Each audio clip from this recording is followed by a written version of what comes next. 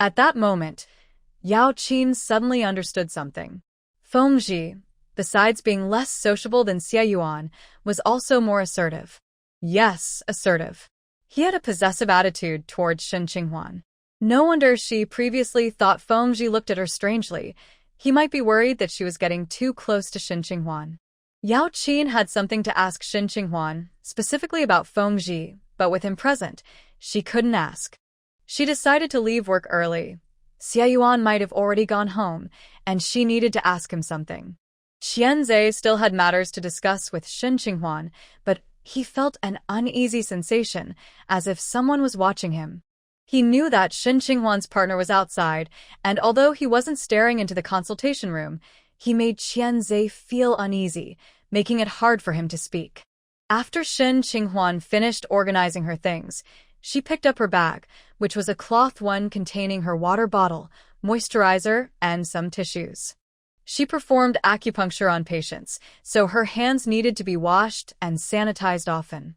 With all the water exposure, her skin could get dry, so she kept moisturizer nearby to apply after washing her hands.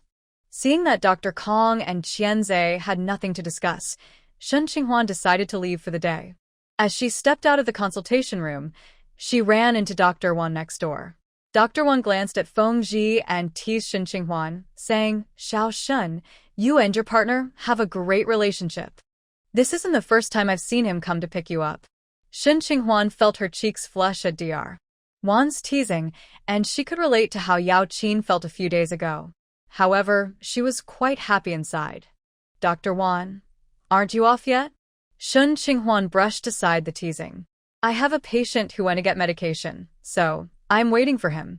"I'm not in a hurry since no one is here to pick me up," Dr. Wan replied. Shen Qinghuan said, "Then I'll head out first."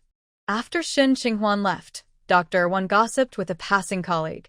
"Did you hear the rumor that Dr. Xiao and Captain Feng were dating? I see Captain Feng really cares for Shen Qinghuan. He often comes to pick her up." The colleague enjoyed discussing such gossip. "Just look at how Shen Qinghuan looks. If you were a man, would you choose Xiaoya or Shen Qinghuan?"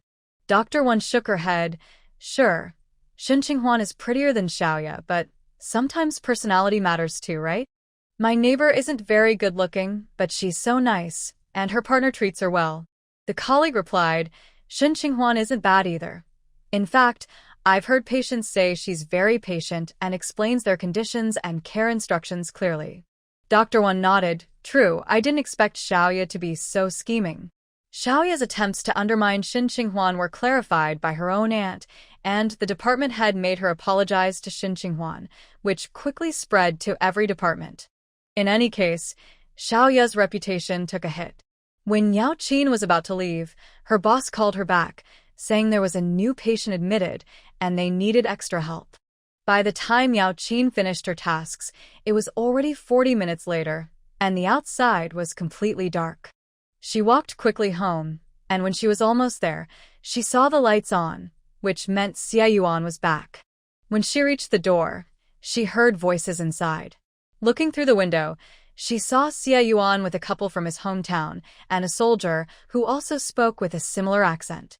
The three locals were chatting, and Xie Yuan was listening with a relaxed expression and a smile on his face. Yaoqin didn't rush to enter. She stood by the window and watched for a while. Xie Yuan looked perfectly fine. One of the locals noticed her return and quickly greeted her. Yaoqin didn't show her worries in front of others and politely responded, "Since the sister-in-law is back, we won't disturb you any longer. We'll leave now." Xie Yuan said, "Stay and have dinner with us." "No, we've already prepared food at home." After the locals left, Yaoqin looked at Xie Yuan and asked directly, "Xie Yuan, are you really okay?" Xie Yuan was puzzled by her question. "I'm fine. Who told you I wasn't?" "Liang's wife said you had a tough time on a mission and were feeling down, so I should take care of you."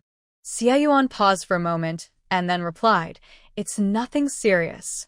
I was a bit heavy-handed while capturing someone and that person didn't make it. I do feel a bit heavy-hearted, but that person was a drug dealer with several lives on his hands, so he wasn't innocent." Yaoqin looked at him. "Really?" Xie Yuan nodded. "Yaoqin, this isn't my first mission. I've seen a lot and I'm fine." Then why didn't you tell me about the mission? It was hard to explain a couple of days ago. The police were worried there were still gang members at large. So, after I've been taking care of you these days, what do you think? Xie Yuan thought for a moment. It's nice. Yaoqin couldn't help but laugh. Now, she suspected that Xie Yuan was being intentional. The reason was that he had made requests of her in the past few days. He had never done that before. Only when he realized she was worried about him did he feel brave enough to ask. Xie Yuan continued, Yaoqin, we haven't spent enough time together since we got married. I think these past few days have been good. You should share your thoughts with me so I know how you feel. Yaoqin's brows raised. So that was why he felt comfortable making requests? Do you want me to spend more time with you at home? Xie Yuan nodded honestly. I've been too busy and always on missions, so I haven't had much time to be with you. So, you thought of a way to make me go straight home after work, without going anywhere else, just to keep you company? Yaoqin smiled at him, but her smile didn't reach her eyes. Xie Yuan took a moment to understand. No, Yaoqin, do you really think I would ask Sister Liang to say those things to you? I would never do that. Yes, you wouldn't. You don't have that kind of mind, but someone taught you, right? Who is that person? Xie Yuan frowned. No one taught me. Yaoqin, why would you think that? What would I gain from doing this? Yaoqin scoffed. Just don't let me find out. When Xin Qinghuan and Fengji returned home, they ran into Ji Kaiyan. Sister-in-law. Ji Kaiyan greeted them with a big smile. Xin Qinghuan remembered that she had gone to the market to sell moisturizer today. Seeing her like this, it seemed she had good sales. She invited Ji Kaiyan inside and poured her a glass of water. How did the moisturizer sell today? Ji Kaiyan took the water but didn't drink it, saying, a customer wants to order 20 pounds, but she asked if I had that much in stock.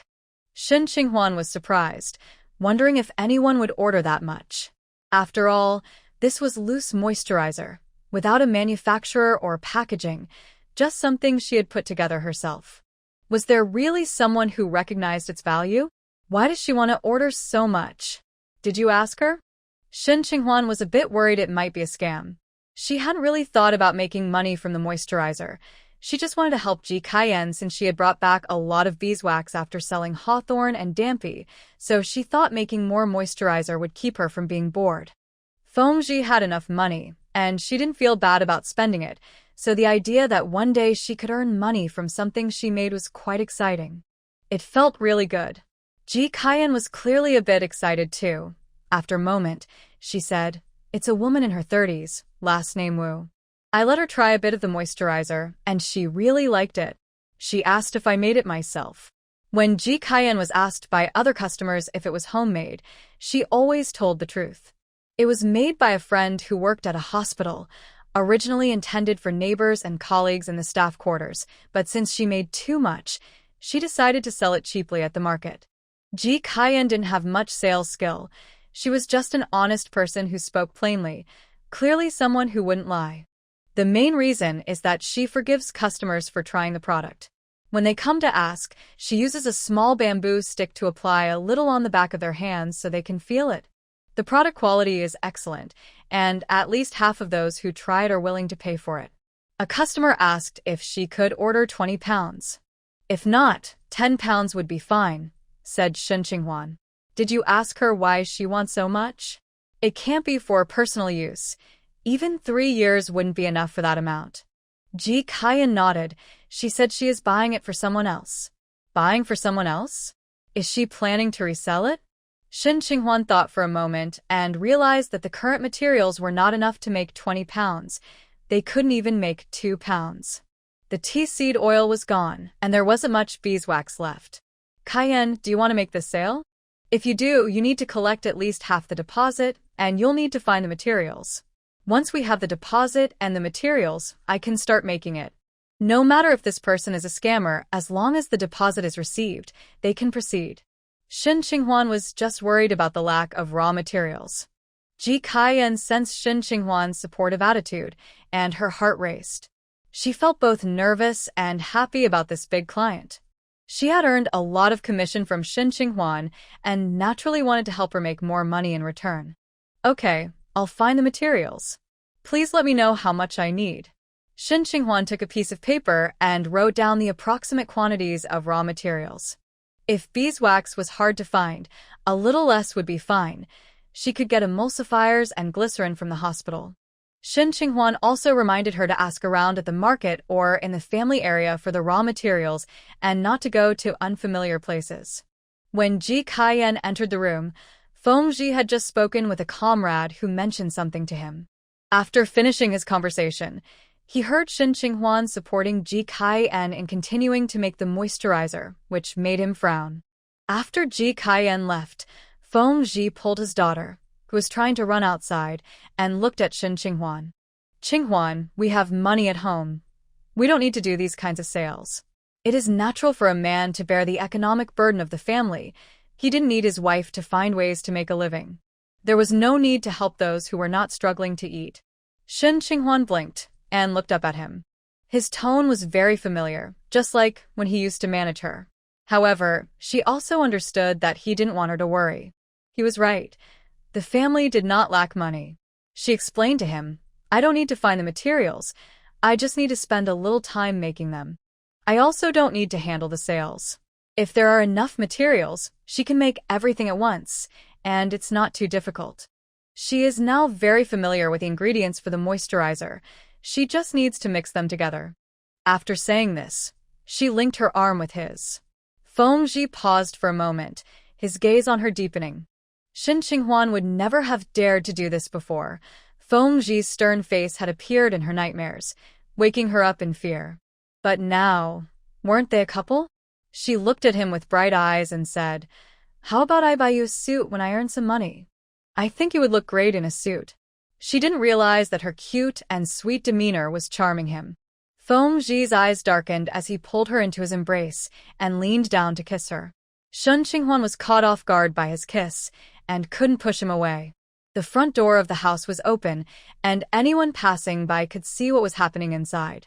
Just as she was about to pinch his side, he let her go. It was mainly because their little daughter, Binbin, had climbed up his leg. He caught her before she fell and looked at his wife, saying, "I don't need you to buy it." Shen Qinghuan raised an eyebrow. "Really? You're not going to buy it?" If he truly didn't want her to buy it, why was he so excited earlier? Feng Zhi lowered his gaze and held her hand.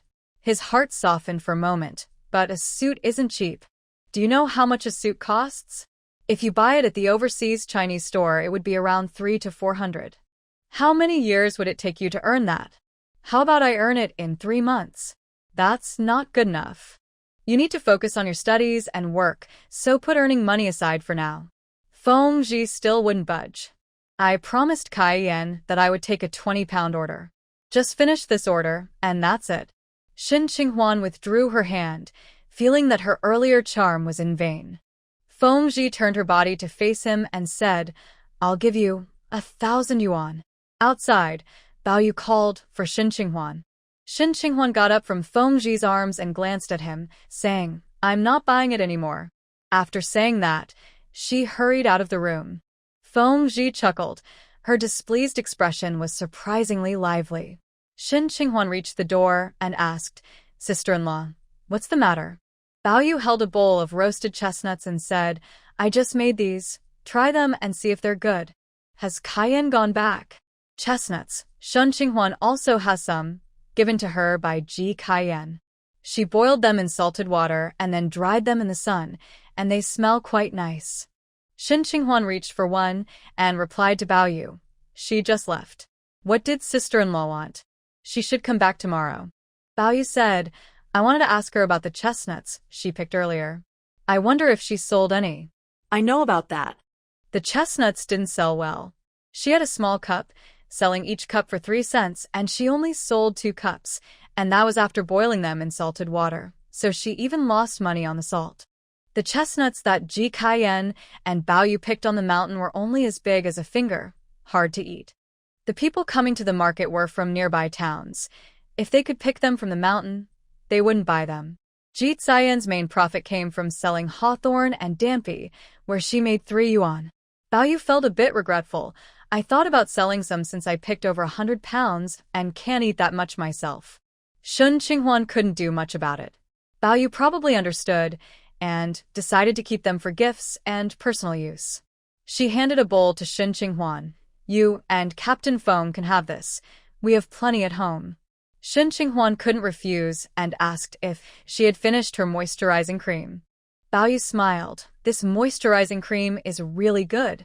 Look at my hands. They are much better now, not like before, when they were always cracking. Thanks to this cream, Shen Qinghuan's reputation in the family compound improved, as many wives came to her for it. Since they relied on her, they wouldn't speak badly about her. Bao Yu then lowered her voice and reminded her, the news about Cayenne selling you the cream has spread in the compound. Everyone is calculating how much you made. Be careful. I don't know if anyone is jealous and might try to cause trouble. Shen Qinghuan acknowledged this. She had thought about it too. Anyway, Ji Cayenne wouldn't stay long, and once she left, Shen Qinghuan would stop selling the cream. Seeing that Shen Qinghuan understood, Bao Yu didn't say more. She looked behind her into the kitchen, where Feng Ji was cooking with their daughter. She remarked again, your Captain Feng is really a good man. Shen Qinghuan turned her head to look. Feng Ji was chopping meat skillfully, and his arm muscles flexed with each movement, showing strength even through his clothes. There was something oddly attractive about it. He really was impressive. You all are cooking late tonight, so I won't disturb you, Bao Yu said before heading home to prepare her meal. Shen Qinghuan thought about Feng Chi's actions earlier and was relieved that Bao Yu didn't come over while they were hugging. She glanced over at Feng Chi, who happened to look back, and she shot him a glare. Feng Chi asked, what's wrong? Are you hungry? Shen Qinghuan replied playfully, yes. When can we eat? Usually we would have eaten by now. There are cookies in the cupboard. You can have some for now. Before Shen Qinghuan could respond, Bin Bin, who was behind Feng Chi, brightened up and reached out her little hand, saying cookies. Like most kids, Bin Bin loved candy and cookies, but the adults limited her intake for health reasons. Shen Qinghuan walked over to pick up her daughter, and Feng Chi leaned in to help her unclip the straps. Their faces were close, and she could feel his fresh breath. Shen Qinghuan's eyelashes fluttered as she looked up and heard him quietly ask, are you upset? She lowered her gaze, hugged her daughter, kissed her cheek, and replied, I make my own decisions, so why would I be upset? By the way, Feng Chi, doesn't your family have a tradition of giving the wife her allowance? Otherwise, where did that 1,000 yuan come from? Of course, Feng Chi said, raising an eyebrow. But I gave it to you before and you didn't take it. Shen Qinghuan was skeptical. Was she really the kind of person who wouldn't take money? Why wouldn't I take it? You didn't want to manage the household. All right then. Sometimes, managing the household finances meant taking on all the responsibilities. The food, clothing, and other necessities were all part of that management, which required careful selection and comparison, making it quite tedious. Feng Chi added, if you want it, I can give you the savings book later. Shen Qinghuan was curious about how much money they had and nodded. It's getting windy. Let's go inside, Feng Chi urged. After leaving Shen Qinghuan's house, Ji Cayenne didn't walk far before running into Zhu Shitong. The two had a tense relationship and always clashed. Zhu Shitong looked at Ji Cayenne with disdain, saying, Ji Cayenne, you made a fuss about getting a reply before going home. Now that you have it, why are you still hanging around? What does that mean? Ji Cayenne's expression was neutral. Don't you know the snow has blocked the roads? Zhu Shitong was aware of that, but she didn't think it was Ji Cayenne's only reason for staying. She was likely reluctant to leave, as there were opportunities here and money to be made. Thinking about how much money Ji Cayenne made, Zhu Shitong couldn't help but feel angry. She said sharply, I thought you were honest, but it turns out you're more cunning than a bee. Knowing your reputation in the community isn't good, you quickly sent a telegram to your hometown, asking the local officials to help you respond. The cost of that telegram will be deducted from your work points. I told Hongji he really dodged a bullet. If he married you, he wouldn't even know how he'd be tricked. Ji Cayenne was too surprised to be angry and looked at her in disbelief. What telegram to the officials? Wasn't it Hongji who sent it? Didn't his brother respond to that telegram? Zhu Shitong sneered. Even if Hongji sent that telegram, he wouldn't let the whole community know about his situation. You're really clever, aren't you? When you go back, no one will criticize you anymore, right? With so many tricks up your sleeve, be careful of backlash in the future. She realized that Ji Yuan's methods were quite ruthless. Hongji's decision to marry someone else would not benefit him at all, and when they returned to their hometown, they would definitely face judgment from others. This matter was only known to the Hong and Ji families, and the telegram Hongji sent back was just a cover-up, claiming it was arranged by the leaders. But now, the additional telegram didn't have that excuse, so it was easy to imagine how the people back home would view Hongji. "What did you say, Zhu Shitong? Wasn't a follow-up telegram sent by you?" Yaoqin asked as she walked over from the other side of the road. Ji Yuan received the telegram from her hometown because Qingqing sent a follow-up telegram back, insisting that her hometown reply. Zhu Shitong felt disgusted with Yaoqin, as she had mocked her before and was now siding with Ji Yuan, acting like sisters, like a pair of snakes. She replied coldly, "Isn't it your good friend Ji Yuan's doing? Their family matters have reached the community because of her." Ji Yuan said to Yaoqin, "Sister Yao, I didn't send the telegram to my hometown. It was supposed to be handled by Hongji. I won't interfere." Yaoqin understood that if Ji Yuan had sent the telegram, she wouldn't have listened to her and pressured Hongji to send another one. Yaoqin nodded and looked at Zhu Shitong. "Isn't there a recipient for the telegram? Aren't you two the recipients?" Zhu Shitong glared at her. "I don't want to argue with you. Let's see how long you can keep this up." She finished speaking and turned to leave. Yaoqin didn't chase after her, but looked at Ji Yuan. "Yuan, do you think it's possible that someone in our camp sent that telegram?" She believed what Zhu Shitong said. She and Hongji did not send that telegram again. As she mentioned, even if they had, it wouldn't have reached the commune directly. It would have been sent to the commune officials. The issue with Hongji calling off the engagement was not good for either of them. Both Zhu Shitong and Hongji were smart. No matter how desperate they wouldn't make such a foolish mistake. That left only Ji Yuan and the camp leaders as possibilities. Now that Ji Yuan was ruled out, it only pointed to the leaders in the organization. Ji Yuan said, "Should I ask Sister Bao?" Yaoqin felt a strong urge to find out who sent the telegram, so she nodded. "I have some free time. I'll go with you to find her. If Sister Bao doesn't know, we can ask Sister Liang." When they arrived at Bao Yu's place, she said she didn't know but would ask her husband when he returned home. Ji Yuan had to go back to the guest house, and Yaoqin returned home as well. After dinner, Yaoqin called Xie Yuan to go for a walk. Halfway through, she remembered she needed to ask Xinqinghuan about something, so she decided to head to Xinqinghuan's house. However, as she passed by Bao Yu's house, she was called over. Remembering her earlier request to Sister Bao, she walked over. "Sister, have you asked Brother Lu yet?" Bao Yu nodded. It was indeed him who sent the telegram. Yaoqin was quite surprised. Although she suspected it could be from the leaders, she knew the chances were slim since they wouldn't directly expose Hongji's issues. Seeing how angry Zhu Shitong was earlier, she understood how bad the follow-up telegram must have been. "Sister, are you sure it was Brother Lu who sent it?" Yaoqin asked again, uncertainly. "I just ran into Zhu Shitong and she was very upset about this telegram." Bao Yu didn't know the details of the telegram, so she was surprised to hear Yaoqin say that. "Wait a moment, I'll go ask him again." Yaoqin nodded and waited for her in the kitchen. After a while, Bao Yu returned and said to Yaoqin, "Old Lu said it was Captain Feng's suggestion, and he also paid for the telegram. He might have been told by Sister Shin. I said Yuan is lucky to have you helping her, and Sister Shin looking out for her too. Is it Feng Qi?"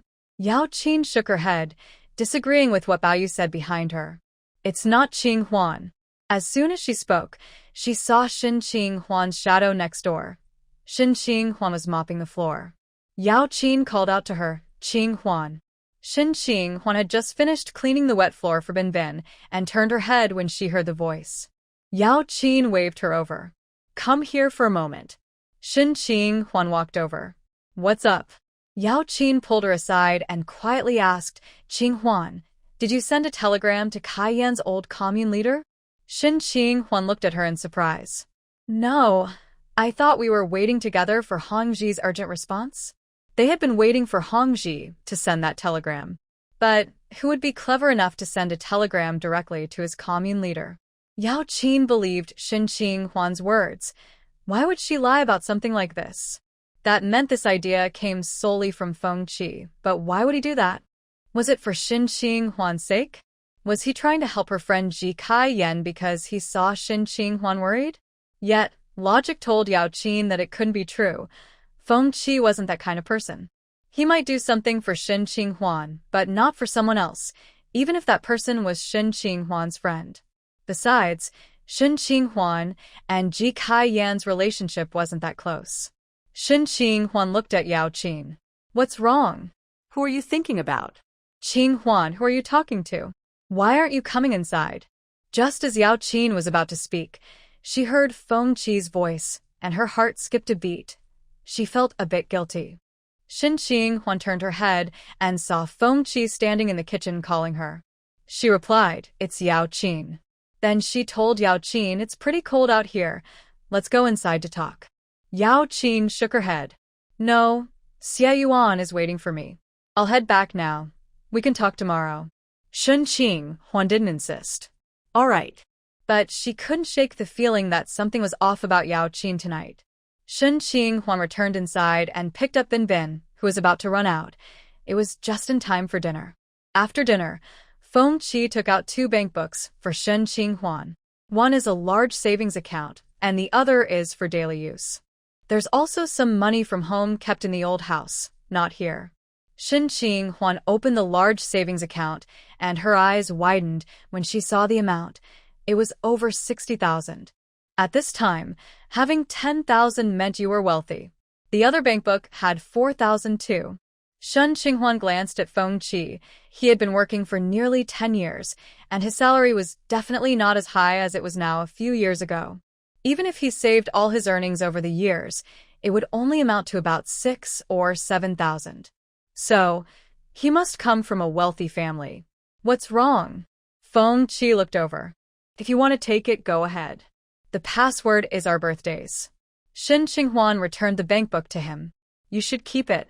She understood why she hadn't taken it before. It was just too much. In our family, the wife manages the money. My grandparents did it this way, my parents too, so it should be the same for us. Feng Qi said this seriously, and Xie Yuan's heart skipped a beat. She looked up at him. Aren't you afraid I would run away with the money? Feng Qi gazed at her deeply. Qinghuan, do you think you could escape? Xie Yuan felt his intense gaze and quickly turned her face away, avoiding his eyes. I'll take the small bank book. You can keep the larger one for now. I'll ask you for it when I need it. After saying this, she stood up to put the bank book away, but as soon as she moved, Feng Qi pulled her over, and she ended up sitting on his lap. Xie Yuan sat on Feng Qi's lap, nestled in his embrace. She turned her head. What are you doing? They had both taken a shower and returned to the room to rest. Bin was already asleep in the crib. Xie Yuan wore a set of soft pajamas. Her long hair, usually, now fell over her shoulders and chest. Her fair, gentle face, with bright eyes, was captivating. She looked at him softly, and even without any particular expression, she could capture his full attention. In their youth, he hadn't paid much attention to her looks. He just thought she was full of energy, lively and cheerful, like a little sun that would never fade. Then one day, he suddenly realized that this little girl had grown into someone stunning. He held her close, his hand warm against her waist, his gaze fixed on her. Qinghuan, you just mentioned running away, right? Xie Yuan sensed a change in him after she said that. But he had also said he wouldn't let her escape, and she believed he had the power to do so. Do you often think about such things? He asked again. Xie Yuan met his deep gaze and fell silent. She remembered a time when, as a child, she accidentally mentioned disliking Feng Qi to her friends, and he had overheard her. It seemed he felt the same way about her back then. People tend to seek benefits and avoid harm. It's human nature. She felt that Feng Qi was someone she couldn't fully understand or manage the relationship with. As a result, she started to keep her distance from him, even avoiding visits to Feng Wei's home. Xie Yuan pushed against his chest to stand up, saying, I'm just saying what if. I don't really want to leave. Let me get up. I need to sleep. Qinghwan, let's clarify things first, Feng Qi said, not letting go. Clarify what? If we have a conflict, how do you think we should handle it? Qinghwan thought for a moment. It depends on the conflict. If it's not serious, we should express our dissatisfaction and see if we can both take a step back. And if it's serious? Serious issues, like domestic violence or infidelity, are absolutely unforgivable, Qinghwan replied. I won't do either of those, but no matter what, you can't run away from home. The police have made progress on the last incident with the traffickers. The reason you fell off the cliff and lost your memory was because you were being chased by them. Qinghwan paused and stopped pushing him away. The traffickers at the market aren't connected to this, right? Have they caught the ones who are after me? They're not connected. You were likely targeted on your way to the train station and may have gotten into their vehicle. When you sensed something was wrong, you got out and tried to escape, which is when you fell off the cliff. It was Granny Li who saved her from the bottom of the cliff. Although Qinghwan couldn't remember it clearly now, she had dreamt about it, and the scenes felt very real, leaving her heart racing upon waking. When Feng Qi said this, he pulled her close, kissed her forehead, and spoke softly, Qinghwan, Bin, and I will always be your family. No matter what happens, you can't abandon us. Qinghwan felt a lump in her throat from his words, unsure why she felt a wave of guilt wash over her. I understand. Feng Qi continued, the traffickers who were after you have been caught. They are part of a group that specializes in trafficking women, and the police rescued 3 women from them. This group often lurks at train stations and even on trains. I didn't agree with you going back to Ansheng without discussing it with me. If you encounter traffickers, it's easy to fall into their trap if you're not careful. No wonder he looked unhappy when he arrived in Ansheng. However, Qinghwan thought that having learned a lesson, as long as she didn't easily trust strangers and avoided going with them, she could avoid most dangers. People can't stay indoors forever, and it's unlikely someone will always be available to accompany you outside. Being cautious is good, but you shouldn't let fear stop you from taking action. Feng Qi, what do you want to say? Qinghwan placed her hands on his shoulders and looked at him. I'm not a child. You don't need to worry so much. Is he still stuck in his childhood way of thinking? When she was younger and not yet an adult, it was understandable for him to be protective, but now that she is an adult, he could relax a bit. If you kiss me, I'll believe you, Feng Qi said, looking at her. Qinghwan realized that his serious demeanor was just an act. At this moment, he seemed no different from a flirt. They were very close, almost breathing the same air. Feng Qi was wearing a cozy sweater, his face slightly tilted up, with his smooth jawline and a noticeable Adam's apple, looking both handsome and charming. Qinghwan's heart raced. At that moment, she realized that there is more to attraction than just women. She tightened her grip on his shoulder, moved her hand to the back of his neck, closed her eyes, and pressed her lips against his. As soon as they touched, his lips parted, deepening the kiss. What was just a kiss turned into something much more. Qinghwan wanted to move to the bed, but Feng Qi held her, pulling her onto his lap. At first, she didn't realize what was happening, but when he unbuttoned her top and kissed her, she finally understood. This position. Qinghwan pushed him. No, I want to go to the bed. Feng Qi took her hand and didn't budge. I'm going to freeze. Feng Qi placed a hot water bottle on her stomach, and after a while, he finally carried her to the bed. He then kissed the corner of her mouth and chuckled. Qinghwan, you're definitely not a child anymore. Qinghwan pinched him. You? That's not what I meant. Jiqian got up early to ask about the ingredients for the moisturizer, mainly checking with the wives she knew. But as soon as she spoke, some wives started asking her, Qian, you must have made a good profit from that moisturizer, right? You have enough for the trip back. Jiqian was unsure how to respond and paused before saying, Sister Shen saw that I couldn't go home and was worried I might overthink things, so she suggested I try selling it. I didn't make much. Money shouldn't be flaunted. Her father had told her that before. The wife who asked clearly didn't believe her. Qian, you seem too honest to be boasting. That moisturizer sells for 20 cents a scoop, and you're selling it by the half bucket. You must have made at least 10 or 20 bucks. Many wives look down on Ji Kaiyan for selling goods. They wonder why she chose to be a street vendor instead of doing something better.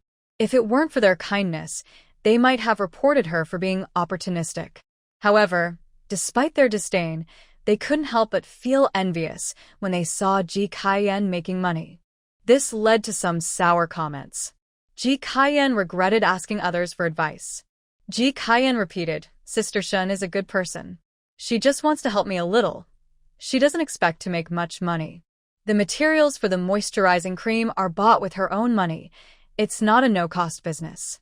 One of the raw materials is oil, which isn't cheap. Plus, there are many other ingredients. Can you tell me what materials there are?" Ji Kaiyan glanced at the questioning wife. "I don't know, I didn't make it." The wife became a bit upset and said, "What's going on with Sister Shin? Is she really in need of money? If you're not making a profit, why is she looking for materials everywhere? Kaiyan, you spend a lot of time with Sister Shin. Is her family having financial issues?" "No," Ji Kaiyan quickly denied. "Sister Shan is fine. I need to go now." After saying that, she hurried away. She decided not to ask the wives in the housing complex and thought it would be better to go to the market. What she didn't know was that her inquiries about the materials quickly spread and reached Zhu Shitong's ears. Zhu Shitong was furious. What did this mean? It meant that the moisturizing cream was very profitable and was in high demand. Although Ji Kaiyan was selling it, the real profit likely went to Shin Qinghuan. Ji Kaiyan was just helping her sell it. Shin Qinghuan was already wealthy. Why did she need to make more money? It seemed greedy. Zhu Shitong looked down on Shin Qinghuan's actions but felt a deep sense of discomfort. It was like watching an enemy thrive and grow richer while feeling inferior in comparison. While she was lost in thought, someone outside called for her. "Sister-in-law, I heard from Sister Lee that there are dates for sale outside. Do you want to buy some?" The neighbor was being kind, knowing that Zhu Shitong had just given birth and needed nourishment. Zhu Shitong, who had a craving, was tempted. Although she wasn't pregnant anymore, she still had a taste for sweets. Now she had a legitimate excuse to buy some for her recovery. She responded to her neighbor, took some money, and left the housing complex. A vendor was planning to take a cart full of dates to the market but was stopped by the wives in the housing complex, so he set up a stall right at the entrance. When Zhu Shitong came out, she saw a crowd gathered and quickly squeezed her way through. Suddenly, someone exclaimed, "What are you looking at?" A woman scolded a man, giving him a fierce glare. Zhu Shitong followed the sound and realized it was Laizi, the same person from the Hongqi production team. He looked as unrefined as ever, with his eyes darting around. He was staring at a young woman and got scolded for it. Laizi was probably at the market. He was on a bullock cart, and since someone needed to get off to buy jujubes, he had to wait on the side. Not behaving himself, he continued to stare. When Laizi noticed Zhu Shitong looking at him, he turned to her, recognized her after a few seconds, and suddenly grinned. "Zhu Jiqing." Zhu Shitong felt extremely embarrassed. Laizi, completely unaware of how disliked he was, walked over to her and cheerfully said, "Zhu Jiqing, are you here to buy jujubes too? There are so many people, do you need my help? By the way, why haven't I seen Shin Jiqing?" Hearing him mention Shin Qinghuan made Zhu Shitong's heart skip a beat. She stepped aside and replied, "Qinghuan is now a doctor. She can get them at the hospital." "Speaking of which, Laizi, you still dare to bring up your past with Shin Qinghuan?" Laizi's eyes lit up. "Shin Jiqing is a doctor now. Which hospital? Can we get a discount if we go there? After all, we were in the same production team." Zhu Shitong rolled her eyes. "She works at a military hospital. Can you even go there? But since Shin Qinghuan wronged you, it's only fair she helps you with your treatment." Shin Qinghuan returned to the hospital for class. After director pressed Xiaoya to apologize, she stopped coming to help at the training class. She felt embarrassed. The classmates at the training class were unaware of the details and thought Xiaoya had other matters to attend to.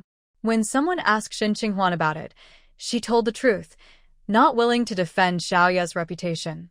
Once she said this, it spread around the class.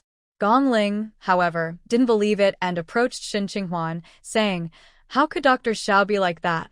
Shin Qinghuan, are you saying bad things about her because she returned your assignments a few times? Shin Qinghuan didn't have a good impression of this classmate. If you don't believe me, go ask other medical staff. Why are you asking me? Gongling was quite displeased with Shin Qinghuan. Dr. Xiao helped us a lot and taught us many things. Now that she's not coming anymore, we're the ones losing out. Shin Qinghuan, you're really petty. Over such a small matter, you've made such a big fuss. No one will dare to offend you in the future. She was among the first group of students in the class, and her family had doctors, including hospital leaders. Since she was young, she dreamed of becoming a doctor when she grew up. She imagined herself in a white coat, confidently treating patients and earning their respect. When acquaintances saw her, they would call her Dr. Gong. However, once she started learning about medicine, she realized it wasn't easy. Even with her connections to get special help, she still found it challenging. One day, a student from Professor Hailan joined the class.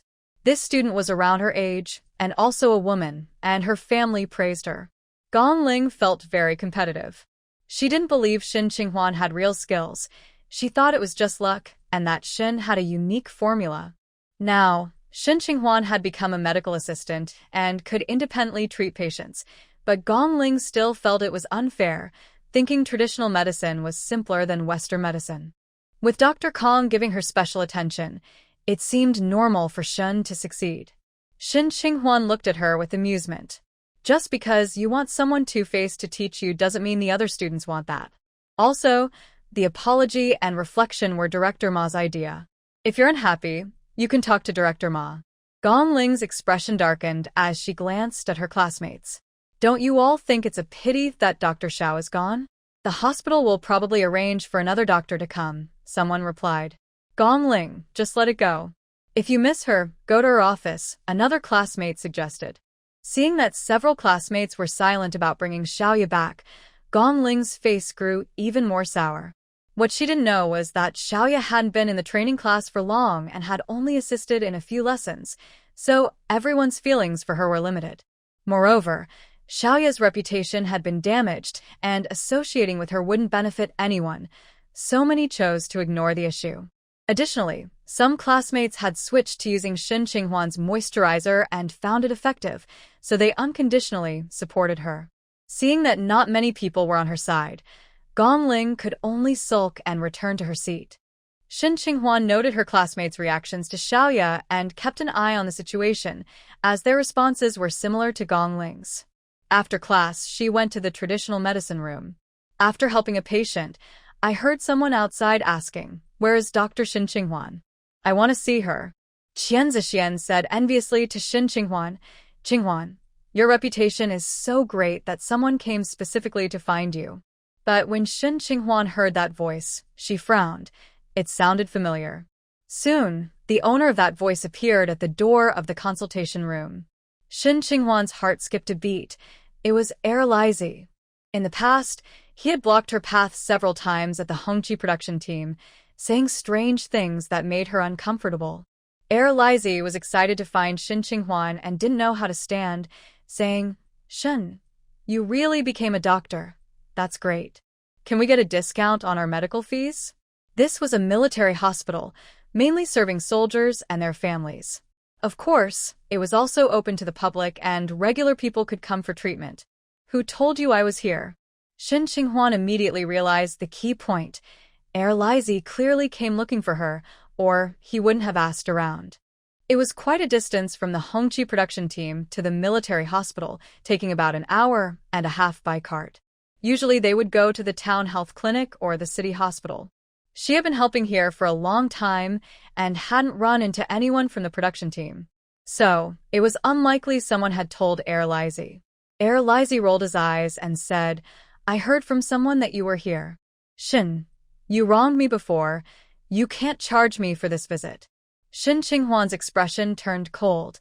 He was still acting like a nuisance, and she had wronged him. That day, he had blocked her path, said nonsensical things, and even touched her. She yelled that he was being inappropriate, and in the end, he faced little punishment due to his good background, only losing some work points. She had nightmares for a whole week and felt she had wronged him. And now he dared to come back. It was then that she firmly decided to leave the production team. She turned to Dr. Kong and Qian Zixian, saying, "This is someone from my past in the production team. He tried to act inappropriately towards me, and because of his good background, he only lost some work points. I will not see him or treat him for free."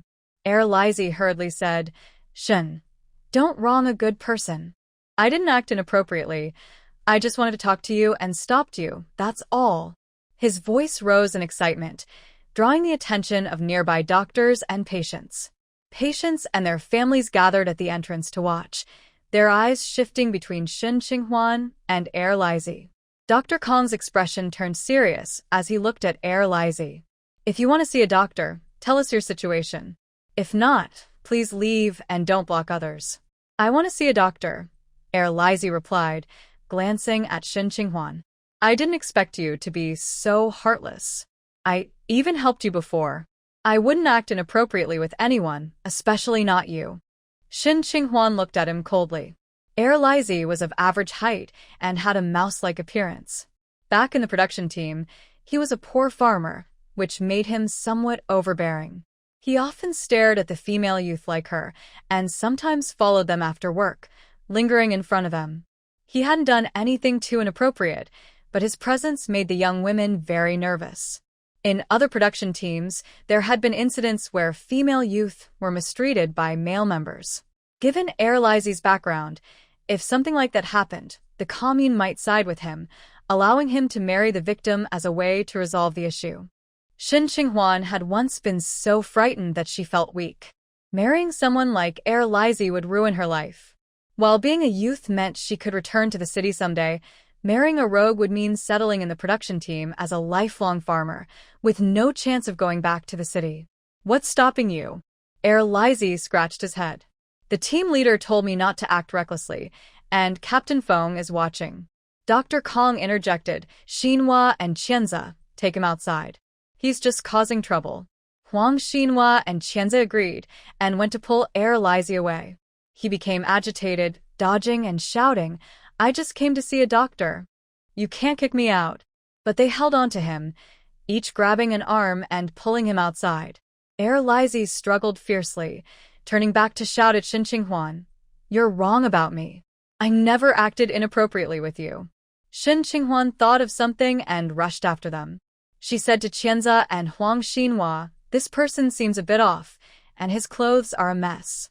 Brother, I think we should take him to the psychiatric department for an evaluation." Huang Xinhua looked at her in surprise. "Qinghuan, we can just throw him out to save our hospital's resources." Shen Qinghuan replied, "It's fine. I'll pay for his evaluation." Qianzi guessed what Shen Qinghuan was thinking and said, "Didn't this person come to see a doctor? I think he went to the wrong room. He was supposed to see a psychiatrist, so let's send him there." Huang Xinhua glanced at the two of them and lowered his voice, saying, "Qinghuan, I know you're very angry, but don't act rashly. If the family makes a fuss, you'll be held responsible." Laizi, hearing he would be sent to the psychiatric ward, turned pale and shouted, "I'm not crazy. You can't send me there. I won't see that doctor. Just let me go." "Don't let him go," Shen Qinghuan said calmly, looking at Laizi. "You dare to say you're not crazy?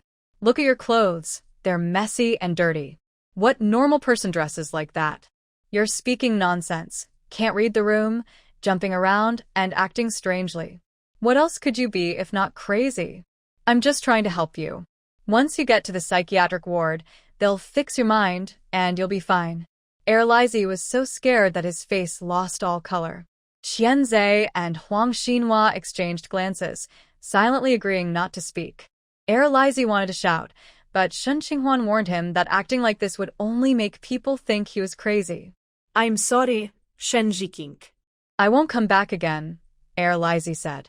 Because of his background and his previous privileges in the production team, he thought he could take advantage of things outside as well, not realizing that people wouldn't tolerate him.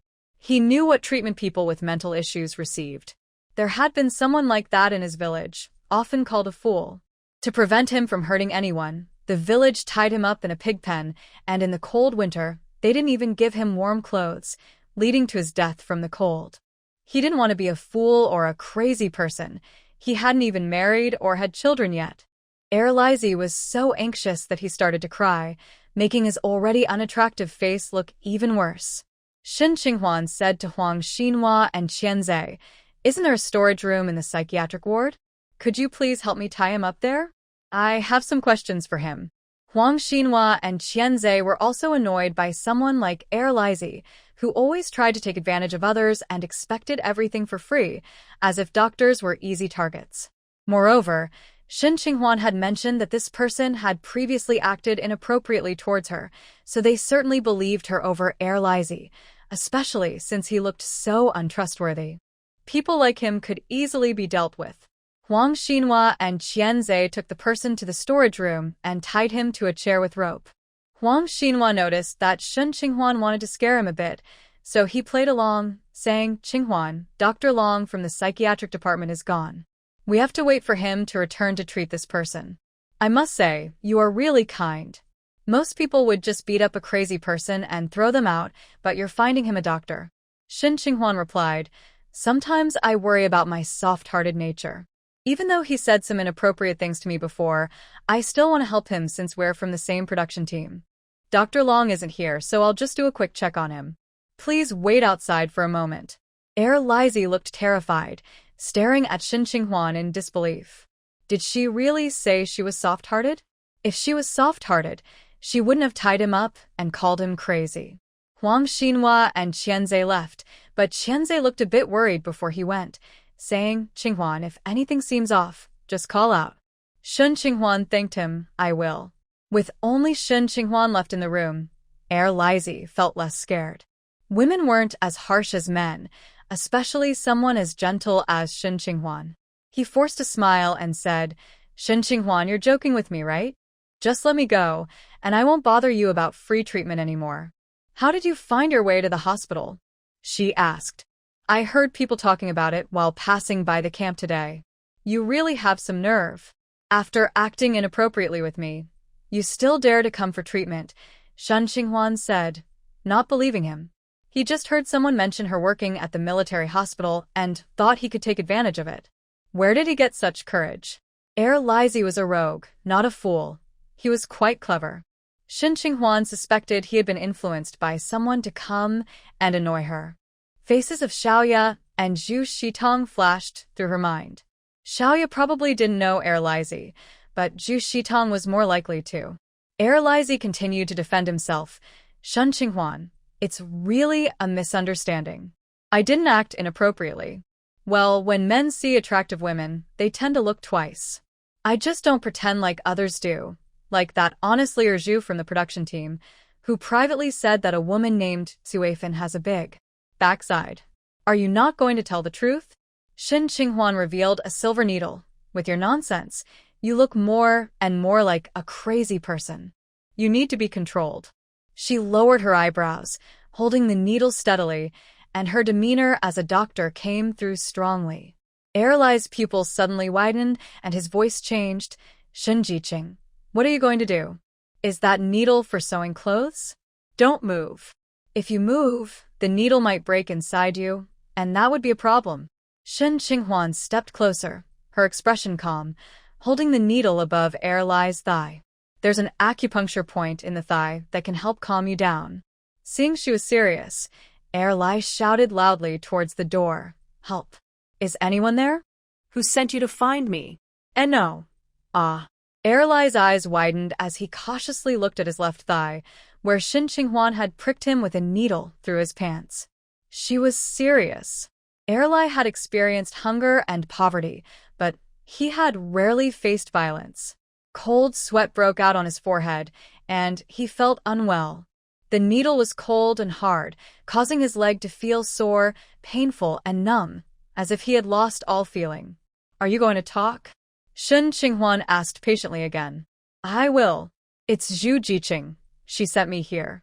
She said you were here as a doctor and that you wronged me on purpose, making sure everyone knew and causing me to get punished." "Is it Zhu Shitong?" "Yes, she said you wronged me, that you would feel guilty. If I came to you for treatment, you wouldn't dare charge me, and neither would the people I brought. I could make some profit from it." Shen Qinghuan looked at him as if he were foolish, thinking he could introduce her free patients so he could make money? No wonder he was so bold to come here. Erlai, seeing Shen Qinghuan's expression, quickly added, "It was all Zhu Jiqing's idea. I didn't agree at the time, it was all her." Shen Qinghuan sneered. He was really good at shifting blame. Zhu Shitong was indeed to blame, but Erlai was not innocent either. He had supported her. She pricked his right thigh with another needle and said softly, "Lying is not a good habit, Erlai. Help. Shen Jiqing is going to kill me." Erlai's face lost all color, leaning towards the door as if being closer would help his voice reach anyone outside. "Hey, don't move. If this needle breaks, even a miracle won't save you," Shen Qinghuan kindly reminded him. Erlai turned his head, looking at her as if she were a demon. Who would have thought that the seemingly gentle Shen Qinghuan could be so crazy? Shen Jiqing, what you're doing is illegal. What law have I broken? I'm helping you. Didn't you want me to treat you for free? Now I'm treating your mental health for free, so you should be grateful," Shen Qinghuan said calmly. Laizi shouted, "Aren't you afraid I'll report you to the leaders and ruin your chance to be a doctor?" Shen Qinghuan looked at him with annoyance. "Is your brain the size of a peanut? I told you I'm treating you. My acupuncture skills are quite well known, and people have to make appointments to see me." Laizi was at a loss. He couldn't move his lower body at all.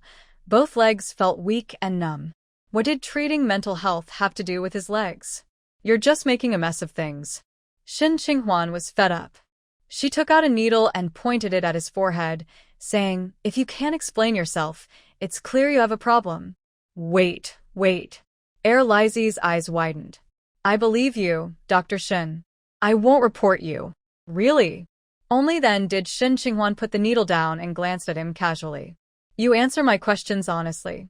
If I find out you're lying, I'll give you 2 needles for your mouth and tongue, and you won't dare to speak carelessly again." Laizi's lips trembled. Who said women weren't as tough as men? This woman was even fiercer than the villains in movies. I'll tell you everything. Shen Jiqing, I really didn't mean to. I have 2 yuan on me. I'll give it all to you, just let me go. Shen Qinghuan looked at him, and Laizi quickly shut his mouth. "I ask you, you keep saying you didn't act inappropriately towards me.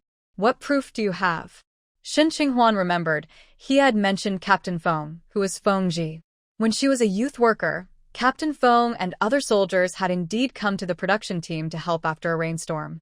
She had seen Feng Ji talking with the team leader, Li, and he had just casually greeted her, telling her to participate in the work properly, without any further conversation. He acted as if they weren't very familiar. Just then, Zhu Shitong had seen them and asked her about Feng Ji, wanting to know their relationship and whether they were married. I have proof," Erlai hurriedly said, a hint of confidence flashing on his face. "Captain Li can vouch for me. He told me you are familiar with Captain Feng. He just asked me to take a quick look at you on the road, nothing more. I'm not foolish. He made it clear. So how could I act inappropriately towards you?" Shen Qinghuan noticed his steady gaze and calm tone, making it seem quite genuine. "You didn't just look, did you? You talked quite a bit too." Erlai quickly replied, "Well, I had something to discuss with you. Don't you young people struggle with those coarse grains? I can suggest you go dig for kudzu root on the back mountain. The captain doesn't allow it, saying it's medicinal, but it's really tasty when made into powder, though it's a bit tricky to prepare." "You want to remind me?" Shen Qinghuan raised her silver needle. "Are we that familiar for you to remind me?" Erlai was startled and quickly spoke. Yes. Think about it, I mentioned the back mountain, but maybe I wasn't clear enough for you to catch it. Why do you want to remind me? Did he think that by offering her small favors, she would take a liking to him?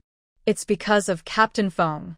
You're his acquaintance, and if I build a good relationship with you, maybe I could join a local militia.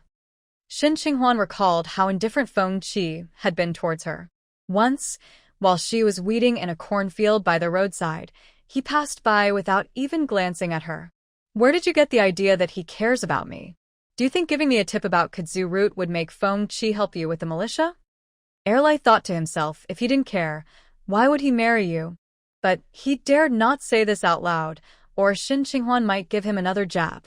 Because I heard from Sister Lee that he asked the captain to assign you some challenging tasks to help you gain experience and better contribute to rural development. Shen Qinghuan frowned and interrupted him. Listen to yourself. Does that sound right? Giving me so much work is either tormenting me or training me. Erlai hurriedly said. Really, that's what was said. I'm just a small fry and can't match the leadership's thinking. He might want you to gain some experience first before giving you a better opportunity. Look, he's marrying you. His voice trailed off at the end. If he wants to train me, is blocking my path also part of the training that Captain Lee suggested? Shen Qinghuan spoke while picking up a silver needle and pressing it to Laizi's forehead. Tell me the truth, or else. Laizi was so scared that he couldn't move, his eyes bulging at the sight of the needle, his voice trembling. Dr. Shen, I swear I'm not lying.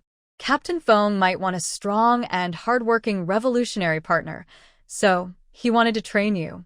It's not me. It's the captain who said I just needed to take a look. Laizi was so frightened that he started to ramble, but Shen Qinghuan understood. Laizi was definitely an annoying presence in the production team, not just to the young women like her, but to other members as well. He often slacked off at work and took advantage of his good background. Everyone disliked him and spoke badly about him behind his back, which led to his poor reputation. The young women naturally thought he was a scoundrel who would harass female comrades, especially since his looks and actions seemed to match that description. In other production teams, there were stories of young women being mistreated by scoundrels, but in Hongqi production team, that had not happened. 2 young women had been there for nearly 10 years without facing such issues. It seemed that Laizi had the intention but lacked the courage. He mostly just stared a bit too long, or tried to make small talk. Shen Qinghuan recalled an incident from 3 years ago when Laizi blocked her path, babbling nonsensically. She had coldly tried to walk past him, but he hurriedly stepped in her way and accidentally touched her arm. In that moment, she had shouted that he was being inappropriate and, with the help of her comrades, had taken him to team leader Lee. His touch didn't seem intentional. He was just anxious to stop her.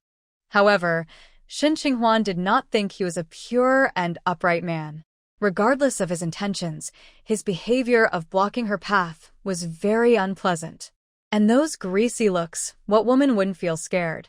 Shen Qinghuan remembered how she and the other young women were always careful not to fall behind when they went out, even holding hands to go to the restroom at night. They would check the door several times before feeling safe to sleep. She looked coldly at Laizi, making him tremble all over. Laizi cried, tears streaming down his face. Dr. Shen, I was wrong. I should have listened to the captain. Please let me go. I really am not sick. Wait for me to go back. I'll take you to the fortune teller. She won't help others because she's afraid of being reported, but she'll definitely help me since she's my aunt. I'll ask her to help you and Captain Feng get a love charm so you can be together forever. Shen Qinghuan was annoyed with him and quickly pricked a needle near his mouth to a pressure point. Laizi gasped and fainted. Shen Qinghuan was even more irritated. She pulled out the needle and then removed the one from his thigh, before giving him another needle in his hand. He woke up immediately. His face was pale, and he looked at Shen Qinghuan in fear. Dr. Shen. Shen Qinghuan took the needle from his hand, showing a bit of compassion. Laizi, after my treatment, you seem to be speaking more clearly now. Laizi stared at her blankly and nodded stupidly, accepting whatever she said. Shen Qinghuan was pleased with his reaction and continued, I've cured your nonsense and saved your future. I can't let you leave without paying. Just leave the money you have and you can go. When Laizi heard he could leave, he instantly perked up. I'll pay. Dr. Shen, you really are amazing. Shen Qinghuan nodded and opened the door to let Huang Xinhua and Qianzai in. She said to them, I've finished my questions and treated his speaking problem. Please help him get untied. She called them in to untie him, just in case Laizi tried to retaliate. Huang Xinhua and Qianzai looked at Laizi, who seemed like he had just come out of the water, and were surprised. Qinghuan, what happened to him? Shen Qinghuan showed them the needle and smiled. He likes to lie, so I helped him. They understood and untied the ropes from Laizi. His legs were still weak, but he didn't want to waste any time and quickly took out his money. He had brought some for the market today. In total, he had $2.62. He handed it all to Shen Qinghuan. Dr. Shen, this is all I have. He was afraid she would say it wasn't enough. Shen Qinghuan took the money and said, Zhu Jiqing sent you to find me, and she really took advantage of you. You should go to her for compensation, right? However, Zhu Shitong was in the family compound, and there were soldiers guarding the entrance, so Laizi couldn't get in. He was furious with Zhu Shitong for getting him into this mess. If it weren't for her, he wouldn't have lost over $2. Thinking about the money made his heart ache. He had worked hard to save up this much. Yes, she should pay for it. I'll go find her. Seeing his determination, Shen Qinghuan gave him a hint. She loves snacks. If you bring some food to sell at the entrance of the family compound, you might run into her. This put him in a tough spot. He had nothing to sell since his family was very poor. Shen Qinghuan didn't care about that. The $2 meant a lot to him, and he wouldn't just let it go. Since he had nothing to sell, he would surely find a way. After sending him out of the hospital, Shen Qinghuan divided the money between Huang Xinhua and Qianzai. They both refused to take it, so Shen Qinghuan said, Then I'll buy some snacks. I have some candy peanuts at home. I can bring some for you to try tomorrow. Offering food was easier for them to accept. After all, they had helped her, so it was only right to treat them. Shen Qinghuan returned to the consultation room to continue assisting Dr. Kong. When she got back, she found the room full of people, and there were a few waiting in the hallway. Dr. Kong looked at the three of them with a stern face and asked, Did you go home to eat or sleep? Shen Qinghuan quickly replied, Sorry, Dr. Kong. Which patient needs treatment now? Dr. Kong pointed to a woman. Give her 2 injections. She says her leg hurts. It looks like rheumatism. Huang Xinhua and Qianzai were also given tasks, and everyone got busy, leaving Dr. Kong no time to complain. The afternoon had many patients, and Shen Qinghuan kept giving injections without much rest. She put aside thoughts of what Laizi had said for now. By the end of the workday, there were still 2 patients left who needed acupuncture. Shen Qinghuan had to finish treating them before she could leave. Once she completed the acupuncture for the 2 patients, it was completely dark outside. Looking at her watch, she saw it was almost 7 p.m. She hadn't seen Fengji come to pick her up today. After tidying up, she grabbed her bag and said goodbye to her colleagues as she left. Passing by the injection room, she saw Su Jiangwen inside, holding his nephew while he was receiving in 4. Shen Qinghuan looked away and didn't greet him, but Su Jiangwen called out to her. Qinghuan, wait a moment. Just as the child finished the 4, he placed him on a chair and ran over to Shen Qinghuan. Since returning from Onqing to Qingcheng, she hadn't seen Su Jiangwen, and this was the first time she had come across him. At this moment, it was just him and his nephew. He couldn't see Shen Xiaoxiao anywhere. However, when Su Jiangwen ran over, Shen Qinghuan took a step back to create some distance, hoping that Shen Xiaoxiao, that crazy woman, wouldn't suddenly appear and claim she still had feelings for Su Jiangwen. Is there something you need?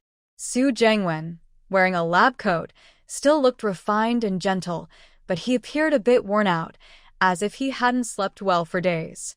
He looked at her with some excitement. Qinghuan, I have something to tell you. Shen Qinghuan frowned, sensing he might say something she wouldn't like, and quickly interrupted, I just remembered I have.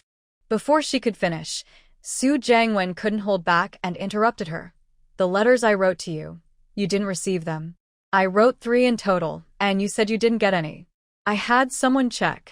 Shen Qinghuan realized what he was getting at and said, Brother Su, let's not bring up the past. We both have our own families now. Su Jiangwen shook his head, stubbornly looking at her. No, we shouldn't be like this. I found out who intercepted the letters. Can you guess who it was? Shen Qinghuan fell silent. It was Fengji. Su Jiangwen paused, his eyes reddening. I didn't expect him to be so underhanded.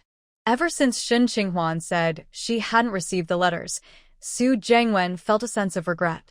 If the letters had truly been lost by accident, or if Shen Qinghuan had received them and was intentionally saying she hadn't to reject him, He could accept that. They could just continue with their lives. Shun Qinghuan with her family and children, and he with his nephew and Shin Xiuxiu, who accepted his nephew as her own. But the truth was different. The letters hadn't been lost by accident, nor had Shin Qinghuan rejected them. It was Feng Zhi's doing. Feng Zhi had always presented himself as an upright military descendant in Su Jiangwen's eyes, but he never expected him to act so lowly. It was strange. One would expect to be angrier at someone with a deceitful reputation for doing such things, but it was infuriating when someone with a good image acted this way. Yes, Su Jiangwen was furious. Feng Zhi, that petty person. Unable to compete with him, he resorted to such underhanded tactics. If it weren't for Feng Zhi's interference, it was very likely that he and Shin Qinghuan would be together now. Qinghuan, Feng Zhi used his connection with Hao Feng to have the postman deliver the letters to my mother, so you wouldn't receive my letters. Su Jiangwen looked at Shin Qinghuan, his eyes showing a mix of frustration, warmth, and hope. He had told her before that he was still waiting for her response to the letter he sent. When he saw her at the train station, she was with Feng Zhi, and they looked like a happy couple. But he still didn't know what she truly felt. Did she ever like him? Otherwise, why would she write him letters and send things? Shin Qinghuan sighed internally. She already knew about Feng Zhi's actions. It was indeed frustrating. It was not the kind of thing a decent person would do. Yet the outcome was good. She had gone to the countryside, where life was tough. Poor food, little sleep, working under the hot sun, and being watched by troublesome people. No matter how the team leader arranged things, life as a youth worker felt endless. Feng Zhi, who was stationed nearby, helped her and married her, sparing her from that hardship. Although he might have done some things to make her work harder, even without his interference, the tasks assigned by the team leader would have been difficult for her. If she had received Su Jiangwen's letter and had hope for him, she might still be in the production team. Now that the college entrance exams had resumed, some youth workers returned to the city, but many did not. Feng Zhi's actions were unfair and disrespectful, and he deceived her. But he also indirectly helped her by pulling her out of a difficult situation. She could only say that fate was unkind. She and Su Jiangwen were meant to be apart. So, her feelings for Su Jiangwen were calm at this moment. "Brother Su, I already knew about this when I returned to Anqing," she said. Su Jiangwen paused, noticing her calm expression, and suddenly realized her attitude. She did not intend to pursue the matter. She accepted Feng Zhi and his actions. At that moment, Xiao Su ran over to find Su Jiangwen. The child had just finished receiving treatment and was feeling uncomfortable, pulling at Su Jiangwen's hand to be held. Su Jiangwen picked him up, and Shin Qinghuan took the chance to say, "The child's lips are a bit dry. Brother Su, please take him to drink some water. I need to go home. My daughter is waiting for me." After saying this, she walked past Su Jiangwen toward the stairs. Su Jiangwen called out urgently, "Qinghuan, are you really going to continue living with someone like him? He acts so deceitfully, you will." Qinghuan. Su Jiangwen was interrupted by a cold voice. Su Jiangwen and Shin Qinghuan both looked towards the source of the voice. It was Feng Zhi. Feng Zhi approached in military uniform, his expression stern as he fixed his cold gaze on Su Jiangwen. "Is there something you can't say in front of me, Su?" Su Jiangwen was not intimidated by his presence. Instead, he met Feng Zhi's gaze with a cold expression of his own. "Feng Zhi, did you intercept the letter I wrote to Qinghuan?" Shin Qinghuan suddenly became curious about how Feng Zhi would respond. She had never seen him caught in a mistake before. He always held himself to a high moral standard. Feng Zhi showed no sign of guilt or embarrassment. His voice was firm. "4 years ago, you were still studying at Fengqing School. Your father was being investigated due to a report from a friend, and during that time, you were very close to the principal's daughter, Feng Rou. Do you really think writing a love letter to Qinghuan was responsible under those circumstances?" Shun Qinghuan's eyes widened in surprise. She had not expected this twist. She didn't know her father was being investigated at that time. "My father has no issues and can withstand any investigation. Feng Rou and I are innocent. Nothing happened." Su Jiangwen's face showed anger. Fengji, you know everything about me. What do you want? Fengji replied, Su, you and Xin Xiuxiu have already built a family and have a child. I hope you can behave yourself and not try to disrupt someone else's family. His tone was calm, but there was a clear warning in his words. Su Jiangwen pressed his lips together, anger boiling inside him. Fengji, I didn't expect you to be so despicable. Do you honor your family's legacy? Fengji pulled Shen Qinghuan closer, glancing at Su Jiangwen. The letter is with your mother. You should go home and discuss it with her. Shen Qinghuan noticed Su Jiangwen's expression darken. She suddenly tightened her grip and turned to see Fengji's serious face. He said, let's go. As they walked a few steps, Shen Qinghuan noticed people stopping to watch them, including some of her classmates, because they were holding hands. She quickly tried to pull her hand away from Fengji, but he held on tightly, causing her discomfort. Fengji, let go of me. Fengji paused and turned to her. What did Su Jiangwen say to you before I arrived? Before she could respond, a nurse a few steps away greeted her. Xiao Shun, you haven't gone back yet? Oh, what's going on here? The speaker, with a teasing tone and warm expression, reminded Shen Qinghuan of Yaoqin, who had been the subject of jokes for several days after a prank by Xie Yuan. She didn't want Yaoqin to be in that position. She hoped that when patients came to her for treatment, they wouldn't tease her. That would lower her authority as a doctor. Although she didn't have much authority yet, she had a small reputation. If too many people talked about her, or if someone disliked her, it could lead to rumors about her professionalism. So, when the medical staff finished speaking, she pulled her hand back again. This time, Fengji didn't hold on, and she successfully withdrew her hand, but she noticed that Fengji's expression had darkened even more. Although Shen Qinghuan had pulled her hand back, she noticed red marks where he had held her, and she felt a dull pain. She couldn't help but feel angry. She glared at Fengji. Outside, it was completely dark, but streetlights illuminated the road, and there were pedestrians. Shen Qinghuan ran into a colleague heading home, and they chatted about work as they walked together. They parted ways at a fork in the road. Fengji walked quickly and stood ahead waiting for her. Shen Qinghuan remained silent and walked past him. Qinghuan, are you angry with me because of Su Jiangwen? Fengji's cold voice came through. Shen Qinghuan paused and looked back at him coldly. You hurt me just now.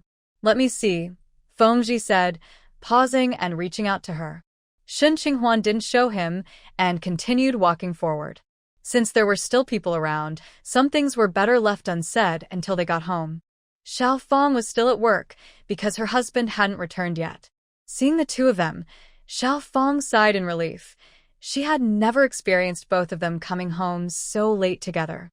She said, Sister Qinghuan, Captain Feng, dinner is ready. Even though she didn't have to cook, it was dark and the weather was cold, so she prepared food for her daughter, Binbin, and also made dinner for the adults, hoping they would have a hot meal when they returned. Shen Qinghuan thanked Xiao Fang and planned to give her a raise at the end of the month. She picked up her daughter, who was lively, and asked Xiao Fang about the child's day. Xiao Fang replied, Binbin took a 2-hour nap this afternoon, then drank a bottle of milk.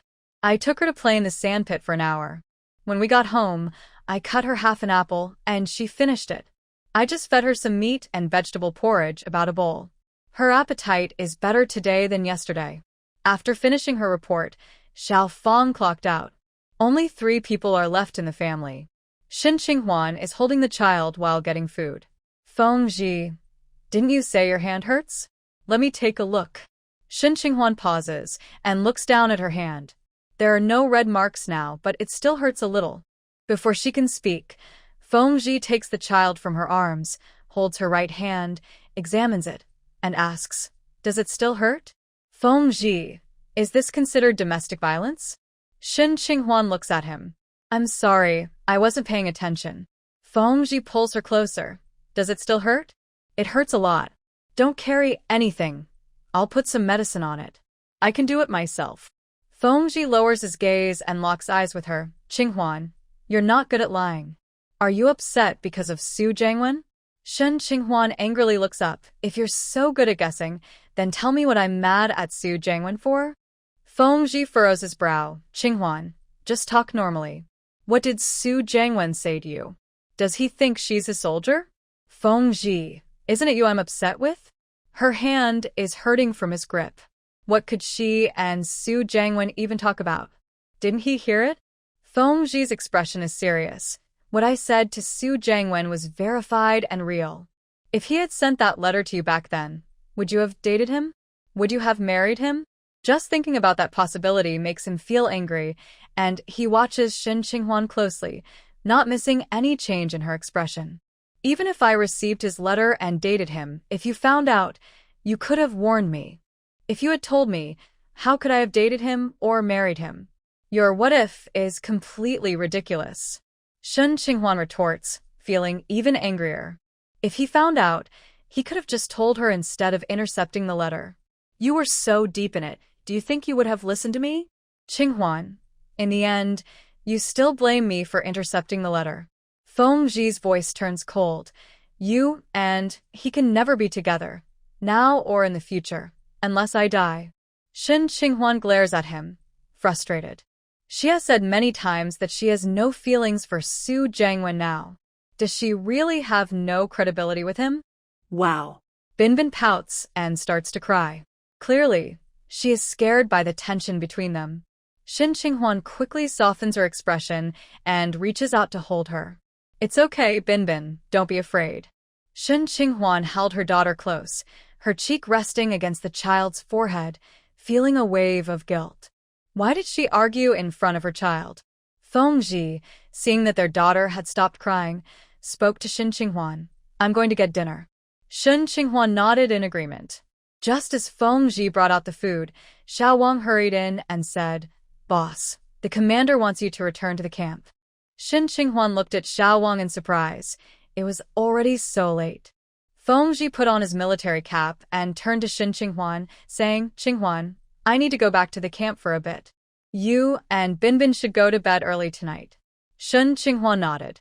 Fengji glanced at her and added, If that Su person comes to find you again and talks nonsense, I hope you can judge for yourself. Remember, we are a couple. Shen Qinghwan remained silent. Fengji took 2 buns and left. Not long after Fengji left, Yaoqin came in. As soon as she entered, she said, Xie Yuan was just called away by the commander. I thought your Captain Feng would also need to return to the camp, so I came to find you. I didn't see you after work tonight. Did you leave early? Shen Qinghwan looked at her. You came all the way here in this cold weather. Is there something you want to tell me? I just got back from working late. Have you eaten? If not, you can eat here. She had just started her meal. Are you saying you came here because you couldn't stand being alone? Yaoqin sat on the sofa. I've already eaten, so don't worry about me. You go ahead. Shen Qinghwan didn't believe her claim of being lonely. She had neighbors, and it took several minutes to walk from her house to Yaoqin's. I've noticed you and Xie Yuan seem to be getting along well. Have you two reconciled completely? Yaoqin scoffed at this. What do you mean good? He's been playing mind games with me. Shen Qinghwan paused her movement with the bowl and turned to look at her. Is Xie Yuan really that cunning? Xie Yuan gave off a vibe of being honest and reliable, someone who wouldn't lie. Of course, appearances can be deceiving. She might have misjudged him. Yaoqin shared what had happened over the past few days. He has no problems at all, yet I rush home every day after work to take care of him, finding friends for him to chat with and meeting his demands. I've been so careful not to speak loudly, suppressing my personality, while he just pretends. Can you believe how frustrating that is? Shen Qinghwan was completely shocked. Where does he get all these thoughts? Is this something a normal person would think of? Did you ask him why he did that? Was it just so you could serve him? Yaoqin chuckled coldly. He denied it, saying I misunderstood. You mean Sister Liang? Yes, if Sister Liang hadn't been told, she wouldn't have said those things to me. Yaoqin looked at Shen Qinghwan and paused before speaking. I heard from his comrade that he has been talking with your Captain Feng these past few days. Shen Qinghwan understood immediately and guessed her implication. Are you saying that Fengji taught him to do this? Is Fengji just being meddlesome? To Shen Qinghwan, Fengji wasn't someone who interfered in others' business. He even advised her against it when she tried to meddle. It doesn't make sense for him to tell her not to interfere while he does it himself. Yaoqin nodded, unable to hide anything from her friend. I know Captain Feng usually doesn't meddle, but when it comes to you, he feels he has to. Me? Shen Qinghwan was surprised. How does this involve me? Yaoqin looked at her. Qinghwan, let me ask you something. Is your Captain Feng a bit protective of you? Is he quite assertive and controlling? Shen Qinghwan paused, surprised that Yaoqin could see it so clearly. She nodded slightly. A little, I guess. And Qinghwan, didn't I tell you yesterday that I found out who sent that telegram about Kai Yan? Shen Qinghwan nodded, waiting for her to continue, but she had a feeling that the name wouldn't be someone she wanted to hear. It was Captain Feng. As Yaoqin's words sank in, Shen Qinghwan's heart skipped a beat. Her bad feeling was confirmed. She looked at Yaoqin. Is it really him? Although Feng Zhi wasn't someone who meddled, he also wasn't the type to stand by and do nothing. He would step in if he saw something unfair. However, his involvement in the Kai Yan situation seemed strange. Could it be because of her? And since Kai Yan is her friend, he decided to help? Shen Qinghwan still hadn't recovered her memories from the time she was married to Feng Zhi, so she didn't know how they interacted before. But these days, it was clear that he cared about her. So his help with Kai Yan's telegram must be for that reason. I confirmed it with Sister Bao. She asked her husband, and it was indeed Captain Feng's suggestion. So, Feng Qi helped both Xie Yuan and Kai Yan, which shows he is quite caring. But it feels a bit strange. Shen Qinghwan said to Yaoqin, should I ask him when he comes back? Yaoqin shook her head. Qinghwan, what I want to tell you today is that I don't think Captain Feng helped out of kindness. Why not? Because of you. You could say Kai Yan is because of me, but what about Xie Yuan? How does he relate to me? Because Kai Yan and I have been bothering you lately. Captain Feng can't stand it, so he finds us some tasks to do, like sending a telegram to Kai Yan to make her go home sooner, Yaoqin explained. She had thought about this all night. She recalled how Feng Qi looked at her before, and it made sense to her. It was Feng Qi's traditional views at play. Shen Qinghwan looked at Yaoqin in shock. How could that be? It can't be that serious. Feng Qi was a bit concerned about her, but it shouldn't go this far. It seemed too exaggerated, especially regarding Xie Yuan. Shen Qinghwan found it hard to believe. Yaoqin thought for a moment. Why don't you test him? How? I'll pretend that I had a fight with Xie Yuan and come to sleep here. You have a spare room, right? Let's see if Captain Feng does anything. Shen Qinghwan thought she had a good idea. That's quite extreme. If I sleep over, even if it's not Feng Qi, any husband would have thoughts about it, right? Yaoqin shook her head. Even if he has thoughts, he wouldn't say it out loud or do anything sneaky. Think about it, isn't that true? Shen Qinghwan agreed. Just like her, if Feng Qi had a brother come over and needed to stay for a few days, she wouldn't mind. Even if she had thoughts about it, she wouldn't do anything sneaky. She would just talk to Feng Qi and let him handle it. Shen Qinghwan looked at Yaoqin. Yaoqin, if it really is Feng Qi's doing, aren't you worried he might influence Xie Yuan in some way? Then they might have conflicts again. Yaoqin replied. Isn't that what we want to test? If he does something, it will prove my guess is right. Shen Qinghwan expressed her concern. Aren't you afraid it might end badly? Qinghwan, are you scared to try? Are you worried that Captain Feng really is like I said? Yaoqin took her hand and said, what's there to be afraid of? If you try it out, you can communicate with him and help him change this habit. That's a good thing. Shen Qinghwan thought she made sense. Then let's give it a try. Yaoqin clapped her hands. Then there's no time like the present. I'll move in tonight. Shen Qinghwan replied, that room still needs some tidying up. Can you come over tomorrow after I finish cleaning? Yaoqin waved her hand. No need. I can clean it up. By the way, do you have any extra blankets? If not, I can bring one from my house. I have some. After dinner, Shen Qinghwan asked Yaoqin to watch over Bin Bin while she washed the dishes in the kitchen. Afterward, she played with Bin Bin for a while before putting her to sleep. Yaoqin finished setting up the guest bed and came out to ask Shen Qinghwan, is Bin Bin sleeping with us? She has her own little bed. That's fine. Shen Qinghwan took a shower and finished her homework before going to bed. Yaoqin slept on the inner side, and Xie Yuan lay down on the edge. Suddenly, she remembered something. Yaoqin, now that you're at my house, when Xie Yuan comes back and doesn't see you, he might come looking for you. Yaoqin, still awake, said, "Don't worry, I left him a note." The two chatted for a bit before closing their eyes to sleep. Fengji came back, quite late. He first went to the master bedroom to get some clean clothes and noticed the big bed was empty and Binbin's little bed was also missing from the room. He frowned and turned to the guest room, calling out Xinhuan. Yaoqin immediately woke up and nudged Xinhuan. Xinhuan had just fallen asleep and said to Fengji, "Yaoqin came over to talk and we've already gone to sleep, so you don't need to worry about us." Yaoqin felt nervous when she heard Fengji's voice. He usually gave off a cold and distant vibe, not the kind of person who is easy to approach. She suddenly wondered if Xinhuan and Fengji's relationship was strong enough that he wouldn't get upset with her for anything. Fengji listened to Xinhuan's soft voice, imagining her lying in bed with her face peeking out from the blanket, looking fresh and rosy from just waking up. His expression turned serious, and after a moment, he asked, "Is there something going on?" "It's nothing major. It's late, so we should all get some sleep," Xinhuan replied. Fengji's tone remained calm. "Is your hand okay now?" Xinhuan said, "It's fine." Fengji asked, "Do you want to bring Binbin over to my place?" Xinhuan said, "No need, I can change her diaper." Fengji replied, "Then go to sleep." Xinhuan and Yaoqin exchanged glances, but Fengji did not react much. It felt very ordinary. A normal person's reaction.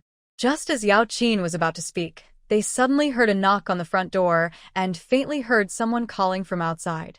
Xinhuan looked at Yaoqin and asked, "Could it be Xie Yuan?" It was late, and Fengji had just returned from the camp, so there shouldn't be anything else for him to deal with. Yaoqin bit her lip. It really could be him.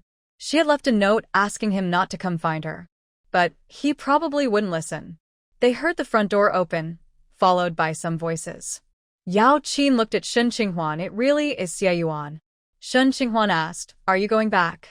Yaoqin replied, "Definitely not." They waited a moment, and then the voices outside stopped, followed by the sound of the door closing. Did Xie Yuan leave? Both Yaoqin and Xinhuan were surprised. "What do you think they talked about?" Yaoqin asked Xinhuan, as she recognized Xie Yuan's voice. But since he came over, why didn't he ask her? Did Fengji tell him she was asleep?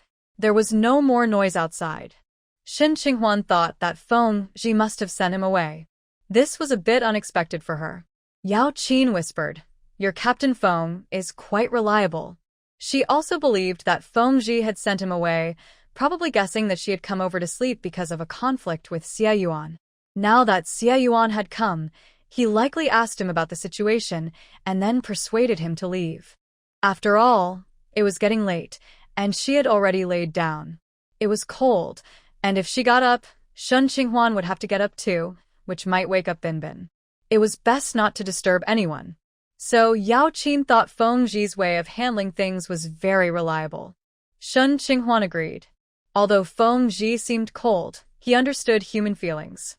Xinhuan thought she might as well check if her daughter's diaper was wet.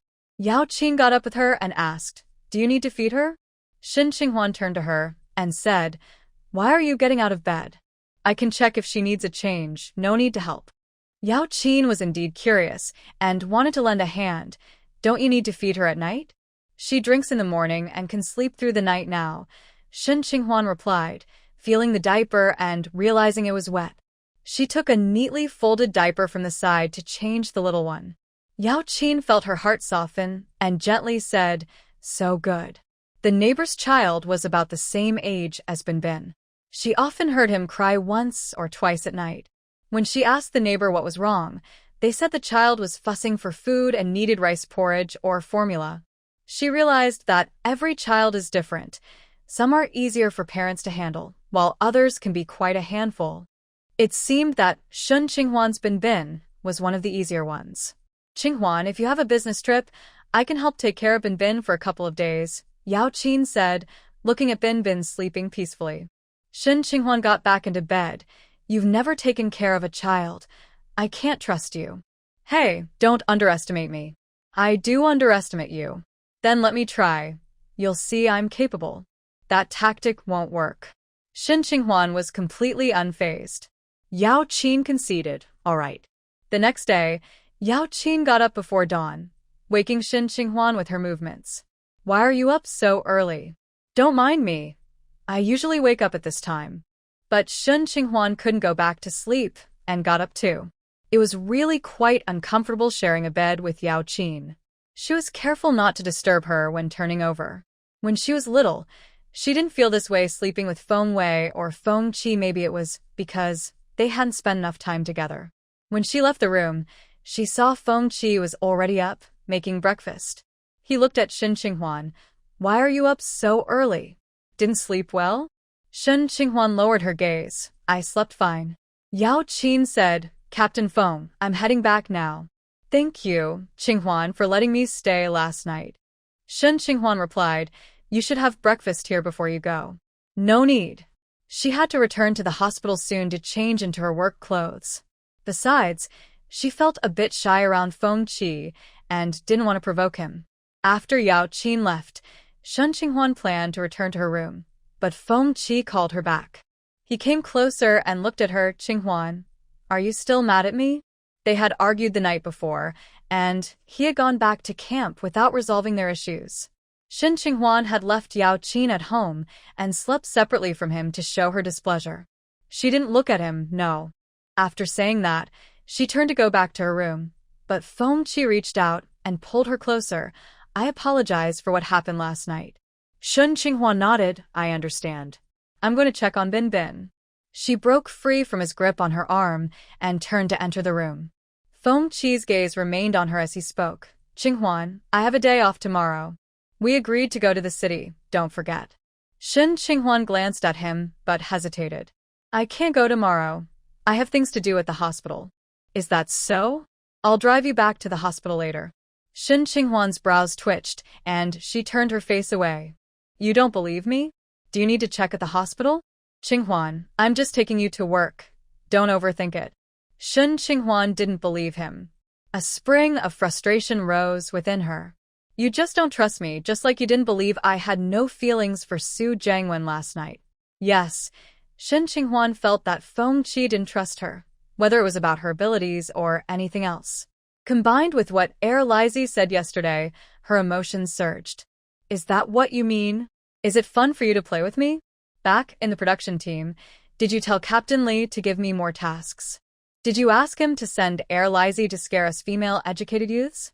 Shen Qinghuan admitted he helped her later, but under her pressure, Laizi was unlikely to lie.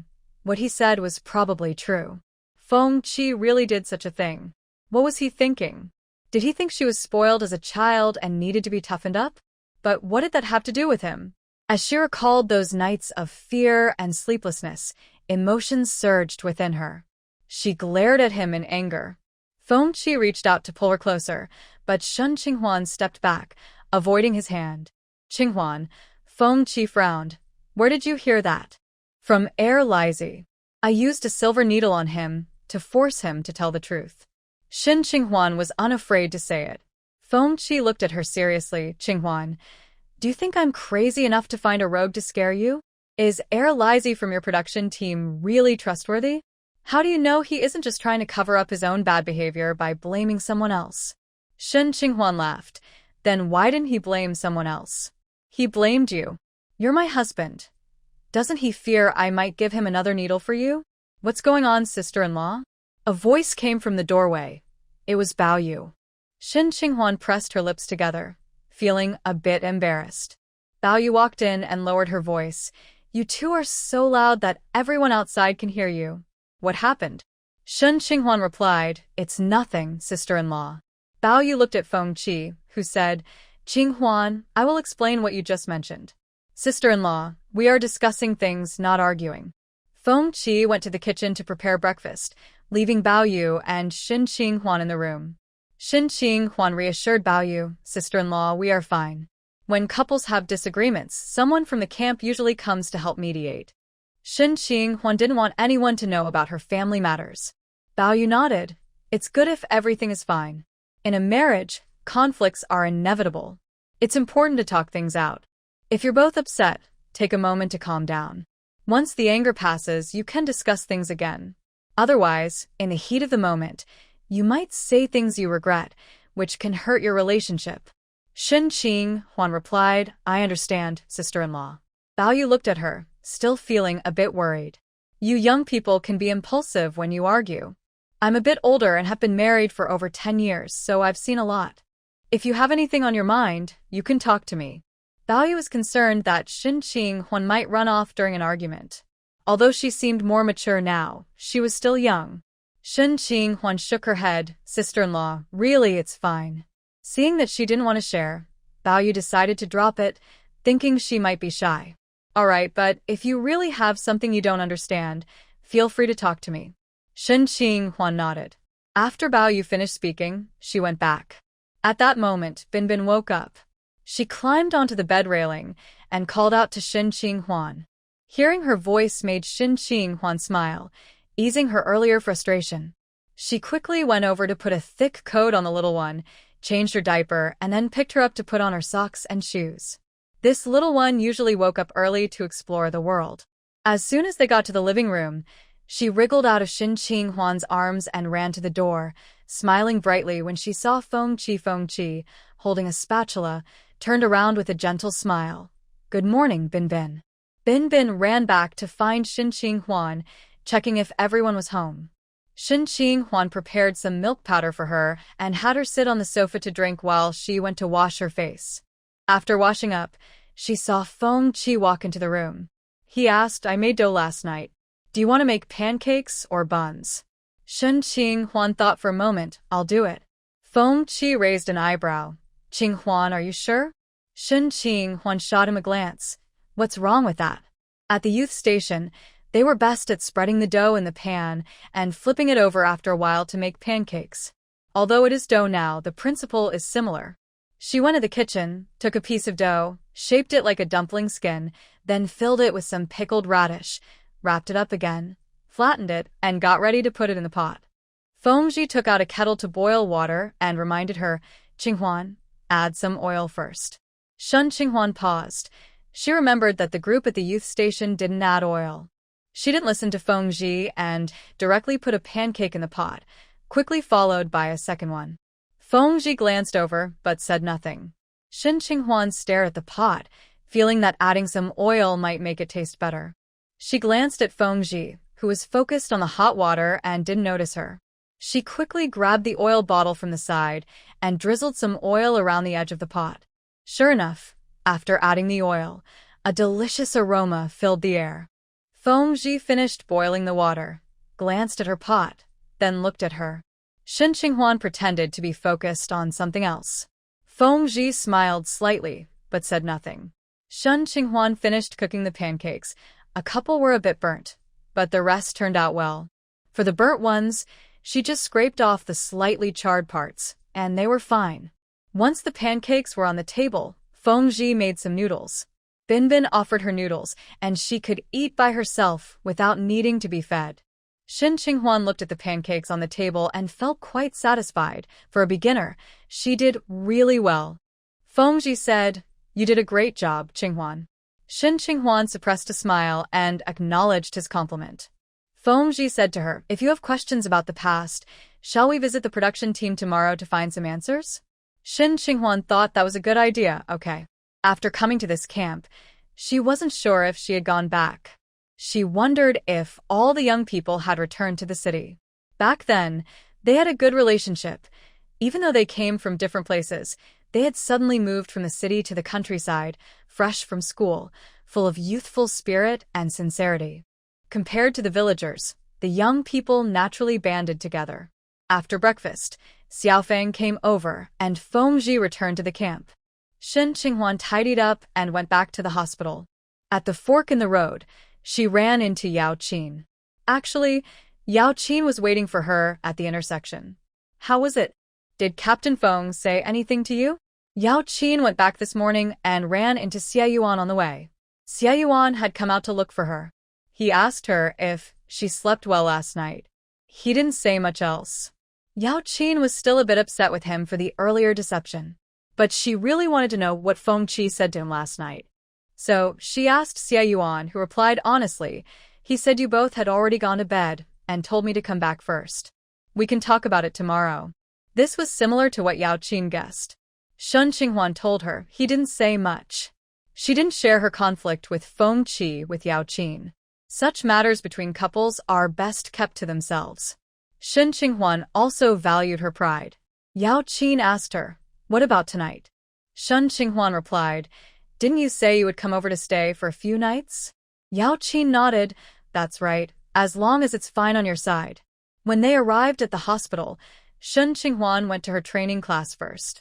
Just after the class ended, a nurse came to find her. "Dr. Shen, Dr. Kong wants you to come to the consultation room if you have time. A patient insists on having acupuncture from you." Some classmates heard this and looked surprised. Shen Qinghuan was also a bit surprised. Although she had received good feedback these past few days and patients came to her for acupuncture, it was under the condition that Dr. Kong's hand had not fully recovered.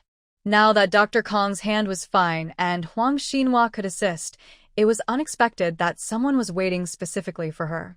After discussing briefly with Luo Yun, she went to the consultation room. Waiting for her was a young woman who greeted her, "Dr. Shen." Shen Qinghuan put on a professional smile and asked what was wrong. The woman said, "I've had diarrhea for the past 2 days, and the medicine isn't helping. I was hoping you could do acupuncture for me." Shen Qinghuan asked, "Have you had any other tests done? If there are results, let me see." Qianze walked over. "Dr. Kong has seen her. It's diarrhea caused by catching a cold." After getting the diagnosis, Shen Qinghuan let the woman into the room to perform abdominal acupuncture. "Have you been waiting long?" "I usually only arrive at the consultation room in the afternoon," Shen Qinghuan said to her. "I heard that Dr. Shen is great at acupuncture, and Dr. Kong is also very good. However, it can be a bit inconvenient with male doctors," the woman replied. Shen Qinghuan understood. After finishing, the woman felt her stomach, which had been hurting a little while ago, was now almost pain-free. She looked at Shen Qinghuan with joy. "No wonder everyone says Dr. Shen's skills are excellent. I really feel much better now." Shen Qinghuan said, "I can handle minor issues, but for more serious ones, you still need to see Dr. Kong. Make sure to keep warm, especially your stomach. For the next few days, eat easily digestible food, and if you don't have diarrhea again, there's no need to come back for a follow-up." The woman nodded in agreement and then asked, "Dr. Shen, do you do outside consultations? I want to show my grandmother to you. She has difficulty walking and lives in the city, so she can't come here." Shen Qinghuan asked, "What illness does she have? Has she been to a hospital in the city? My acupuncture often helps as a relief, alongside medication and other treatments. Also, I am still a trainee doctor and cannot treat patients independently yet." The woman felt a bit disappointed but remained hopeful. "Does Dr. Shen see patients every day? Usually in the afternoon?" Shen Qinghuan replied, "Yes, but I have a day off tomorrow. If your grandmother can come to this hospital and needs acupuncture, I can do that for her." Great. I'm Zhong Meiyun. "I will see if my grandmother can come the day after tomorrow, or the day after that." Shen Qinghuan nodded, agreeing to help. At noon, when she returned home, Ji Kaiyan came over with a bag, looking excited. "Sister Qinghuan, I went to the market today and gathered all the materials you needed." Shen Qinghuan smiled, inspired by her enthusiasm. "You did a great job." Ji Kaiyan waved her hand. "I was just lucky." Shen Qinghuan didn't delay. After lunch, and once Binbin was asleep, she started making the moisturizing cream. Most of it was made according to the previous recipe, but she added some new herbs to see how they would work. Fengji didn't come back for lunch, but sent someone to inform Shen Qinghuan that he had gone out on a task. In the evening, Yaoqin came over without any issues, and Xie Yuan did not stop her. Shen Qinghuan also faced no obstacles from Fengji, who still hadn't returned. While Shen Qinghuan was sleeping, she didn't see Fengji. However, the next morning, she saw him in the kitchen. He greeted her, as usual. "There's hot water in the pot." Shen Qinghuan nodded. Today, they were going back to the production team. After breakfast, Ji Kaiyan came to pick up the moisturizing cream. She had already collected a deposit from a customer who wanted 20 pounds of cream, and today she would take it to the market to collect the rest of the payment. Xie Yuan and other women took the ox cart, and Shen Qinghuan wondered if she should ask Fengji to give her a ride, but Xie Yuan waved her hand and left with her bucket. Shen Qinghuan and Fengji handed Binbin over to Xiaofang and set off. Fengji was driving the car, and Shen Qinghuan sat in the passenger seat. As she looked out the window, she felt a bit dazed. It had been 3 years since she left Dongqing. Now she had settled in Qingcheng with a home, a husband, and a daughter. She had been driven out by the Shin family and was once homeless. She turned her head back and glanced at Fengqi. I remembered something. Once, our team had to the cornfield.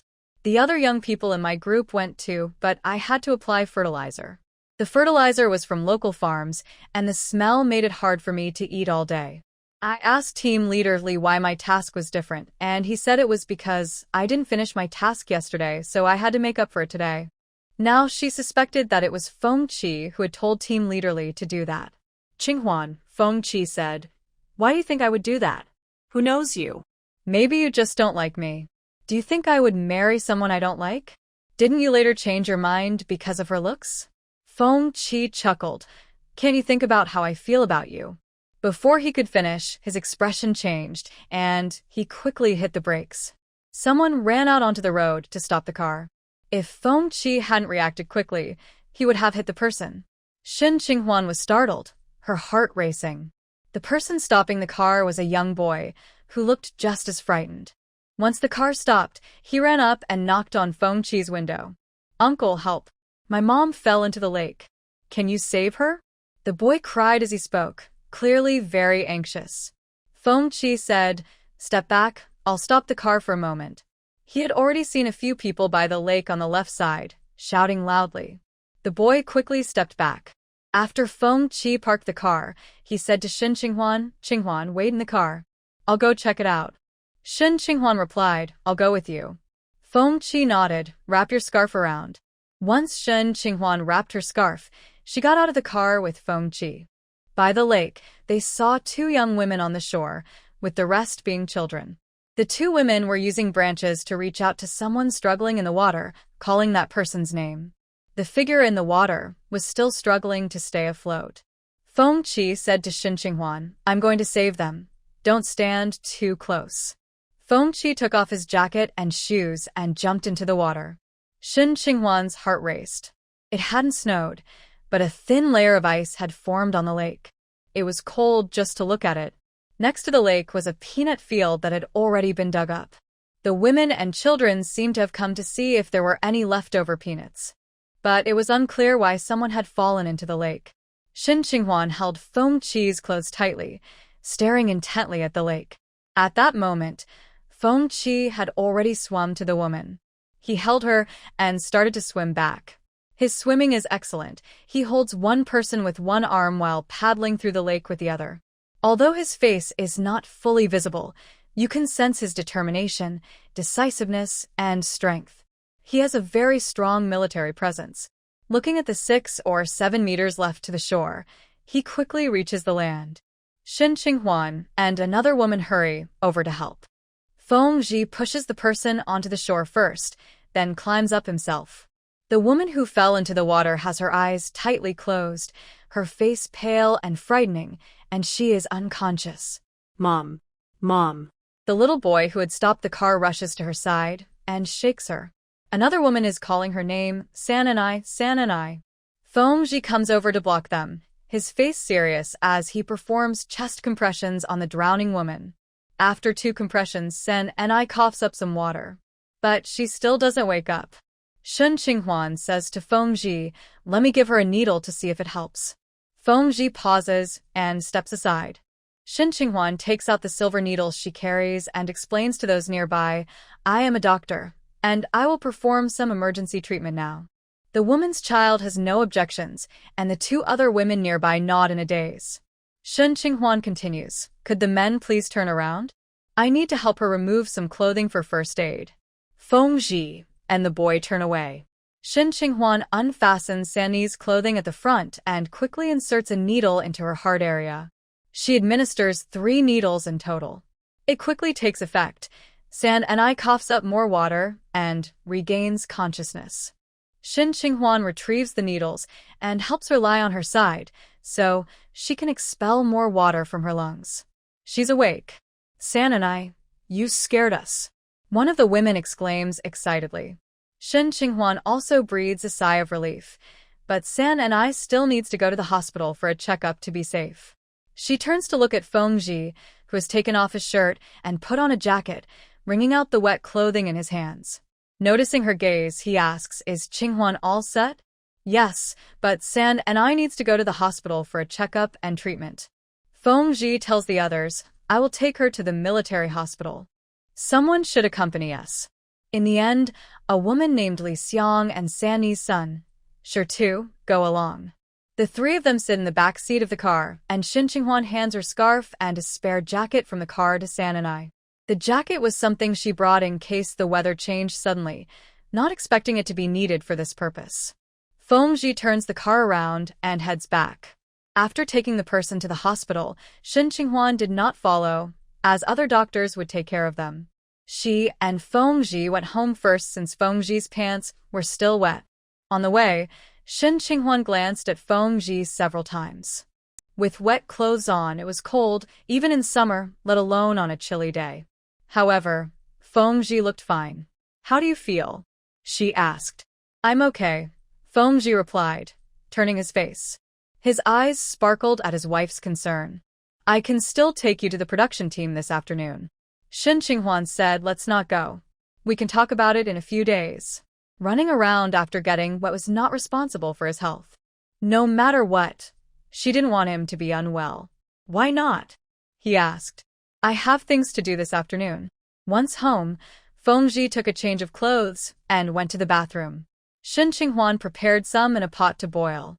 The coal stove at home was sealed, so as long as it wasn't too long between uses, they could open the seal and add coal to reignite it. This made cooking during the day quite convenient. After Fengji finished his shower, Shin Qinghuan reached out. Let me check your pulse.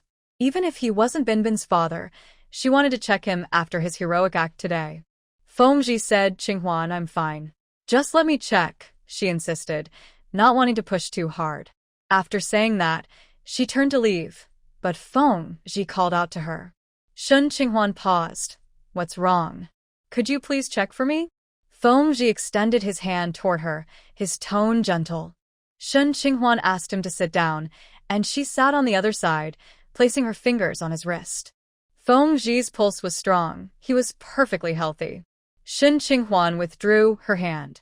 How is it? He asked. Like a bull, she replied. What does that mean? Strong. Fengji. Just then, Ji Kaiyan appeared at the door, looking very happy. Sister-in-law. Seeing her expression, Shin Qinghuan knew the moisturizer had sold well. Did you receive the final payment? Come, sit down and tell me.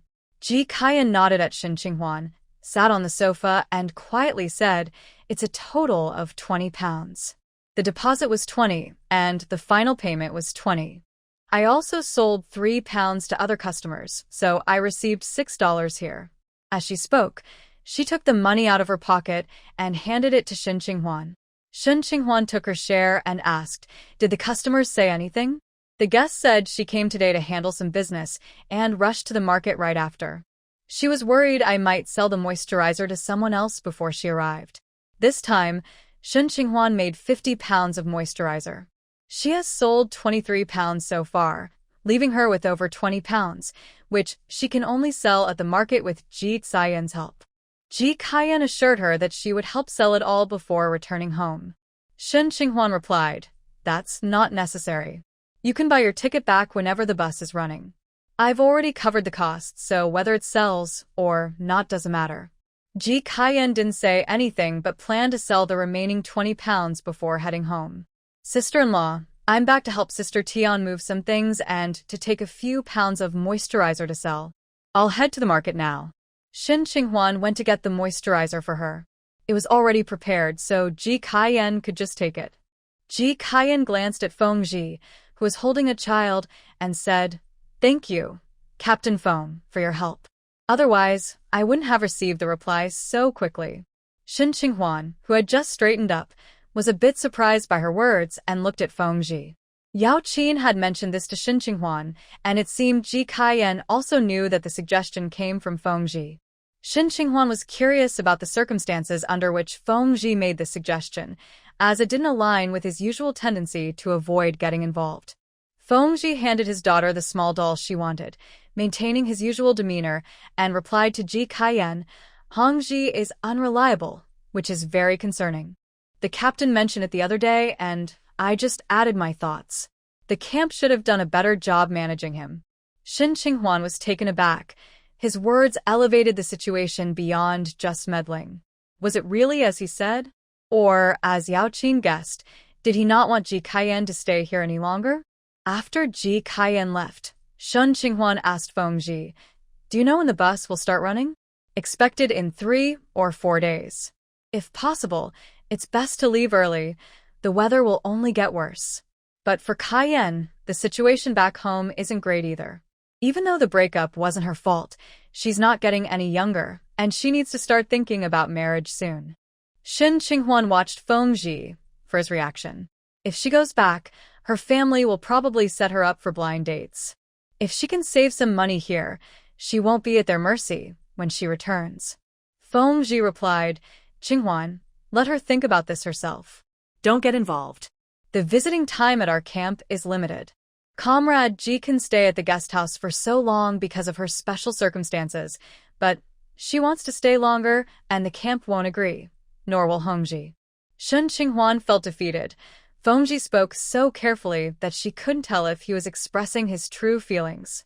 Now that Fengji had nothing to do, Shen Qinghuan thought she could go to the production team and also give San and I and the others a ride back. After telling Fengji, he said, "Okay." Shen Qinghuan returned to the hospital to check on San and I. Unexpectedly, as she went upstairs, she collided with someone coming around the corner. She didn't have time to react and tumbled down the stairs. Her head, waist, shoulder, and thigh hit the steps, and she felt a wave of darkness before her eyes from the pain. "Qinghuan, are you okay?" The person she bumped into hurried over to help her. Despite the ringing in her ears, Shen Qinghuan recognized it was Yaoqin. "Quick, come help. She's hurt." Yaoqin shouted again. Shen Qinghuan was placed on a stretcher by the medical staff and taken to the examination room. When Fengji arrived at the hospital, Shen Qinghuan had just returned from the examination room to her ward. She had a bandage wrapped around her head, and her face was pale as she lay weakly on the hospital bed. For a moment, his heart felt frozen. He quickly walked over and said, "Qinghuan." Shen Qinghuan felt much better now. At least the ringing in her ears and the darkness before her eyes were gone, but she still felt dizzy and in pain. Her head, shoulder, and all her bones ached. She had hit the back of her head on the steps, causing a serious injury. After examination, it was confirmed to be a moderate concussion. The person she collided with was Yaoqin. Yaoqin learned from a comrade of Xie Yuan in the hospital that Xie Yuan might be assigned to the guard unit, which meant leaving the Linchong camp and going to H City, 500 kilometers away, to be stationed in a tunnel for a year. To take care of the soldiers' daily lives, those with family members would go along. Hearing this news, Yaoqin felt her mind go blank. All she could think was to find Xie Yuan quickly and ask if he was really going to be part of the guard unit, and if so, could he find a way to refuse? She didn't want to be transferred just as her work was getting on track. She didn't know what the situation would be like when she returned. Unfortunately, in her rush to go downstairs, she didn't notice someone coming up and collided with Shen Qinghuan, the unlucky one. Tears almost filled Shen Qinghuan's eyes. This was truly an unexpected disaster, and seeing Fengji made her heart ache even more. "Don't move." Fengji gently placed his hand on her shoulder. "Does it hurt a lot?" He had been informed by a family member that Shen Qinghuan had fallen down the stairs and was unconscious. He rushed to the hospital, knowing from the words alone that this fall was likely serious. Possibly. He didn't dare to think further. Seeing her awake now brought him both pain and relief. It was better not to ask, but when he did, Shen Qinghuan felt like crying. "It hurts, my whole body hurts." Feng Qi hesitated to touch her head and wiped the dust off her face. I'll ask the doctor to give you a painkiller. Just then, Shen Qinghuan's doctor entered the room and said to Feng Qi, Xiaoxin's condition is stable. She mainly has a concussion and 2 soft tissue bruises. We will give her some medication. Feng Qi stepped aside as the nurse started in for Shen Qinghuan. He asked the doctor about Shen Qinghuan's care instructions. At that moment, Yaoqin entered the room carrying a kettle of hot water. She had been watching over Shen Qinghuan, but was called to help with other patients due to a shortage of staff.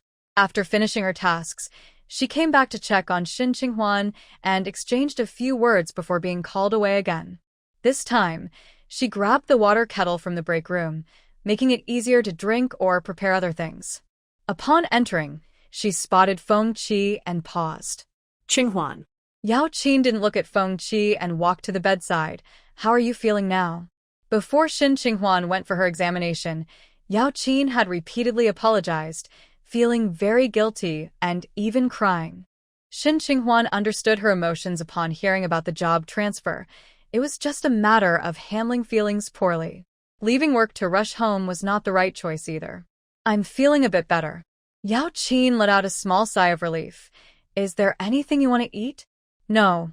I feel dizzy and nauseous. I don't want anything.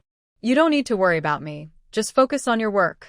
Yaoqin knew that with a concussion, Shen Qinghuan shouldn't talk too much, and since Feng Qi was there to help, she said, All right, you should rest for a while. The medicine won't work immediately, so if you can sleep, that's best. Yaoqin left, and the room was left with just Shen Qinghuan and Feng Qi. Feng Qi didn't say much, just you rest. I'll be here. If anything feels off, let me know. Shen Qinghuan nodded and closed her eyes. In truth, she wasn't sleepy at all, but the dizziness was overwhelming, and with the medication, her head felt heavy and foggy. When she woke up, she indeed saw Feng Qi still in the hospital room. As soon as she opened her eyes, he noticed her and leaned over to ask how she was feeling. Shen Qinghuan felt that her head was not as heavy, and her dizziness had improved a bit. Her mind was very clear. She looked at Feng Qi and asked, Did you have something to do with Xie Yuan's job transfer? Xie Yuan was doing well, so why would he suddenly be transferred? The arrangements had been made long ago, and there had been no news from Xie Yuan until now, when they suddenly said they would select a team from his unit to join. Xie Yuan and Feng Qi were not in the same unit, but Colonel Gao valued Feng Qi highly. Colonel Gao had the authority to make such transfers. If Feng Qi was indeed involved, then her being bumped into by Yaoqin and ending up in the hospital was, in a way, karma. However, what Feng Qi did ended up affecting her. Qinghuan, Feng Qi frowned slightly. Who told you this? Yaoqin? She was in a hurry to go home because of Xie Yuan's job transfer. She wasn't paying attention while going down the stairs and bumped into me, which is why I ended up like this. Qinghuan, how could you think I could interfere in this matter? What reason would I have to do so? Shen Qinghuan looked at him, but couldn't read anything from his face. I know that. As for your reason, it's Yaoqin. She has been coming to our house for several days, trying to get close to me. She found it hard to believe that someone would act so persistently over such matters. Qinghuan, they are selecting a few people from Xie Yuan's unit because some of the soldiers have served in Zone X and have experience living in the mines. The tunnel in H City is located in the mountains, Feng Qi explained. Does Xie Yuan have that kind of experience? He does. Shen Qinghuan reached out from under the blanket and took his hand. Feng Qi held her hand firmly and looked at her intently. What's wrong? Is your head hurting again? Shen Qinghuan gazed at him without blinking. Feng Qi, please answer me honestly. Are you unhappy about Yaoqin coming to our house and sleeping in the same room with me?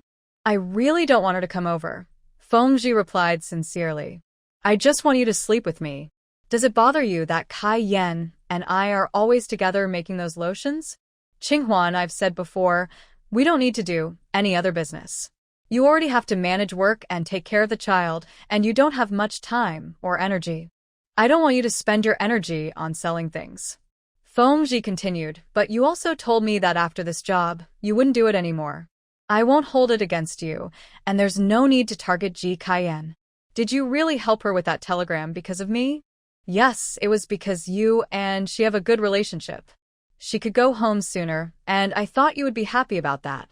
Shen Qinghua nodded and looked up again. Is Xie Yuan's transfer really not related to you? There is some connection, but it's not because Yaoqin came to our house.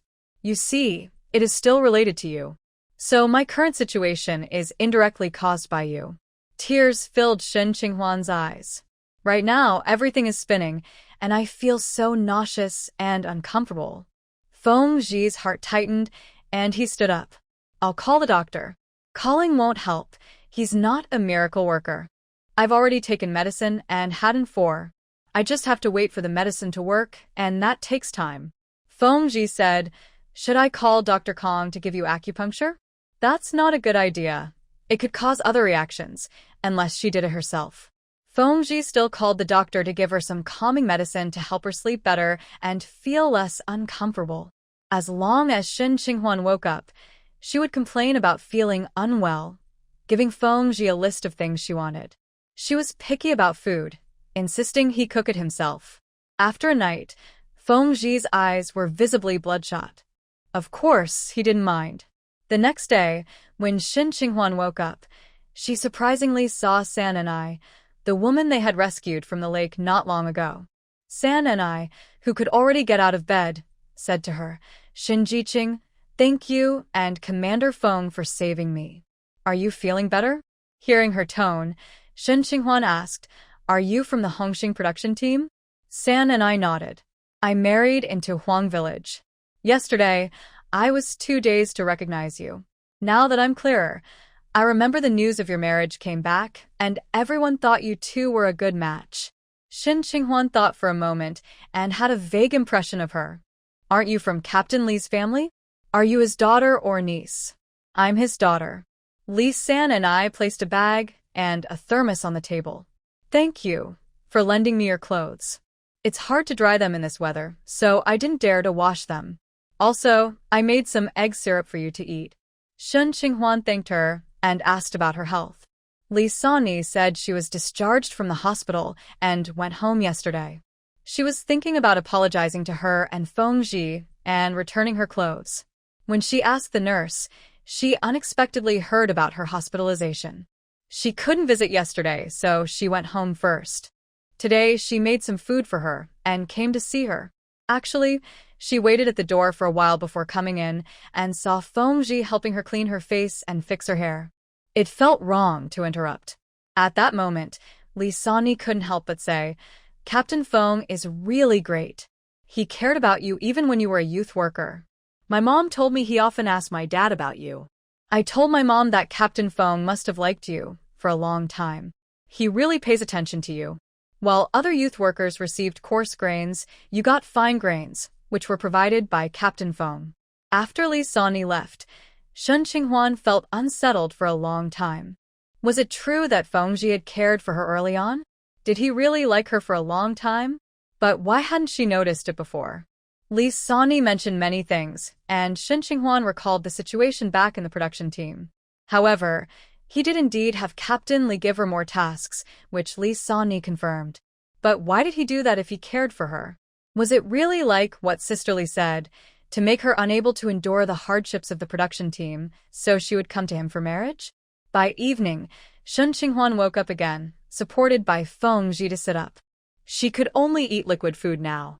Feng Zhi had made chicken porridge at home, poured it into a bowl, and fed her with a spoon. After a couple of bites, she shook her head. I don't want to eat. Feng Zhi touched her forehead and gently asked, what's wrong? Still no appetite? Or, is it not tasty? I can make something else. I have no appetite. I can't eat. Take smaller bites. Just eat a few more. I don't want to eat.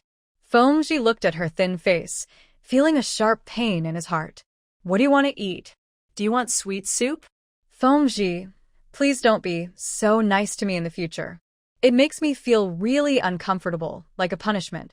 Feng Zhi was taken aback, realizing what she meant. Don't say that. If there's any punishment, let it fall on me. Shen Qinghuan didn't know if it was true. No one shows their dark side in front of their partner. The next day, When Yaoqin came to see her, she brought good news.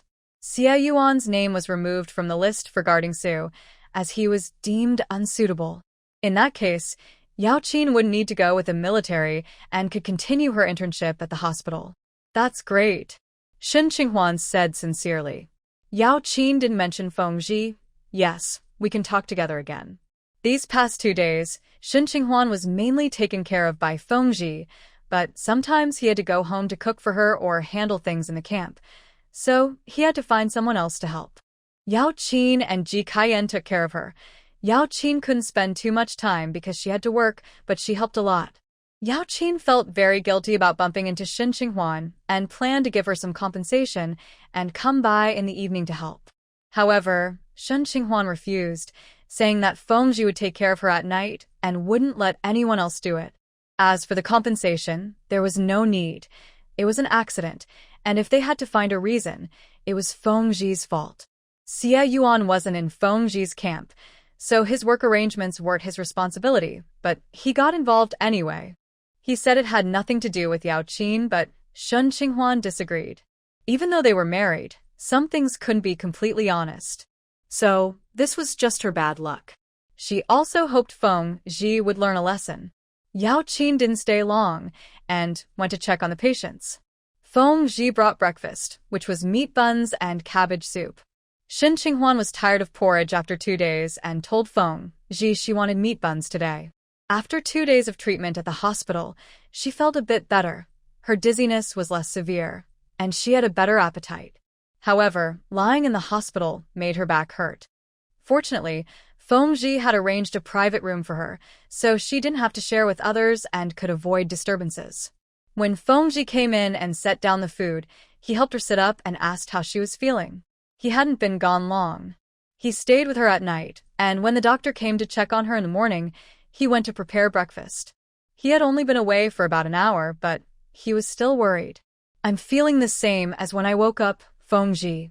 I think I can be discharged now. She had 2 bottles of 4-drip every day, and now her symptoms had improved, so the medication could be adjusted to just 1 bottle. If she went home, Yaoqin could come over to help with the 4. No way, Fengji disagreed. With Binbin at home, you won't be able to rest properly. The child would cling to her. Being so young, the child didn't understand that mommy was unwell and would just cry for her to hold them and play. Xie Yuan had no choice but to say, then I'll stay another night. I should be able to go home tomorrow without needing an 4. Without the 4, she could return home. It wasn't just her and Binbin at home. There was also Xiaofeng who could help with the kids, allowing her to rest. Fengji took out a basin from under the bed, poured hot water from the kettle, wrung out a wet towel, and wiped her hands. When she got up in the morning, he had already helped her wash up and clean her face. Now it was time for breakfast, and he was preparing to clean her up again. Xie Yuan was very pleased with his attention to cleanliness. However, after wiping her hands, he didn't give her a bun but instead held one for himself, as if he wanted to feed her. Xie Yuan quickly said, no, I'll take it myself. The big meat bun Fengji made was oily and looked thin and juicy. If he fed her, she would end up with oil all over herself. Fengji had to let her take it, saying, see if it's too hot. Xie Yuan took a small bite and immediately tasted the filling. The bun, brought over in an insulated box, was still warm and smelled delicious. Have you eaten, Fengji? You eat. Don't worry about me. How is Binbin? Is he asking for his mom? Xie Yuan, aside from lying down with a sore back, was also thinking about her child. Although Binbin had been with Fengji and sister Xingying before and now with Xiaofeng, he still missed his mom the most. He only cries a bit for you when he goes to sleep at noon and night. Other than that, there's nothing to worry about. Kids don't remember much. As long as someone is taking care of him, with food and play, he's happy every day. After Xie Yuan finished eating, Fengji opened the insulated box and let her take another one. I want to drink some soup. Fengji then closed the box, opened another one, and poured her half a bowl of soup. He brought a spoon and held it up to her mouth. Seeing his serious and careful demeanor, it was hard for her not to feel touched. When her dizziness wasn't so strong, She recalled all the moments spent with Feng Ji since childhood. Before her memory loss and return to the camp, she hadn't noticed that he liked her. So, regarding what Li Sanni said about Feng Ji having feelings for her, she remained skeptical. As for their marriage, she thought it was more about physical attraction. After all, he was still a man, no matter how serious he seemed. During this time, aside from being very enthusiastic about their intimate moments, he had also shown her patience and care, defending her in front of others. It was different from when they were young, where he only disciplined her and punished her for getting into trouble. She felt that after getting married, he had feelings for her, especially since they had a child together. Even when she occasionally felt dissatisfied with him, she would remind herself that he was Binbin's father, which softened her feelings. He likely felt the same way, thinking of her as Binbin's mother, which made him more forgiving. In the end, Shen Qinghuan still didn't fully believe that he cared for her before their marriage. She thought that their feelings after marriage were partly because of their child. His possessiveness towards her was simple. In his eyes, what was his belonged only to him. To some extent, it couldn't really be called love, but rather a result of his domineering nature. Now, her perspective had changed. His feelings for her seemed to be more than she had thought. Recently, she had been intentionally testing him, and he met all her needs without showing any impatience. He stayed up at night, hardly sleeping, sitting by her bedside, and whenever she turned, he would lean over to check if she was uncomfortable. He stayed up at night, cooked for her during the day, ran errands between home and the hospital, and still had to handle things at work. Very few people could do all of this. Not to mention husbands, sometimes even parents might not be able to manage it. What's wrong? Feng Ji asked, noticing she wasn't speaking and looking a bit worried. Are you feeling nauseous again? Shen Qinghuan felt his deep concern. She had tried to eat yesterday, but ended up throwing everything up. He showed no disgust and carefully cleaned everything up. This was a side effect of her concussion, causing dizziness and nausea. She couldn't control it, and she felt both embarrassed and guilty about throwing up on the bed, but Feng Ji comforted her, saying that it was great she had only thrown up once after such a long time. She was stunned by his words. Shen Qinghuan spoke, I'm not feeling nauseous, you can feed me. Feng Ji relaxed and fed her half a bowl, asking how she felt and if she wanted more or something else to eat. No, I'm full, she replied. Feng Ji cleaned up the table, wiped everything down, and then asked, would you like me to read you the newspaper or a medical book? He brought her the newspaper and the medical books she usually read, fearing she might be bored. But at that moment, Shen Qinghuan didn't want to listen. She wanted him to sit down. Feng Ji, I want to ask you something. Feng Ji adopted a serious listening posture. Go ahead, he said. Shen Qinghuan looked up at him. This man was someone she could never fully understand. She had to ask directly. Feng Qi, why did you punish me more severely than Feng Wei for the same trouble we caused when we were kids? Is it because Feng Wei is related to you by blood, and I am not? Because of this, Shen Qinghuan couldn't believe that he had liked her before they got married. Feng Qi felt a headache coming on. Why are we bringing up childhood issues now? Qinghuan, Feng Wei's attitude when admitting her mistakes is better than yours. Feng Qi paused and added, I wasn't as mature back then, and I handled some things poorly. I apologize for that. Shen Qinghuan blinked. Why was his apology so smooth? Feng Wei's attitude is better than mine? But every time she gets punished, she tells me it wasn't enough and that she would do it again. Shen Qinghuan and Feng Wei were best friends, so she knew everything about Feng Wei's attitude. Her attitude was probably better than Feng Wei's, after all. She was more distant from Feng Qi, unlike Feng Wei, who was related to him. Qinghuan, if you're not satisfied, when I return to Anqing, I'll make it up to Feng Wei. Shen Qinghuan. Feng Wei would really thank him for that. Feng Qi, I think you didn't like me much when we were kids. It's hard for anyone to like a troublemaker who always needs to clean up after them. Shen Qinghuan couldn't like him at all. She only felt annoyed. Feng Qi placed a hot water bottle in her hands and said gently, don't overthink it. If I didn't like you, why would I care? That's because you were ordered by the elders to take care of Feng Wei, and since she was always with me, you had no choice but to look after me too. Sometimes, Shun Qinghuan didn't understand why she was so mischievous as a child. She and Feng Wei were like monkeys let loose in a zoo, curious about everything and wanting to try everything. They loved gossiping too, and they had been caught more than once. It was no wonder Feng Qi was annoyed with them. Yes, even Feng Wei, who was related to him, must have been fed up. Feng Qi sighed. Back then, he didn't understand how badly he had offended people. Just as he was about to speak, there was a knock at the door. He sighed in relief and stood up. Shun Qinghuan also looked toward the door. It was a few classmates from her class. Leading them was Luo Yun. They came in carrying some health supplements. Qinghuan, how are you feeling now? Shun Qinghuan hadn't expected everyone to come visit her. She did have a few good friends in class. However, it was only for school-related communication. It's much better now. How did you all get here? Shun Qinghuan felt a bit touched. We noticed you hadn't been back to class for 2 days, so we asked Qianzai. He said you were injured and in the hospital.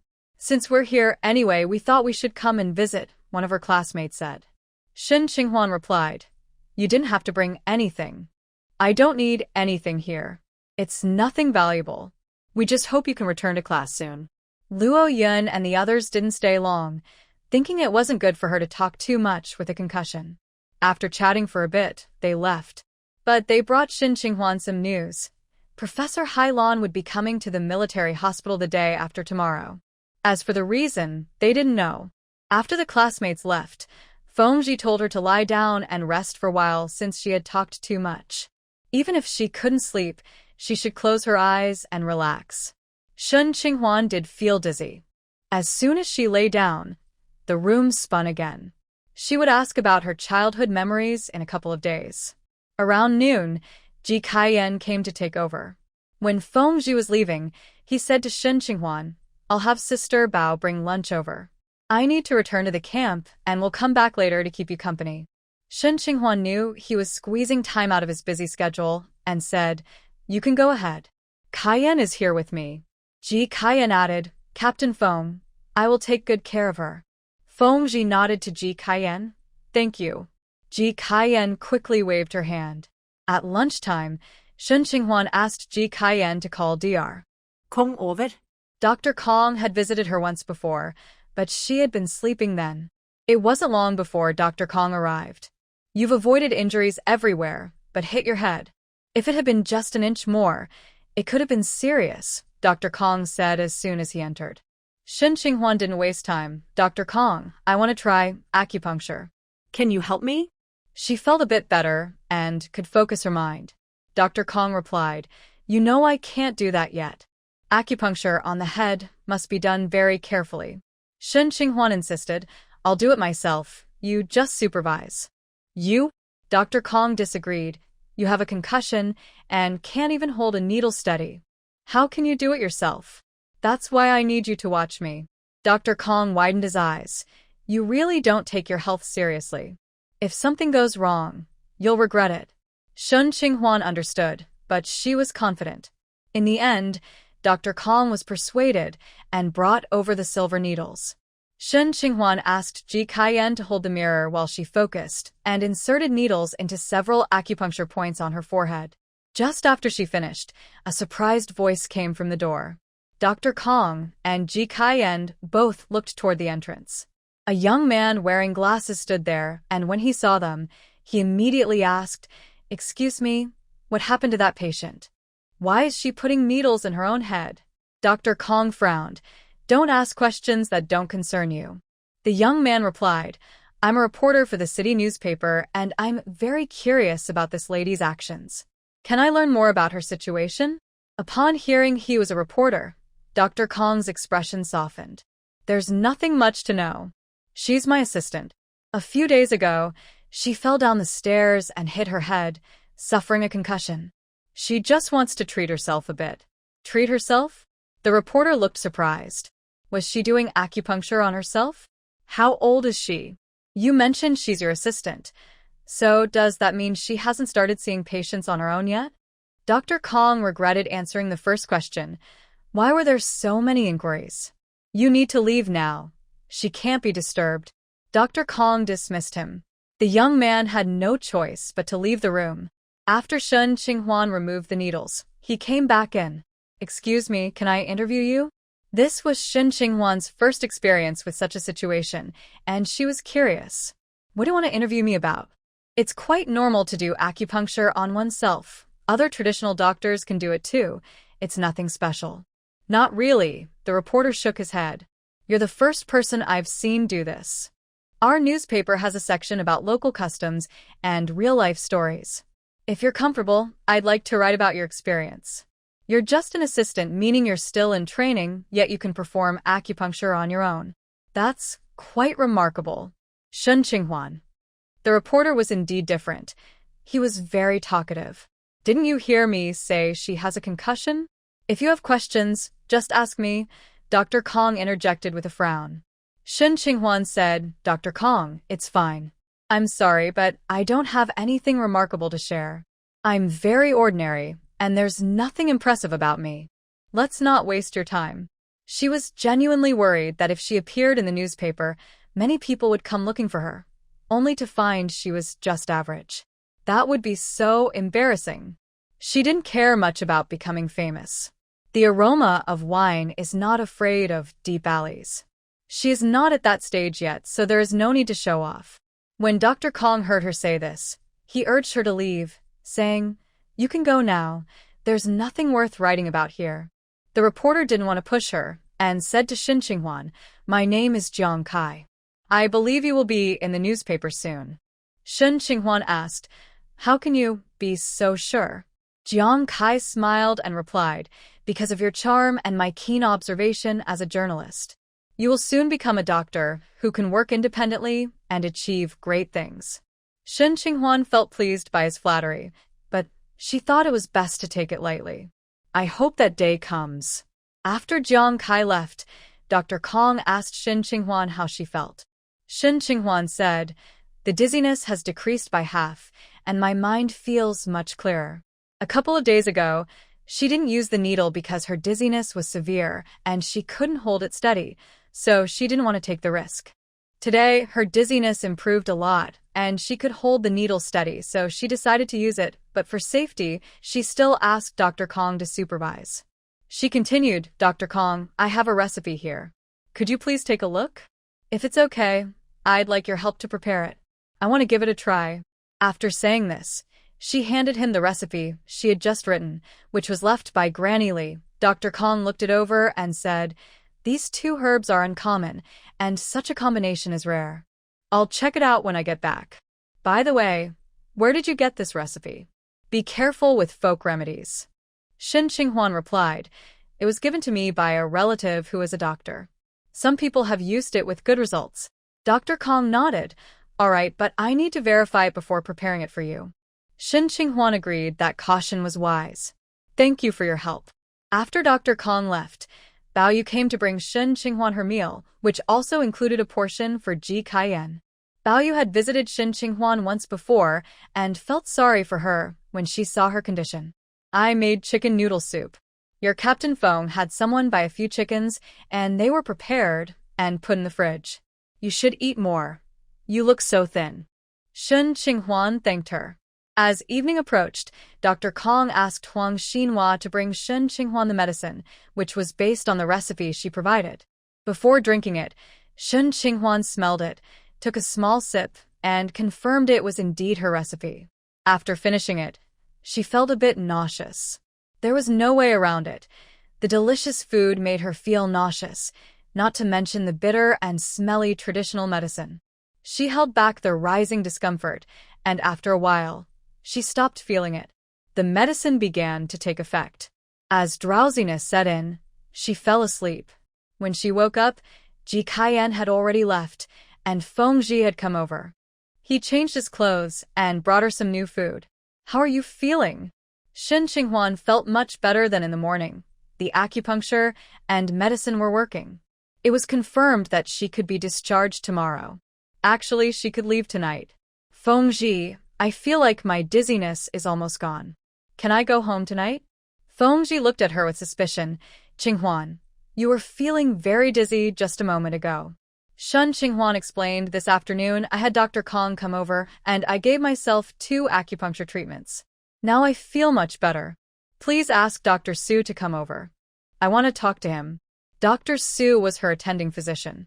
Fengji carefully assessed her condition and noticed she was indeed better than in the morning. All right, you sit tight. As a hospital staff member, Shun Qinghuan had a checkup when Dr. Su arrived. Seeing her insist on being discharged, he approved it. The next day, after Dr. Kong finished with a few patients, he asked Huang Xinhua to check on Shun Qinghuan's condition.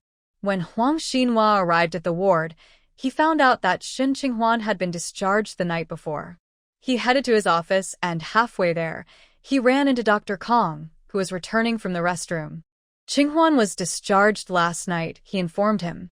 Dr. Kong was surprised. Is she better now? When he last saw her, her complexion was still quite poor, and her pulse indicated she wasn't well. After all, a moderate concussion is considered serious. Huang Xinhua nodded. I asked her attending physician, Dr. Su.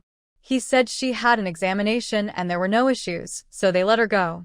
After a pause, he added, it seems the medicine worked.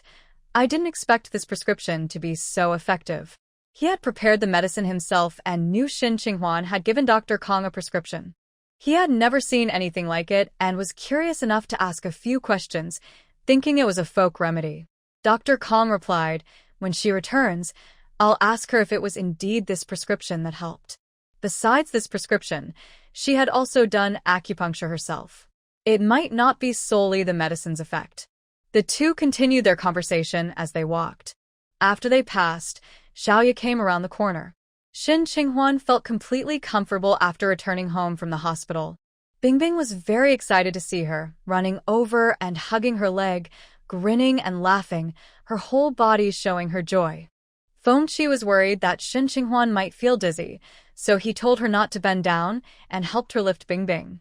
But the little one pushed him away, wanting to go to her mother. Shun Qinghuan sat down on the sofa and reached out to hold her daughter. The little one nestled in her arms, looking very content, and Shun Qinghuan felt her heart melt. How could such a sweet child exist? Children naturally love their parents unconditionally. Shun Qinghuan couldn't help but feel grateful for her blessings. Xiaofeng came over, looking happy too. Sister Qinghuan, you're finally better. What do you want to eat? I can make it for you. It was quite late, and Shun Qinghuan replied, no need, Xiaofeng. You've worked hard these past few days. You can go home after work and sleep in tomorrow. You don't need to come so early. Xiaofeng waved her hand. I'm fine.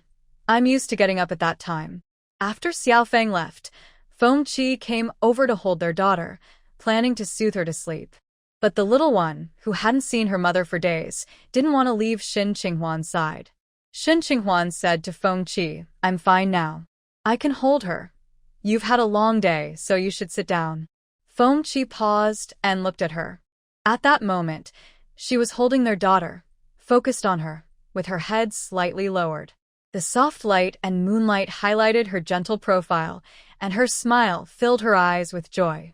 She looked so beautiful that he couldn't take his eyes off her. Her voice was soft as she spoke, filled with care. He remembered the troubles from the production team, Yaoqin's situation, and her hospital stay, which had upset her. He knew she had been angry these past few days, but now she seemed calm. A part of him felt incredibly soft. He reached out, adjusting their daughter who was fidgeting on her lap, and gently pulled both mother and daughter into his embrace.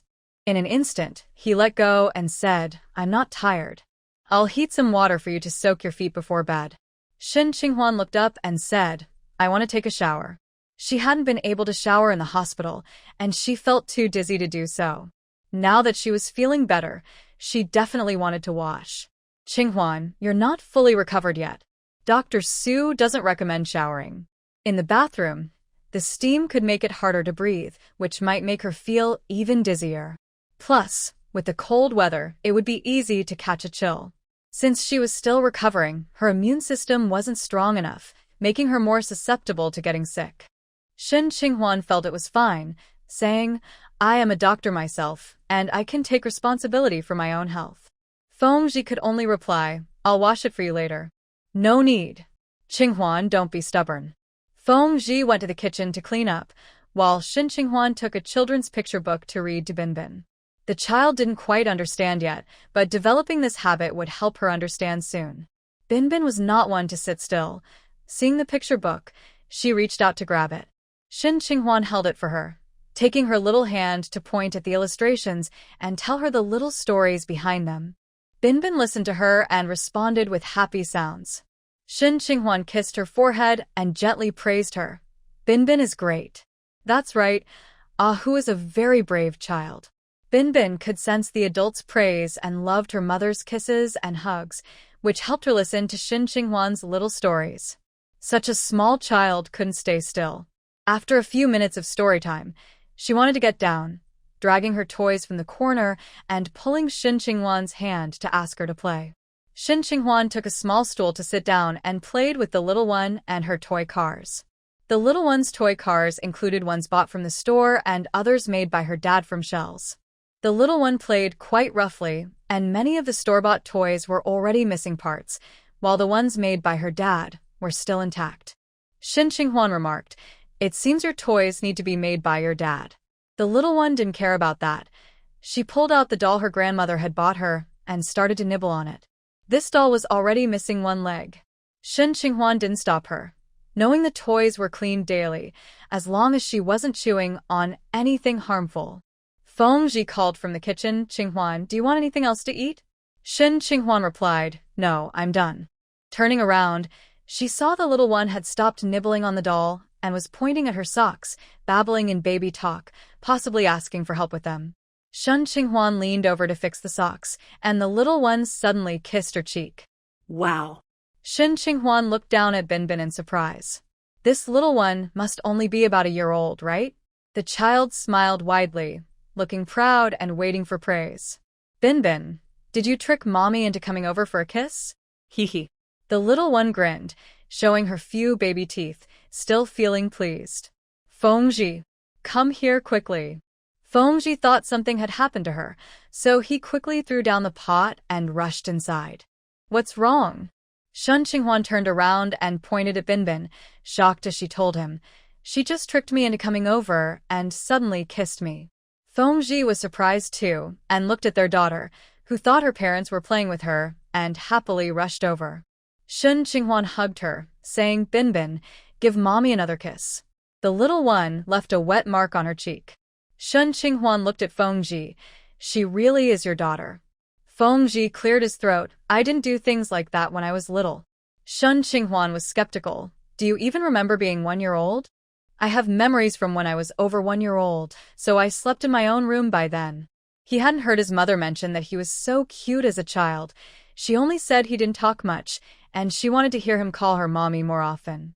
Anyway, Mrs. Lin didn't get to experience the joy of motherhood with him. So Binbin took after Qinghuan. "Qinghuan, Binbin looks like you." "Comrade Fengji, do you remember you just surprised me like this not long ago?" Fengji pretended to cough and stood up. "The water should be boiling now. I'll go check." Qinghuan asked Fengji to help her boil a pot of herbal water to warm her body, which she planned to use for a bath later. There were herbs at home, and she prepared them and handed them to Fengji. "This water needs to boil so the herbs can work effectively." Fengji didn't argue. After boiling the water, he went to take a shower first. Qinghuan played with Binbin for a while, and when the little one got tired, they went back to the room together. The little one's biological clock was quite regular. She usually fell asleep around this time. Fengji finished boiling her herbal water, poured it into a tub, and then took it to the bathroom. It was cold outside, so the water quickly reached a temperature suitable for bathing. The herbal water needed to be warm for washing with a towel. Qinghuan could manage on her own, but Fengji insisted on helping her wash. He brought a chair into the bathroom for her to sit on. In Qinghuan's memory, this was the second time. The first time, he had been quite clueless and had turned it into a mixed bath. To be honest, she was a bit worried about him this time. Fengji. "Yes. You won't be like last time, will you?" "I'm not that bad." Qinghuan looked up at him. "So you do know you were bad last time?" Fengji paused and replied, "You're the patient now." "Oh. If you want, once you're better."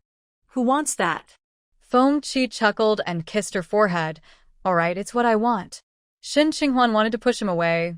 You should just be quiet. She felt a bit embarrassed. After all, it was awkward for an adult to need help. Fengqi, as he said, didn't do much and helped her take a warm bath. Afterward, he wrapped her in a thick blanket and carried her straight to bed. When he set her down, he accidentally brushed her lips.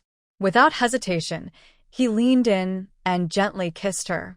The kiss was soft, and he released her after just a few seconds. Shen Qinghuan looked at his gentle expression, feeling a ripple of warmth inside. What's wrong? Fengqi asked, reluctant to leave as he leaned over her. The bed at home is more comfortable. Fengqi chuckled and kissed her lips again, then sleep. I'll go wash the clothes and be back soon. Okay.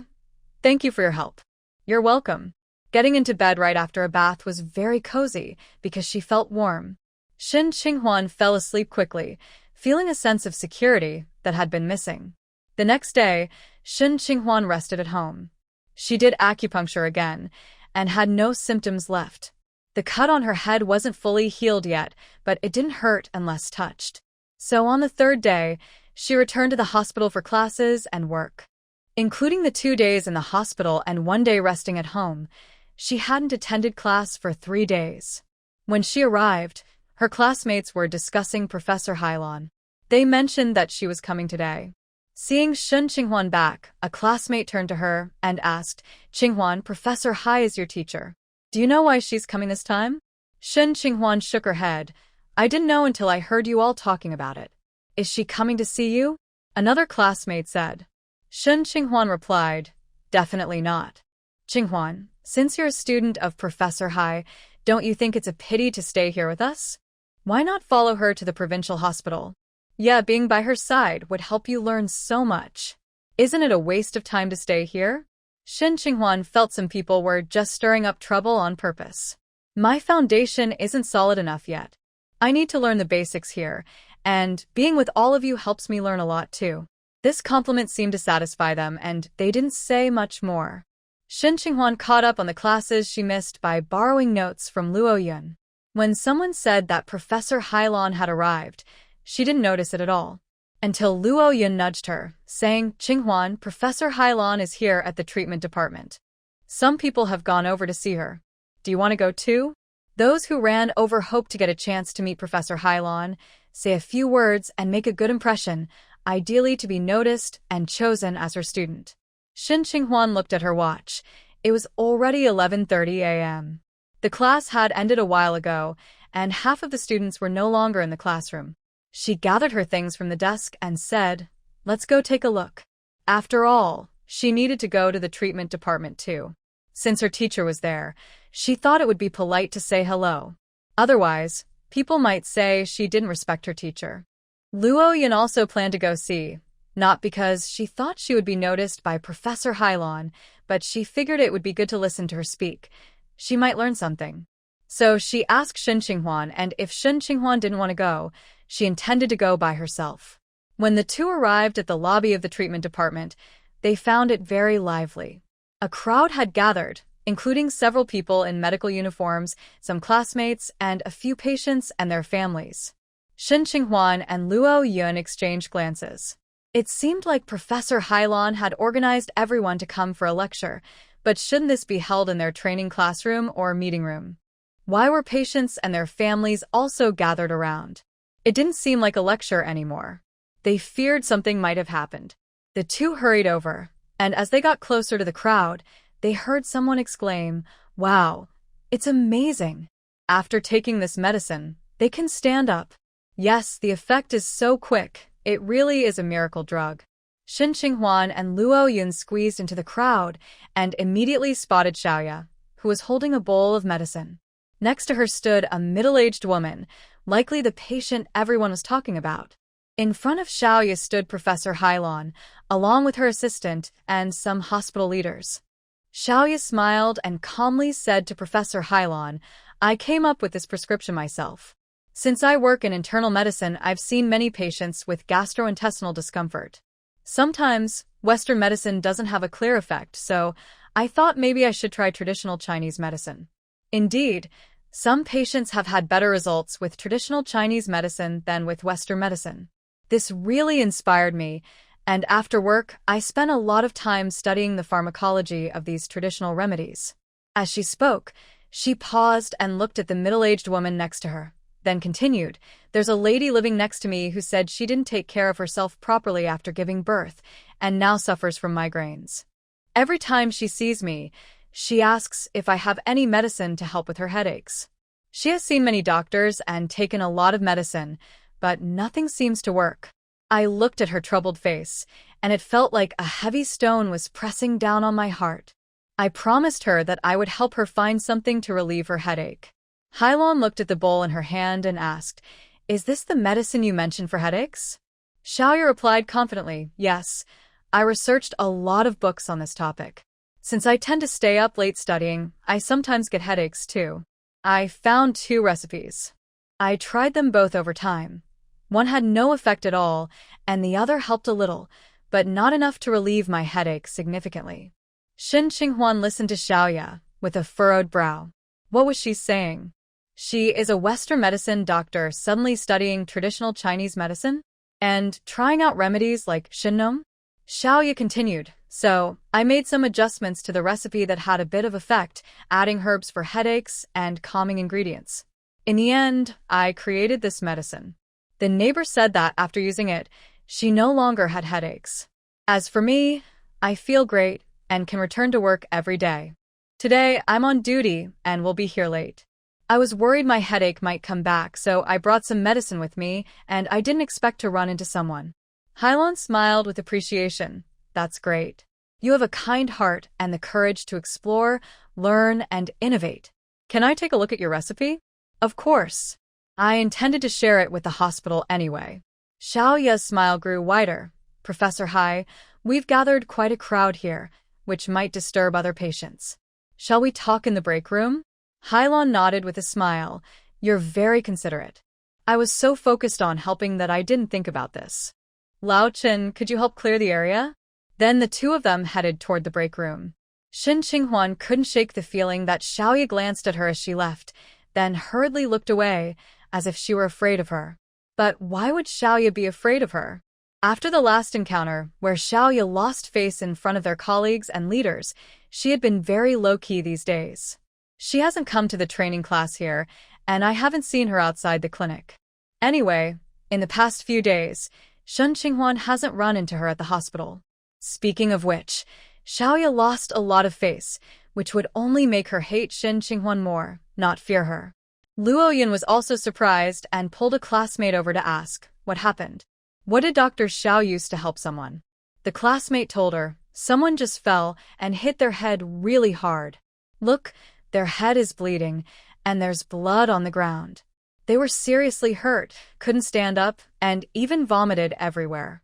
Dr. Xiao gave them some medicine to drink, and then they felt much better and stood up in no time." Just then, Professor Hailon passed by and asked about the medicine. Dr. Xiao explained it, and you heard her, right? Luo Yun nodded, very curious about Dr. Zhao's medicine. She asked Shen Qinghuan, "What do you think it was? Is it really that amazing? The effect of the medicine worked so quickly?" Shen Qinghuan couldn't help but think of the medicine she used for treating concussions, which also worked quickly, but not to the point of completely curing the problem. She shook her head. "Didn't Xiaoya say she would give the prescription to the hospital? Then we'll find out what it is. Dr. Xiao is really hardworking. She sees patients during the day and studies traditional medicine at night to create such a prescription," a classmate said. After that, Gong Ling added, "We knew from when Dr. Xiao came to teach us that she is responsible, has solid medical knowledge, and works diligently. Such doctors are truly rare. I think Professor Hailon has taken notice of her." "Oh, now that you mention it, it's quite possible. Professor Hai was very pleased with Dr. Xiao just now." Gong Ling glanced at Shen Qinghuan. "If that's the case, then Professor Hai has more than one student at our hospital." Some classmates expressed envy, with a master like Professor Hai teaching her. That really is a great opportunity. Not to mention the bright future ahead. Luo Yun couldn't help but look at Shen Qinghuan. Everyone in the class knew about the conflict between her and Xiaoya. Now that both of them had become students of Professor Hailan, wouldn't they be like sisters? That would be so awkward.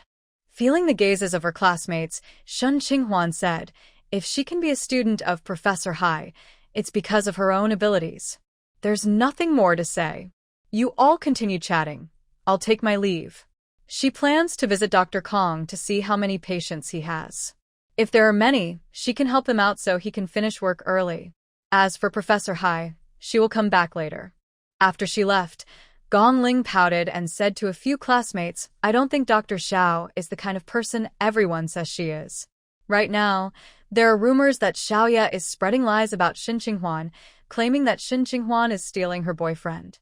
The truth is, Xin Qinghuan's husband has never met her or dated her, so it's not accurate to say she is stealing him. Looking at Xiaoya, who is so considerate and hardworking, it seems unlikely that she would be the type to spread rumors. Some classmates nodded in agreement, saying, I think so too. She is so gentle. How could she be that kind of person? Luo Yun couldn't hold back, saying she admitted it herself and even apologized.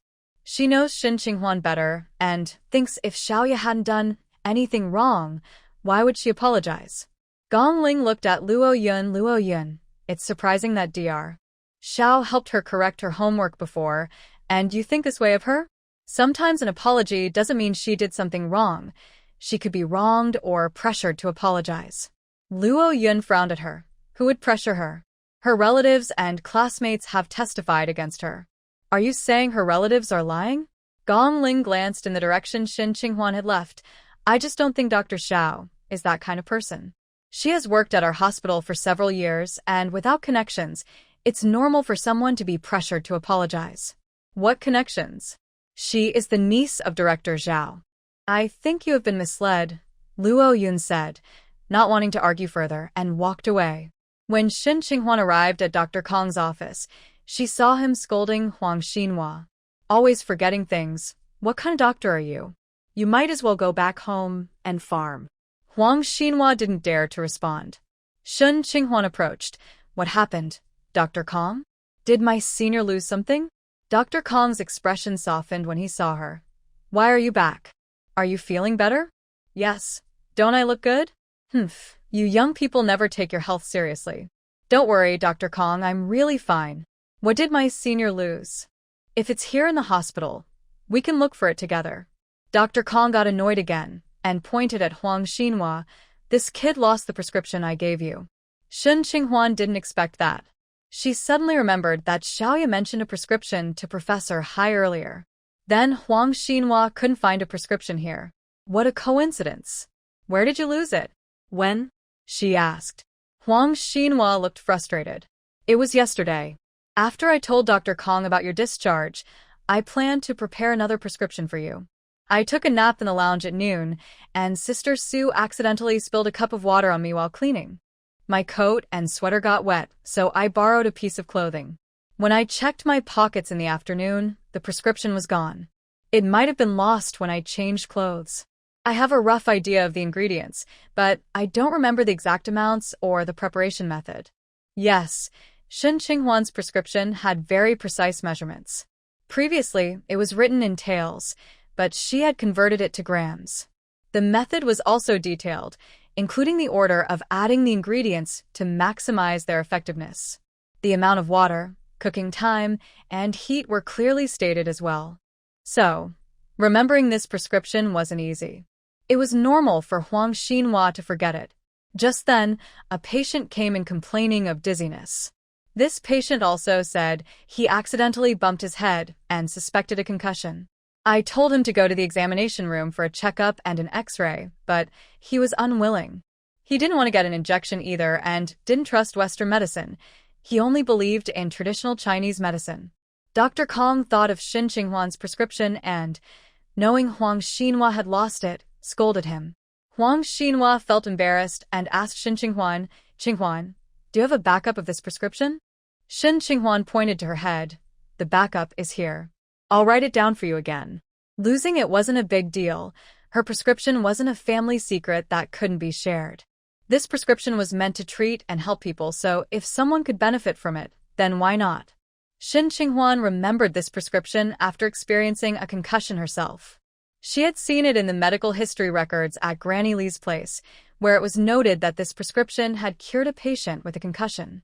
However, she hadn't encountered such cases herself, and her experience with this prescription was limited, so she was cautious. Now, as the patient herself, she could use this prescription, and it indeed had immediate effects. Thus, she gained first-hand experience to document the effectiveness of this prescription. She planned to share it with Dr. Kong so the hospital could have more treatment options to benefit patients. Therefore, Shen Qinghuan didn't think it was a big deal that the prescription was lost and asked Dr. Kong not to blame Huang Xinhua. She took a pen and paper and wrote the prescription again. Dr. Kong asked her about her experience with the medication after she finished writing. Shen Qinghuan shared her thoughts one by one. Dr. Kong made a note of it. There were 2 more patients waiting outside, one of whom needed acupuncture. Shen Qinghuan took her into the acupuncture room to provide the treatment. After finishing, there were no more patients outside, and it was already 12:30. Some doctors had gone to the cafeteria for lunch. Dr. Kong said to her, "You can go home now. If your head still feels dizzy, just rest at home and don't come back this afternoon." Dr. Kong was quite understanding towards Shen Qinghuan. Although she helped him a lot, he still cared about her health. Shen Qinghuan replied, "I understand, I'll leave now."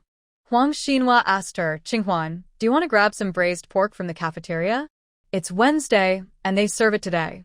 Shen Qinghuan said, "No, I need to check if Professor Hai has left." After leaving the consultation room, Shen Qinghuan went to the dean's office to see if Professor Hai was there. Just as she reached the door, she ran into Dean Wu coming out. Dean. Xiao Shen, what do you need? I came to see if Professor Hai has left. Oh, she just went back to the city. There happened to be a car. Shen Qinghuan thought she would stay until the afternoon. Dean Wu asked, "Do you need something from Professor Hai?" Shen Qinghuan replied, "I just heard she was coming over after my class and wanted to say hello. She came for a brain surgery that needed her supervision. Originally, she was supposed to leave after the surgery, but the patient's condition changed, and the surgery was rescheduled. She will come back in a couple of days, so you can greet her then." Dean Wu explained the situation and smiled at the end. "By the way, I heard you were hospitalized a couple of days ago. Are you feeling better now?" "Thank you for your concern, I'm fine now." Shen Qinghuan was surprised that the dean knew about her hospitalization. "That's good to hear. Are you off work now? You should go eat." "Dean, I want to ask something and then I'll leave. I just heard a colleague mention that Dr. Xie from internal medicine has developed a remedy for headaches. Is that true?" Seeing Dean Wu in such a friendly mood, Shen Qinghuan felt comfortable asking. Dean Wu nodded. "I just heard Professor Hai mention it. She has seen the remedy, and it's indeed quite good. Is the remedy with you, Dean? Can I take a look?" Dean Wu replied, "It's not with me. It will be copied for Dr. Kong later. You can ask him for it when it's ready." "All right then." Shen Qinghuan stopped asking questions and said goodbye to Director Wu. On her way back, she passed the break room and saw some medical staff returning with their meals. Someone greeted her. "Qinghuan, did you hear? Professor Hai is taking on another student at our hospital." Shen Qinghuan curiously asked, "Who is it?" "It's Xia. Haven't you heard? One of her prescriptions got Professor Hai's approval, and he has noticed her." The colleagues spoke while eyeing her, their gaze sparkling with gossip. Everyone knew about the rivalry between Shen Qinghuan and Xia. Some people just loved to stir the pot, intentionally mentioning it in front of Shen Qinghuan to see her reaction. Shen Qinghuan was startled, but didn't show it on her face. "Really? Then, congratulations to her." After leaving the break room, Shen Qinghuan ran into Xia downstairs. Xia was wearing a white coat, her hair half up, chatting and laughing with someone as they walked upstairs. Xia stopped and looked over at her. Shen Qinghuan could see a hint of smugness on her face, a clear display of triumph. Xia stepped closer and whispered, "Shen Qinghuan, no one stays on top forever. Soon, I will return what you owe me." This was the first time Shen Qinghuan received a direct challenge from Xia. Before, Xiaoya had always been subtle, pretending to be pitiful and magnanimous. Shen Qinghuan found it somewhat amusing that Xiaoya finally dropped the act. She thought this and smiled. Is that so? I'll wait for it. Xiaoya didn't see Shen Qinghuan's shocked expression and was reluctant to leave. Shen Qinghuan, do you know that Professor Hai today? Qinghuan. Shen Qinghuan looked up to see Fengji approaching. She smiled and walked over. My colleague said the cafeteria is serving braised pork today. Should we go get some? Do you want to eat? Fengji asked. I think it sounds good. Then let's go. Watching the two walk side by side, Xiaoya clenched her teeth. Shen Qinghuan was too pleased with herself at the hospital, creating a stark contrast with Xiaoya. She had only gotten in because of her prescription, and now she was an intern, earning a salary and building a good reputation. Previously, Shen Qinghuan had been seen as cunning, shameless, and vain, but now her image had changed quite a bit. Even Director Wu had inquired about her during her hospitalization. Still, the saying goes, no one stays on top forever. A cold smile appeared on Xiaoya's lips. We'll see. When Shen Qinghuan and Fengji arrived at the hospital cafeteria, the braised pork was almost gone, and they were getting one of the last servings. What good luck! Making braised pork at home is quite a hassle, so having it ready-made for a reasonable price is definitely better. The cafeteria's braised pork is also quite good. Even though it was Shen Qinghuan's first time getting it, she could tell by its color that it looked delicious. As they were about to leave the cafeteria, they overheard someone talking about the recent weather. Yesterday, the temperature dropped suddenly. This morning, the ground and rooftops were icy. Elderly people going out could easily slip and break a bone. That's true. The hospital has seen many patients with injuries and others with colds and fevers. Enough talk, let's finish eating and head back. Don't expect to rest this afternoon. Fengji turned to Shen Qinghuan and asked, did many patients come to the hospital today? It was already 1 p.m., and after lunch, they had to return to work. Shen Qinghuan had spent most of the morning in a training class to catch up on her missed lessons and only arrived at Dr. Kong's office just before finishing work. There were indeed 2 or 3 patients waiting, but she hadn't noticed if there were more than usual today. However, it was definitely colder today than yesterday. She had worn a down jacket and sheepskin boots, and the wind felt sharp against her face. I just finished acupuncture for a patient with rheumatism who is affected by the weather, she said. You're lucky. You can't overexert yourself. Are you resting at home this afternoon? Fengji asked again. Shen Qinghuan shook her head. I'm fine now. I don't need to rest. She had already taken a day off yesterday, and today she felt completely fine. After getting enough sleep in the past few days, she felt energetic this morning. When she got home, her sister-in-law came over to exchange some moisturizer. Upon seeing Shen Qinghuan, her sister-in-law said, Sister-in-law, you're back. I was wondering if the hospital was busy and if you were on duty. I'm glad I waited a bit. I came to swap some moisturizer. Usually, those who come to exchange moisturizer bring oil or beeswax. Shen Qinghuan replied, Sure, just wait a moment. While waiting, her sister-in-law chatted, This awful weather. I only washed 2 pieces of clothing with cold water yesterday, and now my fingers are red and itchy. Shen Qinghuan showed her. You have frostbite. You need to apply some ointment and avoid cold water. Her sister-in-law nodded repeatedly. I just came over to swap some moisturizer. I heard from Yaoqin that she applies cream every day, and her hands don't or get these things. Shen Qinghuan shook her head, explaining that frostbite isn't just about using moisturizer. It's due to the cold weather, prolonged exposure to low temperatures, slowed blood circulation, and constant contact with water. Women are more prone to frostbite than men. However, the moisturizer she uses does have some benefits because she added vitamin E, which can help with oxidation, reduce local inflammation, and relieve itching and swelling as long as the skin isn't broken. But this is only effective for mild symptoms. Severe cases require other treatments and medication. She gave the woman 200 milliliters of moisturizer since her frostbite was mild, and it could be used normally. Shen Qinghuan reminded her to keep her hands warm. What she didn't know was that after using the moisturizer for a day, the woman's itching had significantly decreased, making her smile widely. She started telling everyone that the moisturizer she got was effective. Word spread all the way to the hospital, claiming that her moisturizer could treat frostbite. One day, while Xie Yuan was in Dr. Kong's office, a woman walked in and asked, "Which one is Dr. Xie?" Xie Yuan looked up and said, "Hello, I am Xie Yuan." The woman smiled broadly. "I'm glad to find you. I heard you have frostbite medicine. I need a bottle for my 2 kids. Their hands are swollen like carrots, and they can't even hold a pen. It's really tough." Xie Yuan replied, "Ma'am, are you referring to anti-inflammatory ointment? I don't have that here. You should go to the internal medicine or dermatology department. Dr. He in the front office can prescribe it. Many people get frostbite in winter, but few go to the hospital because there are many home remedies, and most people handle it themselves. When they do go to the hospital, they usually receive some topical anti-inflammatory medication." The woman's smile faded instantly. "Hey, what's wrong with you, doctor? Why can't you prescribe it for me? Others have gotten it here. Why can't I? Are you looking down on people from the village?" Xie Yuan quickly said, "It's really not like that, ma'am. I'm in the traditional Chinese medicine department, where we do acupuncture and prescribe herbal medicine.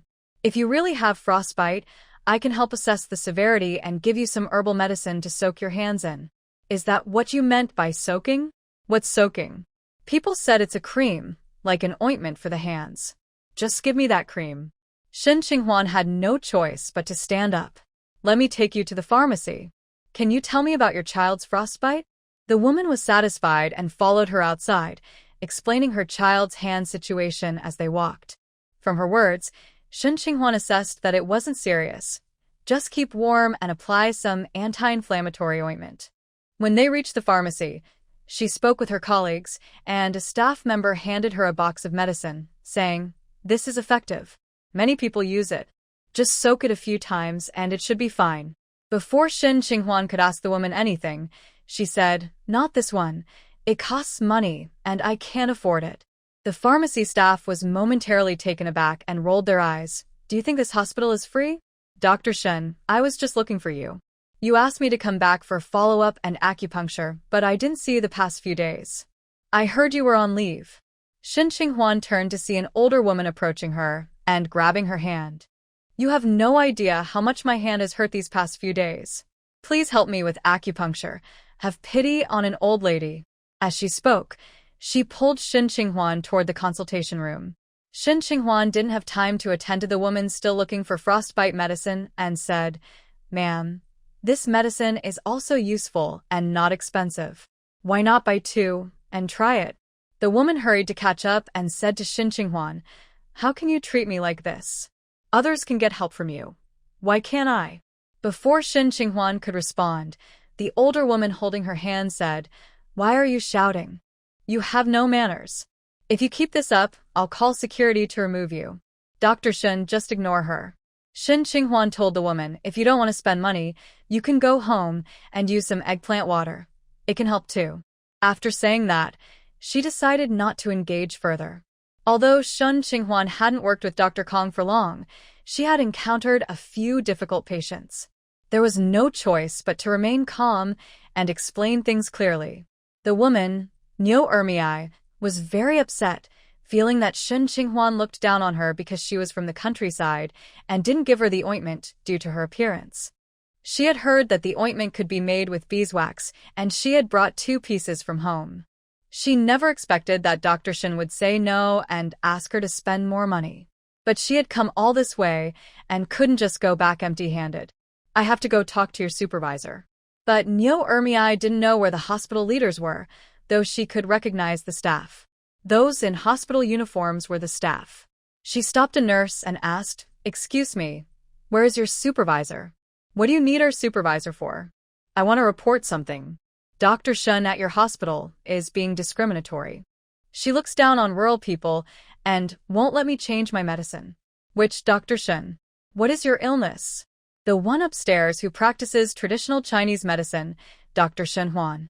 Others can change their medicine with her, but I can't. She clearly looks down on us farmers." The nurse looked at her suspiciously. She had seen patients like this before. Whenever something went wrong, they would demand to speak to a supervisor. What illness are you trying to address? Why won't Dr. Shun let you change your medicine? It's for my child. He has frostbite, and I wanted her to prescribe some ointment for it. She insisted she couldn't prescribe it, but I saw others getting it from her. Is she looking down on us, or what? The nurse understood. What kind of ointment are you talking about? The hospital doesn't have anything called frostbite ointment. We do have medicine for treating frostbite, but it doesn't go by that name. It's like snowflake cream that you apply to the skin. It smells nice and makes the skin smooth and shiny. We don't have that medicine. The nurse confirmed that this person was just being unreasonable. Hey, what you said is just like Dr. Shin. Others can get it. Nyo Ermiai raised her voice. What's going on, Xiaozhang? The nurse turned and saw Xiaoya, explaining, this lady insists on finding a frostbite medicine like snowflake cream and claims Dr. Shin has it. Xiaoya's eyes flickered. Shin Qinghuan? Yes. All right, you go ahead and work.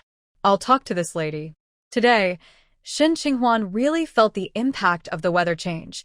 The number of patients in the hospital had increased significantly, with various illnesses caused by the cold weather.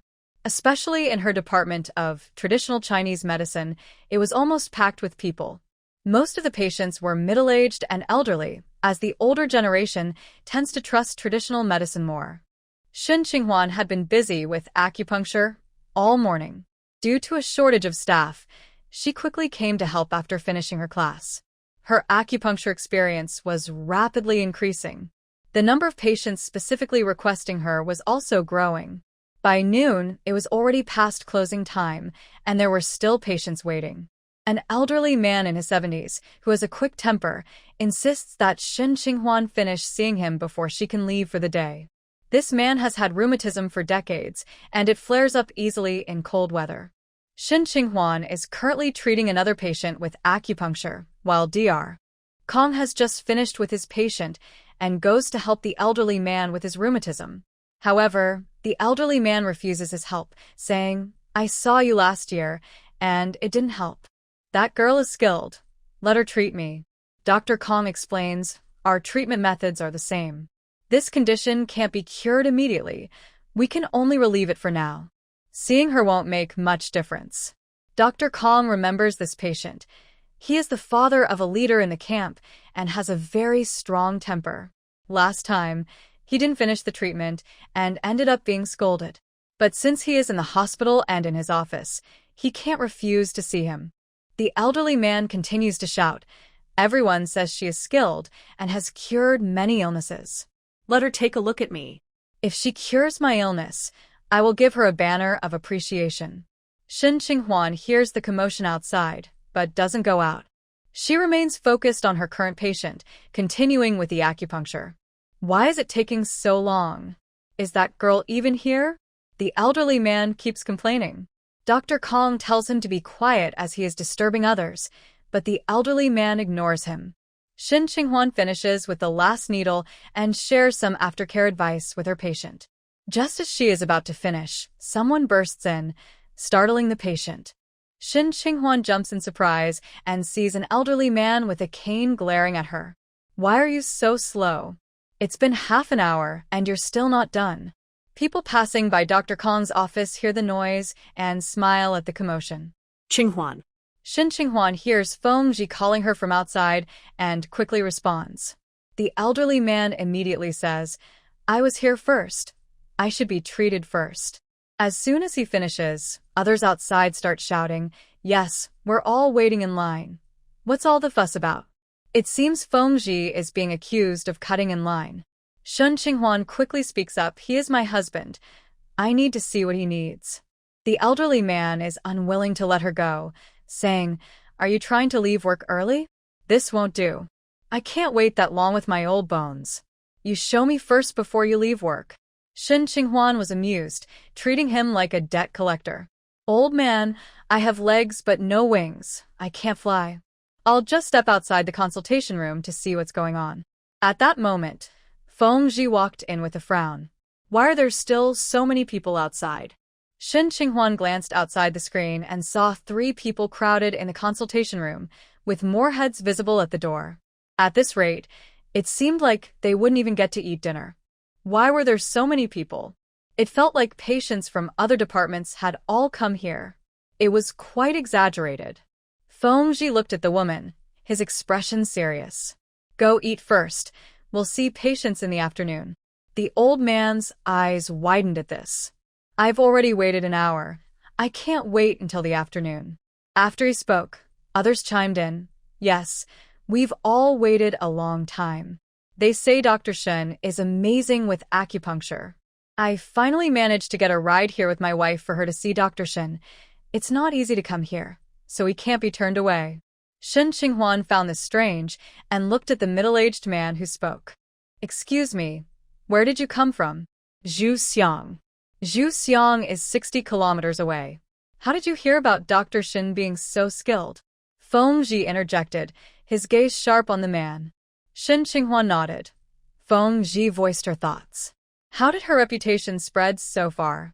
She had only been working for a few days, and her name was already known widely. Patients coming to the military hospital, aside from soldiers and their families, were usually from nearby towns or cities, all within 50 kilometers. The man looked to be around 40, thin and dark-skinned, resembling a humble farmer. Next to him stood a woman with a colorful headscarf. She must be his wife. The man felt nervous under Fengji's gaze. I heard about it at the market. I was selling firewood there yesterday and someone mentioned it. My wife hasn't felt well since giving birth to our 2 daughters, and I wanted Dr. Shen to take a look at her. Girl, why are you asking him? I got here first, so I should be seen first. The old man started shouting again, even telling the man, You're younger than me. Why are you in such a hurry? Waiting a little longer won't hurt. Shen Qinghuan said, After I finish checking on this gentleman and the lady with shoulder pain behind him, I need to go eat.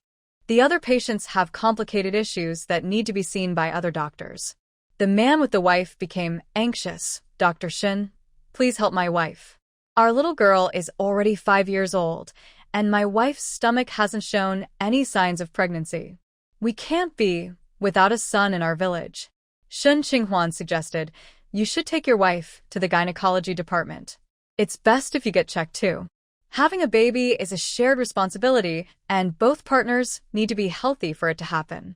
You should get blood tests and scans to ensure everything is fine. The man became even more anxious. Dr. Shen, I'm fine. I know I'm okay. It's my wife who can't get pregnant. It's not my problem. Shen Qinghuan understood his thinking. He believed that if they could have normal relations, then he was fine, and any issues with having a child were not his concern. But that's not how it works. Just because he can perform doesn't mean there aren't issues with his. Fengji frowned. Are you the doctor or is she? The man felt nervous facing Fengji and didn't dare to argue back. Shen Qinghuan realized this situation wasn't working. Dr. Kong was still in the office. He hadn't finished for the day, and Qianzhe and Huang Xinhua were also there, managing the influx of patients. Currently, they were all stuck, unable to finish their shifts and eat. While it's okay to stay late when busy, this situation made it impossible to leave. She quietly said to Dr. Kong, Dr. Kong, this can't go on. Should we find another doctor to help? Dr. Kong replied, I've already called for help. Xinhua, Qianzhe, please ask these patients what their main issues are and categorize them so they can find other departments. Fengji spoke up, I'll take the ones who haven't been seen yet. You can write down a number for them to follow. After discussing, they all took on their roles. Shen Qinghuan didn't handle pregnancy cases, so she needed to refer the man who was shouting about his wife not being able to conceive to the reproductive department. With Fengji's help, those who hadn't been seen were all asked to leave. He wore a military uniform, which gave him an air of authority, and even the loudest man quieted down. Now, Shen Qinghuan was checking on the elderly gentleman for rheumatism, a condition he had suffered from for over 20 years. It happens every once in a while, especially in recent years. As I get older, my body is not as strong and my immune system is weak. Each time it happens, it's worse than the last. Now, this elderly man had to be helped in. When he is in pain, he can't even stand up. Shen Qinghuan asked about his condition and looked at his previous medical records. She said, I will do acupuncture to relieve your discomfort. After 3 sessions and with medication, it should help a lot. However, I can't cure it completely right now. She liked to explain things clearly to her patients. For conditions that can't be cured, she hoped they would have lower expectations, which made communication easier. When the elderly man heard this, he scoffed. People outside say you're amazing, but what you're saying is different from what Dr. Kong said. Shun Qinghuan was curious. How did you hear about me? The elderly man looked like he was from a military family, possibly a leader's relative. He probably lived in the military housing area near the hospital, so it wasn't surprising that he had heard about her, but it was strange that he believed those claims. I'm just an intern in my 20s. Anyone can see I'm not at that level yet. Who misled you? Where did you hear that? At home, the elderly man said suspiciously. Did you say that yourself? Are you trying to promote yourself for recognition? Shin Qinghuan admired the man's imagination. Sir, I can only help relieve your pain. If you want to trust me, give it a try. If not, I will have to see other patients. My teacher said the same thing, that it would help. But after the treatment, the pain still remains, the elderly man said, growing more doubtful. Sir, it won't work with just 1 session. You also need to take medication and keep warm for it to be effective. Shin Qinghuan noticed several people waiting at the door and continued, please think it over, and I will attend to others first. No way, the elderly man frowned. I've waited too long. If you don't treat me, I will report you for false advertising. Shin Qinghuan was speechless. She took the silver needles and began the acupuncture treatment for the elderly man. While he waited for it to take effect, she asked the woman in line behind him about her condition. The older sister has shoulder pain. It hurts when she sits and even when she sleeps. No, it's both cold and painful. No matter how she changes her position, it feels wrong. Even wearing thick clothes while sleeping on a heated bed doesn't help. She still feels cold. While she was asking the older sister about her condition, the elderly man receiving acupuncture became unhappy. He said that Shin Qinghuan was not professional enough to give him acupuncture and then ask about others' conditions. Shin Qinghuan didn't understand why the old man had so much to say and was so loud. She had to respond. Don't worry, sir. I take responsibility for my skills. The old man snorted. I can't see your medical skills yet, but your temperament is quite good. Shin Qinghuan raised an eyebrow. It wasn't easy to get a compliment from him after all that noise. When the time was up, she removed the needles from the old man, gave him medicine, and explained the precautions. He had someone with him to help remember, as he might forget. The old man needed to observe for a while. He moved his 2 legs affected by rheumatism and, without realizing it, his frown relaxed a bit. It really didn't hurt as much anymore. At this moment, Shin Qinghuan was giving acupuncture to the older sister. Since there were gender differences, all the men were asked to leave the acupuncture room. So the old man didn't see Shin Qinghuan performing the acupuncture. He had someone support him and went to Dr. Kong, saying, Dr. Kong, your apprentice is better than you. That comment was quite annoying. Dr. Kong took it as a compliment, saying, I teach well. The old man was momentarily speechless. Qianzhe and Huang Xinhua found other doctors to help and informed the leaders, finally managing to disperse the patients. However, some patients insisted on seeing Shin Qinghuan. After Shin Qinghuan finished with 2 patients, Fengji told her to stop. Go eat first. Shin Qinghuan felt her arm was a bit sore and nodded. It was already 1 p.m. No one in the department had eaten yet. Fengji went out to inform the patients that Dr. Shin was going to eat and ask them to wait. Those who couldn't wait could see another doctor. Fengji was much better at handling this than Huang Xinhua because he had a serious demeanor. As Shin Qinghuan and Fengji walked out of the hospital, they saw many people entering, likely coming for treatment. She paused and called out to an elderly woman, Excuse me, are you here to see a doctor? The doctors are all on their lunch break right now. The elderly woman asked, Dear, will the doctors be back in the afternoon? They will be back. That's good enough. Which doctor are you looking for, ma'am? Find Dr. Shin. My back always hurts, and I heard Dr. Shin is great at acupuncture. A quick treatment will make it feel better. Shin Qinghuan's earlier suspicion was confirmed, but she didn't show it on her face. She asked, Where did you hear that? People in the village say so. Everyone talks about it. The wife of the tree root farmer heard it at the market. By the way, daughter, are you also here to see Dr. Shin? Feng Ji frowned, thinking his wife was being exaggerated as a miracle worker. Shin Qinghuan replied, Dr. Shin is only in her early 20s and just started her internship. Did you know that? The older woman gasped, is that so? Did we hear wrong? But the director of the commune, he went and got better. Mom, don't listen to rumors. Let's go. The sooner we see her, the sooner we can go home before it gets dark. The older woman was urged by her son to leave. I'll find someone to check this afternoon, Feng Ji said. Shin Qinghuan nodded. I also think it's strange. I had a few patients come back to see me before, and some referred their relatives, but it's never been this exaggerated. When they got home, Binbin hadn't taken her afternoon nap yet, which was unusual for this time. Xiao Fong told Shin Qinghuan, Binbin has gone to the door several times to see if you were back. What a clever little one. Shin Qinghuan bent down to pick up her daughter. Were you waiting for mommy to come home before sleeping? Binbin didn't want to sleep and pointed to her toys on the floor, wanting to play. Feng Ji took the child from her. Binbin, let's go get some food. Binbin immediately shifted her attention, her eyes filled with curiosity. Shin Qinghuan was still thinking about what food to prepare when Feng Ji came out of the kitchen with the plate. He held the child in one arm and the food in the other, while Binbin held a ceramic bowl, grinning widely. Shin Qinghuan was startled and quickly went to help. Feng Ji avoided her, placing the food on the table and setting Binbin in her high chair. Xiao Fong was also taken aback, but didn't say anything, thinking to herself how different it was when a father took care of a child compared to a mother. Eat quickly, and then rest a bit, Feng Ji advised Shin Qinghuan. Shin Qinghuan glanced at the clock on the TV. It was almost 2 o'clock. After eating, she had to return to the hospital. There was no time to rest. You saw how many people are still waiting. Qinghuan, you can't handle it all, Feng Ji suggested. Since we haven't figured out the situation here yet, you should take a break. Take a break?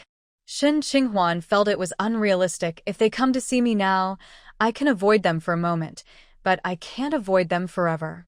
Moreover, some people came from far away, so it's not easy for them to come here. Qinghuan, the scab on your head hasn't fallen off yet, Feng Ji reminded her. But it doesn't hurt anymore, Shin Qinghuan said, knowing her condition. She was sure it was fine to return to work. She had fallen down the stairs and scraped her head, which was now scabbed over. Do you need to apply medicine to it? Yes, could you help me apply it later? Shin Qinghuan looked up at him. Feng Ji heard a hint of playfulness in her voice, making his heart flutter. Shin Qinghuan still needed to apply medicine to the injury on the back of her head.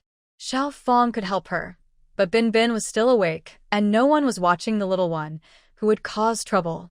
So, Xiao Fong helped watch the child while Feng Ji came to help her apply the medicine. He had done it twice before and had some experience. Shin Qinghuan lay on the bed and reminded him before he started, be gentle. Okay?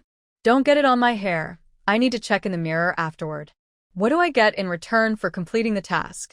If you bump your head next time, I'll help you apply medicine in return? Do I need to thank you, Qinghuan? Shin Qinghuan was teasing him, so what should I do?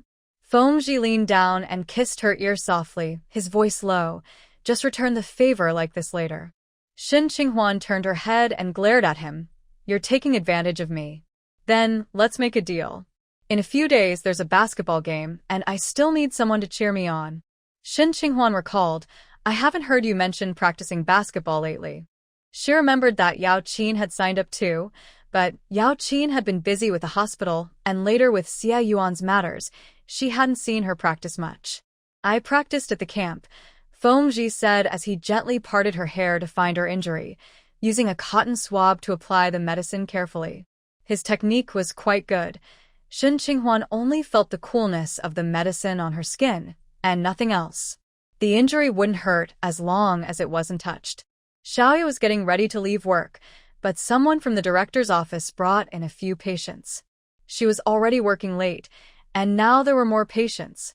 4 people had come in total, 2 of whom needed internal medicine for skin issues and eye pain. She had no choice but to sit back down and see these 4 patients and prescribe medicine. After about 10 minutes, as she finished with them, 2 more arrived. She asked the nurse Lu Mei, who was close to her, "What's going on? Why are there patients coming in after hours?" "There are going to be quite a few patients coming in these days, but they won't be looking for her," Lu Mei said. "They are coming from Dr. Kong's office. He's suddenly got a lot of patients who all want to see Shen Qinghuan. They are too busy, so they sent them over to us." Lu Mei felt overwhelmed. Usually, she would have already eaten by this time. Now, she was so hungry she could feel her stomach against her back, and more patients were arriving. Xiaoya frowned. Why are they coming here to see Shen Qinghuan? How did they agree to that? She didn't even offer acupuncture, so what was the point? They said there are some conditions that Shen Qinghuan can't treat, so they were sent to other doctors. It's not just us. Other clinics are also getting patients. Xiaoya asked, "What about old Master Fu?" "I just heard he went to see Shen Qinghuan too. He has already finished and gone back," Lu Mei replied, knowing that she was the one who helped him with his medication. Xiaoya was surprised he went back. Did he finish his acupuncture?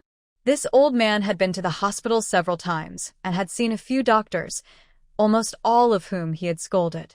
He had a very bad temper, and since he was the leader's father, the doctors could only endure it. Lu Mei understood the old man's temperament and found it strange. He finished his acupuncture and took his medicine.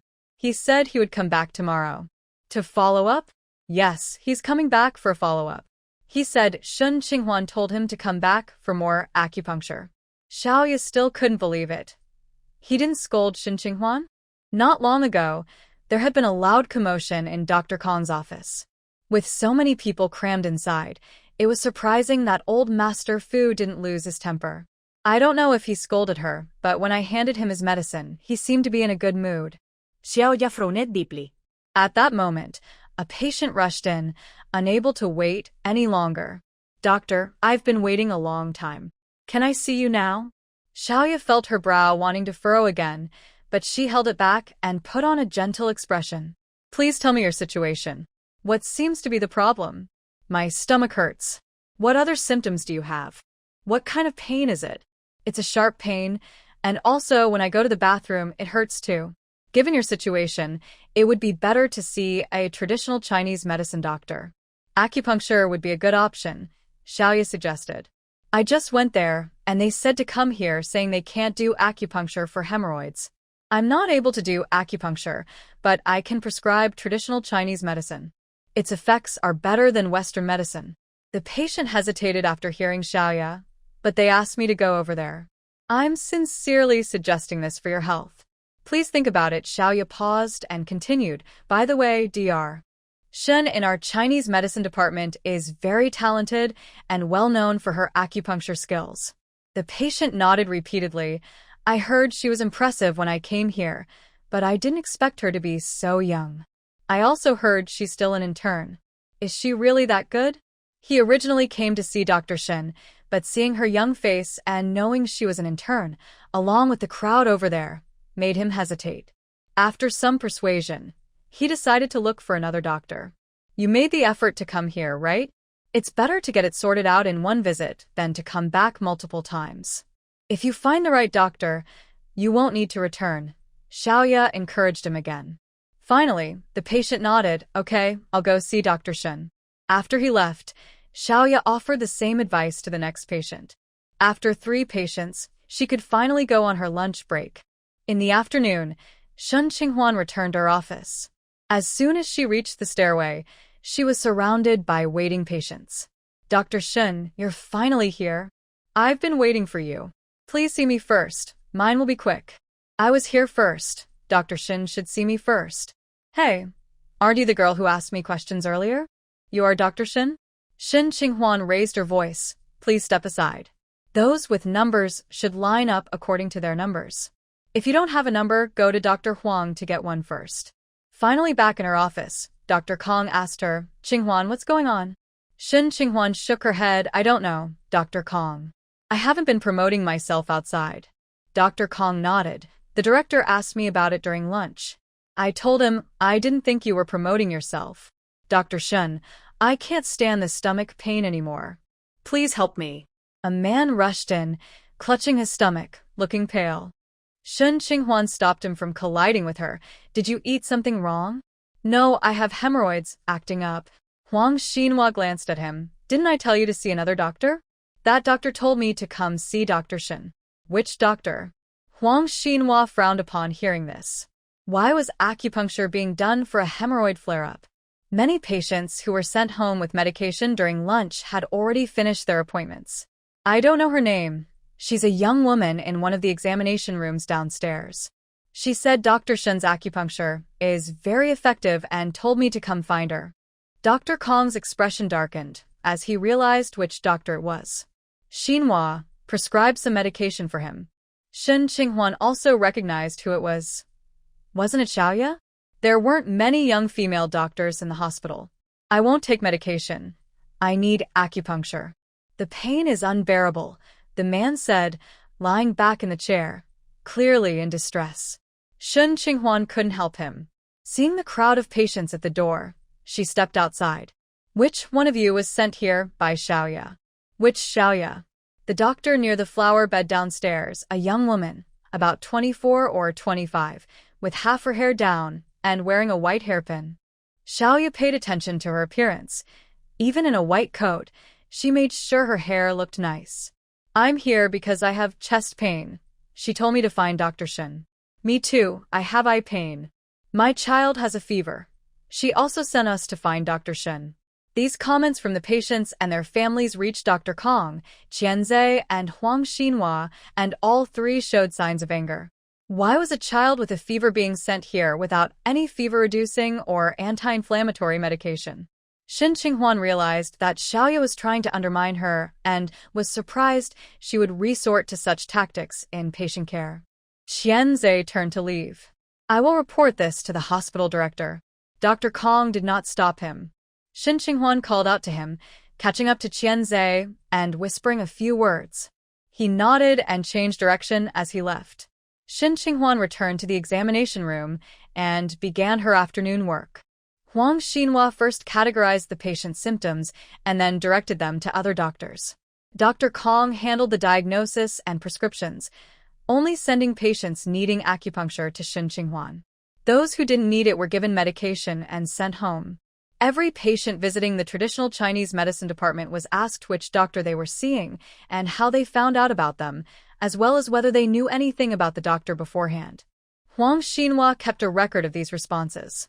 Shen Qinghuan also maintained a record of her acupuncture patients, noting their names, ages, symptoms, treatment methods, and how many times they had received acupuncture.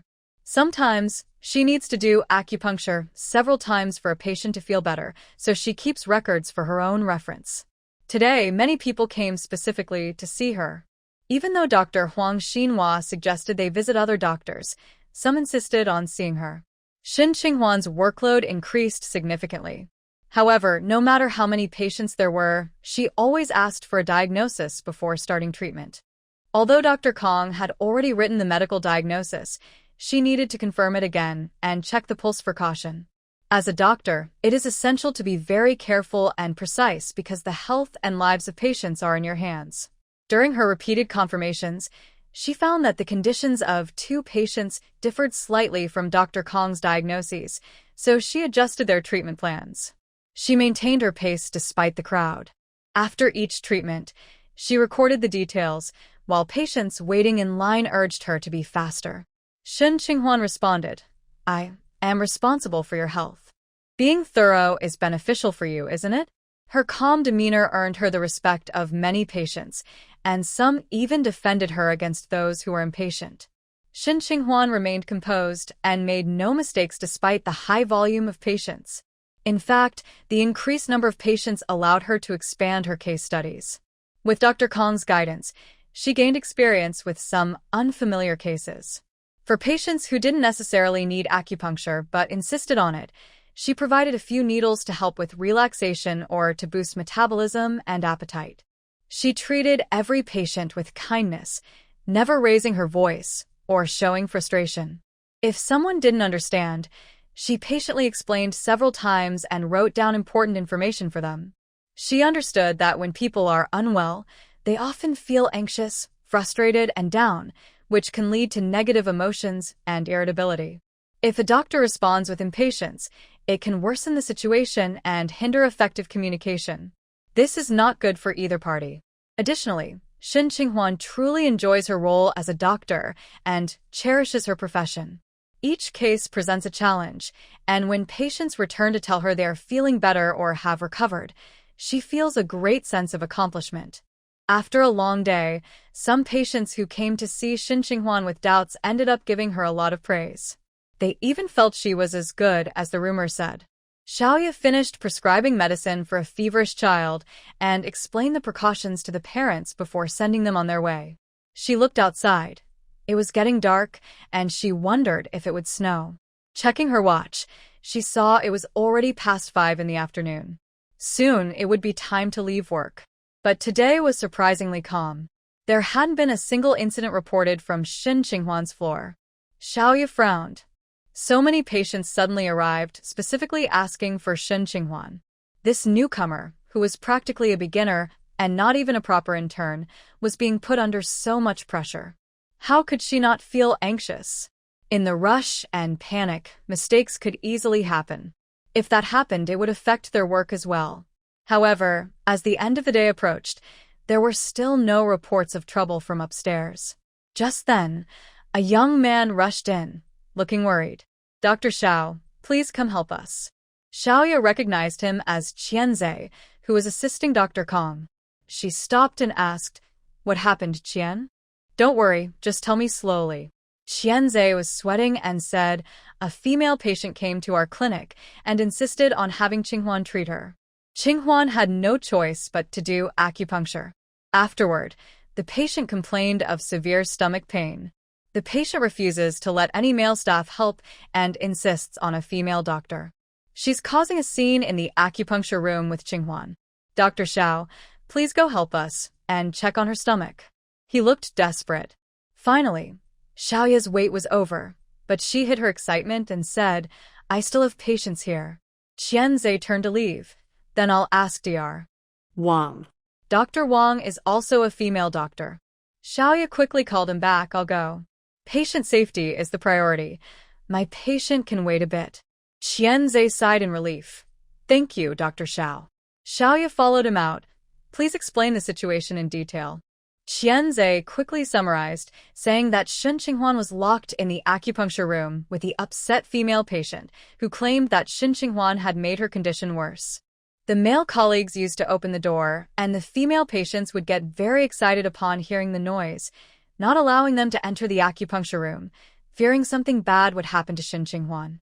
So, they dared not act recklessly and had to call for a female doctor. The reason for calling a female doctor was that she could help check what was wrong with the female patient and talk to her to let her out. They chose Xiaoya because, besides being an internal medicine doctor, she was good at communication and spoke gently, which could help calm people down. When Xiaoya heard Qianze's comment, a smile appeared on her face, and she said, "You're joking? I'm not good at communication. Everyone at the hospital is talking about me, and I can hardly say a few words." Now, after Shin Qinghwan caused her trouble, she was being asked for help. Qianze scratched his head. "I don't even know what Dr. Xiao is busy with. Every day, she's either rushing to finish assignments or taking notes." Xiaoya didn't continue that topic with Qianze and asked about the female patient. "Can you tell what illness this patient has?" "What was said before?" "I'm not sure if it's a stomach issue. She said her stomach hurts." "Oh, Dr. Xiao, can you please bring a painkiller in and persuade the patient to take it?" Xiaoya agreed, saying, "I'll go get the medicine from the pharmacy. You go back and keep an eye on things. I'm not sure if Dr. Kong and the others can handle it." Qianze thought for a moment and nodded. "Dr. Xiao, please come to our consultation room with the medicine quickly. I'm worried Qinghwan won't hold on much longer." Xiaoya noticed how often he mentioned Qinghwan, making her think he might as well be talking about his wife. She wanted to remind him that Shin Qinghwan was neither his wife nor his girlfriend, but a competitor. Instead of taking the chance to bring her down, he was helping her. But before she could say anything, he turned and ran off. After he left, Xiaoya muttered, "Fool." Xiaoya went to the pharmacy and got 2 medications, One was a painkiller, and the other was an abortion pill. When no one was around, she switched the painkiller for the abortion pill. When she reached the corridor outside Dr. Kong's consultation room, she saw a few patients gathered around.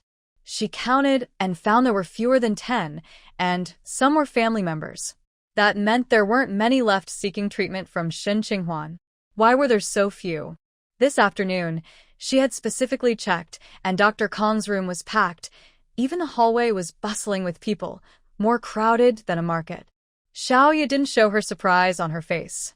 She walked to the door of the consultation room and looked inside, only to see Director Wu. "I'm sorry, I can't assist with that." Xiaoya almost laughed when she thought of the scene. Oh no. Why did the lights go out? Is there a power outage? Why did it suddenly go dark? Oh no, the operating room is in the middle of surgery. And my wife is in the delivery room having a baby. What do we do without power? We need to think of a solution quickly and get the electricity back. If there's no power, light some candles. Quick, check the circuit breaker. The hospital was in chaos because of the power outage. Power outages happen from time to time, but rarely in a hospital. Hospitals usually have backup power, so even if there's an outage outside, they can switch over immediately. Xie Yuan had a female patient in the acupuncture room, and this patient talked a lot. She had already undergone acupuncture, but said she was still in pain and wouldn't leave until Xie Yuan made her feel better. Xie Yuan handed a note to Qianzhe, asking him to find Xiaoya, while she spoke to the female patient to calm her down. The patient was talkative but not overly aggressive. She just sat in the chair, occasionally raising her voice. Xie Yuan was able to be playful as a child because she was very much liked by Grandma Xin, who appreciated her sweet words. When she chose to speak nicely, she could provide emotional support to others. So, the female patient's emotions were soon soothed by her. However, Xiaoya still hadn't arrived. Even Director Wu had come, but Xiaoya was still missing. Xie Yuan specifically asked Qianzhe to find her. Xiaoya hated herself so much that she wouldn't miss coming when she was in danger. She might even look for a chance to push her. Just as Xie Yuan was about to ask Qianzhe, the lights suddenly went out. She was startled. She heard Director Wu angrily say, "Xinhua, let's check the power room." How could the power go out after they just checked the wires?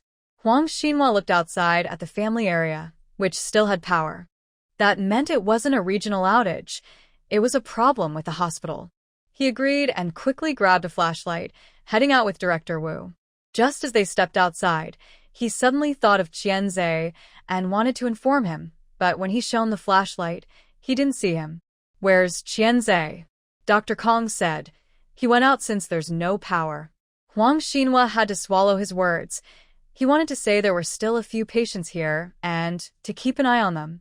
Xie Yuan left the acupuncture room and went to the cabinet to find candles, lighting them up first. Given the current situation, it seems we won't be able to see any patients. Luckily, she wasn't doing acupuncture just now. Otherwise, if the power went out suddenly, a patient might get upset and break a needle. In the hallway, patients who hadn't been seen yet rushed into the consultation room, shouting at Dr. Kong and Xie Yuan, "Doctor, I've been waiting all day. Why is the power out now? I don't care. You have to help me finish my appointment. I've waited so long to come here. I can't leave now." "Exactly, you need to see us through. I still need to do acupuncture." "I told you. Why didn't you go see Dr. Xiao earlier? If you had gone, you would have been done and home by now. Look, it's already dark outside. How will you get back? You're the one to talk. Why didn't you call Dr. Xiao when she was here? She could have helped us, and we would have been done by now." Xie Yuan noticed the couple was about to argue and asked, "What are you two talking about? Dr. Xiao was here just before the power went out?" A woman with short hair nodded. "Yes." She stood at the door for a moment, and then left. Xie Yuan confirmed, "It was Dr. Xiaoya, right? A young female doctor with a white hairpin?" The woman replied, "Yes, that's her. Last time, my child had a stomachache, and she treated him. This time, my husband also has a stomachache. He heard that acupuncture here is good, and wanted to try it. Who would have thought we'd wait this long, and now there's a power outage? If I had known, I would have just gone to Dr. Xiao. The man countered, if only you had known. Last time, our son saw Dr. Xiao and the medicine didn't work at all. It was Dr. Hong from the commune who helped him, and you still want to see her. Seeing that the couple was about to argue, Shun Qinghuan said, please sit down. Dr. Kong can help you. We can't do acupuncture now because of the power outage, but we can check your pulse and prescribe medicine. After saying this, she turned to Dr. Kong and said, Dr. Kong, I need to step out for a moment. I'll be back soon. She had an idea, although it seemed very unlikely. But it was something a person, especially one who deeply hated themselves, could do. Yes, Shen Qinghuan suspected that the person who cut the hospital's power was Xiaoya. Dr. Kong nodded without saying anything. Shen Qinghuan found a flashlight and left the consultation room. Just a few steps out, the woman she had calmed down earlier chased after her. Are you off work now? Not really, I have something to do. You can go back. If you still feel unwell tomorrow, you can come back for follow-up. I don't think I need to come back. What people are saying outside is true, you really have some skills. My stomach doesn't hurt as much now. Shen Qinghuan was a bit surprised. She could hear happiness in the person's tone, which was very different from how they spoke in the acupuncture room. But that was good. She said, that's great. It's getting late, so you should head home. You can't just let me go like this. You haven't explained the precautions to me, what I can eat, what I can't eat, and what I need to pay attention to. You have to tell me clearly, or what if I don't pay attention and it hurts again? What if it gets worse? Shen Qinghuan replied, then wait for me in the consultation room. I'll explain everything when I get back. But the female patient was unwilling. Are you going to the restroom? I need to go too. I'll go with you, and you can explain as we walk. What a burden. Shen Qinghuan was exasperated. I'm not going to the restroom. I don't have time for you. I have things to do. The female patient still refused to leave. There are so many people waiting in the consultation room. If I go back, it will take forever. Shen Qinghuan turned her face. You can go find Dr. Kong or another doctor. They know about the precautions too. Stop following me. How can I go back alone in this darkness? Just then, the lights came on. The entire hospital lit up. At that moment, Shen Qinghuan saw Xiaoya and Qianzai. Xiaoya shouted at Qianzai, Qianzai, I didn't expect you to be this kind of person. I even taught you for a few days, and you do this to me. Qianzai's expression was cold. Don't put labels on me. Did you pull the hospital's power switch? People passing by gathered around to see what was happening. Xiaoya shouted, this Qianzai grabbed me and tried to be inappropriate. Just now, Sister Lu saw it too. Sister Lu, tell everyone if that's true. Sister Lu, a cleaning staff member, was unsure how to respond. Qianzai gritted his teeth. You just ran out from the direction of the power room, which looks suspicious. I stopped you to ask if you pulled the hospital's power switch. You're feeling guilty and trying to accuse me of being inappropriate. At that moment, Director Wu, Huang Xinhua, and the security team arrived. What happened? Director Wu asked. It was clear to everyone how angry the director was about the power outage. In the operating room, a surgery was in progress when the power suddenly went out, which could be fatal for the patient. He had just come out of the electrical room and hadn't had time to deal with those issues. The power didn't short-circuit or a fuse. It just tripped the breaker. Once the breaker was reset, the lights came back on. The electrician is still checking why it tripped. Unexpectedly, while passing by the supply room, he overheard a conversation. Qianzai spoke before Xiaoya could say anything. We encountered a difficult patient in our clinic. I went to find Dr. Xiao for help, and she agreed to come. She said she would first go to the pharmacy to get some pain medication and told me to return to the clinic. I waited for her in the clinic for 10 minutes but didn't see her, so I started to worry that she might be having trouble in the pharmacy and decided to look for her. Just as I was walking here, the power went out. But soon, I saw someone running out of the electrical room with a flashlight. I sensed something was wrong, so I went over to stop the person and found it was Dr. Xiao, who I had been looking for. She looked flustered and told me she had been held up by a patient asking her a few questions. I didn't see the patient she mentioned, so I asked her if she had come from the electrical room and why the power had gone out. She said she didn't know and urged me to return to the clinic to check on Xie Yuan and the difficult patient. I insisted she explain, but she wouldn't say anything and left with a flashlight. I tried to stop her, but she accused me of being inappropriate. Qianze clearly laid out the sequence of events and timelines. Xiaoya, did you pull the breaker? Director Wu looked sternly at Xiaoya. He found it strange that the hospital's electrical system had been checked to ensure it worked properly every day. Unlike other places, this is a hospital, and electricity must be reliable for saving lives. He wanted to ask about other reasons for the power outage, but didn't expect someone would intentionally tamper with the breaker. Usually, the electrical room is locked, but today the electrician had forgotten to lock it. Xiaoya felt a tremor of fear but tried to remain calm. As a doctor, her mental strength was stronger than average. Director, Qianze is making false accusations against me. To cover up his own wrongdoing, he is trying to slander me by claiming I pulled the breaker. After saying this, she looked at Qianze with a pained expression. Qianze, I'm so disappointed in you. Just a few days ago, when I was with you, I thought you were a hard-working young man, and now you've done something like this. It sounded quite convincing. Qianze's face turned red with anger. This is the first time I've been wrongfully accused. Why would I act inappropriately towards you? This is a hospital with people coming and going. Am I crazy to act that way? Harassing women is a serious crime. It can lead to severe punishment, even imprisonment. Anyone with a normal mind wouldn't do such a thing. At this moment, the medical staff, patients, and their families passing by stopped to observe the situation. Hearing their conversation, some began to whisper among themselves. Some supported Qianze, who was wearing a white coat and looked quite respectable, not someone who would struggle to find a partner. If he were sane, he wouldn't behave like this. However, others sided with Xiaoya, especially the patients who recognized her from her years of work at the hospital and thought she was quite nice. Moreover, Xiaoya was attractive, so it wasn't impossible for someone to act inappropriately towards her. After hearing Qianze's words, Xiaoya responded, "Then why would I pull the power switch?" "Because you want to take revenge on me," Xie Yuan interjected as she approached.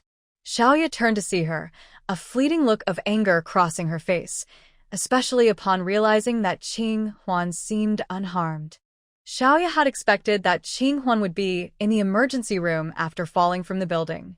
She wondered why there was no commotion at all. How did Xie Yuan manage to get out? Xiaoya felt a surge of frustration. After all she had done, this person was completely unscathed. Dean Wu noticed the crowd growing and said sternly, "You all come with me to the office." He then instructed a nearby nurse to call for an electrician to come to his office and asked the security team to check if anyone had seen who went to the electrical room. The others followed Dean Wu to his office. There, he looked at Xie Yuan and asked, "Can you explain why you think Xiaoya would want to take revenge on you? How does this relate to pulling the power switch?" Xie Yuan explained that a patient had been bothering her and, since the patient was resistant to male staff, she called Xiaoya for help. However, Xiaoya didn't want to assist and felt unable to refuse, so she went to pull the power switch. Xie Yuan had just figured out Xiaoya's motive. Xiaoya must have felt threatened by the patient and thought she was in danger, so she decided to pull the switch, believing that if chaos ensued, no one would be able to help her.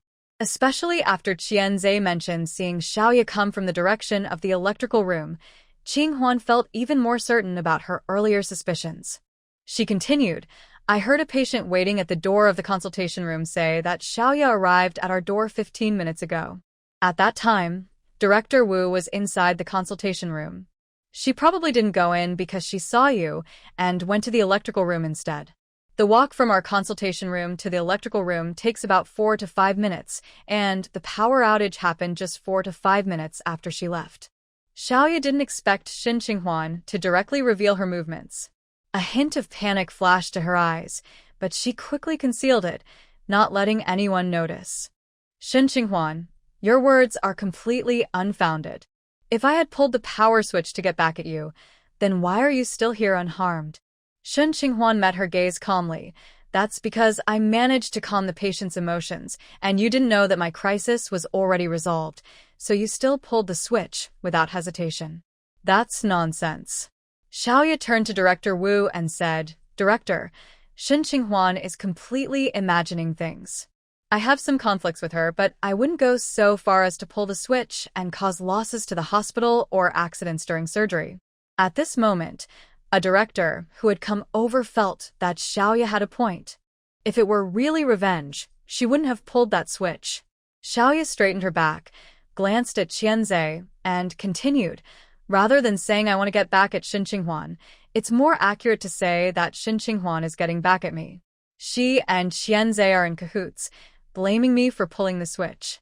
Shen Qinghuan chuckled. "Did you not just say that Qianzhe put the blame on you to cover up his misbehavior?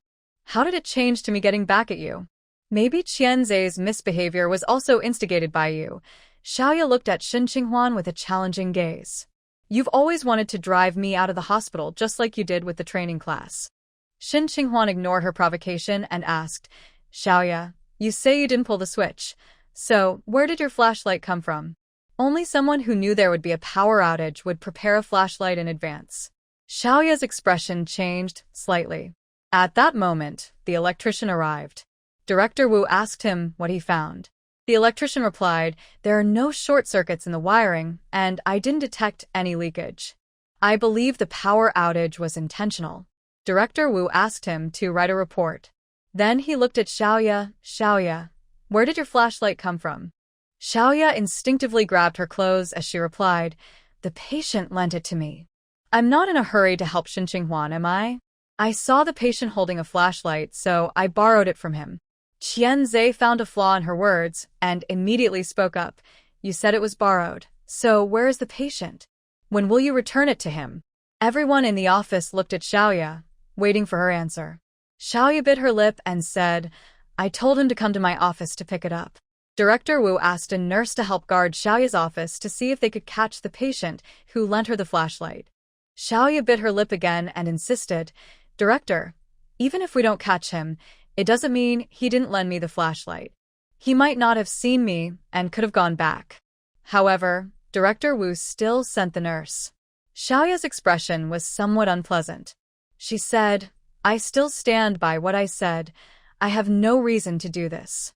Qianzhe, feeling wronged, retorted, "Last time, Qinghuan made you apologize publicly, which embarrassed you. Don't you hold a grudge against her?" Many people knew about this. At least everyone in the office was aware. Even Director Gu, who had just defended Xiaoya, fell silent now. Because of this incident, Xiaoya's motives seemed quite clear. Xiaoya looked at Qianzhe, her eyes sharp. "I don't like her, but I said I wouldn't let personal conflicts affect the entire hospital." Just then, someone knocked on the door. A nurse entered, and Director Wu asked her what was the matter. The nurse replied, "Director, Dr. Kong sent me to call Dr. Shen. He has several patients insisting on seeing Dr. Shen, saying it's getting late and they need to catch their rides home." Director Wu nodded and said to Shen Qinghuan, "Then Xiao Shen should go help." He added, "Everyone else should return to their duties and focus on their work. We can discuss this matter later." Director Wu thought about the situation in the operating room, unsure of what was happening, and felt he needed to check. There was no substantial evidence regarding the power outage or any misconduct, so he decided to set it aside for now. As he finished speaking, someone rushed in to inform him of an emergency in the operating room. Director Wu quickly left the office. The others returned to their respective duties. Shen Qinghuan didn't have time to acknowledge Xiaoya's glance and went back to the office with Qianzhe. As they were going up the stairs, they ran into Fengji. He was holding an umbrella and a jacket, and upon seeing her, he asked, "Are you off work?" Shen Qinghuan shook her head. "There are still a few patients I haven't seen yet." "Did the hospital just lose power?"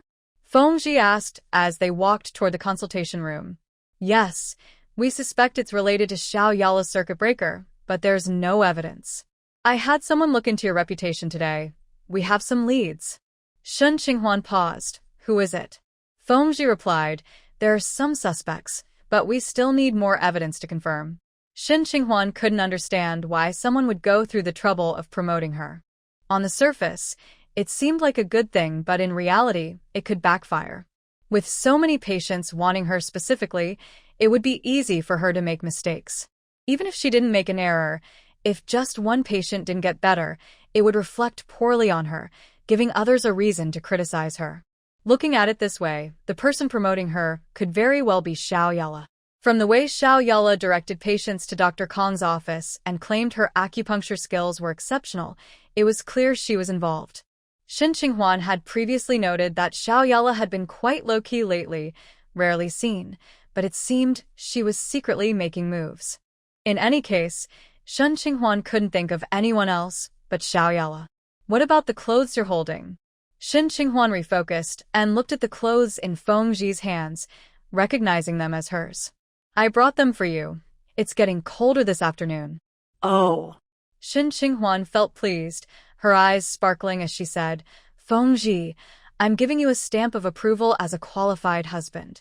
Feng Zhi raised an eyebrow. Just qualified? Xin Qinghuan nodded seriously. There's still room for improvement. May I ask what areas need improvement? Let me finish with my patients first. As they reached the consultation room, a patient approached, Dr. Shen, I need to get home. It's getting dark and the roads are bad. Can you see me? Step aside. I was here first. If anyone should be seen, it should be me. Two patients were about to argue. Shen Qinghuan said, You should have numbers. Please bring them. Whoever is first will be seen first. Dr. Kong was still in the consultation room with the patient.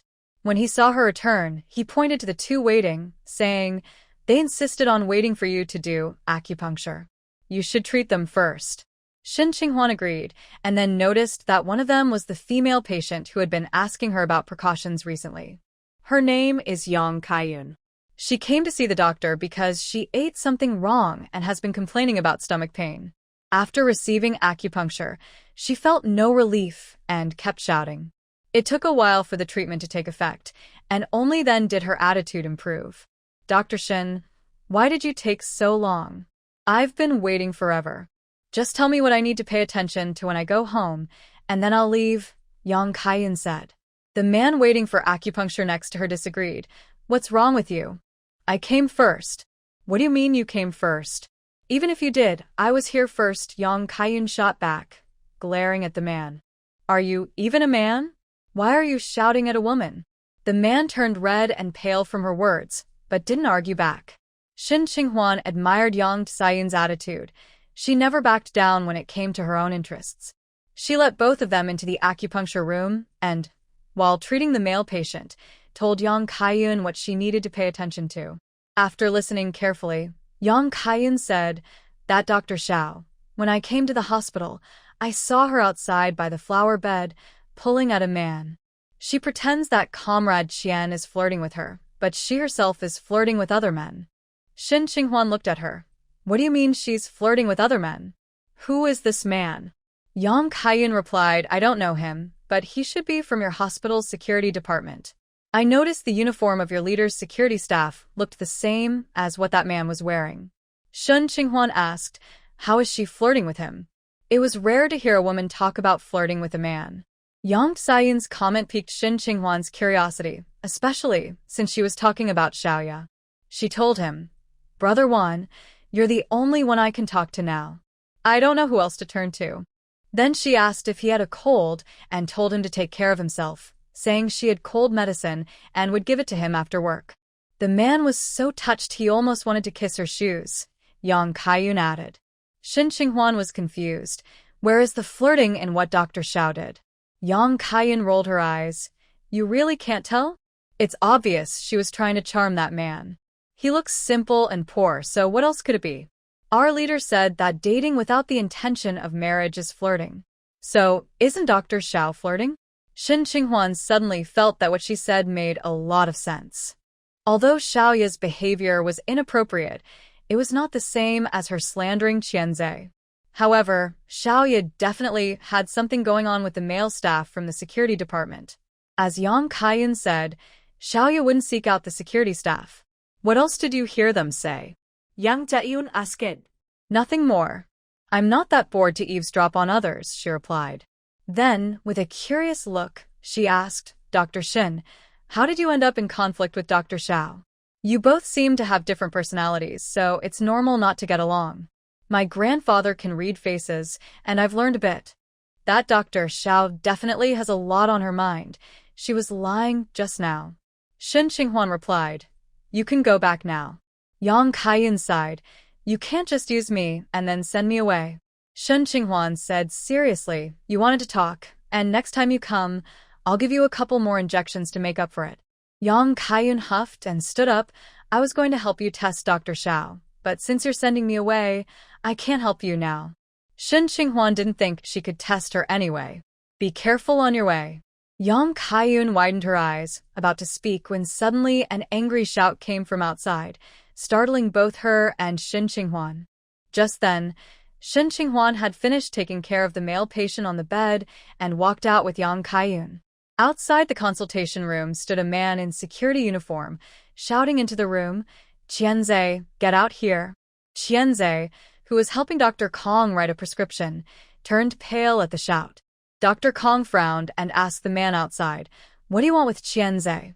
Get Qianze out, or don't blame me for coming in to take him away. This guy does nothing good and is bothering female colleagues. If I don't teach him a lesson today, I won't be called Wan Cheng," the security man said. Shen Qinghuan exchanged glances with Yang Kaiyun and quietly asked her, "Is this the person you were talking about?" Yang Kaiyun nodded. Shen Qinghuan understood that this man, Wan Cheng, had some connection with Xiaoya. The rumor about Xiaoya's inappropriate behavior had spread in the hospital, and Wan Cheng rushed over to find Qianze to confront him on her behalf. Fengji heard the commotion in the hallway and came over, looking at the man. "This is a hospital, and there are patients being treated. Do you really need to shout like this?" Wan Cheng saw Fengji, and his confidence weakened. He explained in a low voice, "Comrade, I'm also thinking about the female staff at the hospital. This person named Qianze is not good. Just now, during the power outage, he acted inappropriately towards the female staff. We can't keep someone like him as a doctor. Who knows how many female staff he could harm." Fengji's expression turned serious. "Are you talking about Xiaoya?" Wan Cheng nodded. "Yes, Dr. Xiao is a great person. That actually dared to target her." At this point, Wan Cheng's face turned angry again. "It's not time to leave yet. Yelling here only affects you. If you have something to say, go tell the leaders," Fengji said. Wan Cheng was reminded, "Okay, I'll go talk to the leaders now. After work, I'll come back to confront that guy." He turned to leave. Fengji followed him. "I'll go with you." Once they left, Qianze finally relaxed. If a fight broke out, he knew he wouldn't stand a chance against the security team. That person looked rough and wasn't the type to reason with. Shen Qinghuan said to Qianze, "Let's report this to the leaders later." Qianze nodded. He was thinking the same thing. He was a bit worried that the person might block him on his way home after work. But then he remembered he wouldn't be walking alone. Fengji didn't walk with Wan Cheng to the leader's office. He stopped him midway. "Wan Cheng, are you promoting Dr. Shun's skills at the market?" Wan Cheng paused, shocked at his words. After realizing what was happening, he quickly denied it. "No, I didn't." But his guilty expression was obvious. Even a child could see it. "You don't need to deny it so quickly." "If I can say it, I have evidence," Fengji replied. Wan Cheng's face changed and he stammered. "Well, someone did ask me which doctor at the hospital is good at acupuncture, and I said it was Dr. Shen. She has many patients, so I thought her skills were good. Otherwise, so many people wouldn't seek her help." "Did Xiaoya tell you to do this?" Fengji's face was expressionless, but his eyes were cold, making Wan Cheng feel like the temperature around him dropped, causing him to sweat. No, it wasn't her. Dr. Xiao wouldn't say that to me." Wan Cheng quickly shook his head. "She's a good doctor." Shen Qinghuan felt relieved when she saw the security officer being taken away by Fengji. The security staff were all former military personnel, stronger and more capable than ordinary people. If he had rushed in, neither Qianze nor Huang Xinhua would have been able to handle him. She had a patient to treat with acupuncture, and just as she turned around, a nurse hurried in and said to Dr. Kong, "Dr. Kong, the director wants you to go to the emergency room. There's a patient with uncontrollable bleeding. Please see if you can help." Dr. Kong nodded, quickly grabbed his tools, and stood up to leave. Just as he stepped out, he turned to Shen Qinghuan and said, "Xiao Shen, come with me." After that, he instructed Huang Xinhua to prescribe medication for the remaining 2 patients. Shen Qinghuan put down what she was holding and followed him. In the emergency room, there was a patient who had been undergoing surgery. Due to a sudden power outage, an emergency situation arose, and now there was severe bleeding that wouldn't stop. When Shen Qinghuan and Dr. Kong reached the corridor of the emergency room, they heard family members crying. There were also 2 leaders in military uniforms present. One was comforting the family, saying that the soldier named Guoliang had performed excellently during his mission and was a pride to both his team and his family. No matter what, the hospital would do everything possible to save him. Dr. Kong is here. Dr. Kong, please come and see if acupuncture can help. Shen Qinghuan followed Dr. Kong into the preparation room to change into sterile clothing and sanitize before entering the emergency room. When she walked in, some medical staff glanced at her, hesitating to speak. Shen Qinghuan could sense their unspoken thoughts. How could an intern like her be brought in? She wondered what Dr. Kong was thinking. Xiao Shun, come here, Dr. Kong called her. Shen Qinghuan quickly pushed aside her thoughts and stepped forward to listen to Dr. Kong's instructions. The patient has already undergone other measures to stop the bleeding, but the situation is still critical. We need to assist by needling several acupoints for bleeding control. Can you do that? Shen Qinghuan replied earnestly, I can do it. Dr. Kong nodded and asked her to prepare. Dr. Kong's tenosynovitis hadn't fully healed yet, so Shen Qinghuan had been doing the acupuncture in the clinic recently, and now she could take the needles. This was Shen Qinghuan's first time facing such a severely injured patient. The smell of blood was overwhelming, with flesh exposed and bones visible. The most severe injury was to the abdomen, which had a large open wound, creating a strong visual impact. She wasn't a surgeon, but regardless of her specialty, she had to face this situation. She focused for a moment, carefully noted where to insert the needle, and firmly picked it up. Today, she had been doing acupuncture for nearly the whole day and had used needles almost all day long. She didn't seem tired. By the afternoon, she could even increase her speed a bit. But at this moment, she didn't dare to speed up and didn't even blink. She only acted when Dr. Kong spoke, steadily inserting the needle. Once all the needles were in, the visible amount of bleeding decreased. However, it still hadn't completely stopped. Shen Qinghuan said to Dr. Kong, Dr. Kong, there's another acupoint. Should we try it? Dr. Kong looked at her. This requires precise strength and accuracy. A small mistake could lead to other complications. Shen Qinghuan replied, but we need to stop the bleeding before we can do anything else. If it doesn't stop, the consequences could be worse. All right, you can insert the needle and I'll watch. Dr. Kong agreed to her suggestion. Shen Qinghuan picked up the needle, calmed herself, leaned forward, and under the light held by the medical staff nearby, she accurately placed the needle at the acupoint to stop the bleeding. It stopped. Everyone nearby showed signs of relief. Shen Qinghuan couldn't help but relax her brow, only then realizing she had a layer of cold sweat on her back. Now that the bleeding had stopped, they no longer needed to stay, so Shen Qinghuan and Dr. Kong left the emergency room. The patient still needed to continue with the surgery. Seeing them come out, the family members hurried over, anxiously asking, How did it go, doctor? Was the surgery successful? Dr. Kong replied, The surgery is still ongoing. The family remained anxious, trying to get more information about their loved one from the 2. Doctor, will the surgery be okay? Is the situation optimistic? Dr. Kong's face was serious. No one can guarantee that. Just wait. Shen Qinghuan, wanting to ease the family's anxiety, said, The bleeding has stopped, and things are looking better. Please wait a little longer. Hearing her, the family's expressions improved significantly. That's good to hear. May everything go smoothly. One family member angrily said, It's all because of the power outage. Otherwise, the situation wouldn't be so critical. Someone nearby chimed in, Exactly. How could there suddenly be a power outage? I just saw that the area for family members had power. I heard someone caused the damage, someone passing by mentioned. The family immediately turned to that person and asked, Really? Who caused the damage? I just heard about it. I don't know if it's true. It must be true. Otherwise, Why would only the hospital lose power while other places didn't? The family member looked very angry and spoke through clenched teeth. Xie Yuan was about to go back to the consultation room with Dr. Kong when the family member caught up and asked, "Doctor, is the power outage due to someone sabotaging it?" Xie Yuan replied, "We are still investigating the cause and are not sure if it was intentional. We hope someone can provide clues about anyone near the power room between 5:40 and 5:50 p.m. The hospital was busy with people, but as it got closer to the end of the workday, the crowd thinned out. Many patients came early to see the doctor and wanted to leave before it got dark. The family member insisted, "We need to find this person. I will help look for them." This family member was likely the wife of a patient undergoing surgery. Xie Yuan didn't say much. She still needed to return to the consultation room to see the last few patients. Before she reached the room, she ran into Yaoqin. Yaoqin asked her, "Are we looking for evidence against Xia?"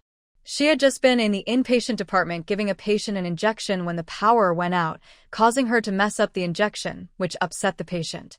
After apologizing, she got a flashlight and quickly finished the injection. Only then did she have time to ask others what was happening. When the power came back on, a colleague rushed into the break room and told everyone that the power outage might have been caused by someone, possibly Xia. This colleague mentioned that Xia and Qianzhe were blaming each other. Some colleagues speculated, with half believing it was Xia and half not. Yaoqin, however, thought Xia was capable of such actions. She had disliked Xia even before working at the hospital, finding her fake and overly dramatic. Later, when Xia tampered with someone's wedding dress and framed Xie Yuan, it further confirmed Yaoqin's doubts about her character. Given Xiaoya's questionable character, it seemed very likely she could have caused the power outage. Yaoqin believed Xia did it to harm Xie Yuan and felt it was essential to find evidence to get her out of the hospital. She had already searched the inpatient department, asking patients' families for clues. Now, she planned to go to the medical department for help and unexpectedly ran into Xie Yuan. It was a good chance for them to share information. Xie Yuan said, "Yes, Director Wu has arranged for security colleagues to investigate this matter." After saying this, she remembered something. There is a colleague in the security department who has a close relationship with Xia. I wonder if he will help her cover it up. For example, if he found any clues, he helped Xia erase them. Yaoqin immediately said, "I'll go talk to the director." Xie Yuan stopped her. "Go to the broadcasting room and announce it to find witnesses." Although it seemed a bit extreme, the hospital was about to close, and patients would naturally leave. Once they left, any clues would be useless. After all, if the patients recovered, they wouldn't return to the hospital. They wouldn't provide any clues, not even knowing that the power outage was intentional. Yaoqin thought it was a good idea. "I'll go say it." After saying that, she hurried to the broadcasting room. Xie Yuan called out to her, "Add that there will be a reward of 10 yuan for anyone who provides clues. I'll cover the cost." She worried that some people might not want to get involved or fear retaliation. But if there was money involved, it would be different. Xia returned to the consultation room and prescribed medication for a patient waiting at the door. After a while, the patient came back, looking upset. "Dr. Xiao, the pharmacy said you prescribed the wrong medicine." Xia quickly checked and realized she had indeed made a mistake. The patient had a cough, but she had prescribed painkillers instead. She replaced it with cough medicine, and the patient left with a displeased expression. As he reached the door, Xia could still hear him complaining. Xia felt a rush of embarrassment. She had made such a mistake when she was just starting her internship. She looked at the time. It was already the end of her shift, but she couldn't leave. The situation was not in her favor, and she needed to do something. Suddenly, she had an idea, grabbed her bag from the drawer, and left the consultation room. As soon as she stepped outside, she heard the announcement. "Emergency! Emergency! The hospital is seeking clues from family members. Between 5:40 and 5:50, did anyone see someone near the power room? The recent power outage may have been caused by someone tampering with the circuit. We must find this troublemaker. For the safety of the hospital and the public, this sudden power outage has had a deadly impact on patients in surgery." This is a serious issue, and we must find this person. Anyone who can provide clues should go to the director's office. The hospital will offer a reward as a thank you. Xiaoya's face turned pale instantly. The announcement repeated 3 times. The speaker was clear and articulate, making it easy to understand if anyone was paying attention. She made sure no one saw her when she entered the electrical room, but she couldn't be certain. Even if no one saw her go in, someone likely noticed her walking in that direction. What should she do? Right, Wancheng. Xiaoya hurried to find Wancheng. He worked in the security department and had helped her when her bicycle got stuck in a ditch. They got to know each other then. Later, Wancheng came to the clinic feeling unwell and spoke to her shyly. She sensed he had feelings for her. Knowing this, Xiaoya felt disdainful. He was just an ordinary employee and not particularly handsome, yet he dared to think about her. However, she didn't confront him about it or reject him. Instead, she gave him some hope and asked him to help her with tasks. He was the one who promoted Shen Qinghuan at the market. She waited for Shen Qinghuan to make a mistake in front of a crowd. As long as she made a mistake, Xiaoya would keep retaliating until Shen Qinghuan was driven out of the hospital. But she didn't expect things to take a different turn. While rushing to the security department, Xiaoya encountered someone on the way. It was a young man with a limp, walking awkwardly.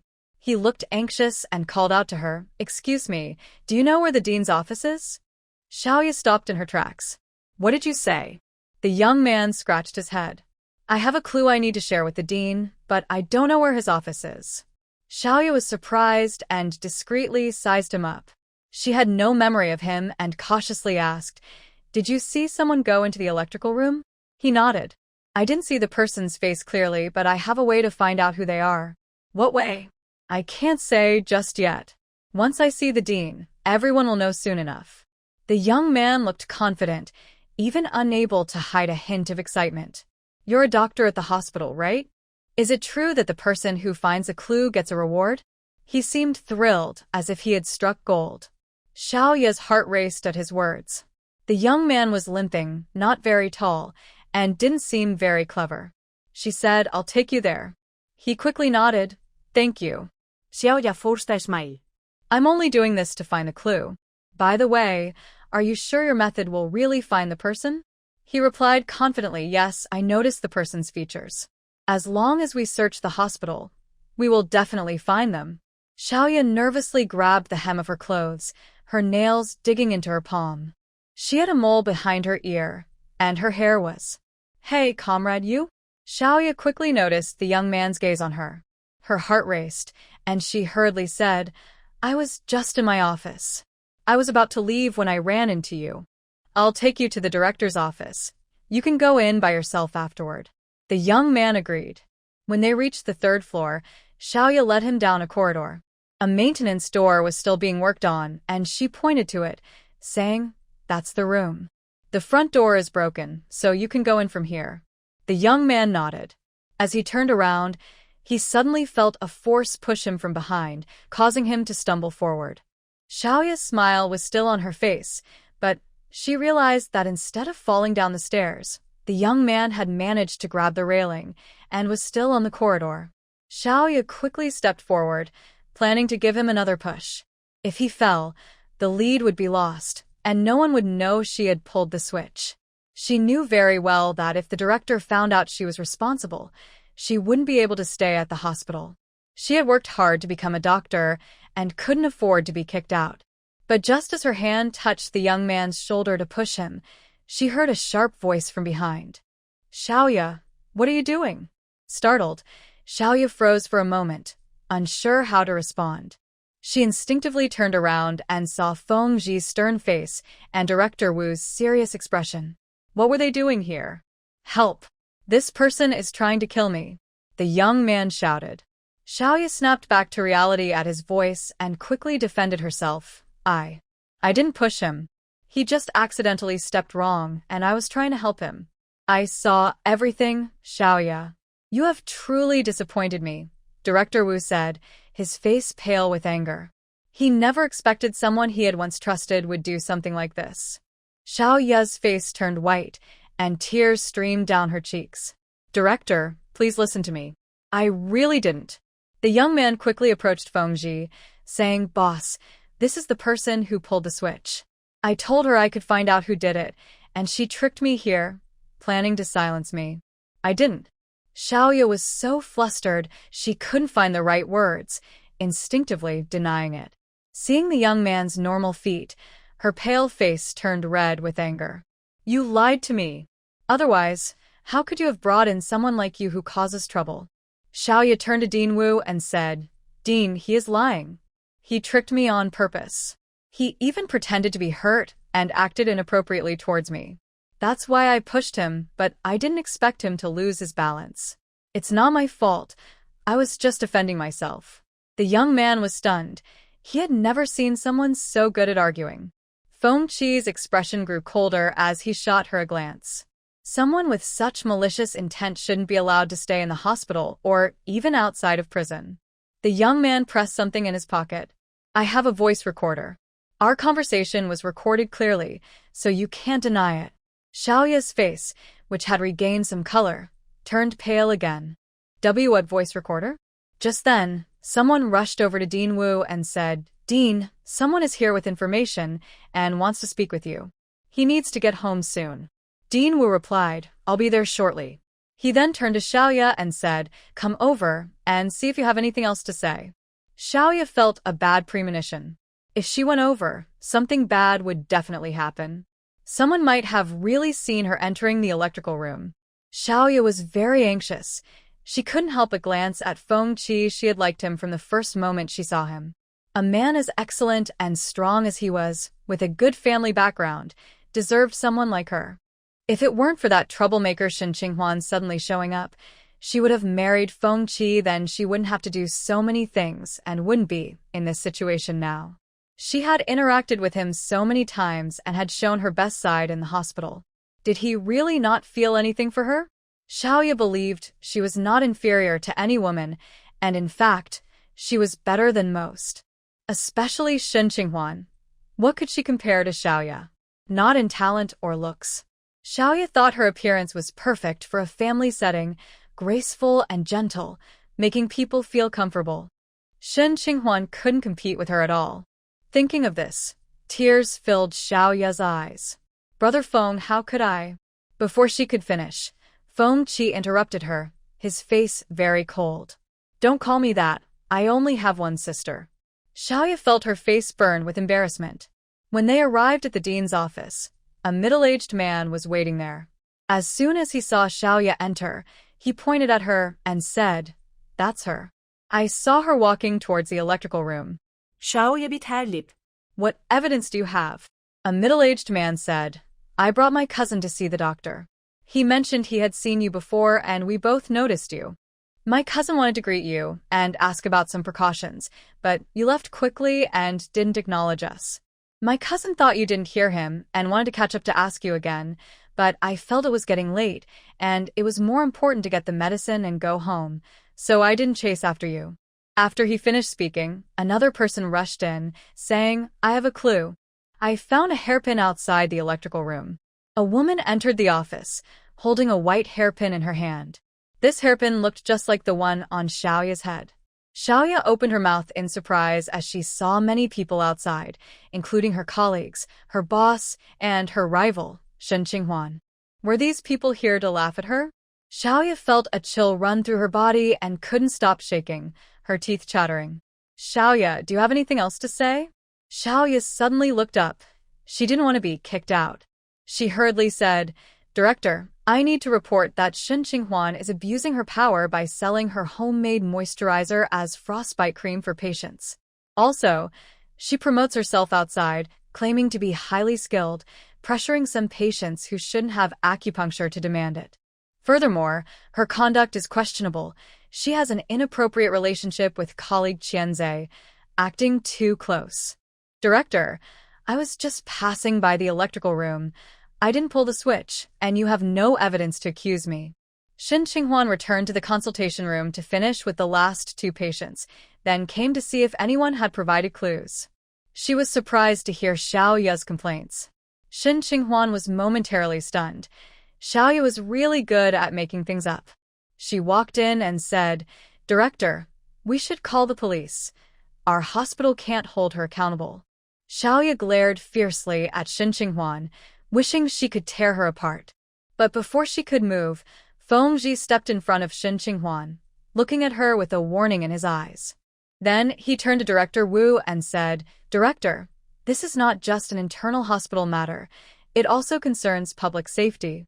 Xiaoya's actions pose a risk and must be reported to the police." Xiaoya looked up sharply, her teeth chattering uncontrollably. "And no, I don't want to go to the police. I didn't pull the switch." No matter how much Xiaoya denied it, the police were still called. Xiaoya's behavior was very serious. Whether pulling the power switch or trying to push someone, both actions suggest intent to kill. Fengji also gathered evidence that Xiaoya was faking and deceiving people. She gave Professor Hai fake medicine and conspired with neighbors to lie, while actually stealing Xie Yuan's prescription. In addition, Xiaoya incited patients to report Xie Yuan to the hospital leaders, accusing her of using her position for personal gain by promoting a homemade moisturizer for profit.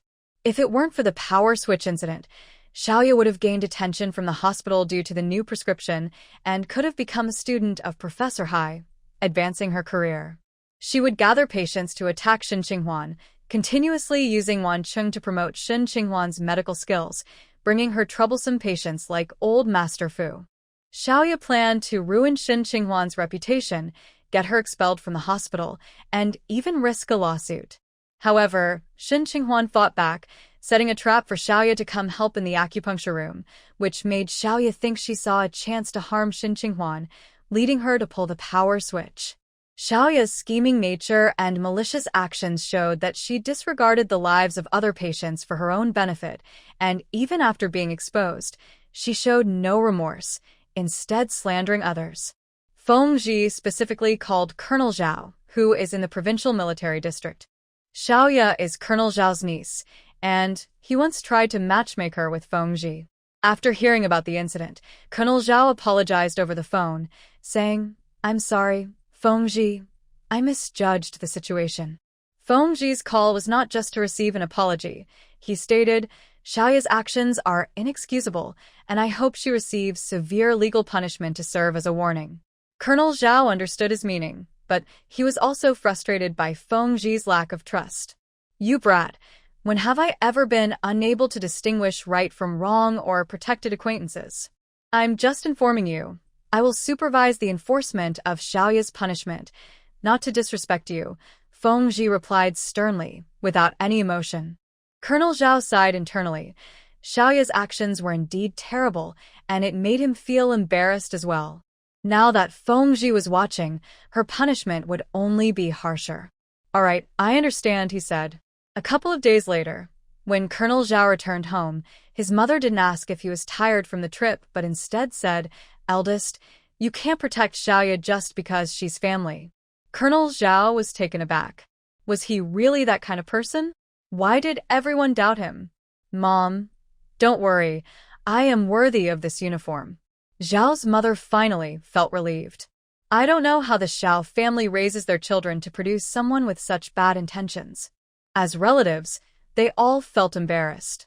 Even though there was no match, she thinks he belongs to her. She apologized to his wife, but she didn't really mean it. "No, big brother, you need to find a way to compensate Dr. Shin so she can become a full-time doctor and get promoted soon." Zhao, the commander, replied. "Mom, didn't you just tell me not to show favoritism? Why the double standard?" Zhao's mother said, "It's not the same. Dr. Shen has the ability. She just lacks experience and can only be an intern for now." Zhao explained to his mother, "Mom, I can only handle military matters, not hospital issues. I don't have that ability." Zhao's mother replied, "Then you can mention it to her husband." Zhao felt overwhelmed. "Mom, her husband is already on a promising path without my help." Zhao's mother didn't understand their work and, seeing his reaction, decided not to press further. Finally, she said, "Then just invite them over for a meal. That should be fine, right?" Zhao agreed readily, "Sure." Under Xiaoya's instructions, Wan Cheng was reprimanded and dismissed for promoting Xie Yuan and trying to cover up Xiaoya's wrongdoing. Shin Qinghuan then learned that Xiaoya had stolen her prescription. Xiaoya bribed cleaning lady Lu Jie, who, during Huang Xinhua's break, pretended to spill water on him, and while helping to clean his clothes, stole the prescription from his pocket. To differentiate her prescription, Xiaoya added an unnecessary ingredient. After Xiaoya was caught, Lu Jie came forward to confess. She feared that if she didn't come clean, Xiaoya would expose her, leading to a harsher punishment. Once this news broke, the medical staff were shocked again. Xiaoya had stooped so low as to become a thief. Gongling, who had previously defended Xiaoya, felt embarrassed when she heard the news and couldn't face anyone for a long time. As for Xiaoya, she was detained by the police for intentional harm. A patient affected by her actions nearly died from severe blood loss. Although no one died, there were still suspicions of attempted murder. She was ultimately sentenced to 5 years. When the news of Xiaoya's arrest reached Shin Xiuxiu, she was so shocked that she nearly tripped. Su Jiangwen's nephew is now like his son, her stepson, and he has been sent to daycare. She really can't take care of him. She has never had children, so how could she manage? However, she doesn't say this in front of Su Jiangwen. She only mentions that Xiao Su really wants to play with kids his age. Whenever they go out, he tries to join other children, but they don't know him well and often ignore him, which makes him very sad. Su Jiangwen might not have noticed that she doesn't want to take care of the child. Anyway, the child ended up in daycare. When she came to pick him up, she overheard someone talking about Xiaoya. During this time, she has been busy with work and building a relationship with Su Jiangwen, so she hasn't paid much attention to Shin Qinghuan. She didn't expect so much to happen in just a few days. Su Jiangwen was just getting off work and came to pick up Xiao Su too. They met halfway and Shin Xiuxiu immediately said, "Jiangwen, have you heard about Dr. Xiao?" Su Jiangwen has been so focused on the research lab lately that he didn't know anything. He paused for a moment and asked, "Who is Dr. Xiao?" Seeing his reaction, Shin Xiuxiu bit her lip. She wasn't sure what was going on with him lately. He seemed lost in thought when they talked, and she couldn't understand the complex emotions in his eyes when they briefly met. Xiao Su saw her when he had a cold. She was a really nice and gentle doctor, but I didn't expect her to be arrested by the police. Shin Xiuxiu had also hinted to Xiaoya to help break up Feng Ji and Shin Qinghuan. What did she do? Su Jiangwen asked, coming back to reality. He didn't have much impression of her. Shin Xiuxiu looked at him, a hint of disappointment on her face. They say she pulled the hospital's power switch. Shin Qinghuan and some colleagues found a few patients and their families to testify against Dr. Xiao, claiming she did it. That day, a patient was undergoing surgery and the power outage affected them, but the surgery was successful in the end, so there was no irreversible damage. Su Jiangwen wasn't very interested in this, but since Shin Xiuxiu brought it up, he felt he should respond. She's been managing everything at home and taking care of Xiao Su, so he needed to show her some respect. That shouldn't have happened. If the hospital called the police, there must be solid evidence, he replied. Shin Xiuxiu choked a bit. He didn't catch the hidden meaning in her words. Actually, at that time, Shin Qinghuan made a broadcast saying she could find a clue and offered 10 yuan, so a few people went to identify Xiaoya. The wife who was talking to Shin Xiuxiu happened to be at the hospital that day and knew almost the whole story. Shin Xiuxiu quickly summarized and felt that something was off. What a coincidence. When Su Jiangwen heard Shin Qinghuan's name, he paused for a moment. After a bit, he said, "That's a good method." Shin Xiuxiu. Is he talking about a method? Brother Jiangwen, this Dr. Xiao almost became engaged to Feng Ji before. Because of this, Shin Qinghuan and Dr. Xiao have had conflicts, and they both work at the hospital. Now that Dr. Xiao is in the police station, and Shin Qinghuan has stirred things up, it's hard not to raise suspicions. Su Jiangwen looked at her. Suspicions about what? Suspicions that Qinghuan framed Dr. Xiao? Shin Xiuxiu pressed her lips together. I didn't think that way.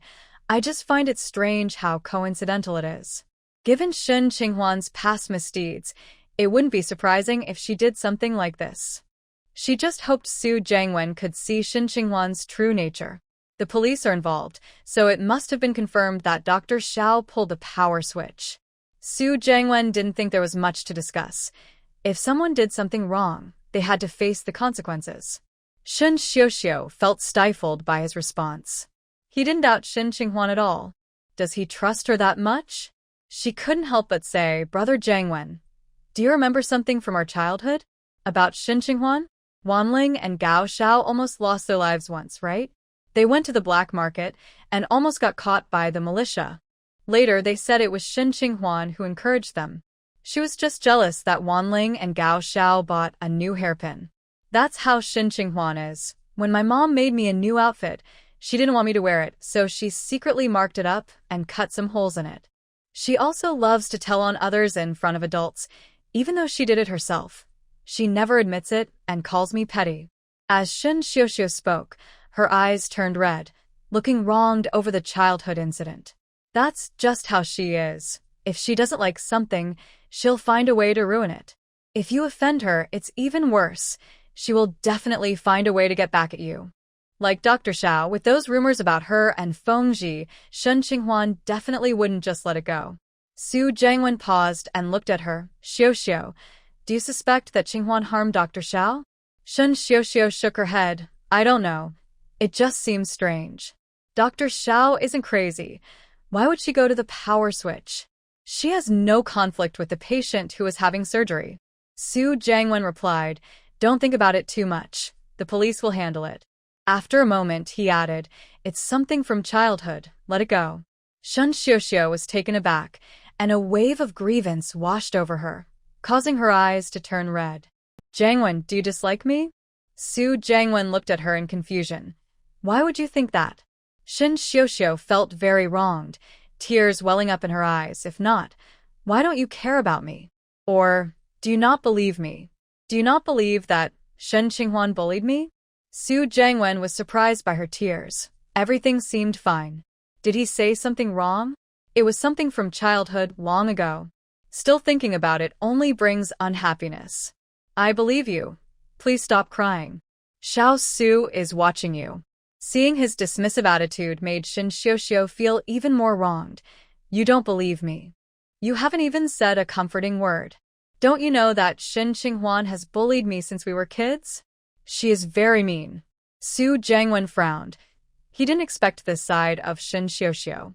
He always thought she was gentle, understanding, and considerate. She cared too much about him and got jealous over Qinghuan. But now, her focus on Qinghuan seemed excessive. Xiuxiu, don't dwell on the past. We were all kids. Fighting and arguing was normal. Shen Xiuxiu was surprised by his response, feeling both angry and wronged, thinking only that he was defending Shen Qinghuan and siding with her. She bullied me even when she was a teenager. How is that being a kid? Xie Yuan picked up the crying Xiao Su. Calm down. You're scaring the child. Shen Xiuxiu was so upset that tears streamed down her face. Let's go back. Xie Yuan noticed someone looking at them and frowned again. Being so emotional in public was inappropriate. Seeing his attitude, Shen Xiuxiu could no longer hold back and ran towards the dormitory. Xie Yuan watched her stubborn behavior, his frown deepening. Being so emotional in front of a child was not right. Just then, a colleague's wife, who was also picking up her child, approached and asked with concern, Sue, what happened? Did you two have a fight? Xie Yuan felt a bit embarrassed when a familiar face saw him. He tried to act like nothing was wrong and said, she remembered that something was cooking at home and was afraid it would burn, so she went back. We didn't have a fight. His colleague's wife nodded. That's good. I said you should talk things over. If you have any problems, you can come to us for advice. Xie Yuan agreed. Suddenly, he heard a cheerful voice nearby. He turned his head and saw a young girl playing with a child at the slide. The little child was wearing a red outfit with a round face and bright eyes. She slid down the slide, laughing joyfully and full of energy. Xie Yuan recognized her as Shen Qinghuan and Fengji's daughter. While Xie Yuan was lost in thought, Xiao Su struggled out of his arms, wanting to play too. Xie Yuan loved children, especially his nephew, and since it was still early and he finished work quickly today, he decided to let Xiao Su play. He set Xiao Su down and took him to the slide. Besides Shun Qinghuan's daughter, there were 2 other children around 3 years old playing there. Xiao Su walked a few steps but stopped 2 meters in front of the slide, feeling shy and not daring to go closer, even though it was clear he wanted to play. Su Jiangwen squatted down to encourage him. Xiao Su, it's okay. Go ahead and play. With his encouragement, Xiao Su took a few steps forward but tripped and fell, starting to cry. Shin Qinghuan's daughter ran over, her big, round eyes curiously looking at Xiao Su. Su Jiangwen couldn't help but say, "Your name is Binbin, right?" The little girl was both pretty and adorable, with a hint of Shin Qinghuan in her features. She seemed lively, unlike Xiao Su. When she heard him call her, she turned to look at him with curiosity. A young woman accompanying her stood beside the girl and said, "Her name is Binbin. Does your child rarely come out to play? If he plays with other kids more, he won't be so shy." Su Jiangwen nodded. "We just moved here not long ago, so he hasn't adjusted yet." "Who are you to Binbin?" Xiao Fong knew that in this community, everyone was either a soldier or a researcher. Since this person wasn't in uniform, she must be a researcher. He looks gentle and refined, probably just got off work and came here to take care of his child. He is a good dad. Xiao Fong has a good impression of Su Jiangwen, the good dad. She replied, "I'm the one taking care of her. Her parents pay me." At this moment, Binbin, curious, grabbed Xiao Fong's hand to play in the sandpit. Xiao Fong took her there. Xiao Su, seeing the little girl stop crying, also pulled Su Jiangwen to go play in the sand. Su Jiangwen was just about to take him there. Binbin was using a spoon to dig sand from a box. After a few digs, she turned to talk to Xiao Fong, babbling in baby talk. As long as Xiao Fong responded, she continued digging. She looked very lively and adorable. Su Jiangwen couldn't help but look at the little girl again, thinking uncontrollably, if only Fengji hadn't intercepted those letters, would this little girl be his and Qinghuan's daughter now? Maybe she would look a bit different, but she would definitely be just as cute. Binbin. Suddenly, a cheerful voice rang out. Su Jiangwen turned his head to see Shin Qinghuan walking toward the sandpit in a wool coat, smiling brightly, making the sunset behind her seem dull in comparison. It felt like she was coming straight to him. Su Jiangwen's heart skipped a beat. Mommy. Binbin turned to see her mother, quickly standing up and excitedly calling out. Shin Qinghuan's smile widened as she squatted down in front of the little one. Binbin is so great. You spotted Mommy right away, didn't you? Binbin pulled her to dig in the sand. Shin Qinghuan had to take the spoon Binbin offered and started digging sand in the box. She got off work early today, thinking that Xiao Fong usually brings Binbin here to play, so she came over and really found them. Qinghuan. Shin Qinghuan turned her face and saw Su Jiangwen. She hadn't noticed it was him when she saw someone squatting by the sandpit with their back to her. Shin Qinghuan nodded and noticed Xiao Su beside him. She understood. She didn't see Shin Xiaoxiu around. Su Jiangwen said, "Your daughter looks a lot like you." Shin Qinghuan loves it when people say her daughter resembles her. She smiled slightly. "Yes, when I look back at my childhood photos, she really does." Seeing her like this made Su Jiangwen's heart feel heavy. Shin Qinghuan was the most beautiful and lively among the girls in the courtyard, and being with her felt like it would never be boring or unhappy. He remembered her as a child, even cuter and prettier than her daughter now. Is she not in preschool? It's too small. Let's come back in 2 years. Su Jiangwen thought of his nephew and hesitated. I just enrolled Xiao Su in preschool. He has been going for a few days, but I don't know if he likes it. Sometimes he cries in the morning, and sometimes he doesn't. Shin Qinghuan glanced at his nephew. Xiao Su looked a lot like Su Jiangwen's brother, while Su Jiangwen and his brother looked quite different. His brother was more ordinary looking. The child looked like a typical kid and was playing in the sand, but when other kids dug in front of him, he wanted to stop them but was too scared and started crying. Su Jiangwen suggested moving him to another spot, but Xiao Su didn't want to and continued crying. Shin Qinghuan proposed, "Why don't you smooth out the sand in front of him?" Su Jiangwen reached over and flattened the sand in front of Xiao Su, which finally stopped his crying.